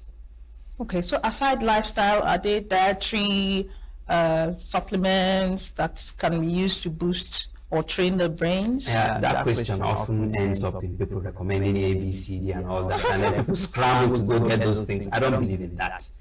Give the brain natural nutrients. It will give you what you want. Today is a world of processed food. Yeah. Yes. Carbohydrates, heavily processed. Yeah. Proteins, processed. Fats, processed. So the processed foods we eat lack the nutrition. Seriously. And that gives the brain a very big challenge. You can't maintain a factory where you can't buy wires and metal and wood and sand the way you want it when you need it. So imagine a factory being given fake building materials or supplies of materials. The product is substandard. So there is a classification called NOVA, which if it's the only thing people take home, let them take that home. NOVA, N-O-V-A. It's a classification of food that comes from a very unique angle. Divides them into mild and non-processed foods, like when you make a salad and eat salad. That's N. That's non-processed, yes. No, it's not an acronym. NOVA is an acronym. Oh, it's not. Yes, sorry. So non-processed foods. Then you have minimally processed. Then you have moderately processed, and you have ultra processed. If you look at NOVA classification, you see that we human beings today all over the world are largely ingesting ultra processed. So the nutrients the brain needs are lacking. So when people develop dementia, it's part of that. So there's a lack of stimulation of the brain. So what you're saying in essence is monotony kills the brain. Yes. During my residency, I was in India, and the professor of radiology in the hospital I was had a brain scan, and everybody was quietly looking at it. And I looked and I was like, this guy's brain is shrunken. I thought when you are academically at the top there, your brain doesn't shrink. I didn't know then that it was monotony. He was a professor doing the same thing all the time. All through the years. So the monotony of a person selling tomatoes and the monotony of a person is the same. So the brain doesn't even care. But the external world is like, oh, you're educated, you're a professor, oh, thumbs up. The brain shrinks. So there is no protection from dementia despite your academic prowess and career heights. Interesting. So everybody needs to exercise the brain by learning a new skill. Before we go into brain healing, there's something I learned from you the last time we spoke. You said that cholesterol has been wrongly, vilified. Yeah, exactly. And that the main villain was trans fat. Yes. Could you break that down for us? So, sorry, because you did say that the brain is more of fat. Yes, 60% of the dry weight of the brain is fat. So you can imagine if something is made of so much fat, it will need fat to maintain itself on a day-to-day basis. And it will need fat to repair if there should be injury like a stroke or traumatic injury to the brain. So the brain is made of fat and it runs on fat. And the fats in the brain are largely saturated fats with lots of cholesterol. 25% of the 60% of the constituent of the brain that is fat is cholesterol. Interesting. So all the cholesterol in your body is largely in the brain. And then of course the nerves go from the brain in the spinal cord and help you move your muscles and feel what is on your skin. So it's all cholesterol driven. Well, they tell us cholesterol is bad. That was the vilification that cholesterol unfortunately suffered. So today, there's an awakening in the scientific world, and we call it the exoneration of cholesterol. Interesting. Yes, and it was a very gradual process because we shifted from total cholesterol. We said, no, it's low density. Oh, sorry, no, it's the dense core. Oh, sorry, it's the LPA subunit. So that was how the exoneration came gradually. Today we know it's not a victim anyway. In fact, the United States Food and Drug Administration and the United States guidelines in 2015 already said it, that it's not a nutrient for concern for overconsumption. I quote them. So anybody can go check them out. So nobody needs to tell you to avoid eating cholesterol. So what we're saying in essence is that we can go to the meat shop and buy meat that has fat in it, and it's no medical issue. Yes, and your blood will thank you. And your blood. And your brain will thank you. Beautiful. So now let's get to how the brain actually heals, right? There's so many things that can affect the brain, which of course you're very aware of, like strokes. You didn't mention strokes, maybe seizures and things, trauma. Can the brain heal? If the brain can outsource functions, can it heal itself? And at what level would it be said that the brain at this point has no ability to heal itself? As an organ, it's made up of tissues, and tissues are made up of cells. So when a brain cell, called a neuron, dies, it's never going to regenerate. Because during development in the embryo, it takes a unique position. So it's difficult to reintroduce a new cell in that position.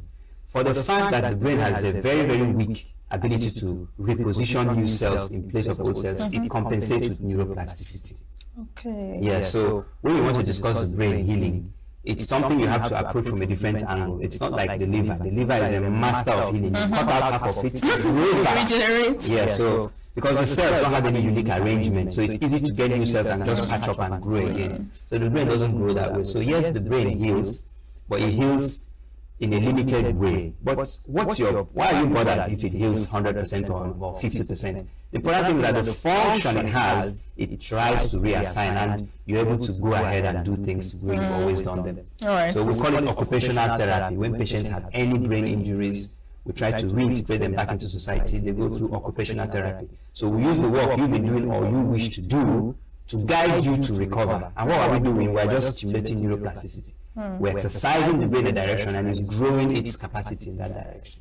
Okay, so let's switch gears and focus on other things you have on top of this very table. I can see a Rubik's Cube, I can see a quantitative reasoning textbook. Yes. And then there's the memory flash, which I'm wondering what it does. And then there's the 3D of a human heart. Yes, so I brought the model of the heart with me to show that the brain doesn't work in isolation. Like at the beginning, I mentioned that we talk of the heart-brain axis. Yes. So the heart has been found out to function like an antenna for the brain. The brain doesn't go out to feel the environment. It's the heart that does it. Someone walks into a room and you're uncomfortable suddenly. It happens to everybody. Someone walks into a room and you start talking and you love the person immediately. Yeah. And English says love at first sight. Yeah. How? It's the heart that feels. Is it really the physical heart? Yes, it is. There's an institute in the US that is called HeartMath Institute.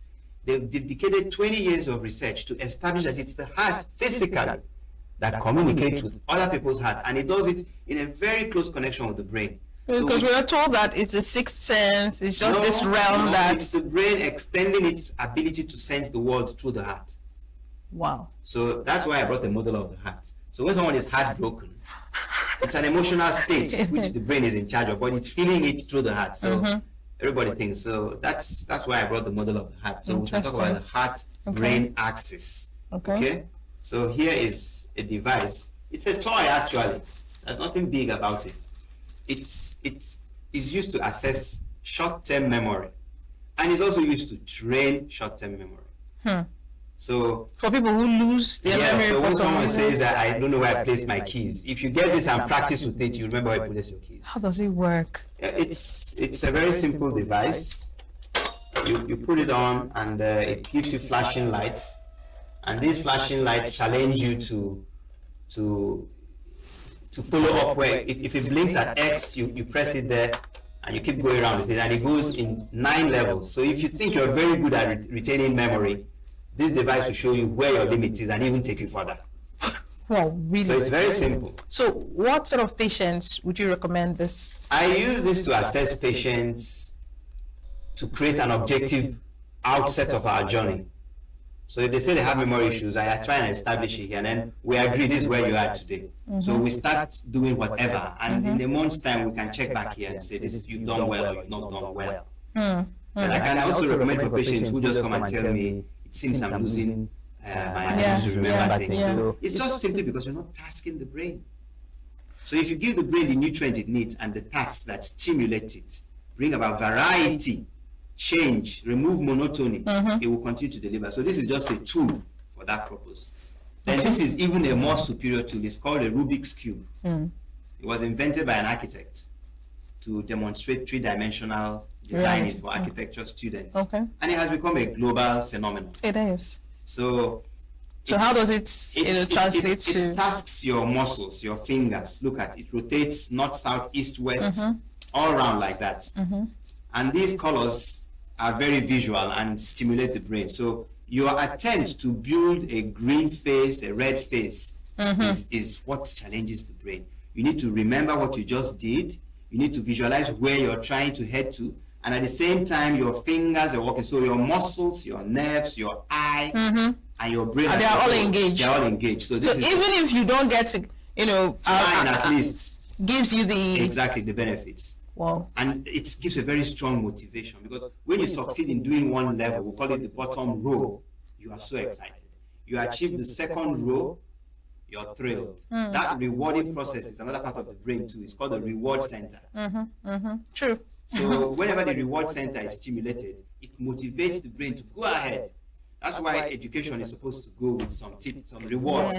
So you give someone a thumbs up, you say good job, you say so a test results comes and you clap for someone. So these are rewarding activities. It stimulates the brain. Interesting. So if you go to school and then all the teacher is doing is flogging and querying, you learn slower. Yes. Great tip for teachers out there. Before we go to my doctor and I, which is actually another segment, I want you to speak to patients, because you've talked about patients with stroke, Alzheimer's, patients, usually kids with neurodevelopmental challenges. How would someone like you help a child with neurodevelopmental challenges? All things that contribute to the health of the body as a whole also contribute to the brain. There is no way you can treat the brain in isolation. So when I see a diabetic, a cancer patient, I must participate in the holistic care, because the brain will never function optimally if the kidneys are down. Patients with kidney disease will have brain issues along the line. Yes, we call it renal encephalopathy.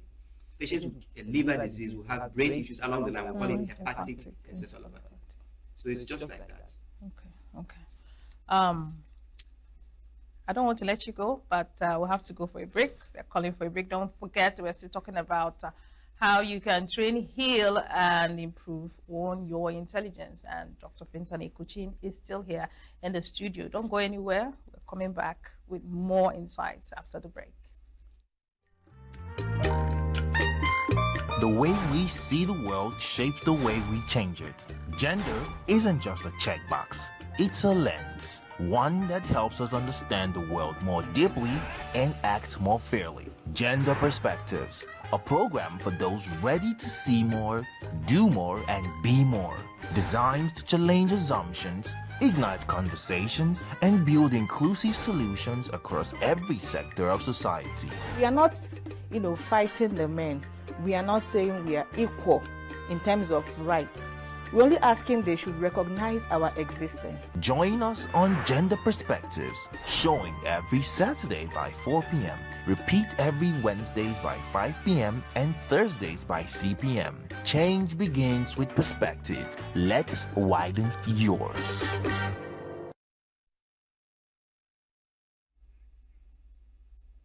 Welcome to my Doctor and I segment, where we gather tweets from online and we try to bust some myths, and the doctor in the studio is going to react to some of these social media posts. Don't forget, we are still here with Dr. Fintani Ikuchin, and we are trying to learn how we can train, heal, and improve on our intelligence. All right, so Adora Okonkwo from Lagos says, can neuroplasticity, I did tell you that we came across that word, can neuroplasticity be harnessed to improve intelligence in individuals with neurological disorders? Yes. So how can that happen? Depending on what the challenge the individual is facing. So I talked about visual spatial. So using the hand to do things, like even building sand castles, it's a very big training for a child who has poor motor skills. It's very clumsy with the hand. So even the Rubik's Cube, like I told you, it's a very good example. So things with the hand, there are so many toys, I just can't even start mentioning them. You use your fingers, so that would be what you need to do a neuro.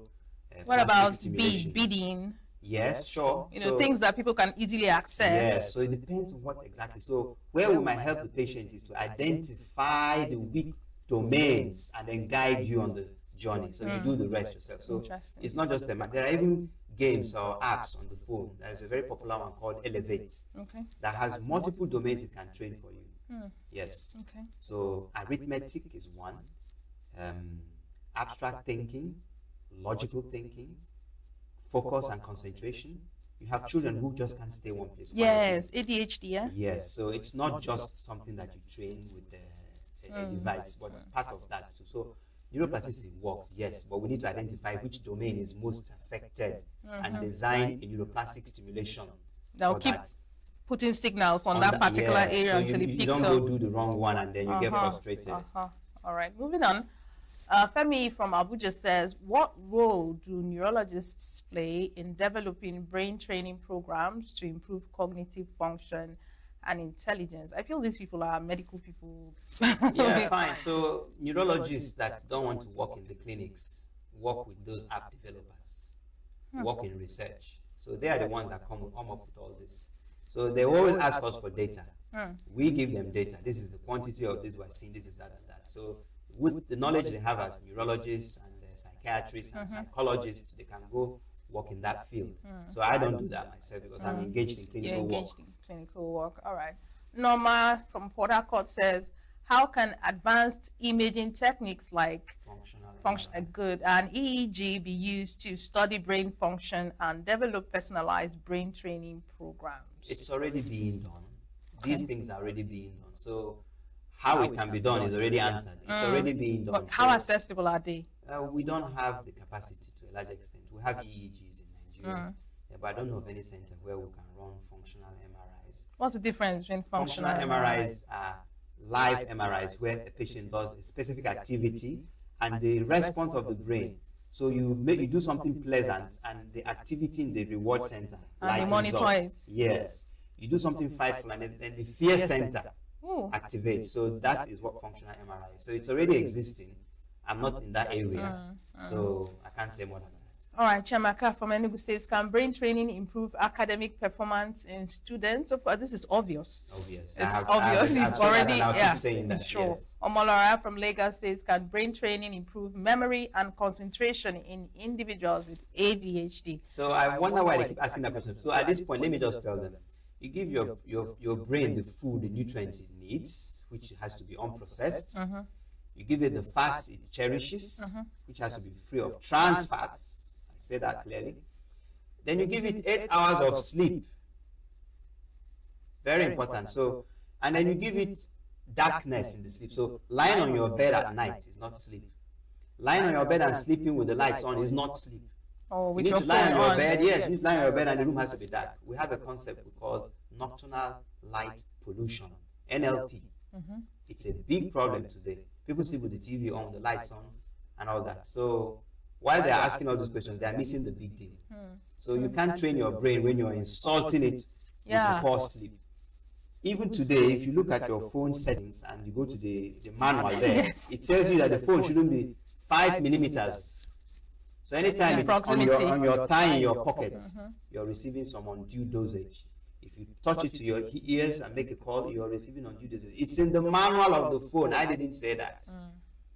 Then you plug in the wireless earbuds. They transmit. Could you speak to earphones? Because I've screamed it, for so long. Nobody seems to be listening. So let's talk about EMR, electromagnetic radiation. Electromagnetic pollution is one big thing the brain is suffering. It's an insult on the brain. So you can't go ahead to be asking whether neuroplasticity works when your brain is under siege by EMR. 24 hours, someone is on earphones and AirPods. The results are coming out. These technologies are very new. So 5 years, 10 years, we keep seeing more and more challenges. Sure. So we're seeing increase in seizures in young people. We know lack of sleep is contributing. We know nocturnal light pollution is contributing. And we are strongly suspecting EMR, electromagnetic radiations, are contributing. I can't say it authoritatively today. I've not done any research to say that. But if you're my brother or sister, I'll tell you stop it immediately. Sure. So why would I tell my patients the same? I care for them. Sure. So the earphones had wires originally. Then they stopped having wires. And now they don't even have, they communicate with each other. So you put one on the left and the right. The left talks to the right, right talks to the left, and both talk to your phone. So they are sending signals right to the middle of your brain. So do you want to be an experiment on what happens in 10 years with people that use it? Go ahead. You want to play safe, stop using it. Absolutely. All right, moving on. Tunde from Abuja says, what are the benefits of cognitive training for older adults? And I would add this. What's the difference between dementia and Alzheimer's? Is there a difference? Dementia is a very, very big family. There are so many things playing out there. HIV/AIDS patients develop dementia because the virus affects the brain. The brain. You see, so dementia is very huge. So Alzheimer's is a type of dementia. So in the family of dementia, Alzheimer's is just a member. But it's a big boy in the family because it's the number one. It's the most prevalent worldwide. So that's what's the difference. So his question, improving cognitive functions, yes. Like I said, when people retire, a lot of Igbos, I know as my patients, love their parents and they say, Papa, Mama, stop worrying yourself, I'll take care of you. And once they do that, the parents go down fast. In a year or two, you need to start putting food in their mouth for them. True. And the same children that love them and care for them in this way, they forget their names. So you walk in and you call the child the wrong name, and the child is devastated, and they bring him to hospital and say, why did you stop? He said, but he's old now. The brain is alive and needs to be stimulated. So if you retire from civil service or work, turn around 180 degrees and start something else immediately. True. You know, you will even notice the trend amongst civil servants, retired civil servants. Once they retire, just in a few years. So it's the basic thing we're discussing. They stop stimulating the brain. Even the monotony they were doing is no more. Even the monotony is removed. Talk of variety. All right, Gift says, Gift is from Port Harcourt. Can neurofeedback training be used to improve cognitive function and intelligence? What is neurofeedback? Neurofeedback involves technologies that look at one aspect of the neurologic capacity of a person. So, for example, if functional MRI is available and you do something and it reads this way immediately, it's a form of neurofeedback. Okay, but there are even simpler ones. There are devices you can plug to your ear here and connect it to a software on a computer, and then you tell the person, say this, say that, and it gives. So you heard of the lie detectors. It's the same thing. It's a neurofeedback. You ask questions. Were you at the scene of the crime? The person lies and says, I wasn't. And the neurofeedback says it's the other way around. Because he becomes anxious, he sweats. Neurofeedback fix the sweating on his skin. His heart rate goes up. You don't see it, but the neurofeedback fixes it. So that's neurofeedback for you. So it's used in a lot of training. Okay, great. Bola Debayo, Lagos says, how can we measure the effectiveness of brain training programs? Through neurofeedback. That's his answer. Neurofeedback gives you the effectiveness. And of course, your real world engagements, like these things I've demonstrated here, when you start practicing them, your real world day-to-day occupation and all that, you start seeing improvements. You see it yourself. Others start seeing it too. Interesting. So you're saying an average student can go ahead to make straight A's if he or she starts training with some of these tools? Yes, there are a lot of other things too. We talk about brain waves. There are certain sounds you can listen to, and it causes your brain waves to go into a frequency that is better for learning. So there are devices that do that. We call them frequency following response, brain training. There are so many of them. Some use light to cause the brain to take a frequency. Some use sound. So they're all there. So that's why we need to see a patient and we can say, this is what can help you. So there are a lot of things you can do. But Dr. Finta, do you have like a course where someone can enroll in and say, oh, I want my IQ to grow from such level when to I such see and such patients level? with memory issues and I start advising them, the medical students become very alert. I see it every time in the clinic. And I keep laughing. So, yes, I don't have a course, but maybe you can incentivize me and not incentivize, but you can encourage me to do that. I will. We are very busy in the clinics already, I know. It makes sense. It does, absolutely. Maybe we'll chat about that some other time. All right, so Yetunde Adebayo, we are done with Yetunde, yeah? Okay, so Ezine Wachuku from ENUGU says, what are the best brain training apps for improving cognitive function and intelligence?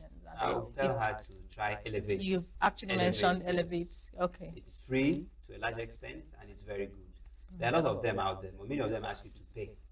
So but Elevate is very good and gives you a very large space to learn without making any commitment financially. All right. Then Yetunde says, can brain training be used to prevent cognitive decline in individuals with a family history of dementia? Someone knows my father had dementia, my grandfather had dementia. Yes. Is that something they can do They as get very intervention? worried. So Yes. I say it all the time. No single problem is caused by one thing. So nobody goes down with dementia because of just one thing they did wrong. Okay? Or just because of aging? No. There is no age related. Remember back in the years, gray hair was associated with wisdom. So where has that gone? So I always tell people that think aging is the invitation card for dementia. It's not. Aging brings gray hair. Gray hair is a symbol of wisdom. Aging does bring wisdom and not dementia. So we need to reset our minds immediately. We are being brainwashed by what I don't know to start thinking that when you're older, you're gone. It's not true. So even if you go to the Bible, you start hearing that when Moses was this age, his eye wasn't failing. At 120. Yes. So please. Well, we need a lot of brain resetting, awareness. All right. So let's go to myths for the day. You're going to be busting some myths. Number one, intelligence is fixed at birth and cannot be improved. Doctors thought so 50, 100 years ago. But we fortunately found out it's not true. It's not true. You can actually improve on your intelligence. At any stage. If you're intelligent, you can get more intelligence. And depending on what intelligence is, because it could be just what their schools call intelligence, or it could be emotional intelligence. Yes. Or any other skill you exhibit. Intelligence is your ability to solve a problem. So if someone is weaving a basket and there's a challenge here and he thinks of, let's do it this way, he's intelligent. I think we need to revisit the way we, view intelligence. The school curriculum has that's skewed us towards a particular judgment. And all that. Sure.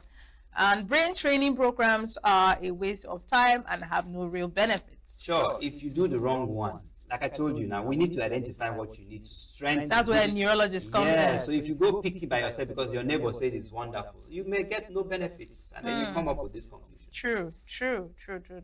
Okay, so you only use 10% of your brain, and unlocking the other 90% can lead to superhuman abilities. This person watches a lot of American movies, science fiction. That's made this very popular. Oh, there's a drug. It tells you if you take, you start using 100%. I think I've watched that movie. It's fantastic. I watched it too. But like I said, everybody has a super brain. So it's because you've not encouraged it in this way, or you've inhibited or challenged it in the other way. So that's what you have, but it's always possible to improve. But then it's not something you trigger at the snap of a finger. No. It's something you build over time. Yes. So it's important we put it out there. Intelligence is solely determined by genetics, and there's nothing you can do to improve it. Igbo culture, this myth a lot. When a guy wants to marry, they say, let's go check the background of the family. Oh, they're very intelligent. Okay, so you can marry from there. Well, if you track the history of such marriages, you end up seeing that it doesn't really work that way. True. You see smart people in quotes having children that are less smart. True. You see uneducated people in quotes, because I don't believe in that, having children that are stars in the academic world. So what happened to genetics? True, absolutely. It doesn't play out that way. All right, brain training is only for people with cognitive impairments or neurological disorders. We've seen that is not true. So moving on. You can unlock your super brain with a single technique or method, such as meditation or brain games. Now, the internet is awash with courses that will tell you meditate and do this, gimmicks. What do you have to say about that? Fine. So they're all tools. You need to pick the right tool. I'm not even talking about supplements, which we call smart drugs or nootropics, N-O-O-tropics, nootropics. If you try checking them online, you'll be lost. So there are so many supplements that we know can help, but it has to be guided. Sure. So the same thing applies to what he's saying. So the guidance has to be there. If you pick the right tool, your brain will use it and you'll be happy. All right, brain training is a quick fix that can be completed in a short amount of time. What does quick fix mean? Yes. If you talk of 6 months as quick fix for a lifetime problem, yes, it's correct. If you talk of 6 hours, it's relative. Yes. Sure. Only certain types of brain training, such as cognitive training, are effective. I don't agree with that. So if you learn how to use your fingers to do something unique, it's a brain training. I think this is what the school system actually, exactly. So there are training videos all the time about what's going on in China.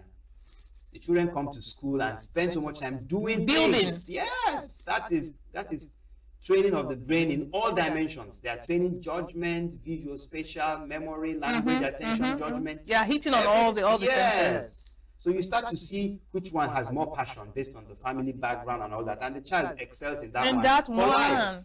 I think Koreans are like that too. Yes, more countries are adopting it. Nigeria needs to wake up. The private schools are doing a good thing. They are extending their tentacles into that realm. Interesting. All right, you need to be young to benefit from brain training and cognitive development. You've already, debunked that. And finally, unlocking the super brain requires expensive or specialized equipment. No, I have no way. We have not talked about this. So I bring this up now. So this is a book used in primary schools. It's called Quantitative Training. So it has a book 1, 2, 3, 4, 5. So if you look at the exercises done in them, these are wonderful brain training exercises. So if someone is so indigent and comes to my clinic, I won't start recommending some fancy things. I'll tell them, so please, even an old copy you already used, you can go back and look at it. So this is the bedrock of simple brain training. There are so many exercises in all these things, book 1 to book 6. Okay. So So there's this question that, before we go, because we've run out of time, what happens to the brain of a psychopath? structurally, nothing. Okay. Biochemically, the neurotransmitters are out of whack. So neurotransmitters are chemicals that communicate between one part of the brain and the other, one cell and the other. So that communication is not going the way it should. So the studies are unending about which neurotransmitter and all that. Well, you may wish to know that the drugs used by the psychiatrists are always affecting one neurotransmitter or the other, inhibiting this from being in excess, encouraging this to be higher. And then you now say, oh, this patient had mental, behavioral issues, started treatment and started getting better. So it's not a structural problem that you can see in the brain. Okay, but is it treatable? It's already been treatable. There are so many ways to go about it. You have clinical psychologists that assist the recovery without drugs. You have the psychiatrists that use even electroconvulsive therapies. You shock the brain back to its primitive state and it starts to reboot just like a computer. So there are drugs, there are non-drug therapies, even fasting. During the Nazi, Russian, and all those World War periods, concentration camps kept human beings under inhumane conditions. And one of them was fasting. And you know what happened? All the psychiatric patients that were incarcerated in those places started improving. So one of the biggest studies was in Minnesota. So they discovered that it was the deprivation of food. When you deprive the brain of food, it starts to secrete what we call brain-derived neurotropic factors. But it has to be monitored, right? Yes, of course. In those cases, some may have died from malnutrition. But the important thing is that so many psychiatric patients started improving with no treatment. They were just being neglected and starved. So that led to the discovery of those factors the brain secretes to protect itself from hard times. And when the brain experiences hard times and tries to protect itself, it rebuilds and repairs incredibly. Wow. So when religion, Christianity, and all that says you should fast, as a neurologist, I say thumbs up because the brain improves in the process. Interesting. Wow. All right, thank you so much, Dr. Fintan. I wish I had you here for longer. I always say it all. Oh, definitely. Thank you so much for your insight and deep perspective into this subject matter. And I'm sure you've learned a thing or two on how you can treat, heal, and improve on your intelligence. I'm Chigiti Agorom. Don't forget, you can catch up on this conversation on social media, on YouTube or Facebook as Signature TV Official. Well, I'm Chigiti Agorom once again, and I'll leave you with some health tips. Until we meet again, it is goodbye and God bless.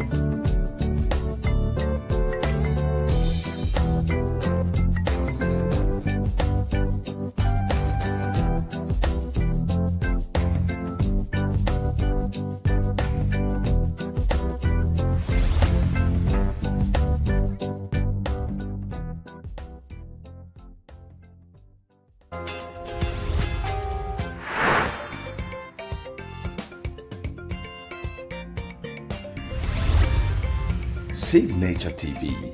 News in your pocket.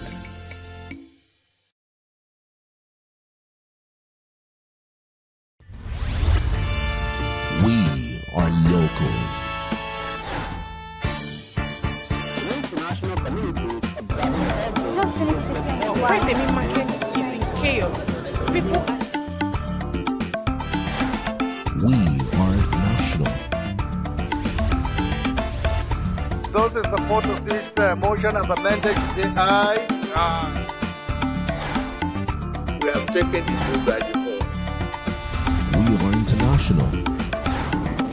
Israeli airstrikes. Donald Trump left us the worst unemployment.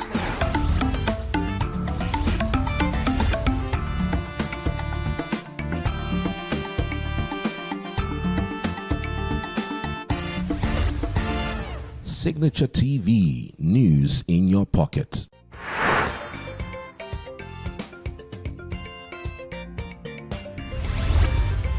Signature TV. News in your pocket.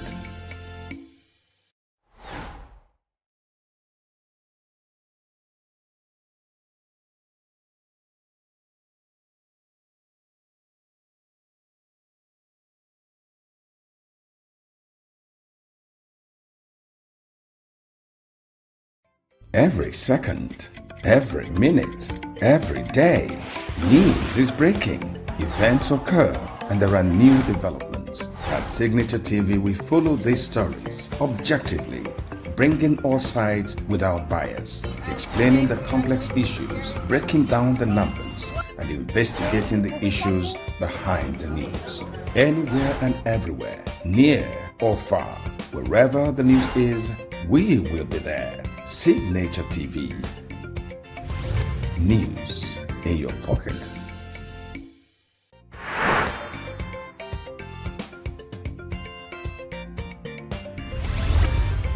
Signature TV. News in your pocket.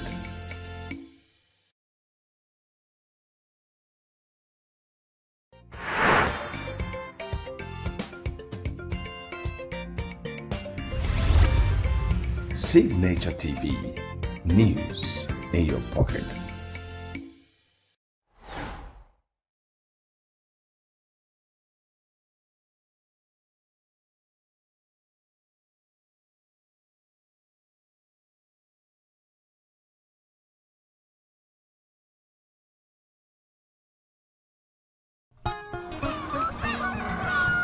New every morning on Signature TV, we open the day for you with needed energy, information, and required vibes to shape your day. From sizzling snippets of stories in various areas of life to intriguing conversations with net worth guests. When you have people who have no track record becoming your leaders, you have a problem.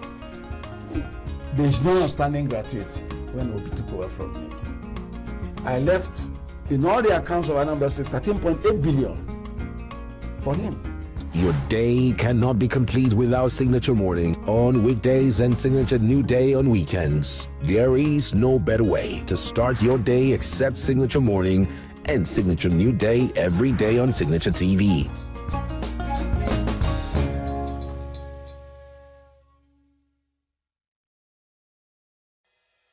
Health is more than a diagnosis. It's your lifestyle, your choices, and your future. Join us on Inside Health, your weekly deep dive into the stories, science, and solutions shaping your well-being. From expert interviews to real-life journeys of healing and hope, we cover it all. One of the complications of cancer management or treatment is they have some of them at one point in time, you see them having anemia. Okay, so you see them at times being transfused.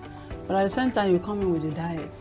Nutrition, mental health, innovations in medicine, fitness, and everyday wellness. Whether you're managing a condition, staying informed, or just living your best life, Inside Health is your trusted guide. I'm Tigiti Agorum, and I'll be with you every week on Inside Health, only on Signature TV.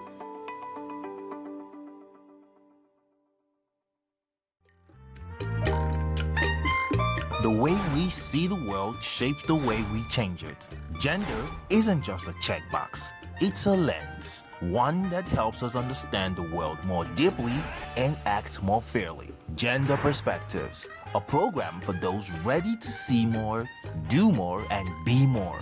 Designed to challenge assumptions, ignite conversations, and build inclusive solutions across every sector of society. We are not, fighting the men. We are not saying we are equal in terms of rights. We're only asking they should recognize our existence. Join us on Gender Perspectives, showing every Saturday by 4 p.m. Repeat every Wednesdays by 5 p.m. and Thursdays by 3 p.m. Change begins with perspective. Let's widen yours.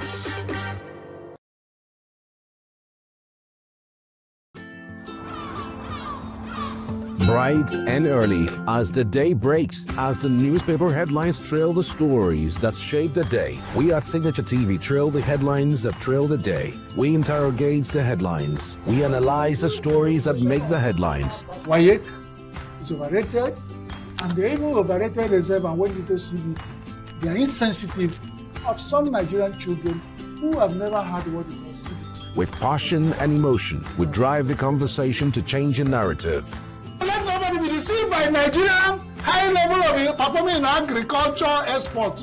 We are still where we are. Newspaper review on Signature TV every morning on Signature Morning, weekdays, and Signature New Day, weekends. Newspaper review on Signature TV. We do not just review the headlines, we make the headlines relevant to our daily lives.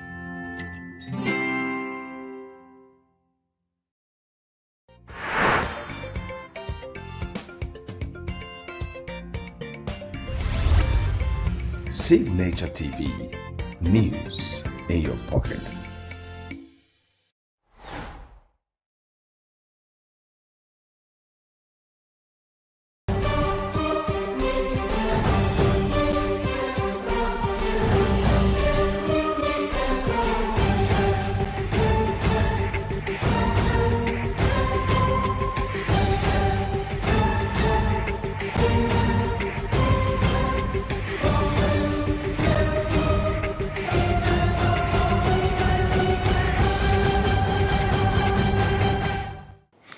It's another Sunday afternoon, and this is the Signature Show. I am Vin Martin Obiora Ilo. Let me start by joining and lending my voice to the demand by the Nigerian Union of Journalists for the immediate release of Tony Ezimakor, who is the Abuja bureau chief of independent newspapers. He has been in the custody of the DSS for a couple of days now. He has not been charged to court. The DSS has not been able to tell the Nigerian Union of Journalists what is the crime of Tony Ezimakor. We need to make progress, not go backwards. I thought that the days of the cat and mouse relationship between the journalists and the security personnel is gone. And for it to start coming now, people are being arrested and they're not told why they've been arrested and they're not charged to court. I think it's a little embarrassing, not just for Nigeria, but also for the government. If this journalist has committed a crime, he should be charged to court or released immediately. Well, today on our show, we are focusing on the northeastern part of Nigeria, where a region has been devastated by insurgency led by this criminal group that is called Boko Haram. Of course, the recent embarrassment for the nation was the kidnap of the Dapchi girls, while we were still praying and hoping that those remaining in captivity from the Chibok kidnap would be released soon. We are hit by the Dapchi girls kidnap. So today we are focusing on the Northeast and the efforts to get the Northeast out of this big challenge. We have a special guest who is very well placed to talk about it, but we'll be bringing him on after this break while we look at what is trending online.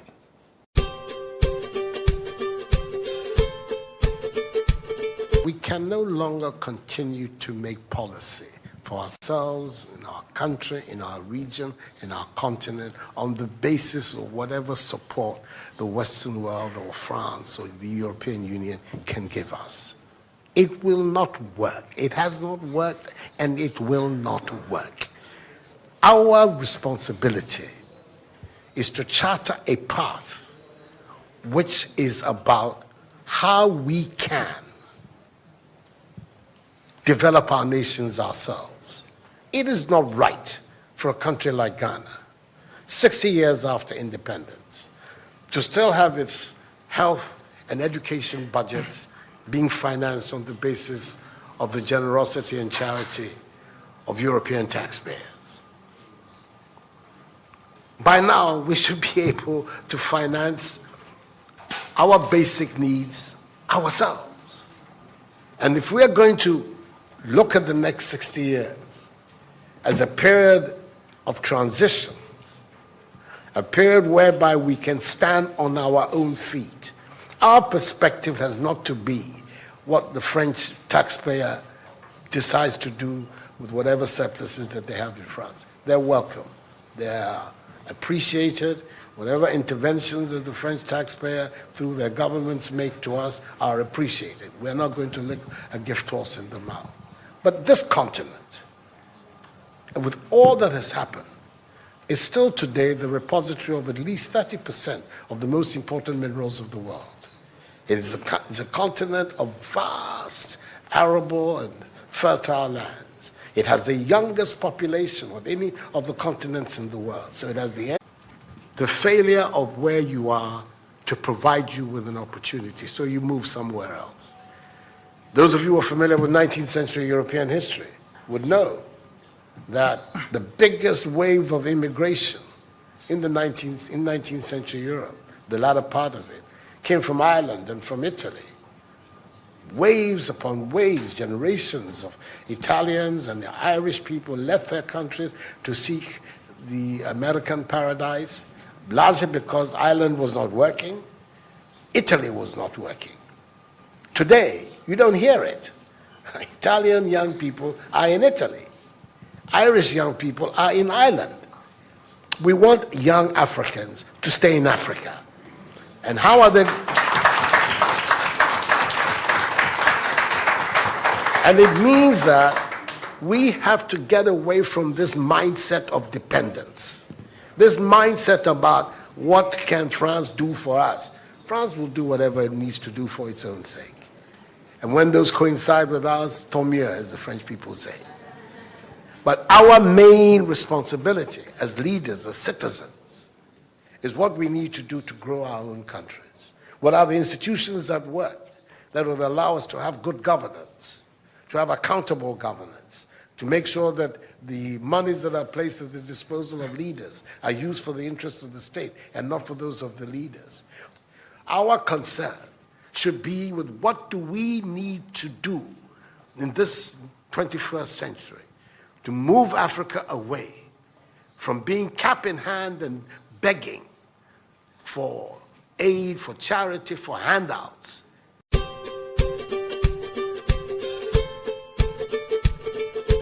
You're still watching The Signature Show. And as I said when we started, we are focusing on the Northeast on our program today. Of course, you will remember that the Northeast Development Commission bill was signed into law by President Buhari in October 2017.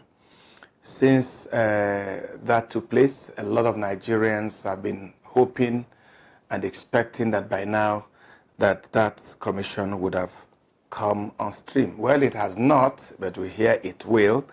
So we sat down with Senator Alin Dume, one of the sponsors of that bill, and talked about the challenges that we have in the Northeast, suggestions on what can be done, and of course we talked about the recent kidnap of the Dapchi girls.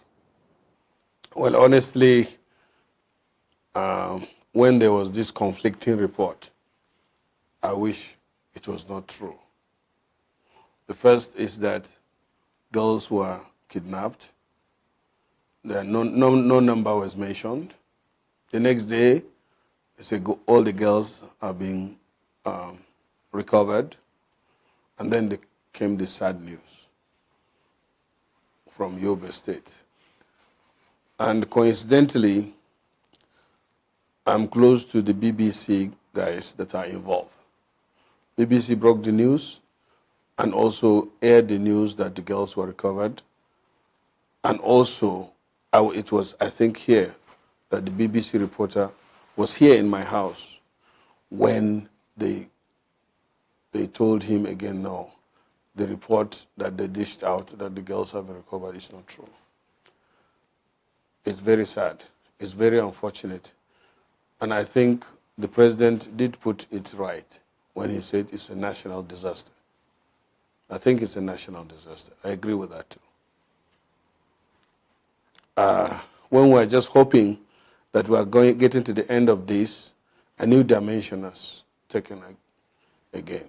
The kidnap of the girls in Dabchi, the killing in Iran, and the killing of soldiers in Damboa View Road. All this happened recently. So I just hope, and we're still hopeful, because there is the determination. The government is doing its best, but it's not enough. Okay, distinguished Senator, would it be right if anyone says, yes, we thought we were winning the war, but we are not winning the war? And Boko Haram is on the rise again. No, I don't think that will be the appropriate description. You can't say you have won the war, but it won't be wrong to say we are winning the war. But the war has not come to an end, but it's true. We know what is going on. We are the ones that are wearing the shoes, so if you feel where it pitches most. It is true that Boko Haram has been degraded, disseminated, but it has not been eliminated. And therefore, you can't say the war is over. The war will be over when you stay as we used to, and when Borno becomes the home of peace as it used to. As of now, that is not the case. But we can see that the government is concerned. That is our hope. Before, we were hopeless. If we see soldiers, our people run. And if we see Boko Haram, our people run. But this time around, when our people see soldiers, they run to them to report anything. So at least we have made tremendous progress. And you know that there was only one entry road to particularly Borno State. There were so many areas in Yobe that were not accessible, but they are now accessible. So it is in Adamawa, so also in Borno itself. So, and humanitarian activities is going on despite the, black spots and sporadic incidences that we get. But won't you agree with those that say that, in the first place, the military and the government had no business talking about a closure, talking about the decimation, talking about elimination of Boko Haram? That singular position that government and the military took, made a lot of people relax and made it possible for Dapchi to happen. No, I don't think so. In a guerrilla war, was it right for government to say, "Oh, we're almost done"? Oh, we've. No, I don't think that is my area of disagreement with the government. The military or the soldiers have no business talking always on the TV, responding to, or running to the TV to talk about what they are not even sure of, like the incidents of Chibok is an embarrassment to the government. I mean, that should not be the case. The army have a job to do. Let them concentrate on their work and not talking to people always, because, it's good to give out information, but, some of the talkings they do is uncalled for. That's my position, honestly. You walk the talk, not talking. If they didn't rush people, all this accusation and counter-accusation and all that wouldn't happen, and that I think is an area where I disagree. Do you think, why I'm really, really interested in talking to you about this is that from day one you've been in this, you've represented the people, you've suffered for it, arrested, accused of, abetting and aiding Boko Haram. No, it's sponsoring. Oh well. They said I was sponsoring Boko Haram, and the government that time were not talking to the sponsor. They were busy taking money and dashing it out to people that time. Anyway, we have passed that. I put that behind. Yeah. So I'm saying, you wear the shoe like you said, and you know where it hurts. Yeah. Do you think that we learned, as we should have learned from Borno, from Chibok, and if we did, do you think this could have happened, that could have happened? No, it wouldn't have happened. And you see, the unfortunate thing about the whole thing is, besides few individuals in the government, I don't think people even appreciate the magnitude of the humanitarian crisis we are facing in the Northeast, particularly Borno, Yobe, and part of Adamawa. And therefore, because people don't know, they normally take it for granted. That is the truth. And, if you go to Borno and Adamawa and see for yourself the level of destruction that the insurgency have inflicted on the people of Borno and the environment itself, it's so devastating. And you begin to think whether that area will ever be rebuilt again. I give you an example of my local government. Goza local government is populated by 2006 population with over 370,000 people and over 200 villages. But as I'm speaking to you now, we only have people in 4 of the villages. So it means over 100 villages have been totally destroyed and displaced. Now, some of these villages are as old as, you can remember, 100, 200 years. And these people destroyed it within a very short period of time. And I begin to wonder whether it's going to be possible, as you said, for me to witness the rebuilding of those areas. I'm getting to 60. And I don't believe that at the pace we are going, the Northeast, and particularly some of Borno, can be rebuilt. Because it is authentically valued that over $9.2 billion destruction have been inflicted in the Northeast. So when you are talking about billions I was laughing. It's trillions. If you convert $9.2 billion into Naira, it gives you 2.74 trillion or thereabout. And when you're talking about a destruction inflicted of 2.7 trillion, and the government is budgeting barely 45 to 50 billion for the Northeast, you know that it would take approximately, then going by that, 50 years before it could be rebuilt. So, but the cheering aspect, a bit of it, is that the world is concerned. That's why in Oslo in February, sometimes last year, Nigeria and other donor countries had a conference there. And within 4 hours, over $140 million was donated. As of today, I think I've been following it on the financial tracking system that is being provided by the United Nations Office for Humanitarian assistance, coordination of humanitarian assistance. I think so far now, the international community or donor countries have so far paid in or contributed $742 million. That translates to over 228 or thereabout billion naira.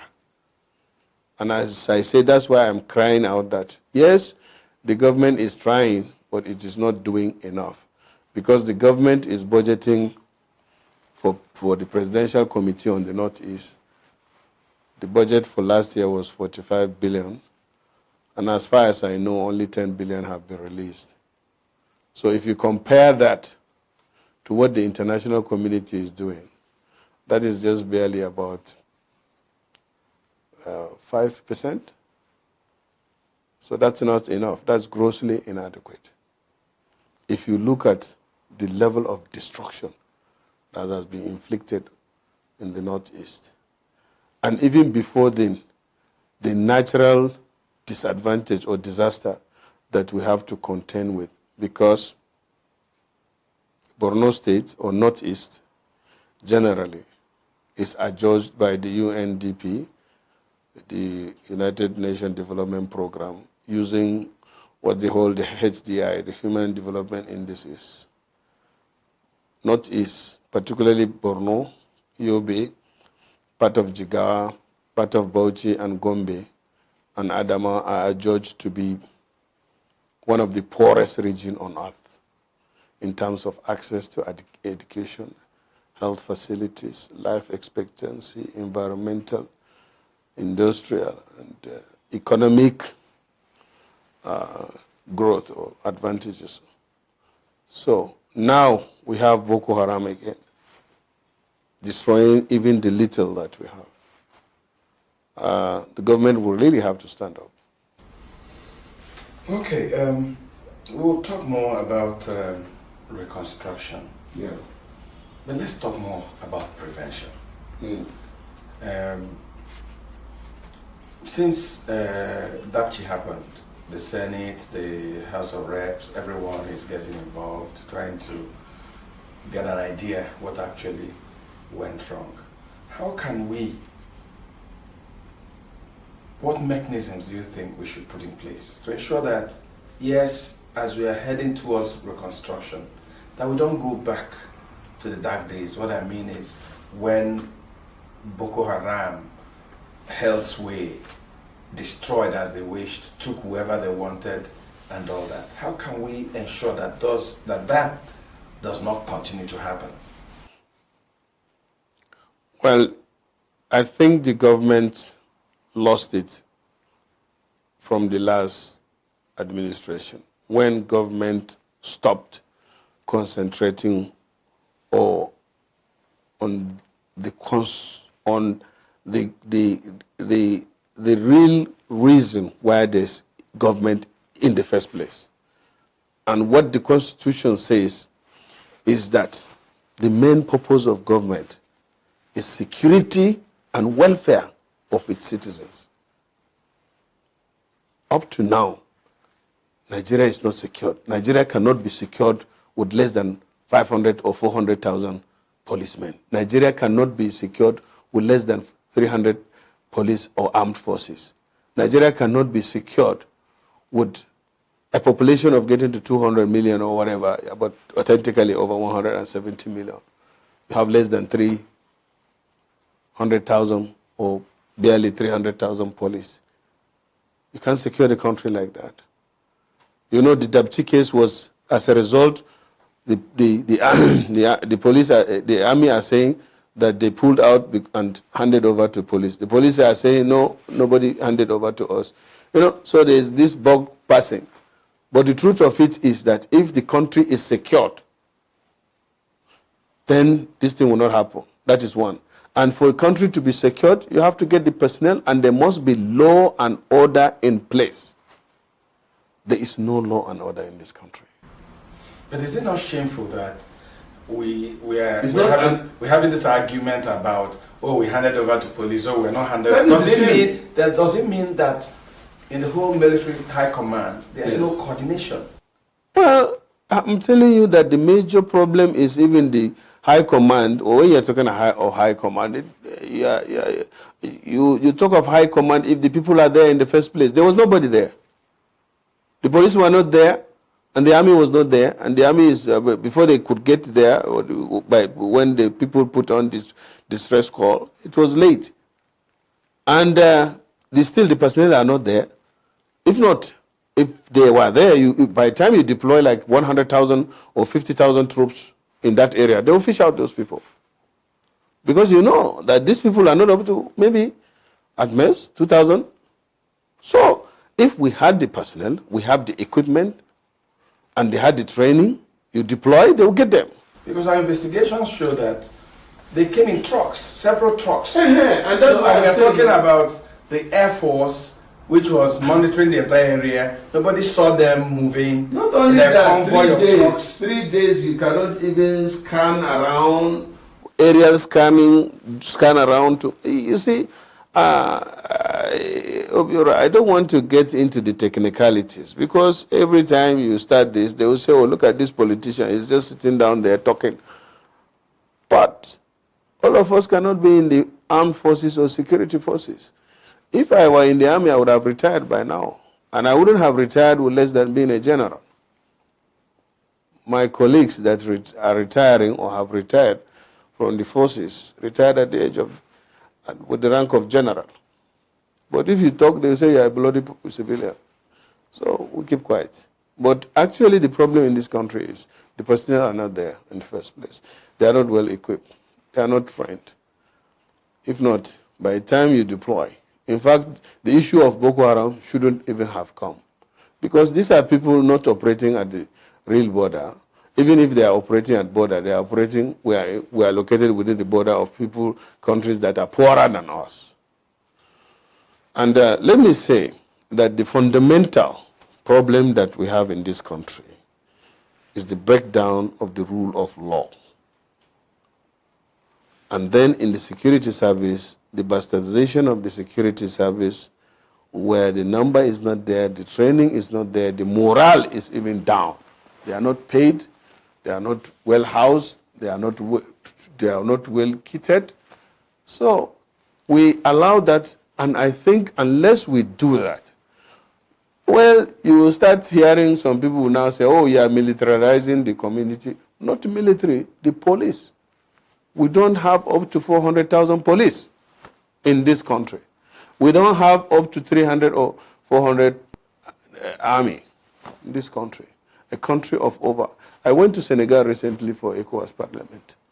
Everywhere you go, you will see a poorly armed but armed soldier or police or whatever. I don't know whether they are soldier, but standing there, not talking to anybody, but he is there. You could feel it. And when we were in Senegal, I was relaxed. I didn't have fear of anything until I arrived at the airport. This is a poor country, poorer than Nigeria, but it's secured. Okay, let's go to the presidential initiative and all that. Yeah. And I want to talk about corruption. We saw it in the army during Jonathan. So much money was put into place. So money was shared. Well, it was shared. It was not put and then anywhere. ended up in private hands. Yeah. Let's go to the presidential initiative. Of course, we had a glaring act of corruption, which we saw with the former SGF. But you find out that besides that SGF issue, there was no further interrogation of the process and of the activities of that committee. To even know, yes, you said money is given to them and not enough, but to even know how they use the little that was given to them. Because when the issue of fine was raised in the Senate and investigated, and the report was submitted to Mr. President, the President acted by suspending and eventually replacing the SGF and handed over the case to EFCC. And EFCC, I remember, invited the SGF and even detained him. And they have invited so many people. And you know that such investigation, coupled with the fact that EFCC is virtually overwhelmed because there was corruption, there is corruption everywhere. So the case is still with the EFCC. And truly, I don't want to accuse people until they are proven guilty beyond reasonable doubt. But I know that the case has not been swept under the carpet. So I don't think that is enough. And let me add here again that if you think that a lot of money is being pumped and nothing is happening, I give you an example. So far, the World Food Program have invested over $37 million in buying food. If you multiply that by 305 at the official exchange rate, 370 is over 100 billion. You understand? I think so. No, 330 times. You know, it's a big money. Oh no, 1 point. I don't know the figure, but it's going. And they just eat up the food. If we are feeding people, they eat it up.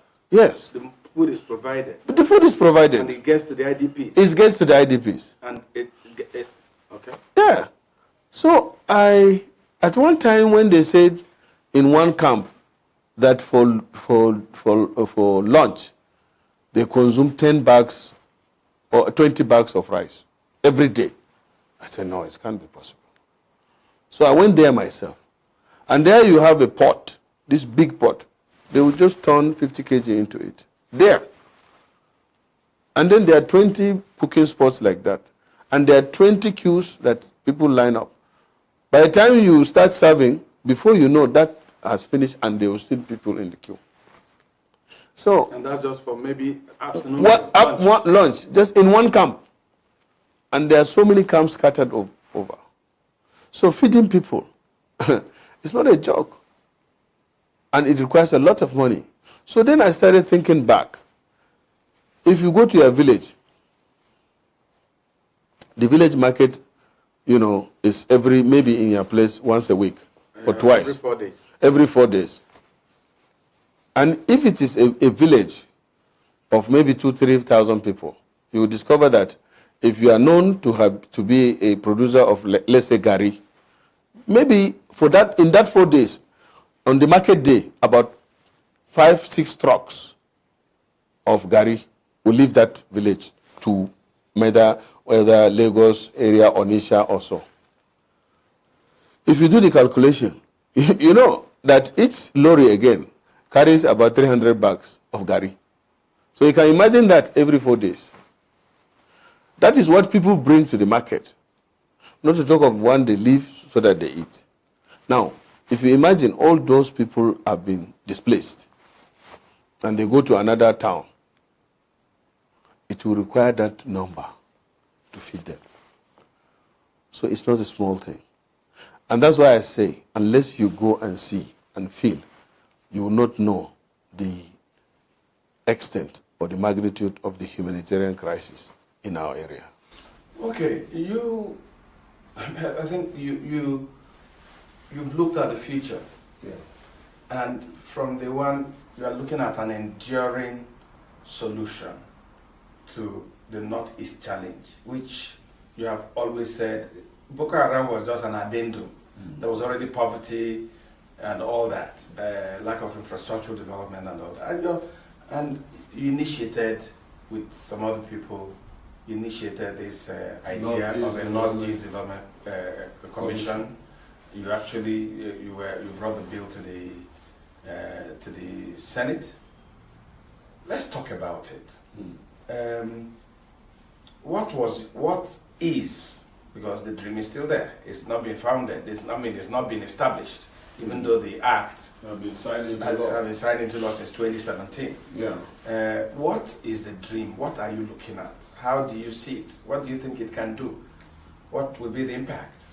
Well, let me say that the main objective of having that development commission is to provide an institutional framework that will address specifically the recovery, the reconstruction, building, and resettling the people of Northeast. As it is up to now, starting with the presidential initiative for the Northeast, that is PINE, the Victim Support Fund, then eventually the PCNI, we felt that that is not enough. There is a need to have an established commission charged with the responsibility of doing that. The budget will be provided, or funds will be provided by appropriation, and then the National Assembly will have the oversight on that particular institution. You will have specialists employed into that institution that have the experience, and they will now coordinate the activities, work with the international NGOs or international development partners that are willing to assist. And therefore, with that, you can track, you can know what is going on or the progress made so far. But when you have a small setup or department in the presidency, it's more of an ad hoc thing, and that is what leads to the issues that we have. People, abusing the process or mismanaging the process. So that was my thinking. And we thank God that after my colleagues in the National Assembly and the general public appreciate the humanitarian crisis and the need for an institution that will be specifically charged with responsibility of addressing those issues. And Mr. President, in October last year, signed on to the bill. Now, what we are waiting for and what we are hoping for is the takeoff of it formally. But already, the PCNI is doing part of what the NEDC is supposed to be doing, although it lacks the legal backing that we now provided by providing a law that will guide the activities of the Northeast Development Commission. So that's why we are eager that it is better to, put that in place and we'll hit the ground running so that this gap will be filled and there will be a structure that can be monitored, that can be held responsible and accountable. Right now, we have over 75 NGOs operating in the Northeast and spending a lot of money. This money is money donated by various countries, led, for example, by America. So far, the American government have donated $280 million, followed by UK that donates about $100 million, and Germany, Norway, Switzerland, and all these countries. That is what brought that total of 742. And that is besides, I think there's additional $245 million, which is tagged as unspecified. Those monies that I'm telling you about, $742 million that are so far donated, is specified for nutrition, for stabilization, for food, for, those kinds of logistics and those kind of a thing. But there is no synergy between the operations of the NGOs and the state or the federal government operating there or even the locals. And that is what the NEDC is supposed to, part of the responsibility of NEDC. We coordinate, thank you, to bring a synergy in all the efforts. In all the efforts. That's part of their work. So I think the takeoff should actually be accelerated. so that we can have the institution working. I was going to ask you what's holding it. Well, I'm not the bill has been passed. I'm not the president. The by- president is supposed to be the one that will ask that question. I wish you can ask the president for us. No, but I know that the National Assembly and the executive, you get around, somebody should have said, oh, look, this is holding us, oh, we are having challenges with this. Are you not hearing anything? Is it just, silence? No, I can't lie to you. I have access to Mr. President if I want. And we talked about it. It's taken his time. I think the process, they have gotten to a stage now. I think they will very soon announce those that will take charge, because the structure, management structure, is also specified in the bill. And so the last time Mr. President asked for the details of the bill, and we provided, because after signing, it will be transmitted to National Assembly. So I am hoping that very soon it will stop. Meanwhile, PCNI is doing its best, but it's not enough, because I'm a member of the PCNI too. So I know what's going on in there, but it's not enough. What are the challenges that the PCNI has? More resources. Yes. So far in the 45 billion of last year, only 10 billion has been released to them. And as I said, I thought that 10 billion in addressing humanitarian crisis is kind of big money that you can see. But, you see these things from outside, but when you get in, you look at it and say, oh, see, this is not enough. And it's truly, as I said, authentically, it has been ascertained that $9.2 billion destruction have been inflicted. But what is the role of the state governments? Are they not? The state is incapacitated. Borno State is a poor state. It's coming from the poor region. The whole budget of Borno State is 150 billion or thereabout. What is 150 billion? You have to pay salaries and other things to do with it. It can't. The state government it doesn't have it. Even salaries, the salaries of civil servants take 60% of that money on monthly basis.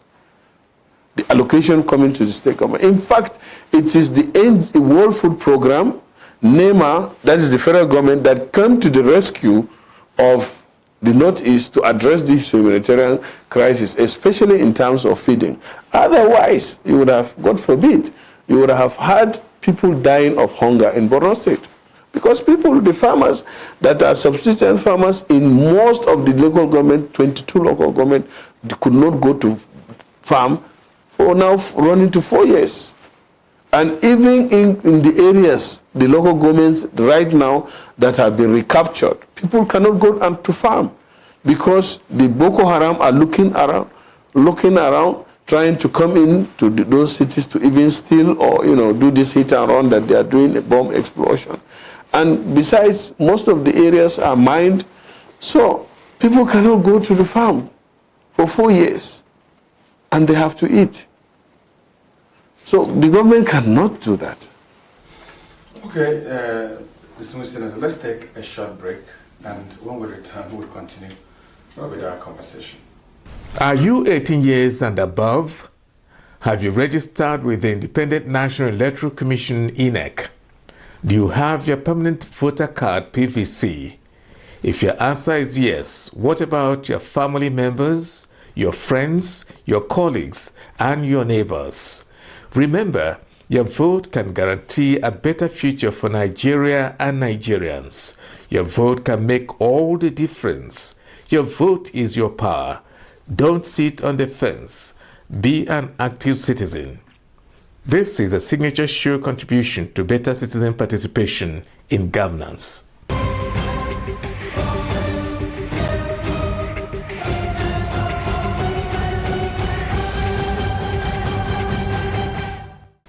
Okay, the story is so heart-wrenching, I mean, thinking about it, I'm a little confused. So what's the way forward? The way forward is we should come rescue Borno, or Northeast particularly, recover it, rebuild it, resettle it, reintegrate it. Right now, if you are driving into Borno State or into Northeast, by the time you leave Kano and you get into Northeast, you get into Bauchi because it's neighboring Kano. You will see the level of poverty will start to confront you. When you pass Potuskum and you come when you pass Azare and you come into Potuskum, you will see the rate of poverty, insecurity, environmental degradation going up. When you come to Borno into Benishek, from there, there is no road, no power, no security, no nothing, not even livestock. You will see it physically. And if you fly over, because I flew over most during my suspension, I went around the state. There is global helicopter service that is ferrying the UN people and the NGOs in Borno, so I used to go with them. Most of the villages, or let me say, all of the villages, except few, have been completely destroyed. As I said, when I talk like this, people don't even understand. I wish I have the opportunity to show people what is happening. You will cry. Wallahi, you will cry. The level of destruction is beyond human imagination. But thank God, the international community and the United Nations have done their assessment, and they classified the humanitarian crisis in the Northeast as one of the most serious humanitarian crises on earth, competing with that of Syria, Iran, and what was happening, natural disaster in Haiti and all that is just a small thing. The humanitarian crisis in the Northeast is beyond. And let me tell you, if you go to Maiduguri today, you can see poverty, you can see deprivation, you can see fear, you still see insecurity. So it's not the issue that people will be addressing the way we are addressing it now. Even Nigerians are not helping us. The only Nigerians that I know are out there for our people it's Dangote. In fact, Ndimi is from Borno, so it's just like he's helping himself. The business community is not there. The victims, okay, Danjuma is from there, Far Taraba, and he's in the forefront. The Victim Support Fund is busy rehabilitating, doing everything. They are doing a lot. But other than that, as I said, the Nigerian government, yes, the president is worried and committed about it, but what they are doing is not enough. It's not enough. We need more. More. Okay, distinguished Senator, maybe we should end the program by asking you, have you acclimatized after your suspension? Have you gotten into the Senate? Are you reconciled with your colleagues? Are you working No, with them? I didn't have problem with my colleagues. Let me be very honest with you. It's not like I had problem with them. It's just that I was shocked with the way things have been done, or the way, let me say, the Senate president is running the Senate. Yes, I'm surprised, I'm shocked, I'm disappointed. And I feel betrayed, but I put that behind me because I'm part of the problem of initio, because we resisted and broke the rules. And we felt that we as senators, nobody should come and tell us who's to lead us. That was my disagreement, and my support for Saraki emanated from that, to say that we should have a Senate that belongs to the senators. But now, unfortunately, the Senate belongs to Saraki and Dino, which is very unfortunate. Yeah, which is very unfortunate, which is sad. And coincidentally, when you say Saraki and Dino, it's also sad. S and A, D. But, you know, one good thing about it is time. All these things will soon be over, or virtually it's even over. But the 8th Senate is an institution that we initially were to give Nigerians hope, but the National Assembly has been messed up now. If it's not for you, I really want to put that behind me because I just decided to sit aside. And let me say I prefer to be with my conscience than to be with the crowd. But I mean, the suspension also gave you time to bond and dig more into the problems of your constituency. Yeah, every disappointment is a blessing. What I did in 8 months, the sympathy I got from people that I did not expect, and my reconnection or my bond with my people increased, and it gave me time to reflect. And in fact, as I said, it gave me time to have a feel of what it means to be outside the National Assembly, because I have been in the National Assembly and in the corridors of power for over 15 years. And that gave me time, that I was forced out, so I stayed out, if they liked to say, maybe standing in the sun for 8 years. So I had a feel of it. And but let me say that I have no problem with my colleagues. I only had problem with Saraki and Dino. And it's not like my colleagues were ambushed into it. When I was suspended, it was not even on the order paper. It was in the mid-sitting that they brought it and amended the order paper. Up to now, you cannot find the report. Up to now, you cannot find any member of the Ethics and Privileges Committee that would tell you that my suspension was discussed at the even committee level. It was not. I can tell you that. And that's why I quietly turned my back. And then when they saw the public reaction, they were asking me to come and apologize, and I was really upset. And anytime, I really don't want to be talking about it because I feel upset for a human being like Saraki, what he did. Okay, distinguished Senator, I must thank you for, for the opportunity, as usual, to talk with you. Are you 18 years and above? Have you registered with the Independent National Electoral Commission, ENUGU? Do you have your permanent voter card, PVC? If your answer is yes, what about your family members, your friends, your colleagues, and your neighbors? Remember, your vote can guarantee a better future for Nigeria and Nigerians. Your vote can make all the difference. Your vote is your power. Don't sit on the fence. Be an active citizen. This is a signature show contribution to better citizen participation in governance.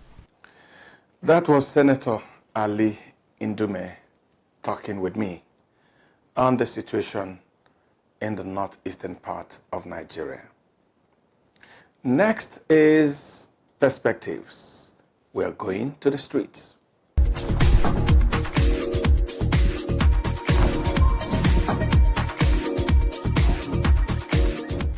For 36 million naira be swallowed by a snake. From where did this snake came in today? And what is 36 million naira doing in Jambo office? 36 million naira is a huge amount of money for his neck to swallow. And I believe if Nigeria and the security will look up to this, I believe it will help us to cleanse this mess. Where we think we are fighting corruption, what we are really seeing and hearing is nothing. It's quite bad. It's quite bad. We pray that God will really talk to us as individuals and collectively as Nigerians, because if we say with leadership by example, and that is not seen from amongst us, because if you consider all of these that are happening, you see that our leaders have completely lost their focus. Can you imagine how human beings are in the land of animal kingdom? We heard that snake have swallowed money, we heard that monkeys. So that means that this government is the worst corrupted government so far since ever I was born. Because I've never seen the kind of atrocity that have been happening since these 2 years plus of APC. When you will be heard that husband and wife collaborate and say they are 2 months baby.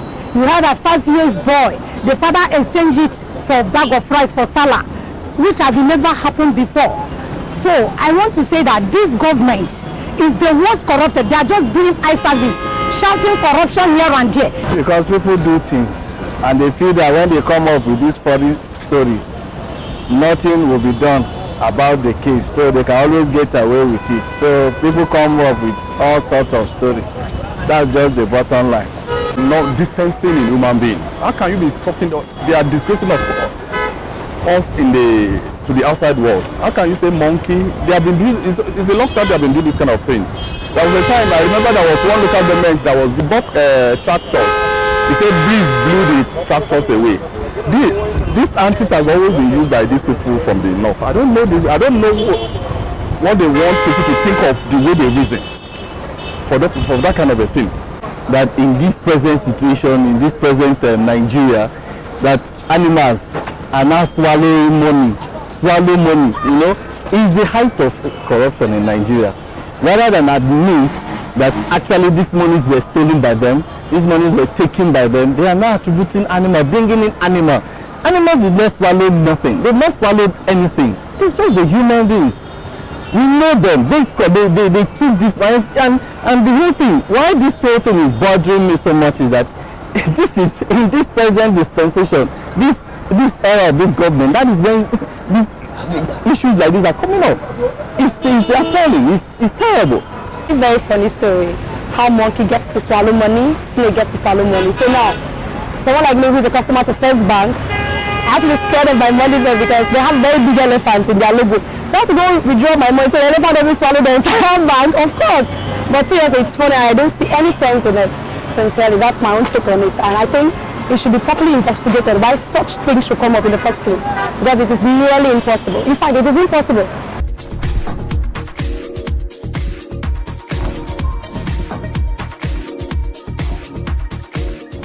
And with that, we end today's edition of our program. But don't forget that you can reach us on any of our social media platforms.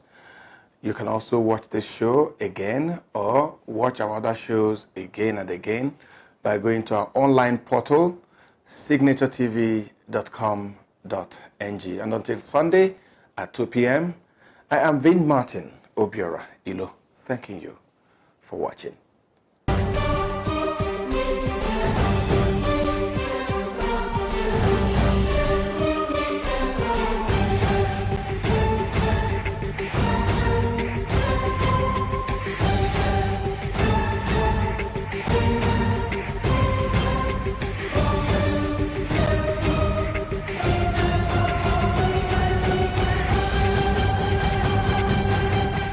Every second, every minute, every day, news is breaking, events occur, and there are new developments. At Signature TV, we follow these stories objectively, bringing all sides without bias, explaining the complex issues, breaking down the numbers, and investigating the issues behind the news.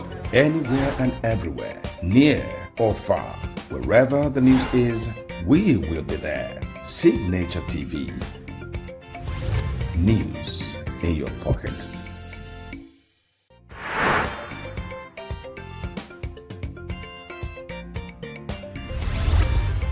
Signature TV. News in your pocket.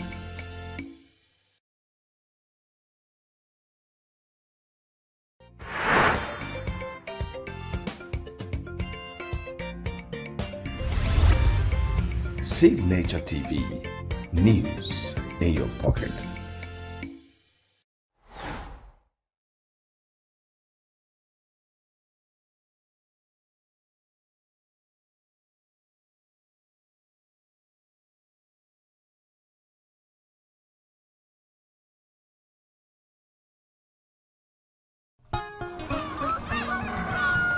New every morning on Signature TV, we open the day for you with needed energy, information, and required vibes to shape your day. From sizzling snippets of stories in various areas of life to intriguing conversations with net worth guests. When you have people who have no track record becoming your leaders, you have a problem. There's no outstanding gratuity when Obi took over from me. I left in all the accounts of Anambra State 13.8 billion for him. Your day cannot be complete without Signature Morning on weekdays and Signature New Day on weekends. There is no better way to start your day except Signature Morning and Signature New Day every day on Signature TV.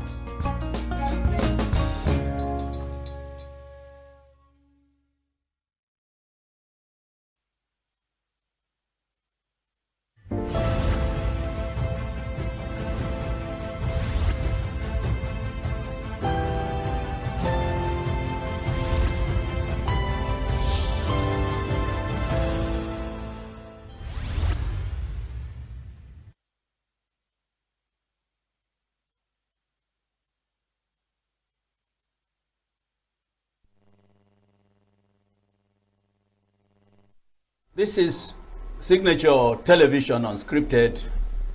You are welcome to another edition. Today we are going to look at the proposal by the Senate of the Federal Republic of Nigeria for to create an additional state for Southeast, at least to bring the zone at par with 3 other regions in the country. For instance, in the Southwest has 6 states, South has 6 states, the Northwest and North Central 6 states and 7 states respectively.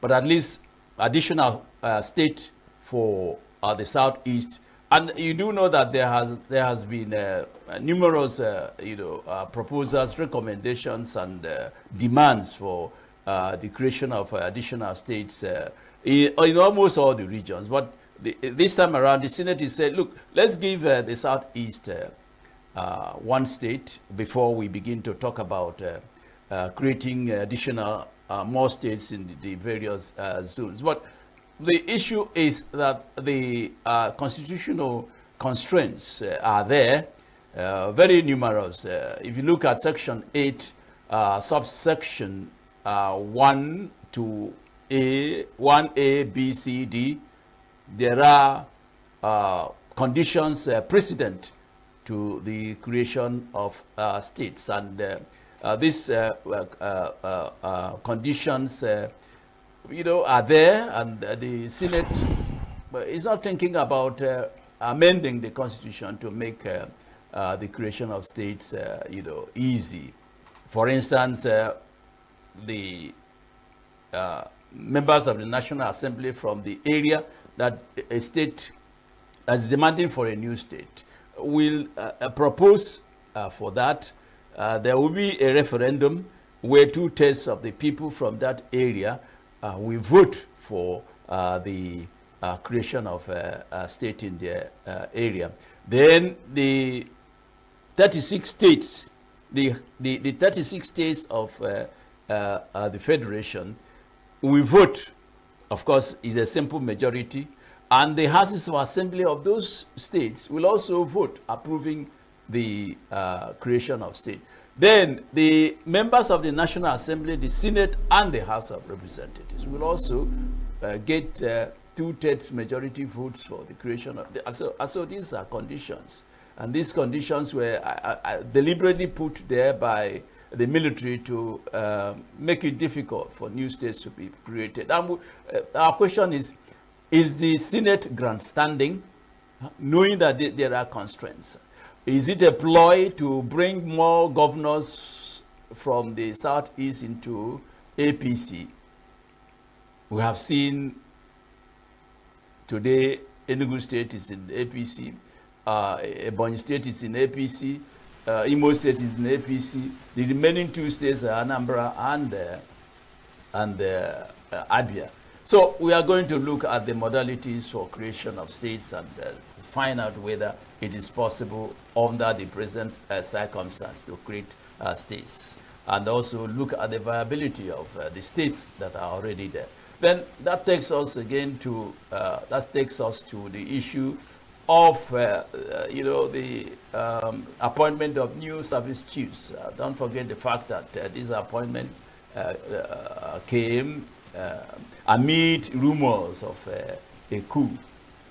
The federal government has not come out clearly to say, oh, there was an attempted coup. In fact, they have denied that there was a coup anyway. But these changes are there. And you do know that a day ago, the President Tinubu asked the army chiefs to flush out the insurgents, to deal with them, clean up the mess, and that he will support, give them all the support they needed, to do this job. And our question is it a question of lack of equipment? Is it a question of lack of personnel that has constituted a constraint to the military in fighting Boko Haram and fighting insurgency? The other day, the Federal High Court sitting in Abuja declared the forthcoming PDP convention, ruled that the forthcoming PDP convention should not hold. And they did give some reasons why that judgment was passed. Then you ask yourself, what is really happening in PDP for the court to give that kind of ruling? It means that it may be difficult for the PDP to participate in future elections, because if they don't put their house in order, how can they produce candidates for election? So, with me, there's here in the studio to discuss these issues, Dr. Ukeje. Dr. Ukeje, you're welcome to the program. Thank you very much, Mike. Thank you. And Mr. Martin Ane. Thank you. You are ready to go. Thank you. Yes, let me. It's a pleasure to be here. Yes, I would like you to fire the first shot.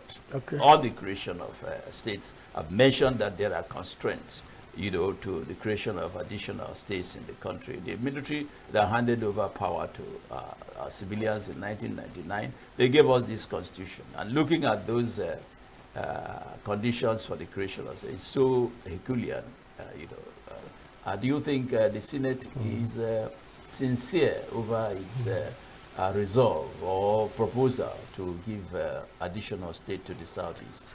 Okay, thank you, Chief Ubani. Thank you, gentlemen. I want to start by saying a happy new month to all of us. This is a signature unscripted, so we don't have anything written or prepared. We just come spot on and then discuss issues as a trend.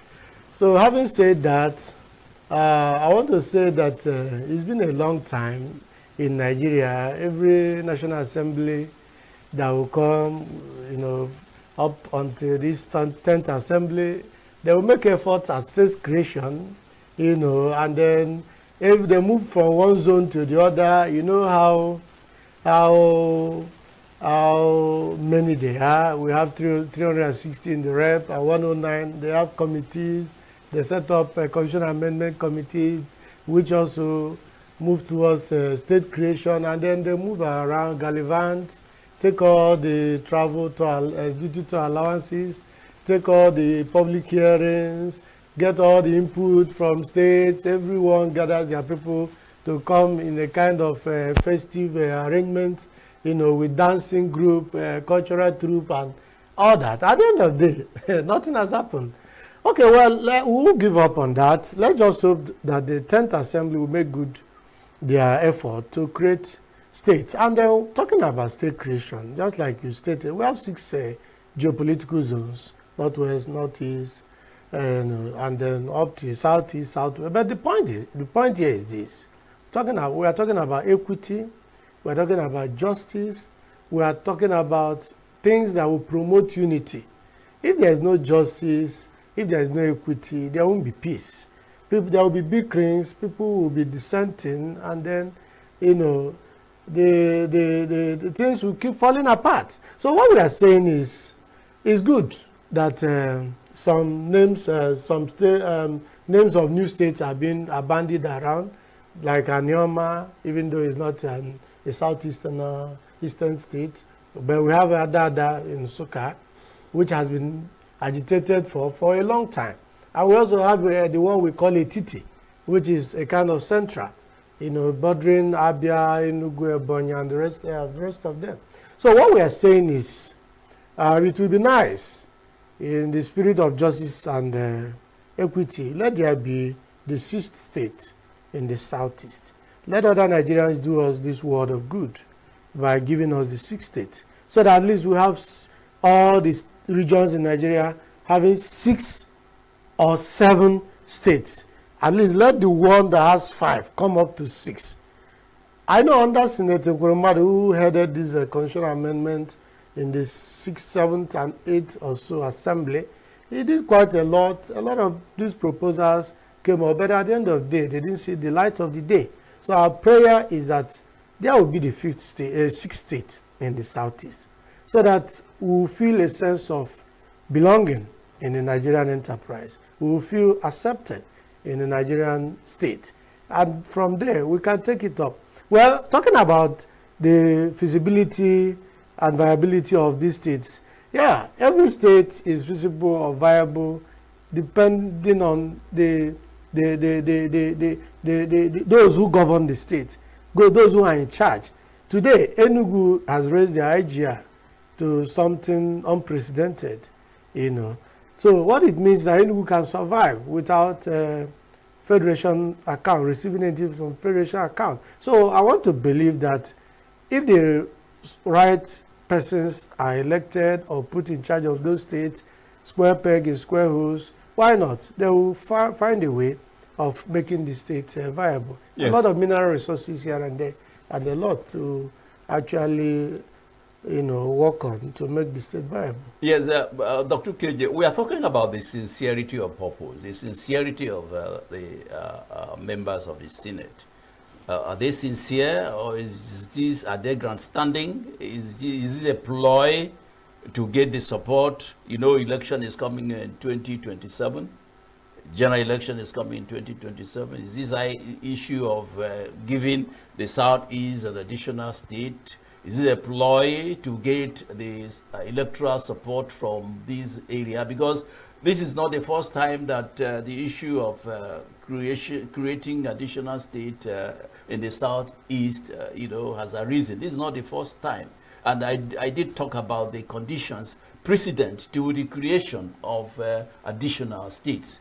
I would have thought that the first thing that the Senate should have done, or the National Assembly should have done, was to amend those the sections. Section 8, I talked about Section 8, subsection 1A, B, C, D, which talks about referendum, talks about the houses of assembly in 36 states approving the creation of additional states, the National Assembly itself, you know, approving.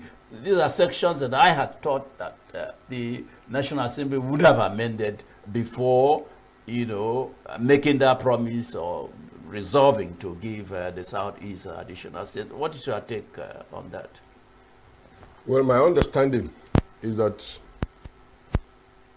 petitions have been presented to the National Assembly demanding creation of states, and that what we had was first delimitation of what they got, and they said we are going to create only one per geopolitical zone. They have set up a subcommittee to select from each of those zones the state that should be created. It is only when they have agreed on those that they can activate the process of validating the demand. So it cannot come before. They can't amend. And when it is validated and voted and signed, it means that those sections of the Constitution have been amended relative to the number the schedule of states. Martin had said, will it come or will it not come? It's a game. Number one is that people who have power in Nigeria do not accept zones. One of the biggest problems that the political party, People's Democratic Party, has or have had is that Atiku, as an individual, and maybe those who support him, do not accept zones. What they accept is north-south regional division. Divide. We should be reminded that the concept of zone was introduced by Ekwueme and late Ojukwu at the Constitutional Conference convened by Abacha as a means of stability and equity. But it's not written in the Constitution. And you can see even that the current administration and the one before it did not respect that principle of zone. That's why you have, when you shared ministerial posts according to zones, the Southeast either didn't get or got less than other people got. So it's a matter of power. In a constitutional administration, maybe just take a town union that have rules. If you follow that rule, you will not have problem. Sometimes if you follow the rules, you may have problem because there are people who have power who do not accept the rule. But the way to challenge a rule is to change it, not to ignore it. Secondly, there is a lot of money voted for amending the Constitution. Everybody who has been Deputy Senate President, Deputy House of Reps Speaker, have managed that vote to the satisfaction of the members, but nothing will come. Nothing came out of it. Yes, that's the area. That's the area. One so is pointing. I do hope that they can make some progress, but for me, the 2027 election is a front burner, and unless it is part of the agenda, it will not see the light of day.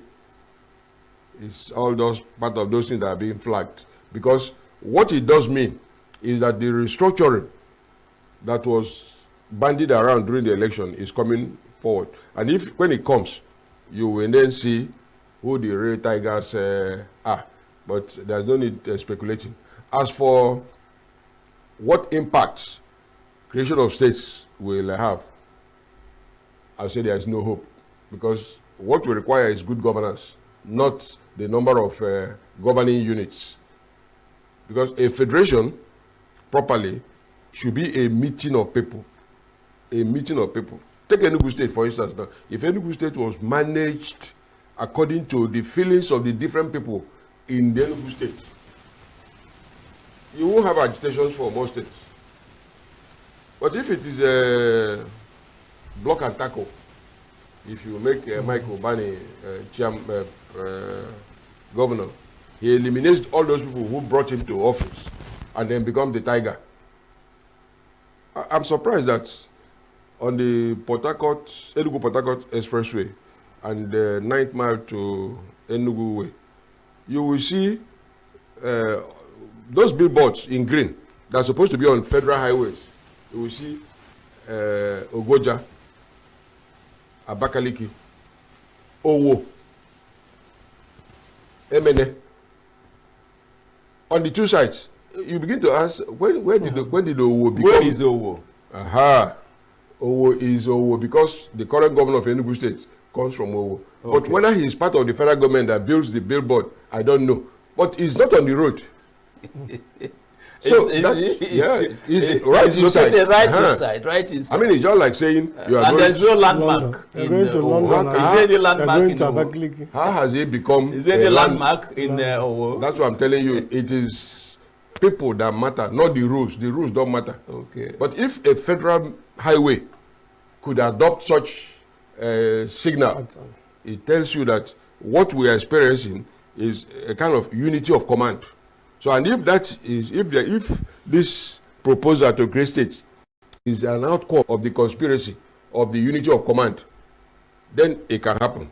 Well, otherwise, it will be like akara that was not properly mixed. It will shower in the oil.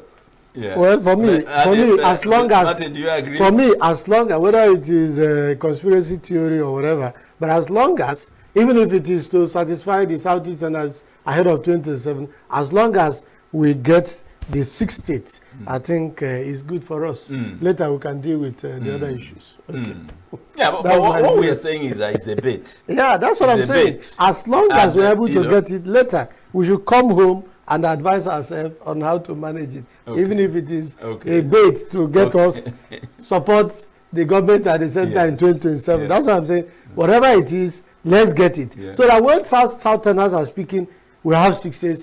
Southeasterners will be saying we have 6 states, and not when we are just saying that we have 6 states. Look at the financial benefits. Yeah, that's what I'm saying. Accruing to having additional state. It's human beings that will make it functional. No, but let me get it clear. Is it the case that they want to create one state in Southeast and leave others zones? No. They're going to one per state. One per I don't think so. They are looking for the first instance. In the first instance, they are going to give more states. They are going to give for equity, Southeast justice. one state for equity. Then they now begin to consider the other proposal, the other petitions, the because other right now demands. It is the man that has been vocal about is Senator Ned Nwoko, and he has been speaking more about Anioma, claiming that Anioma is Igbo. But then we know that the other senator is also speaking for ATT, and then a few other Nigerians, civil society are also saying, especially ENUGU people are saying Adada has been there for a while. But the important thing is we need more states. Yes, I agree with you that we need more whichever states. way I agree with you it. that we need more states. I mean, especially Southeast. One wouldn't reject it if they give even it. If it is if they give it to us, because I know that more money will accrue to the Southeast because. There will be that new state is going to get allocation from the state federal government, just like the existing. Gradually, they will find their footing. They will have a state capital. They have a governor. They have elected officials and all that. More money will come to this area. More development will come to this area. But my worry is that this may just be a bit to get the people here to support the government at the center, because we've seen it before. We've seen the arguments in the past. So let's move on to the issue that besets the People's Democratic Party. It's as if a news, has been tied around the party, more and more with the decision of the judge of the Federal High Court, Justice Omotosho. I think I'm correct, Justice Omotosho. No question. Is it Omotosho is the one trying on the kind of no, Justice. Abuja Federal High Court in Abuja, stopped the PDP convention that is supposed to come up sometime 15th and 16th of November. Of course, the judge did give reasons why. That convention should be put on hold. One of the reasons is that the chairman sent a letter notifying the INEC about the convention without the signature of the national secretary of the party, Senator Anyam. And you ask yourself, what is happening in the PDP? This is a party that once boasted that the party will rule Nigeria for 60 years. It appears to me at this point in time that those in PDP don't want the party to survive. Otherwise, why do we have a situation where you make a proposal, you write a letter to the INEC without the national secretary signing the letter? So that's something. Is it that the ruling party is bent on destabilizing the PDP? Not just destabilizing the PDP, but destroying the PDP? Or is it that the members of the PDP themselves don't know the purpose, the reason for forming that party, and what the party will, what use they will make of the party? So, Dr. Okeje, can you help us in this issue? Well, I will liken the PDP to the NCNC. It was a party formed by consensus. And the consensus leader was late Alex Ekweme. But like happened to NCNC, when it was time to form government, Obasanjo was pole vaulted into the party to become its leader. You said NCNC? NCNC? Yes. No, I'm talking of PDP. PDP, okay, okay. When NCNC was formed, it was consensus. The party went around educating people on the constitution, on the need for independence. Its leader, Herbert Macaulay, died on the way as they were going around canvassing. They went around, asking people to give them money to enable them to go to the UK to agitate for independence. When independence came, the party, a lot of people abandoned the party because they didn't like the leader. That's what I'm saying. When PDP was formed, they confronted, Ekweme was detained in prison, not for a long time. It was Justice Uwaifo that saved him. They came back, and I mentioned this zonal structure,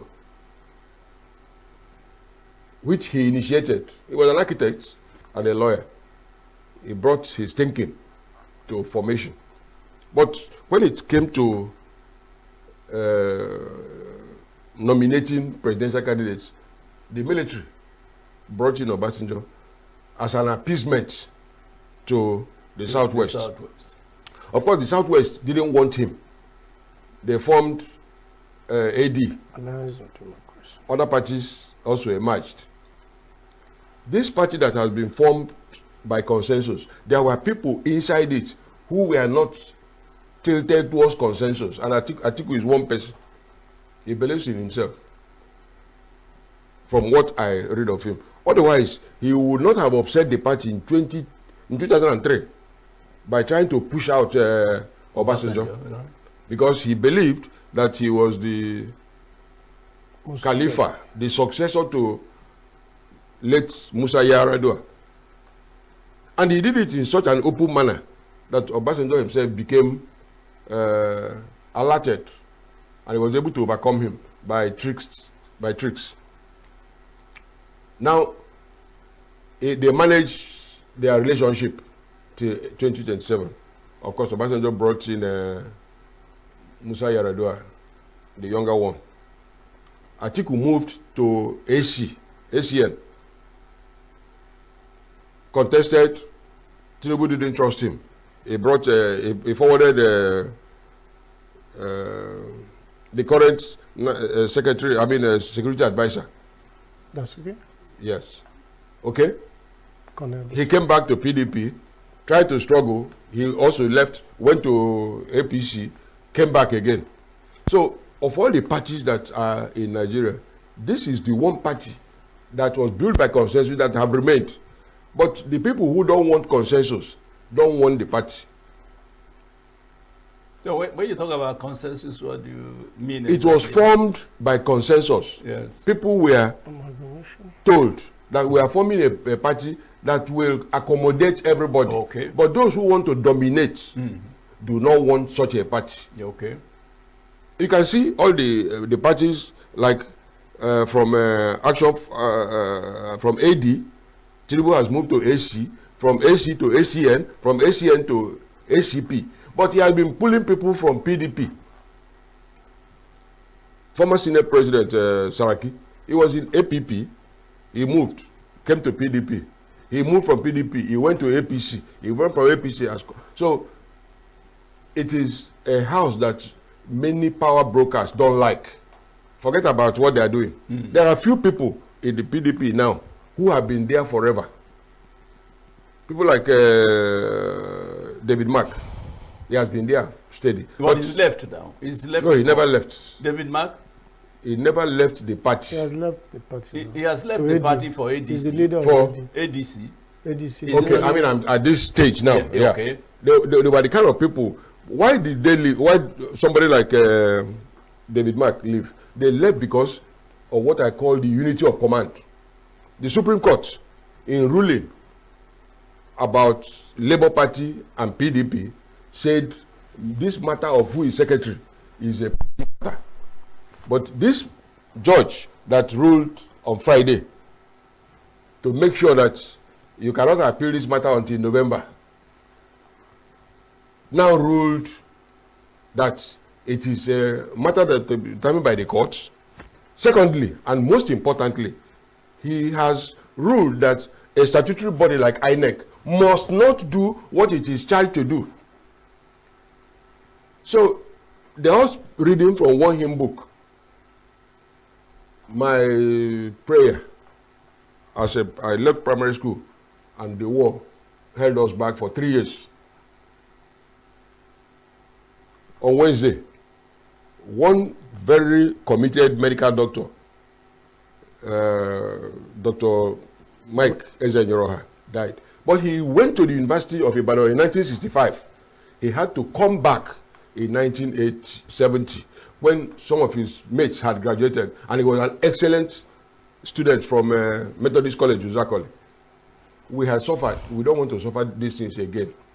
So my fear is that our people who are joining the APC, they are going to the center, are going to bring the bees that stung us before. We should leave these things alone. Let's have good governance in our own state. Even if it is a state of 2 local governments, just have good governance. If we can afford road, build it. If we can't afford it, let us do without road. Because, I mean, he has mentioned what is called IGR. There are meetings of many communities in this ENUGU. Yeah. Some of them don't have a hall where they meet. People like ENUGU who have a hall. But there are many communities that don't have a hall. They meet in either their chairman's house or in a school compound or in a street. But they are happy where they are. Let us be happy with ourselves and run our state with consensus. If you go to places like ENUGU, you wonder whether they belong to a state. It's because of poor governance. But as far as East Central States, Ete was represented in the cabinet.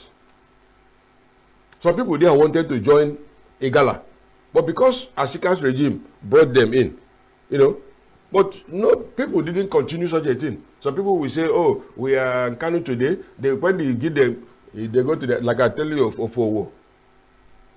Go to the headquarters of Kano East local government. You can't access it. So good governance will solve all these problems. Yeah, let's look at the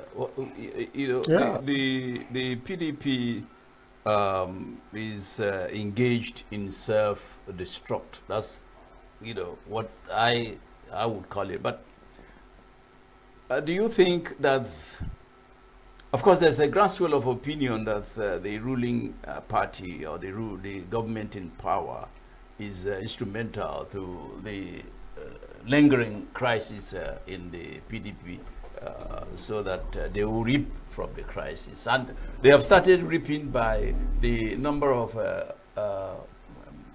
PDP parliamentarians, legislators that are leaving the party for APC. Do you think the federal government or the Tinubu administration is in any way connected with the issues? The issues that we have on our hands as far as PDP is concerned? Yeah, thank you for that, Posa. Before I go into responding to your question, I want to appreciate him for going, taking us down memory lane, telling us how PDP started and how some persons subsequently who didn't believe in consensus emerged in the presence of Atiku Abubakar. But I want to, just like you almost took up the word from my mouth, You know, the challenge with PDP is self-inflicted. That was the word that was on my lips before you use self-destruct. So the challenge with PDP is self-inflicted. And then I do not believe that whatever is happening to PDP everybody should now believe that it is coming from the opposition. I mean, in the first place, I want to ask, this is a party that had Senator Anyanwu as a secretary. It wasn't in doubt. They were doing well prior to 2023. And then Senator Anyanwu, I think it was in 2024 that the current Hope Uzodimma came to power. You know, that election is off-cycle election. It doesn't flow with, I think his tenure will be done, after 8 years, will be done next year. Hope Uzodimma. You know, they didn't run in 2020. Yes, I know. So what I'm trying to say in effect is that it was during that time that Senator Anyanwu actually aspired to be the candidate of PDP in Imo to challenge the current governor, Hope Uzodimma. And then, why is it difficult for our people to be disciplined? Why is it difficult for politicians to do the right thing? That's why we are where we are today. Just indiscipline, just corruption. What is corruption? There was a meeting I was in, and then somebody asked, what is corruption? That is a foreign language. Is an English word that talks about anything that is wrong. When the white man cannot find how to explain, trying to model things up, they will use the word corruption.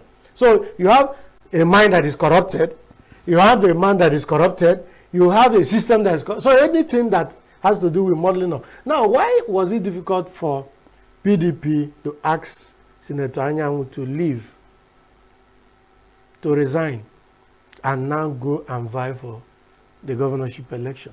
Would that make him not to be a member of PDP? No. Must PDP ask him to resign before he resigns? That's exactly what I'm asking. Must someone hold an office and be aspiring to another office? That's what I'm asking. At least in public service, these are simple rules. You know, if you are interested in this, you resign from this. So why was it difficult for Anyanwu to resign and then go and pursue his gubernatorial ambition? That's still the challenge. And then when he left, eventually, the Southeast, where he belonged, also proposed that Honorable Dokoye should fill that position on behalf of the zone, in the spirit of zoning, the way the zone offices to the various zones, that it falls under the zone. So let him go and fill it. And then working committee and everybody accepted. Then lo and behold, Anyanwu failed and came back, dragging the same seat. And that's where PDP is, where they are today. And that is why I told you that I agree with you that it's self-inflicted. This is a party that is aimed at destroying itself. And then I ask again, 2023, as soon as Bola Ahmed Tinubu won, he appointed Wike minister.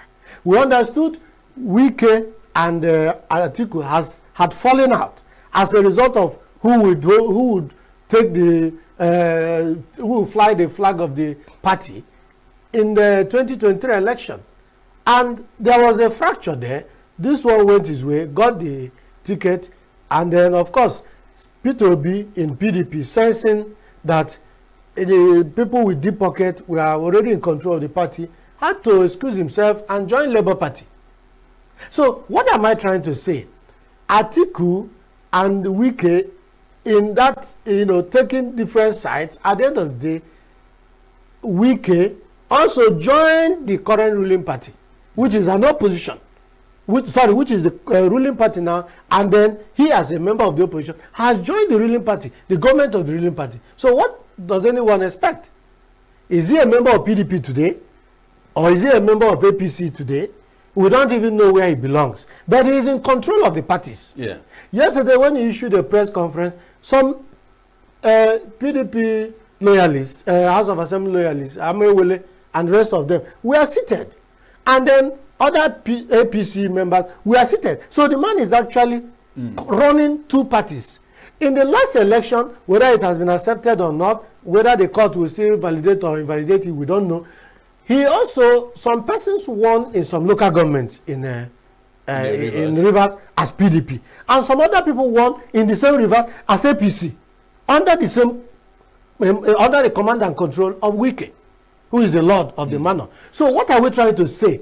I'm trying to say that why was it difficult for PDP to suspend Wike? So let me ask you that so question. Since they didn't have Let me ask you that question. He has answered the question. So since why do you think that? So since they didn't have the muzzle to suspend Wike, then they are self-destroying themselves. No, I think we should be very clear. If somebody is a cameraman in this Signature TV and also a cameraman in NTA or in NTA at the same time, it is the duty of the stronger party to remove him. He cannot be doing what he is doing without the support of Tinubu. I'm not talking of APC. It is obvious that the published results of the presidential election in 2023 was wrong. Labour Party won it clear, and it was proved in court, but the court ignored it. That's why I'm telling you of unity of command. But let us look for the future, because we cannot go back. The future is that we have built-in crisis even in APC. There is somebody in APC that resigned in Kwara and joined PDP before this ruling. Yeah. This one house, APC, can he accommodate the ambition of all the people in this country? No, he can't. He can't. Good. Yeah. And when it comes, and that's why I talked about our people who are going to APC. We had peace in Eastern region. Obara and some other people answered the MI power and went to the West to form United Progressive Grand Alliance. When bullets started firing against us, they joined in firing against us. In every country, there are people who are called the usual suspects. The Igbos are usual suspects. We are going there to collect conflicts. Yeah. What you are saying So is that I do not want to blame the opposition. Joined the APC, they didn't look before they left. They don't know history. They don't know history. Okay. Well, gentlemen, because of our time, let's just look at they know why they are the joining. appointment of new service chiefs. They were decorated yesterday by President Tinubu, and these appointments came amid rumors of a coup or no coup, even though the federal government has not come out clearly to say, oh, there was a coup or there was not a coup. Of course, I mean, a lot of people have associated the emergence of new service chiefs to that rumor of a coup, and there's no way you can change their mind. But the issue now is that when the president decorated them, I think just yesterday he asked them, gave them a marching order, clean up the insurgents, flush them out, and I'll give you all the support that you need. And you begin to ask yourself, is it that the service chiefs that left, that were fired, is that they didn't do a good job? Is it that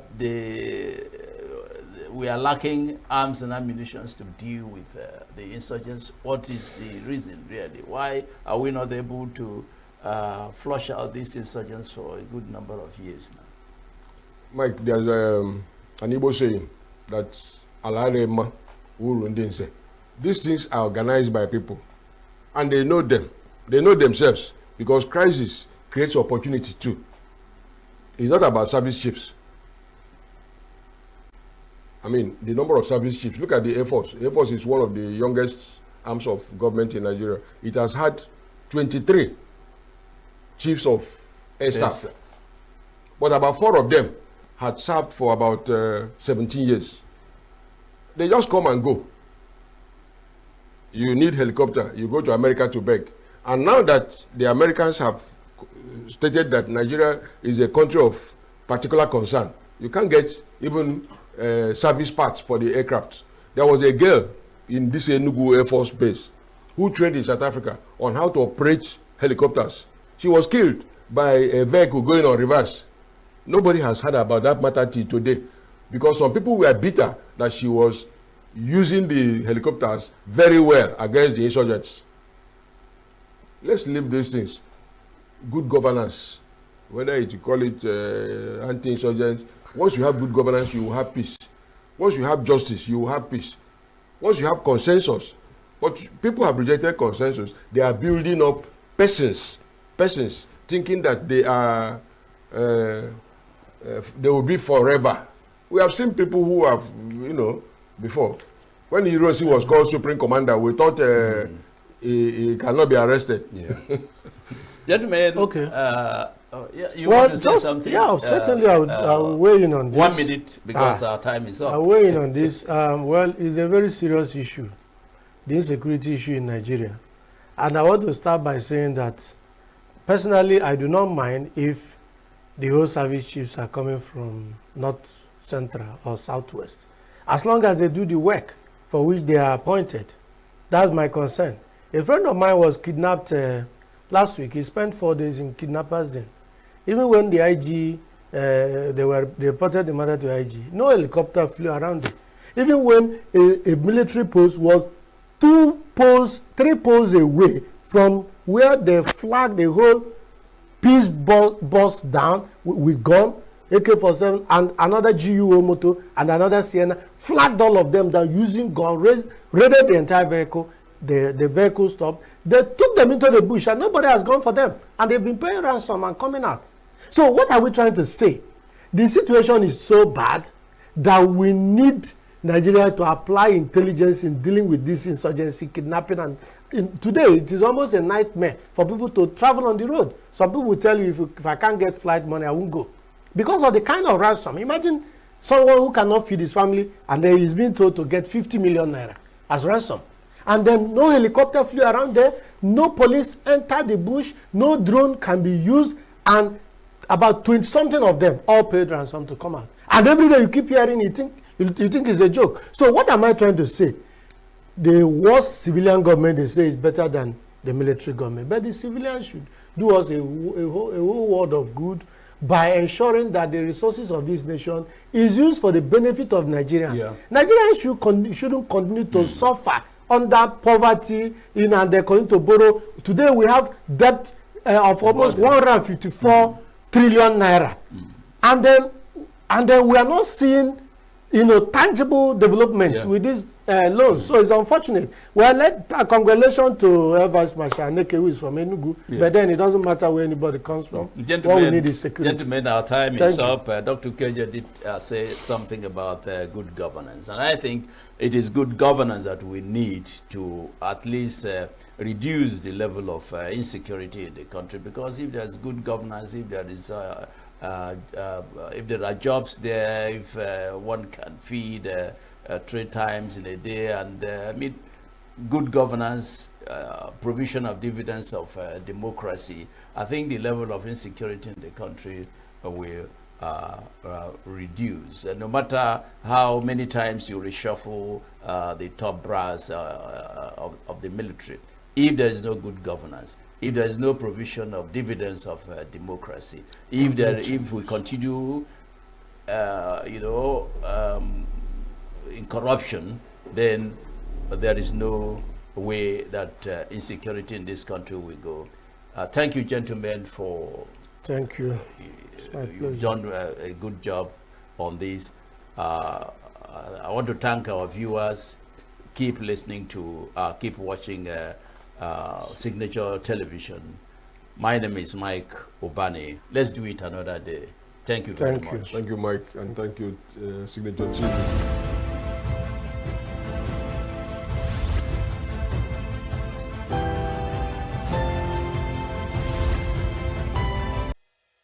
Health is more than a diagnosis. It's your lifestyle, your choices, and your future. Join us on Inside Health, your weekly deep dive into the stories, science, and solutions shaping your well-being. From expert interviews to real-life journeys of healing and hope, we cover it all. One of the complications of cancer management or treatment is they have, some of them, at one point in time, you see them having anemia. Okay, so you see them at times being transfused. But at the same time, you come in with a diet.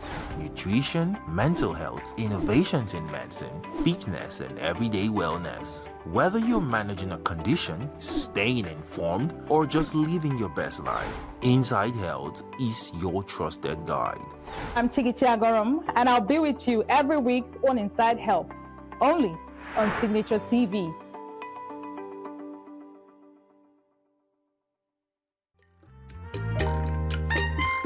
The way we see the world shapes the way we change it. Gender isn't just a checkbox, it's a lens, one that helps us understand the world more deeply and act more fairly. Gender Perspectives, a program for those ready to see more, do more, and be more. Designed to challenge assumptions, ignite conversations, and build inclusive solutions across every sector of society. We are not, fighting the men. We are not saying we are equal in terms of rights. We're only asking they should recognize our existence. Join us on Gender Perspectives, showing every Saturday by 4 p.m. Repeat every Wednesdays by 5 p.m. and Thursdays by 3 p.m. Change begins with perspective. Let's widen yours.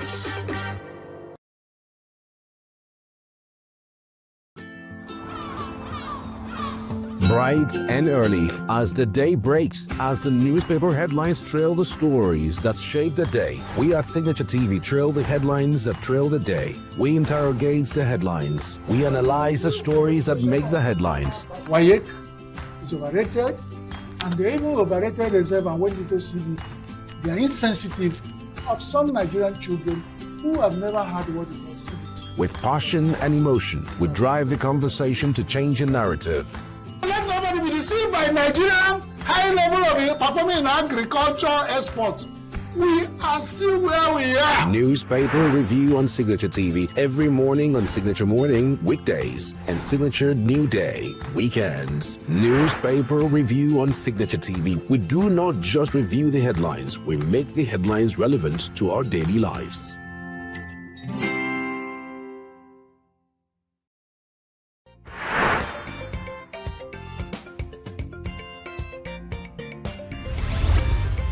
Signature TV, news in your pocket.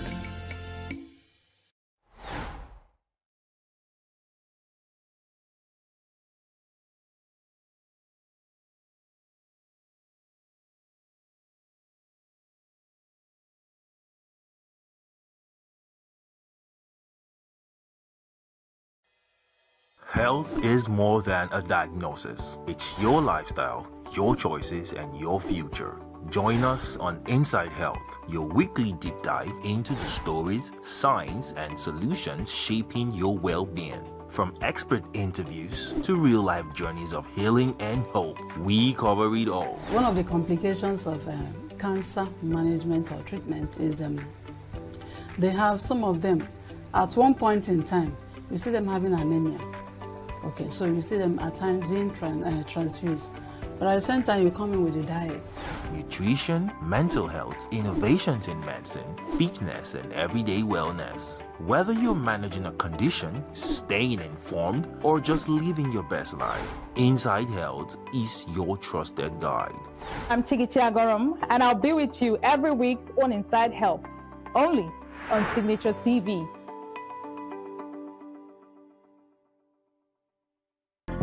Get plugged into the heartbeat of entertainment on The Hub, your ultimate show on eVibes. From trending stories and social media drama to top charting music, must-watch movies and exciting moments from the world of arts, we've got it all. Join us for unmissable conversations with your favorite entertainment personalities, plus fun segments every week. So I should try harder. So okay, I don't know that one. Outfit of the day. Oh, I don't do that. No. That's some Gen Z stuff. Oh, now you say it's a Gen Z stuff. It's everything you love about entertainment, served fresh every week at 1 p.m. with weekend repeats just in case you missed it. The Hub's on eVibes, where the vibes never stop. Only on Signature TV.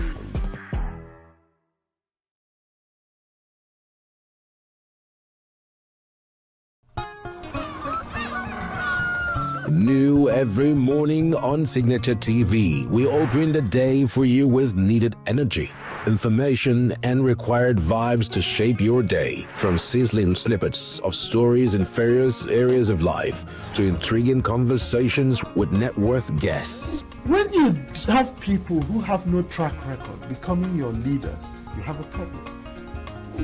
There's no outstanding gratuity when Obi took over from me. I left in all the accounts of Anambra State 13.8 billion for him.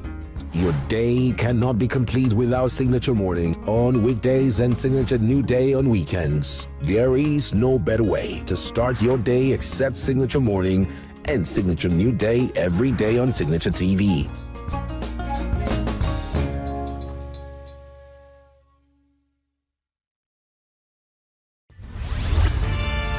We are local. International communities just finished the Right, the main market is in chaos. People We are national. Those in support of this motion as amended, say aye. Aye. We have taken it through by default. We are international. Israeli airstrikes. Donald Trump left us the worst unemployment.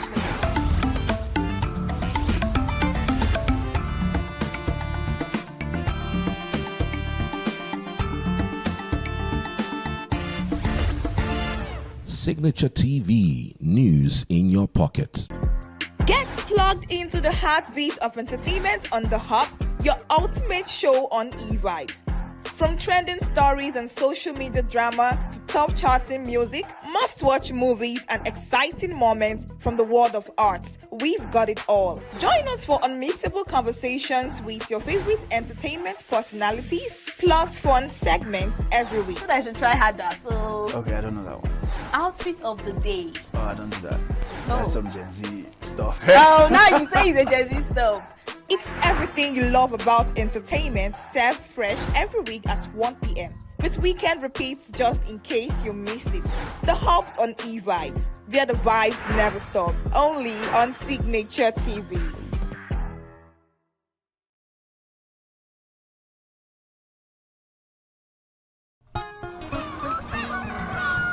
New every morning on Signature TV, we open the day for you with needed energy, information, and required vibes to shape your day. From sizzling snippets of stories in various areas of life to intriguing conversations with net worth guests. When you have people who have no track record becoming your leaders, you have a problem. There's no outstanding gratuity when Obi took over from me. I left in all the accounts of Anambra State 13.8 billion for him. Your day cannot be complete without Signature Morning on weekdays and Signature New Day on weekends. There is no better way to start your day except Signature Morning and Signature New Day every day on Signature TV.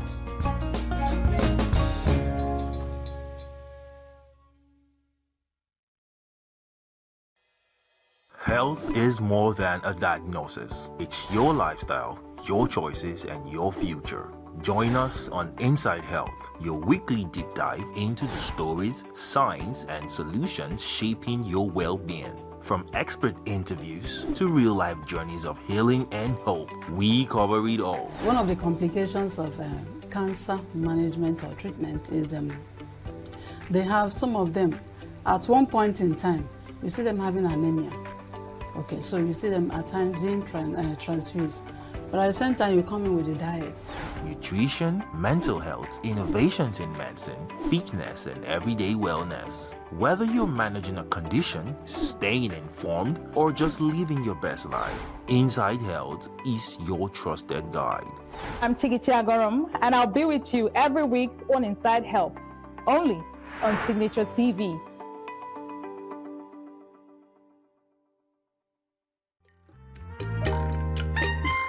The way we see the world shapes the way we change it. Gender isn't just a checkbox.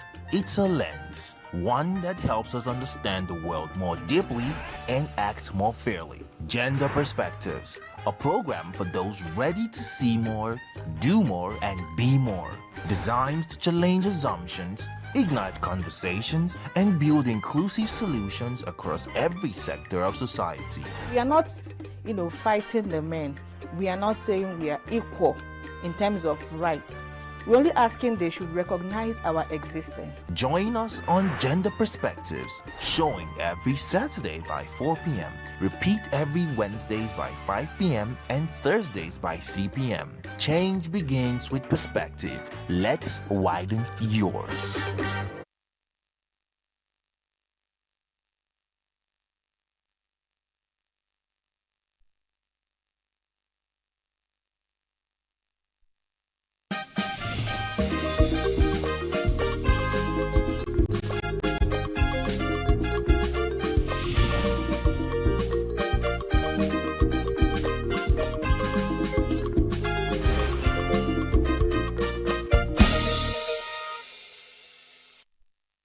Welcome to Global News on Signature TV. I am Barry Kumo Ado. In the headlines, President Tinubu seeks NAS approval of 9 trillion naira increase to the 2026 budget. Governor Ba approves promotion conversion of 2,114 civil servants in ENUGU State. And violence erupts in South Africa over alleged Igbo king coronation. Details shortly. Every second, every minute, every day, news is breaking, events occur, and there are new developments. At Signature TV, we follow these stories objectively, bringing all sides without bias, explaining the complex issues, breaking down the numbers, and investigating the issues behind the news. Anywhere and everywhere, near or far, wherever the news is, we will be there. Signature TV. News in your pocket. President Bola Tinubu has written to the National Assembly proposing an increase of 9 trillion naira at the 2026 appropriation bill, raising the total budget from 58.4 trillion naira to 67.4 trillion naira. The request was conveyed in a letter read on the floor of the Senate by President of the Senate, Godswill Akpabio, during Tuesday's plenary. Tinubu said the proposed adjustment is aimed at strengthening fiscal transparency and ensuring the effective implementation of priority national programs. It includes regularizing the legal commitments carried over from previous appropriation cycles, preventing them from burdening the execution of a 2026 budget, capturing existing government indebtedness, and providing for a limited number of strategic and priority projects. Tinubu had in December presented the 2026 federal budget of 58 trillion naira, with 5.41 trillion naira allocated to defense and security, which represents approximately 9.3% of the total expenditure. The budget carries a deficit of 23.85 trillion naira, representing 4.28% of GDP, which the president said is aligned with its administration's fiscal framework. The House Committee on National Planning and Economic Development has called for stronger coordination and improved implementation of Nigeria's development plans to achieve sustainable economic growth. Speaking at a press briefing ahead of a national policy dialogue, the chairman of the committee, Boyega Isiaka, noted that Nigeria has, over the years, developed several national plans even before independence, including the Structural Adjustment Program, the National Economic Empowerment and Development Strategy. These efforts, he said, have not brought about the desired development due to poor alignment among the various tiers of government, policy inconsistencies, and external economic shocks. Explained that the current 2021 to 2050 plan, broken into medium-term plans, as well as a proposed renewed Hope National Development Plan, are designed to reposition the country towards achieving a $1 trillion economy. To look at these various areas of developing a national plan a national plan and then a budgeting system that will give us the kind of growth that we want as a country. Right now, we are growing at about 3.54%. We believe we need to do higher than this, particularly to be able to achieve the 1 trillion economy that we are talking about, and also to be able to grow at far ahead of the population, which right now is about 2.something%.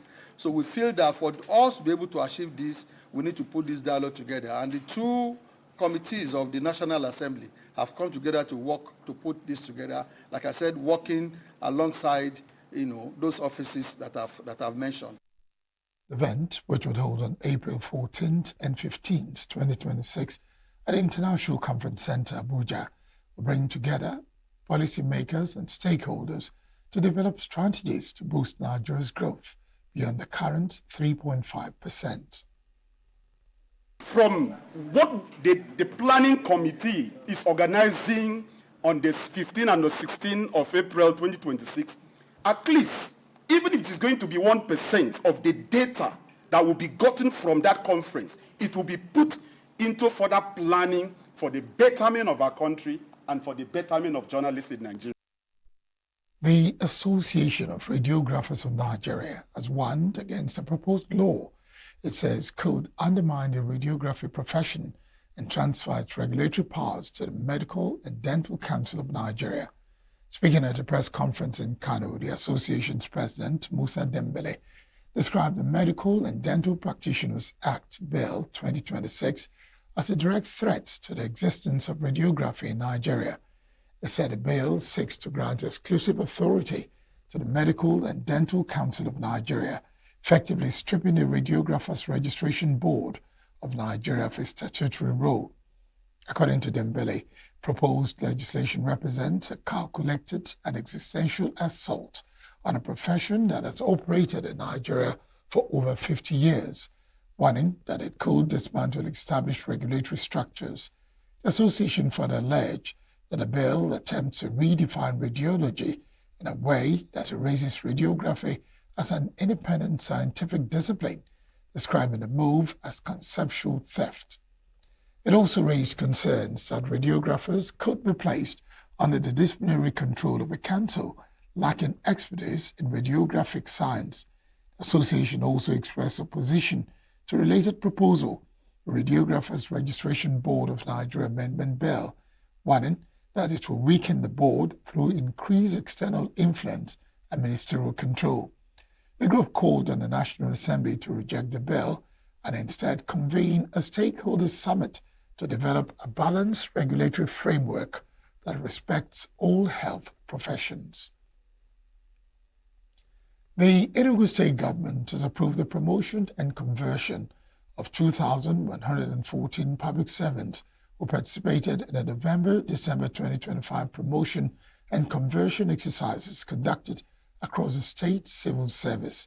The chairman of the Enugu State Civil Service Commission, Robinson Odo, who disclosed the development in Enugu on Tuesday, said approval, which takes immediate effect, also covers the financial implications of the new ranks, ensuring that beneficiaries begin to enjoy their upgraded status without delay.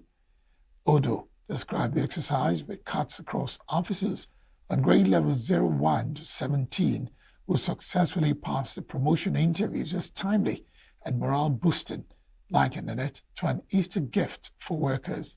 He commended the administration for its sustained commitment to workers' welfare, noting that prompt payment of salaries, pensions, and gratuities have become a hallmark of the government. Commission Chairman pledged continued discipline, innovation, and productivity within the civil service to align with administration's development agenda. Former presidential candidate Peter Obi has called for greater unity among opposition leaders to tackle Nigeria's worsening insecurity and economic challenges, warning that the country is at a critical stage. In a statement on Tuesday, Obi said Nigeria is grappling with rising insecurity, economic hardship, unemployment, and declining public trust, stressing that these issues require collective action rather than political rhetoric. He urged opposition figures and Nigerians to set aside ethnic, religious, and regional divisions emphasizing that only a coordinated national effort can address the country's pressing problems. Obi's remarks come amid renewed opposition realignment following the defection of former Kano State Governor and presidential candidate Rabiu Musa Kwankwaso to the African Democratic Congress. Kwankwaso formally joined the party in Kano on Monday in a move widely seen as strengthening the ADC and boosting efforts to form a formidable opposition coalition ahead of the 2027 general elections. It was received by key political figures, including the party's national chairman David Mark, alongside prominent opposition leaders such as Aminu Tambuwa, Rotimi Amechi, Dino Melaye, and John Odige Oyegun. Obi, who revealed he visited Kano at Kwankwaso's invitation, described the development as a significant step towards rescuing and rebuilding Nigeria's democracy. He noted that the goal goes beyond winning elections, stressing the need to rebuild institutions, restore public confidence in governance, and secure a better future for Nigerians. The Federal High Court in Kaduna on Tuesday adjourned the hearing of a bail application filed by former Kaduna State Governor Nasir El-Rufai to Wednesday. Counsel for the ex-governor, Okpong Akpan, confirmed the development of the proceedings that took place under tight security, reflecting heightened public interest in a high-profile corruption trial. Akpan said the defense team was now concerned with preparing its response to the issues raised during the proceedings shortly after the court rose. El-Rufai was escorted out of the premises by operatives of Independent Corrupt Practices and other related offences commissioned in a white Hilux vehicle. The security arrangement mirrored the situation during his arraignment last week when he was first docked before the court. El-Rufai is standing trial before Justice Rwanu Aikawa on a 10-count charge bordering on alleged conversion and possession of public property as well as money laundering. The anti-graft agency had on March 27, 2026, released him on compassionate grounds following the death of his mother, Ajia Umar El-Rufai, in Cairo, Egypt. The alliance of three West African countries, Mali, Burkina Faso, and Niger, has put a strain in democratic institutions and the West African regional body, ECOWAS. This is the outcome of a 3-month research conducted by the Center for Democracy and Development, CDD, West Africa, and presented to the media in Abuja on Monday. Correspondent Nasir Usman reports. Mali, Niger, and Burkina Faso have constituted a new bloc, the Alliance of Sahel States. The three nations all have military dictatorships and have entered into a new relationship with Russia. The research by the Center for Democracy and Development, in collaboration with the Ivorian Observatory for Human Rights, focused on disinformation in the social media space between July and September 2025. According to the researchers, the Sahel bloc used propaganda to sell military rule, undermine democratic institutions, and position ECOWAS as a new colonial mechanism for undermining West Africa's true independence. If democracy has failed to resolve development issues, have coups in the three countries changed their development situations? I think the reality we live in today is that Mali, Burkina Faso, and Niger republics have all turned their back on democracy. They have all argued that the problems of poverty and dependence on external forces of their countries were there because of democracy and have therefore presented democracy as the enemy. It is in that context that they banned political parties in their countries and are all in the process of institutionalizing military rule up till the point in which that military rule would be legitimized through an electoral system, as we saw in Guinea. From the reports, even as there have been a semblance of some progressive development, we also get to realize that if you were to speak to the ordinary man on the street and the person is going to be attending to you one-on-one, you then get to understand that life has not really been different in terms of the kind of talking of democracy dividends, the development dividends as it is. There is hunger in the land. I'm sure you would have heard Professor Jibril Ibrahim saying that in Mali, on the list of what the people consider as their greatest problem, terrorism is even number 5, which means there are other things that are much more important. And top on this is the issue of hunger. Dr. Lassane Odrago, a researcher at the Nazi Boning University, presented the research findings. The stories that are coming outside of the Sahel that are saying that military rule has not improved anything, very problematic. Equally, the stories that are embellishing everything and saying that these are the messiahs, they have come to save us, they have done tremendously well, are equally problematic. So there's a middle ground. The middle ground is that the security has improved a little bit, but not substantial in a way that allows the type of narratives that we are seeing. Between 2020 and 2026, Africa as a whole witnessed 8 coups. These military takeovers were attributed to a lack of good governance, corruption, constitutional manipulation, impunity, and a gap between good governance institution and the citizens. CDD is, however, optimistic that the continent will be more peaceful, economically prosperous, and stable if democracy is sustained. In Abuja, I am Nasir Usman, reporting for Signature TV News. Unrest has erupted in Eastern Cape Province following protest against controversial coronation of an Igbo traditional ruler, with demonstrators touching vehicles and looting shops owned by foreign nationals. The protest, which turned violent in Kukompo City, prompted security forces to intervene as tensions escalated rapidly. Reports indicate that buildings and vehicles allegedly belonging to foreigners were set ablaze, while several people were injured in the chaos. According to SABC News and other local media, the violence intensified after stabbing incident reportedly involving Ethiopian shop owners, leaving at least 2 people hospitalized. The demonstrations were led by members of Action SA, alongside traditional leaders and residents who opposed the coronation on the grounds that it violates South Africa's constitutional order and recognized traditional leadership structures.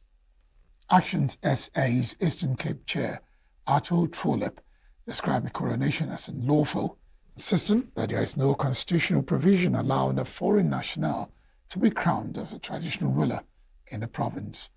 He also warned against what he described as attempts to establish a homeland, referencing the regional's historical experience with apartheid-era divisions and called for strict enforcement of immigration laws.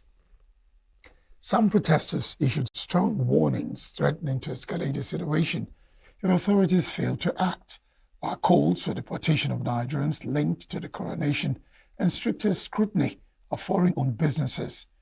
Meanwhile, the Nigerians in Diaspora Commission said it has not received any official report confirming attacks on Nigerians, cautioning against reliance on unverified social media claims.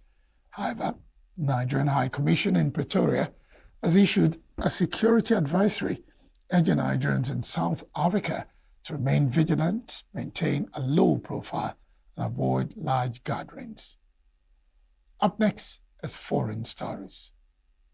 Every second, every minute, every day, news is breaking, events occur, and there are new developments. At Signature TV, we follow these stories objectively, bringing all sides without bias, explaining the complex issues, breaking down the numbers, and investigating the issues behind the news. Anywhere and everywhere, near or far, wherever the news is, we will be there. Signature TV. News in your pocket. The White House has suggested that U.S. President Donald Trump will ask Arab countries to cover the cost of the United States war against Iran, estimated to be in the tens of billions of dollars. Trump's spokeswoman, Caroline Leavitt, was asked on Monday whether Arab states would pay for the war, as when U.S. allies helped fund Washington's intervention during the Gulf War in 1990. The U.S. led a global coalition of dozens of countries during the Gulf War to fend off Iraq's invasion of Kuwait at the request of the country and several of its Arab neighbors. In turn, states in the region and coalition members, including Germany and Japan, raised $54 billion to help pay for the U.S. involvement. This time, however, the U.S. and Israel went to war with Iran unilaterally, without involving their allies and regional countries. However, Iran has set U.S. compensation for war damage as one of its conditions. Iran has retaliated against U.S. and Israeli strikes with missile and drone attacks across the entire Middle East. Authorities in Dubai said there was a drone attack on the Kuwaiti oil tanker overnight, and response teams had contained the incident. They added that no oil leakage or injuries were reported, according to the Dubai media office. Multiple loud explosions were heard in Dubai, starting at around 6 or 7 p.m. local time on Monday, until about 1 or 2 a.m. on Tuesday. Work is now underway to assess damage to the tanker. The tanker was loaded with 2 million barrels of oil from Kuwait and Saudi Arabia, according to data from Lloyd's and Tankers Tracker. Lloyd's listed the destination as Qingdao, China. The Israeli military has said 4 soldiers were killed in combat in southern Lebanon, where its forces are clashing with Hezbollah fighters after launching a ground invasion of the country. An army statement on Tuesday named 3 soldiers from the same battalion who fell during combat. In a separate statement, it said another soldier had been killed in the same incident and 2 others wounded, without naming them. 10 Israeli soldiers have been reported killed since fighting between Israel and Hezbollah flared up on March 2nd, following a United States-Israeli joint attack on Iran. More than 1,200 people have been killed in Israeli attacks on Lebanon, according to the Lebanese Ministry of Public Health, and more than 1 million displaced. This comes a day after the United Nations Interim Force in Lebanon said 2 peacemakers were killed when an explosion of unknown origin destroyed their vehicle near the southern Lebanese village of Bani Hayyan. Another peacemaker was killed by a projectile on Sunday near the Lebanese village of Adhait El Qasir.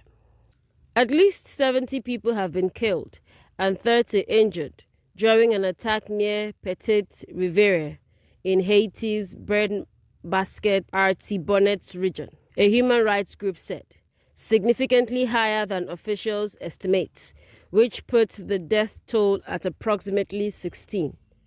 Residents and officials told local media that the attack began in the early hours of Sunday in rural communities around Jean Denis and continued into the early hours of Monday, with gang members storming the area and setting homes on fire. The Defensors Plus rights groups said it estimated that 6,000 people had been displaced by the violence. The United Nations estimates that more than 2,000 people had left their homes in the days before, following raids by armed gangs nearby.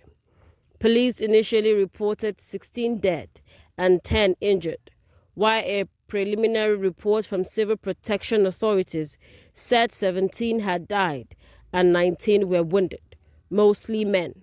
A spokesperson for the UN Secretary General told a news briefing that the organization's office in Haiti, BINU, was closely monitoring the events and that estimates ranged from 10 to 80 people killed. He called for a thorough investigation. And that's it on the international news. Let's turn our attention now to sports. Germany concluded their international break with a hard-fought 2-1 win over Ghana at the MHP Arena in Stuttgart. Despite dominating 69% of possession, Julian Nagelsmann's side struggled to break down a resolute Ghanaian defense for much of the match. Kai Havertz opened the scoring from the penalty spot in first half stoppage time after a foul in the area.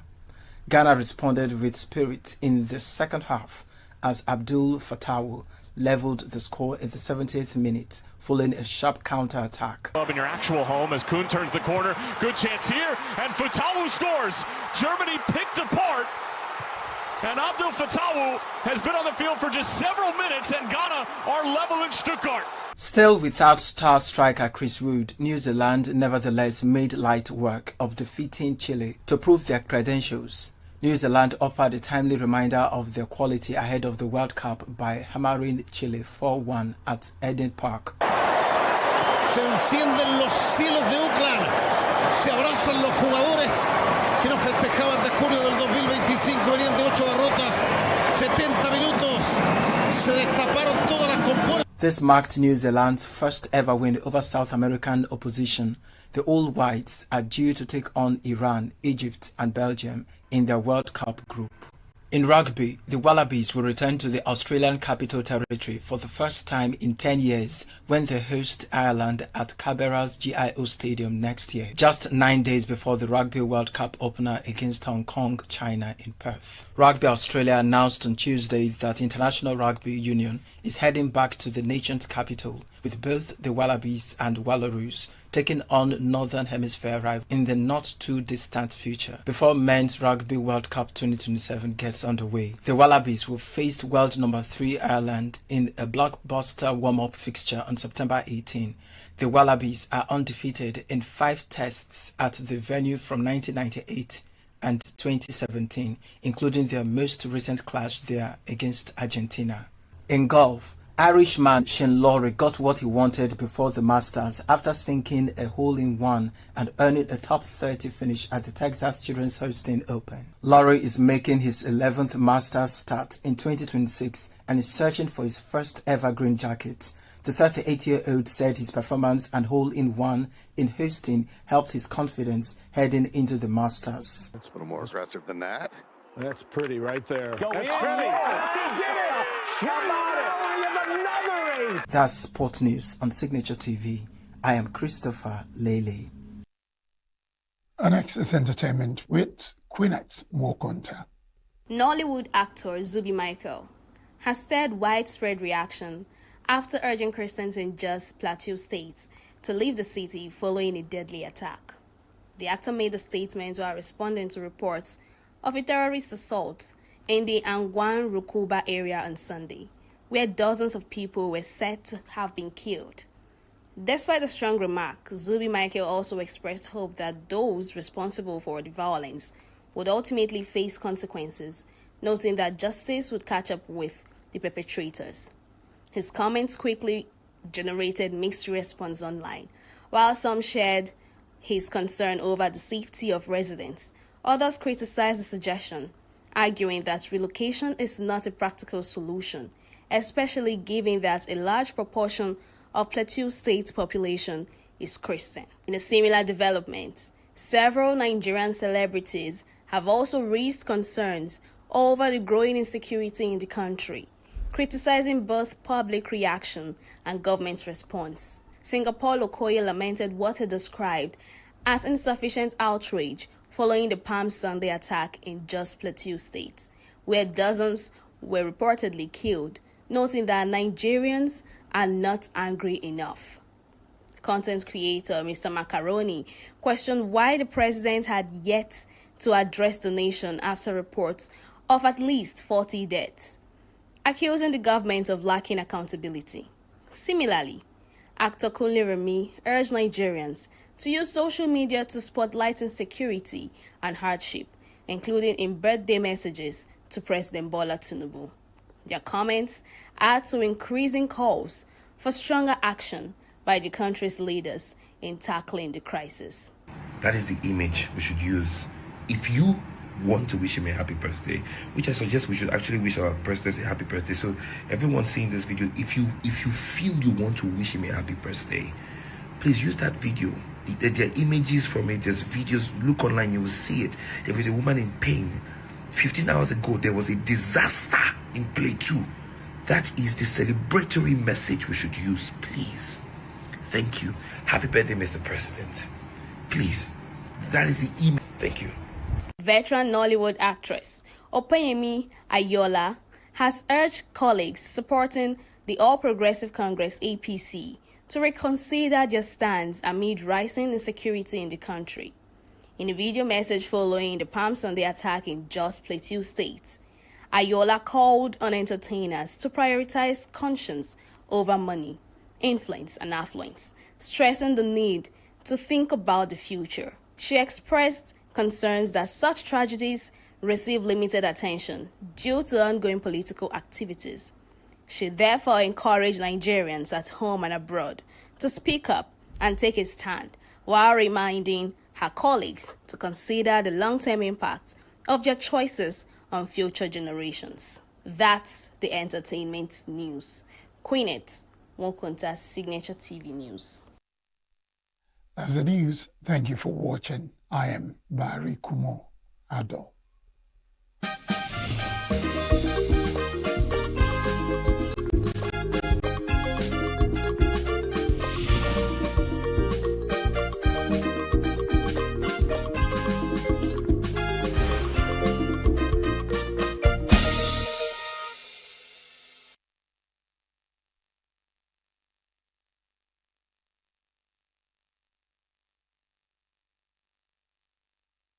Every second, every minute, every day, news is breaking, events occur, and there are new developments. At Signature TV, we follow these stories objectively, bringing all sides without bias, explaining the complex issues, breaking down the numbers, and investigating the issues behind the news. Anywhere and everywhere, near or far, wherever the news is, we will be there. Signature TV. News in your pocket. Every second, every minute, every day, news is breaking, events occur, and there are new developments. At Signature TV, we follow these stories objectively, bringing all sides without bias, explaining the complex issues, breaking down the numbers, and investigating the issues behind the news. Anywhere and everywhere, near or far, wherever the news is, we will be there. Signature TV. News in your pocket.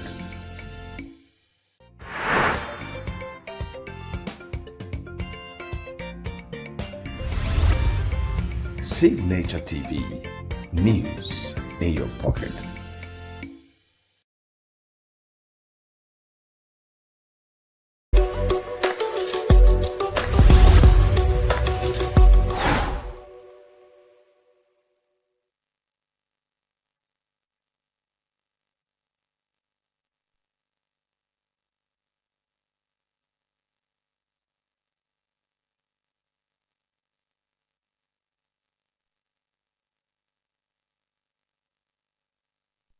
To another edition of Muse on Signature Television. I am your muser.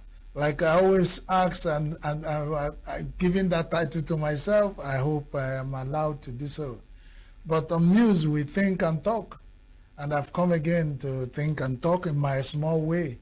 I hope you just think and talk in your own way. Because we want people to think and talk instead of talking and thinking. But that's what happens most of the times, and we don't even have a universal way people should think and talk or talk and think. But we felt that if we think before we talk, we can come up with more useful results. My name is Christian Chibuzo Maduka. I am here again to muse with you. Thanks for allowing me into your sitting room, into your privacy. Let's think and talk over small things that happen in my environment.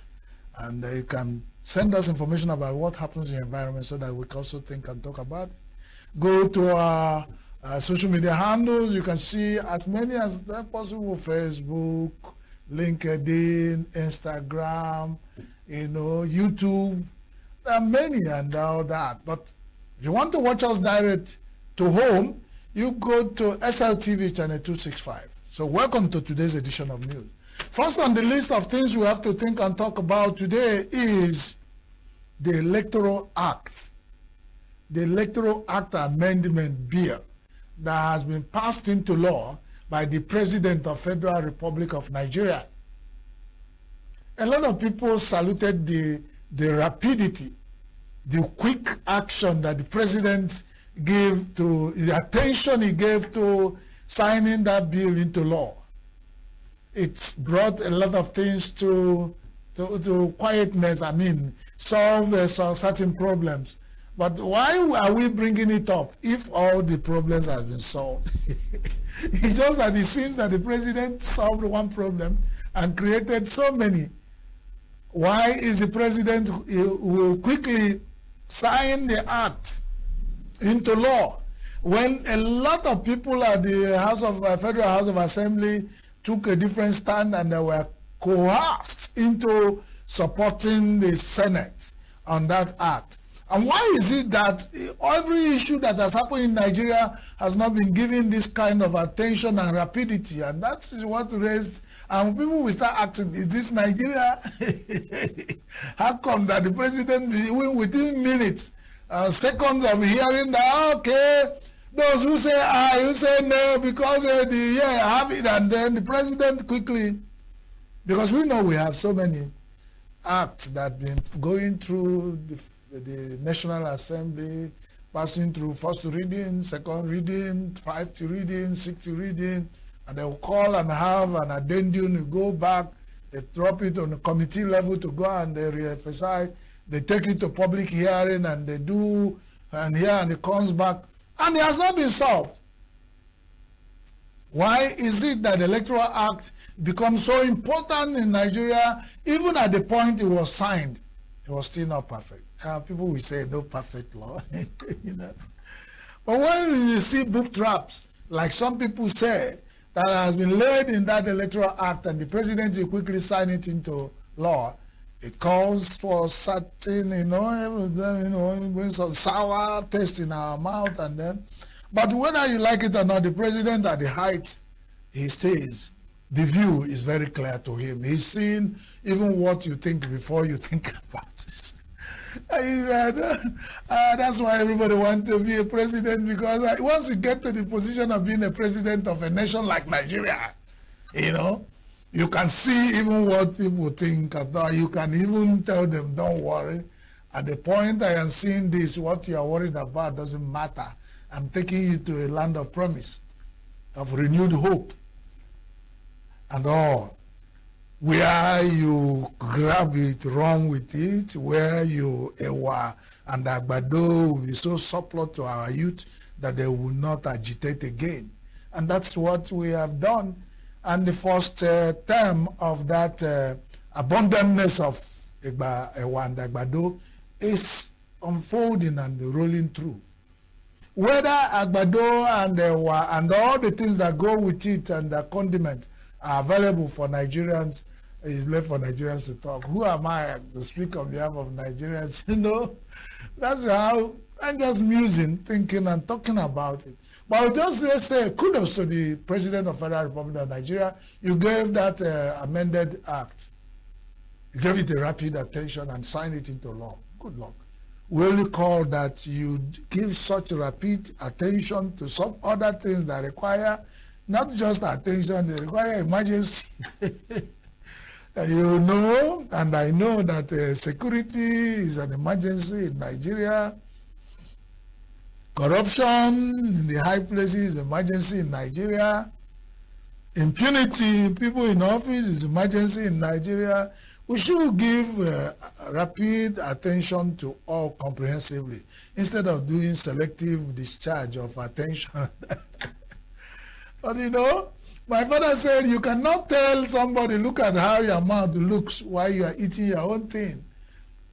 What we have noticed about Nigerian politics is the winner takes it all. Once the winner steps in there, he begin to dispose things. It reminds me of one, that Scarface, Tony Montana, in the face, Tony Montana, that's that film. He said, when we have our money, we have our own F. It's not broadcastable here. So when Nigerian politicians can kill, do everything and get to a position of authority, they can now begin to dispose things. And it's like, go to court if you can. Recently in that newspaper today, people were agitating over the timetable for election that has been changed by INEC. By the way, INEC, Independent National Electoral Commission of Nigeria, and the presidency or the spokesperson of the president, and because the president has not come out and said, I didn't say, ask the people, the APC, the Central Ruling Party, ask people, the opposition that are kicking against the timetable, said, abandon the polls, don't come at all if you think you are offended, or go to court. Why are we building democracy that is depend on courts for us to?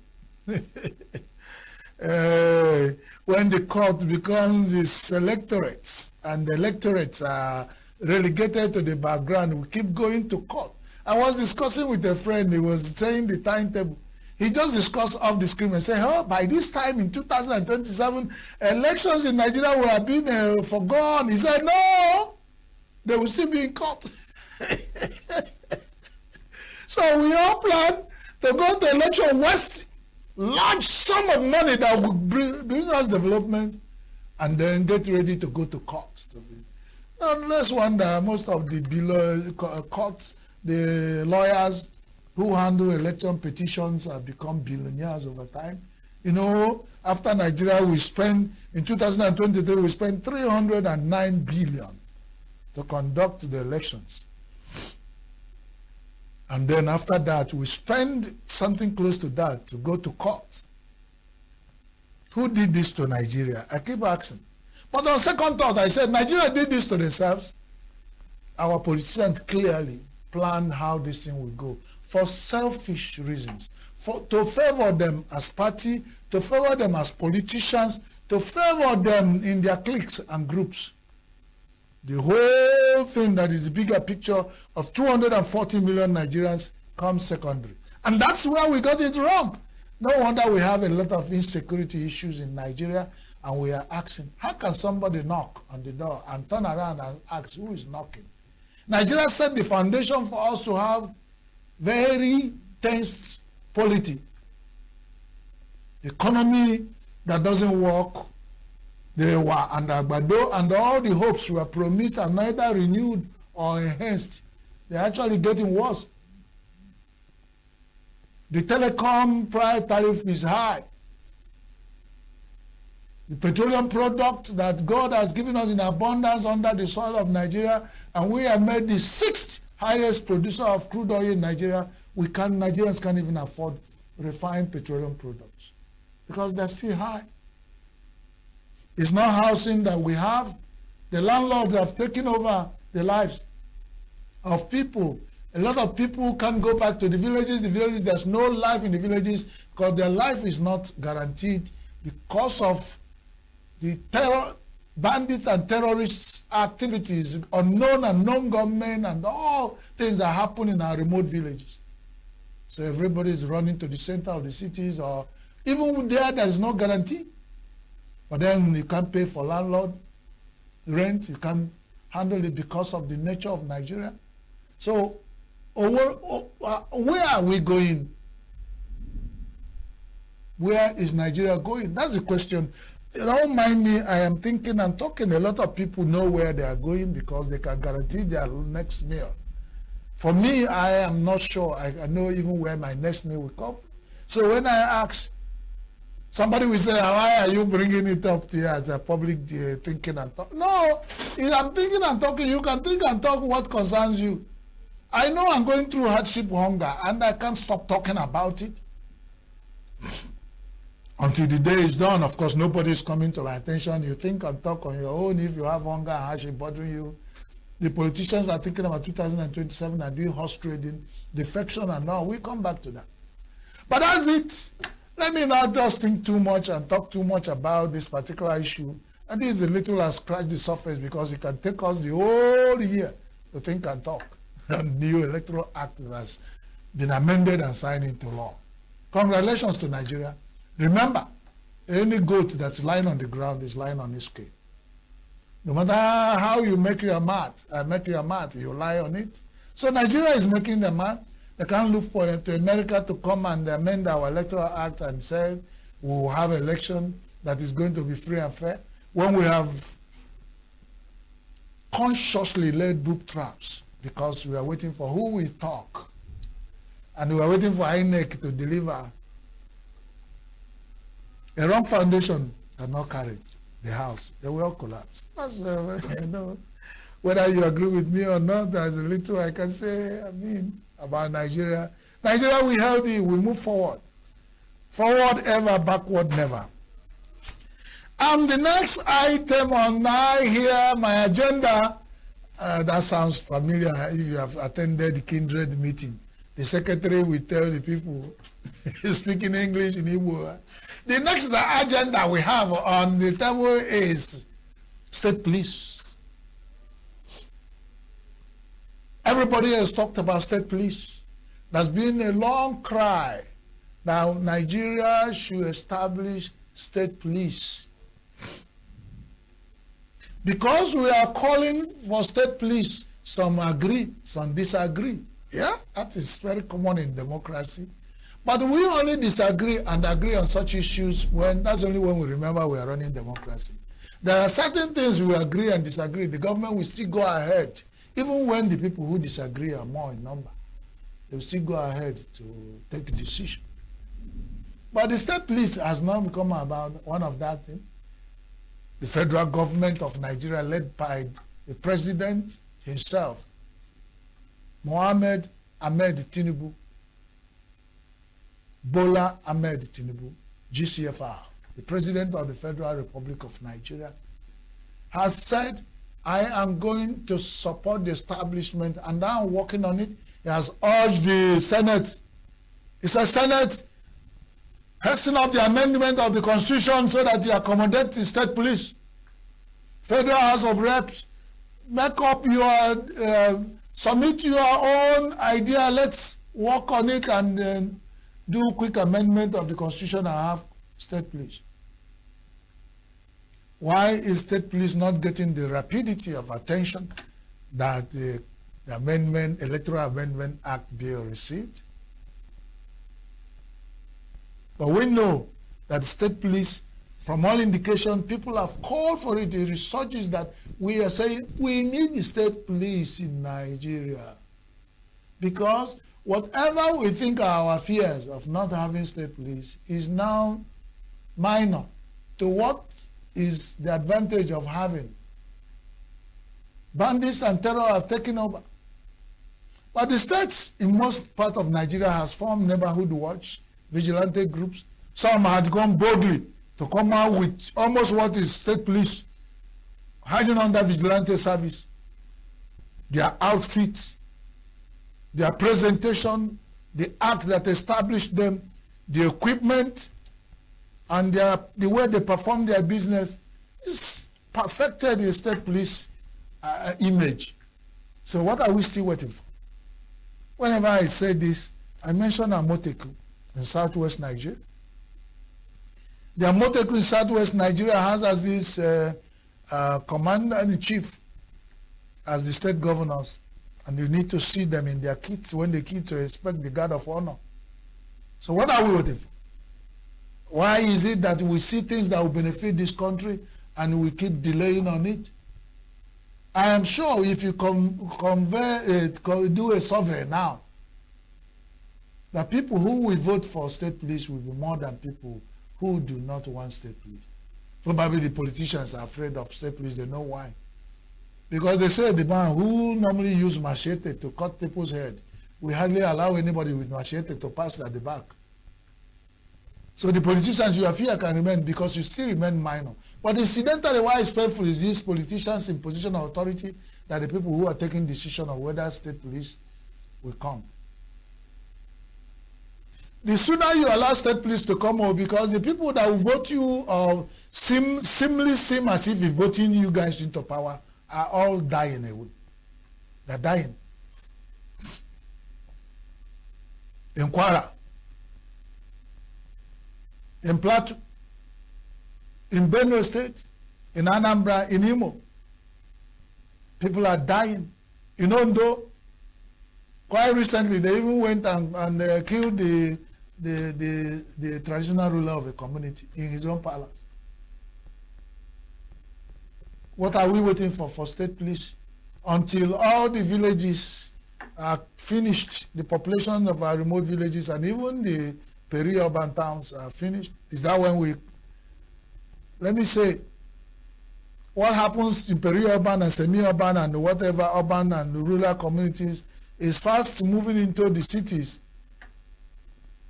So much so that even the Federal Capital Territory of Abuja, health workers have received threats and they've abandoned duty posts. So what else? If bandits and terrorists can attack in the Federal Capital Territory with double power of the federal government of Nigeria, having its Asorok, the headquarters with all the army barracks surrounding. And then we have the Federal Capital Territory on its own ministerial appointment with all the structure. Still, terror and bandits attack there.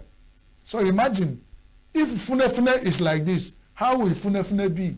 Imagine what is happening in our remote communities. Are we so insensitive to the lives of our people in our communities?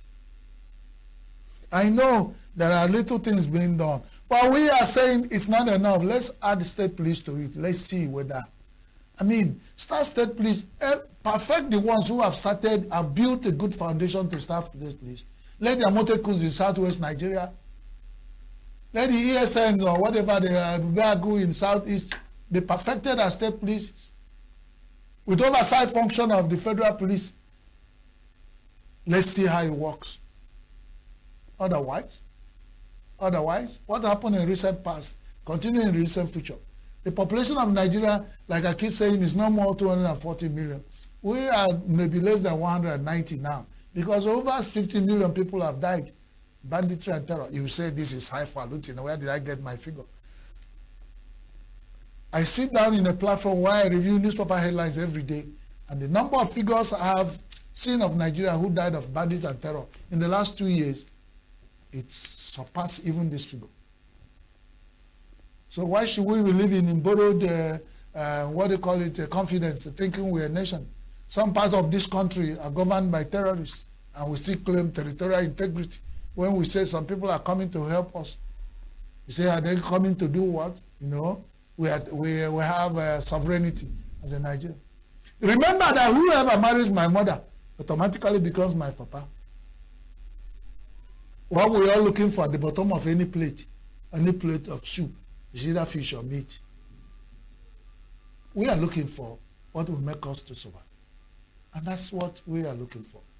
Please, and please, my dear people, for how long can we continue in sin and grace will abound? It sounds biblical.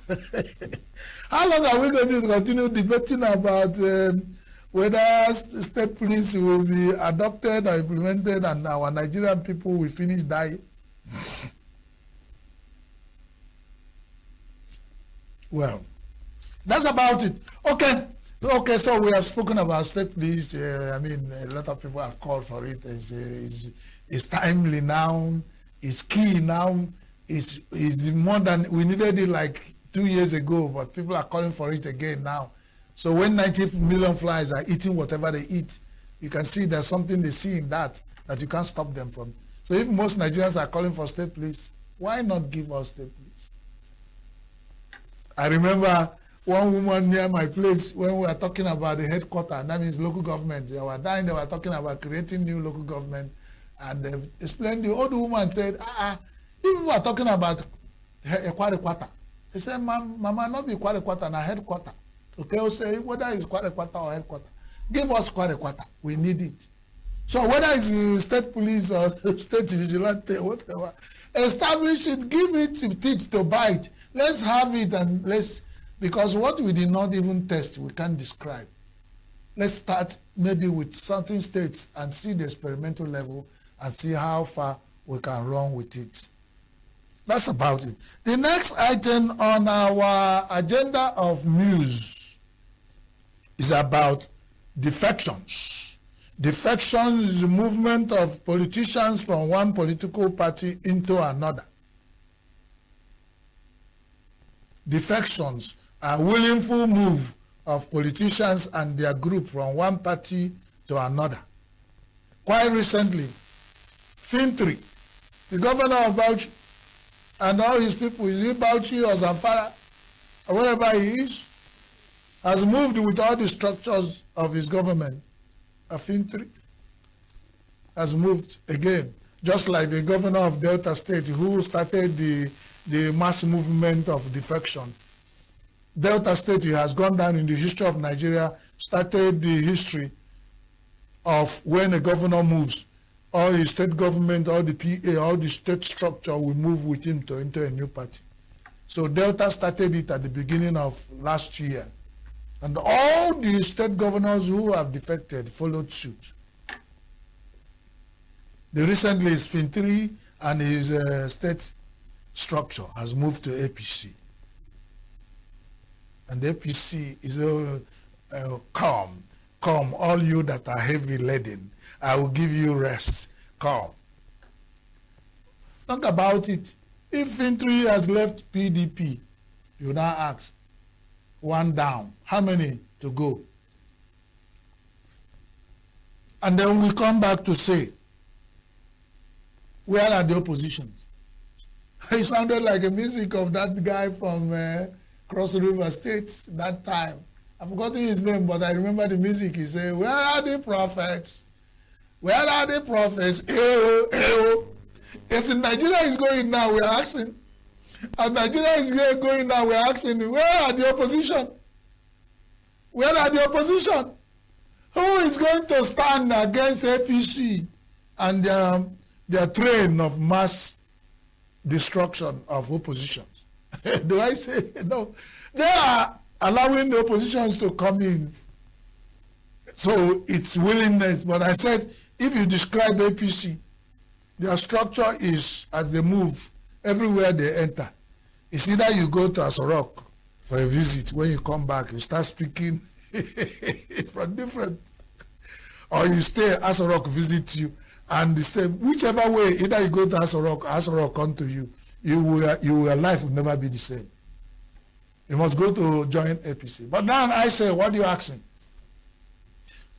Are the oppositions muffled in Nigeria? That's a part of things we have decided to discuss today. But let's discuss all of them into defections. Defecting. We have shouted about defection. Nobody, APC kept quiet. If you come and go to campaign with PDP, and PDP, you promise people everything under PDP, they voted for you and voted for your structure, you created structure of PDP, became the leader of PDP in your state, suddenly you, without resigning, you carry the whole mandate given to you by PDP and all into APC, and we clap for you.